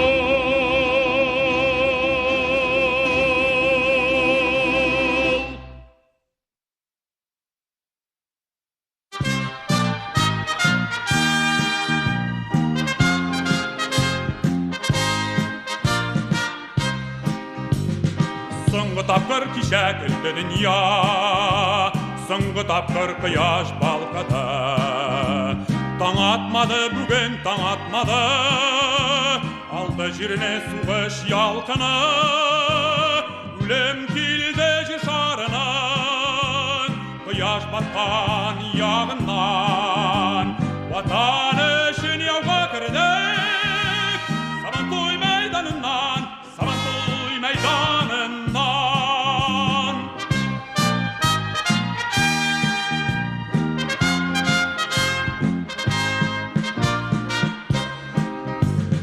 Ғұмырылды аттай яш жігітлер, ғұмыр бойы күтер үшін ярлар. Янса янар әммә Берлин қаша атлар шабарлар. Өлем келді жер шарынан, қияш батқан яғынан. Ватан үшін яуға кірдік, Сабантуй майданынан, Сабантуй майданынан.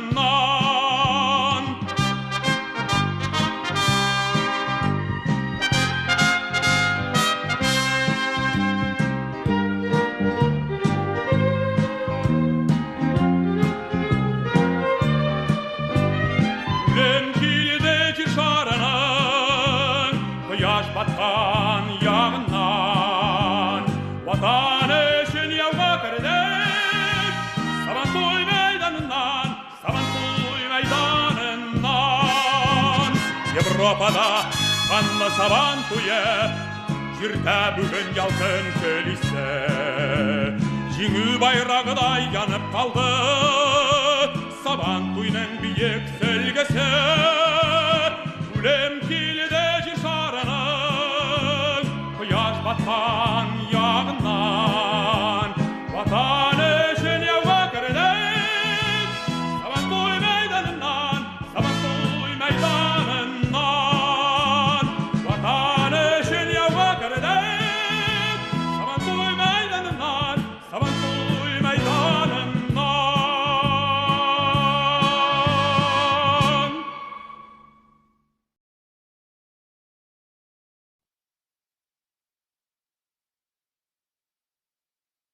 Здесь птицы не поют, деревья не растут, и только мы к плечу плечом врастаем в землю тут.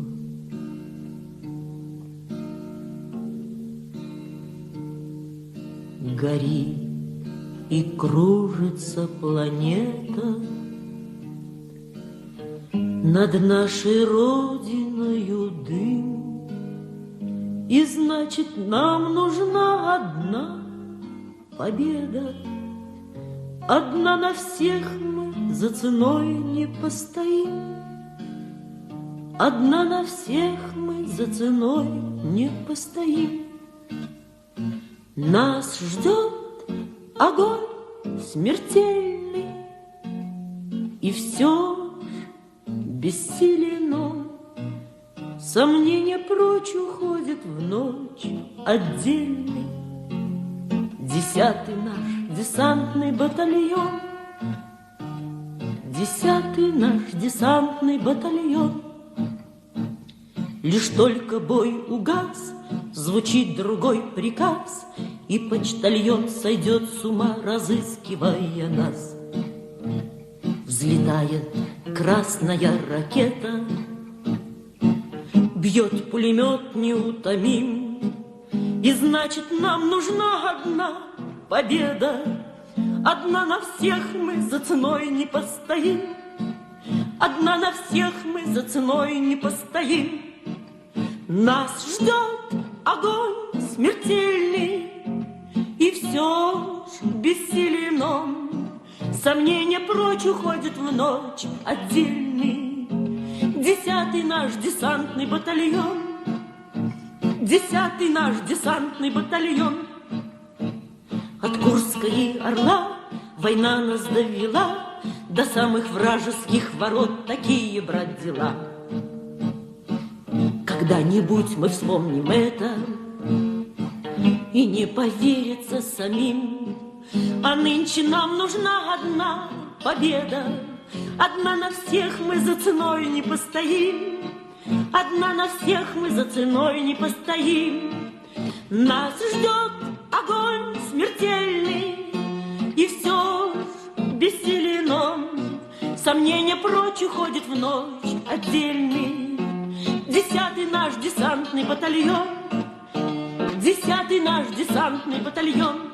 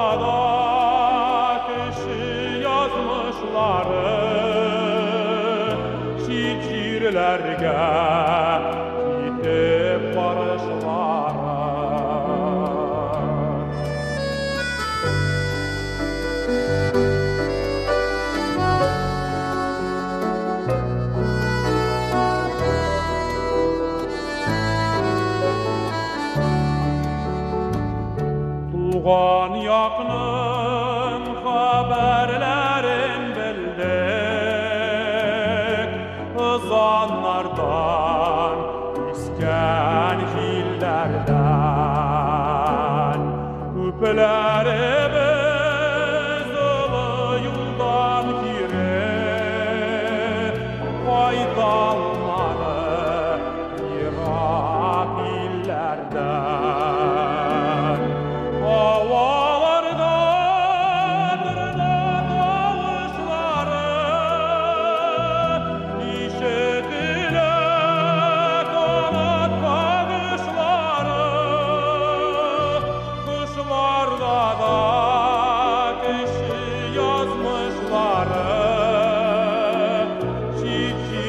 Sicillerden kaytıp barışlara.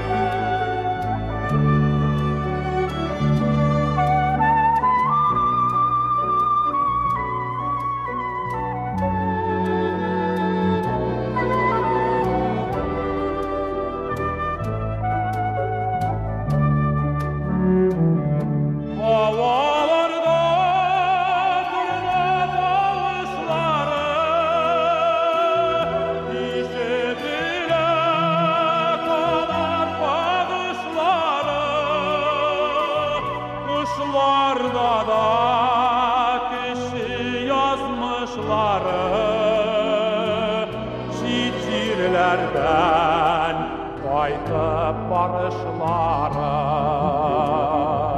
Havalarda tırna tavuşları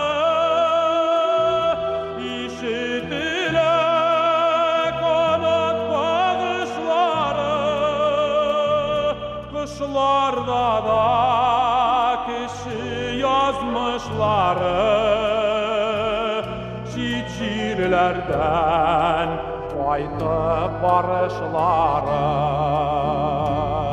Kuşlarda da kişi yazmışları.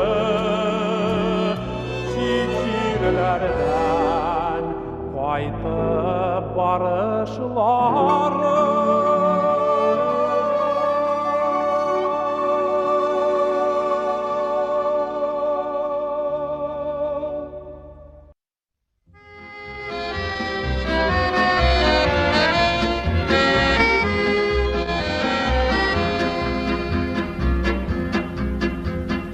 Расцветали яблони и груши, поплыли туманы над рекой.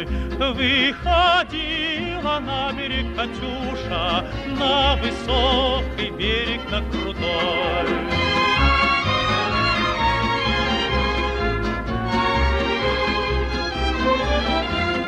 Выходила, песню заводила про степного сизого орла, про того, которого любила, про того, чьи письма берегла.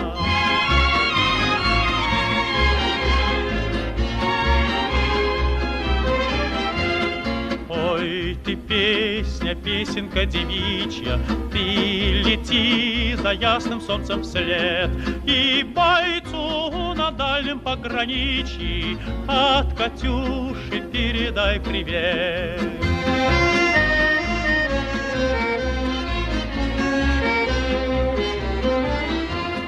Пусть он вспомнит девушку простую и услышит, как она поет. Пусть он землю бережет родную, а любовь Катюша сбережет. Пусть он землю бережет родную, а любовь Катюша сбережет. Расцветали яблони и груши, поплыли туманы над рекой. Выходила на берег Катюша, на высокий берег, на крутой. Выходила на берег Катюша, на высокий берег, на крутой.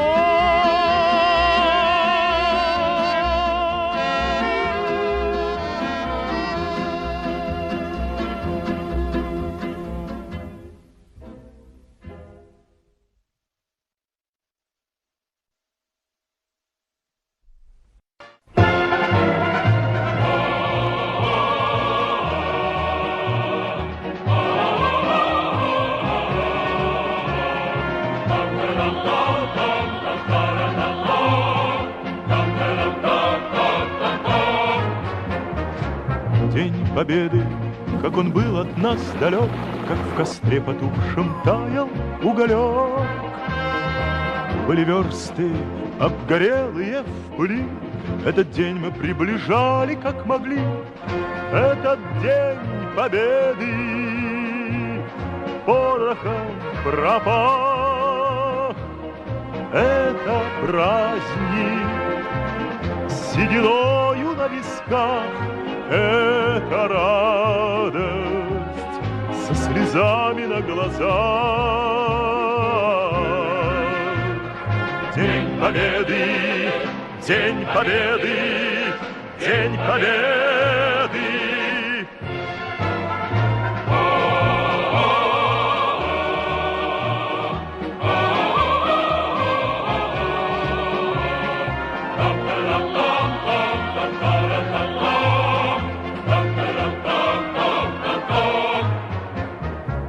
Ни ночи у мартеновских печей не смыкала наша Родина очей.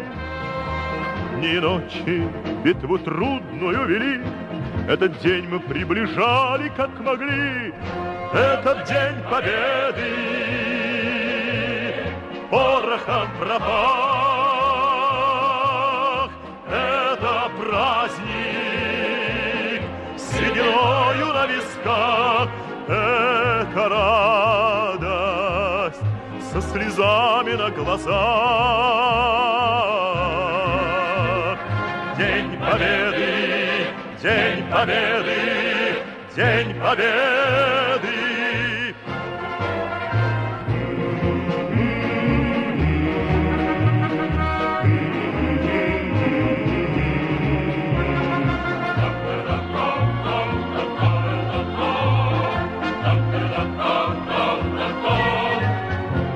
Здравствуй, мама, возвратились мы не все, босиком бы пробежаться по росе.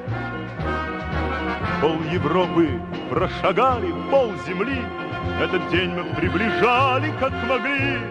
Этот день Победы порохом пропах.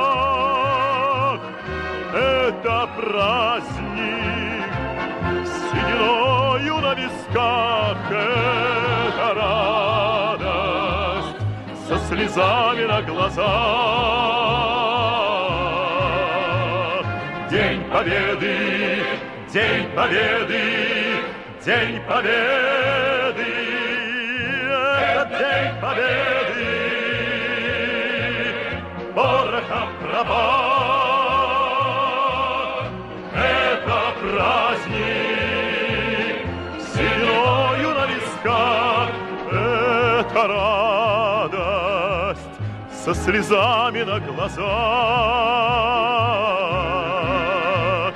День Победы, День Победы, День Победы.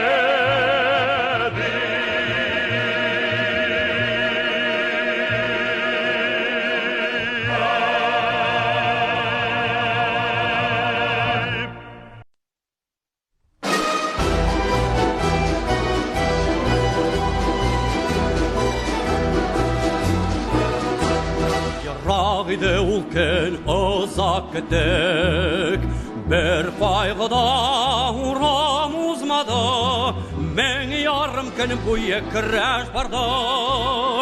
Мен ярым күн кеттік біз ана, мен ярым күн бойы күрәш барды. Мен ярым күн кеттік біз ана.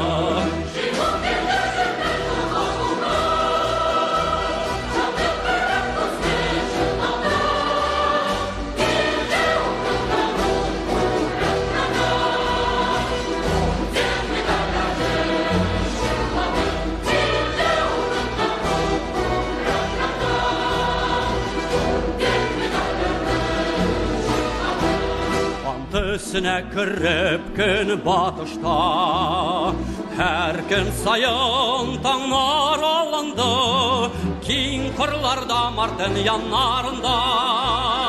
Ұзын күннер түнге ялғанды, кең қырларда мартын янарында.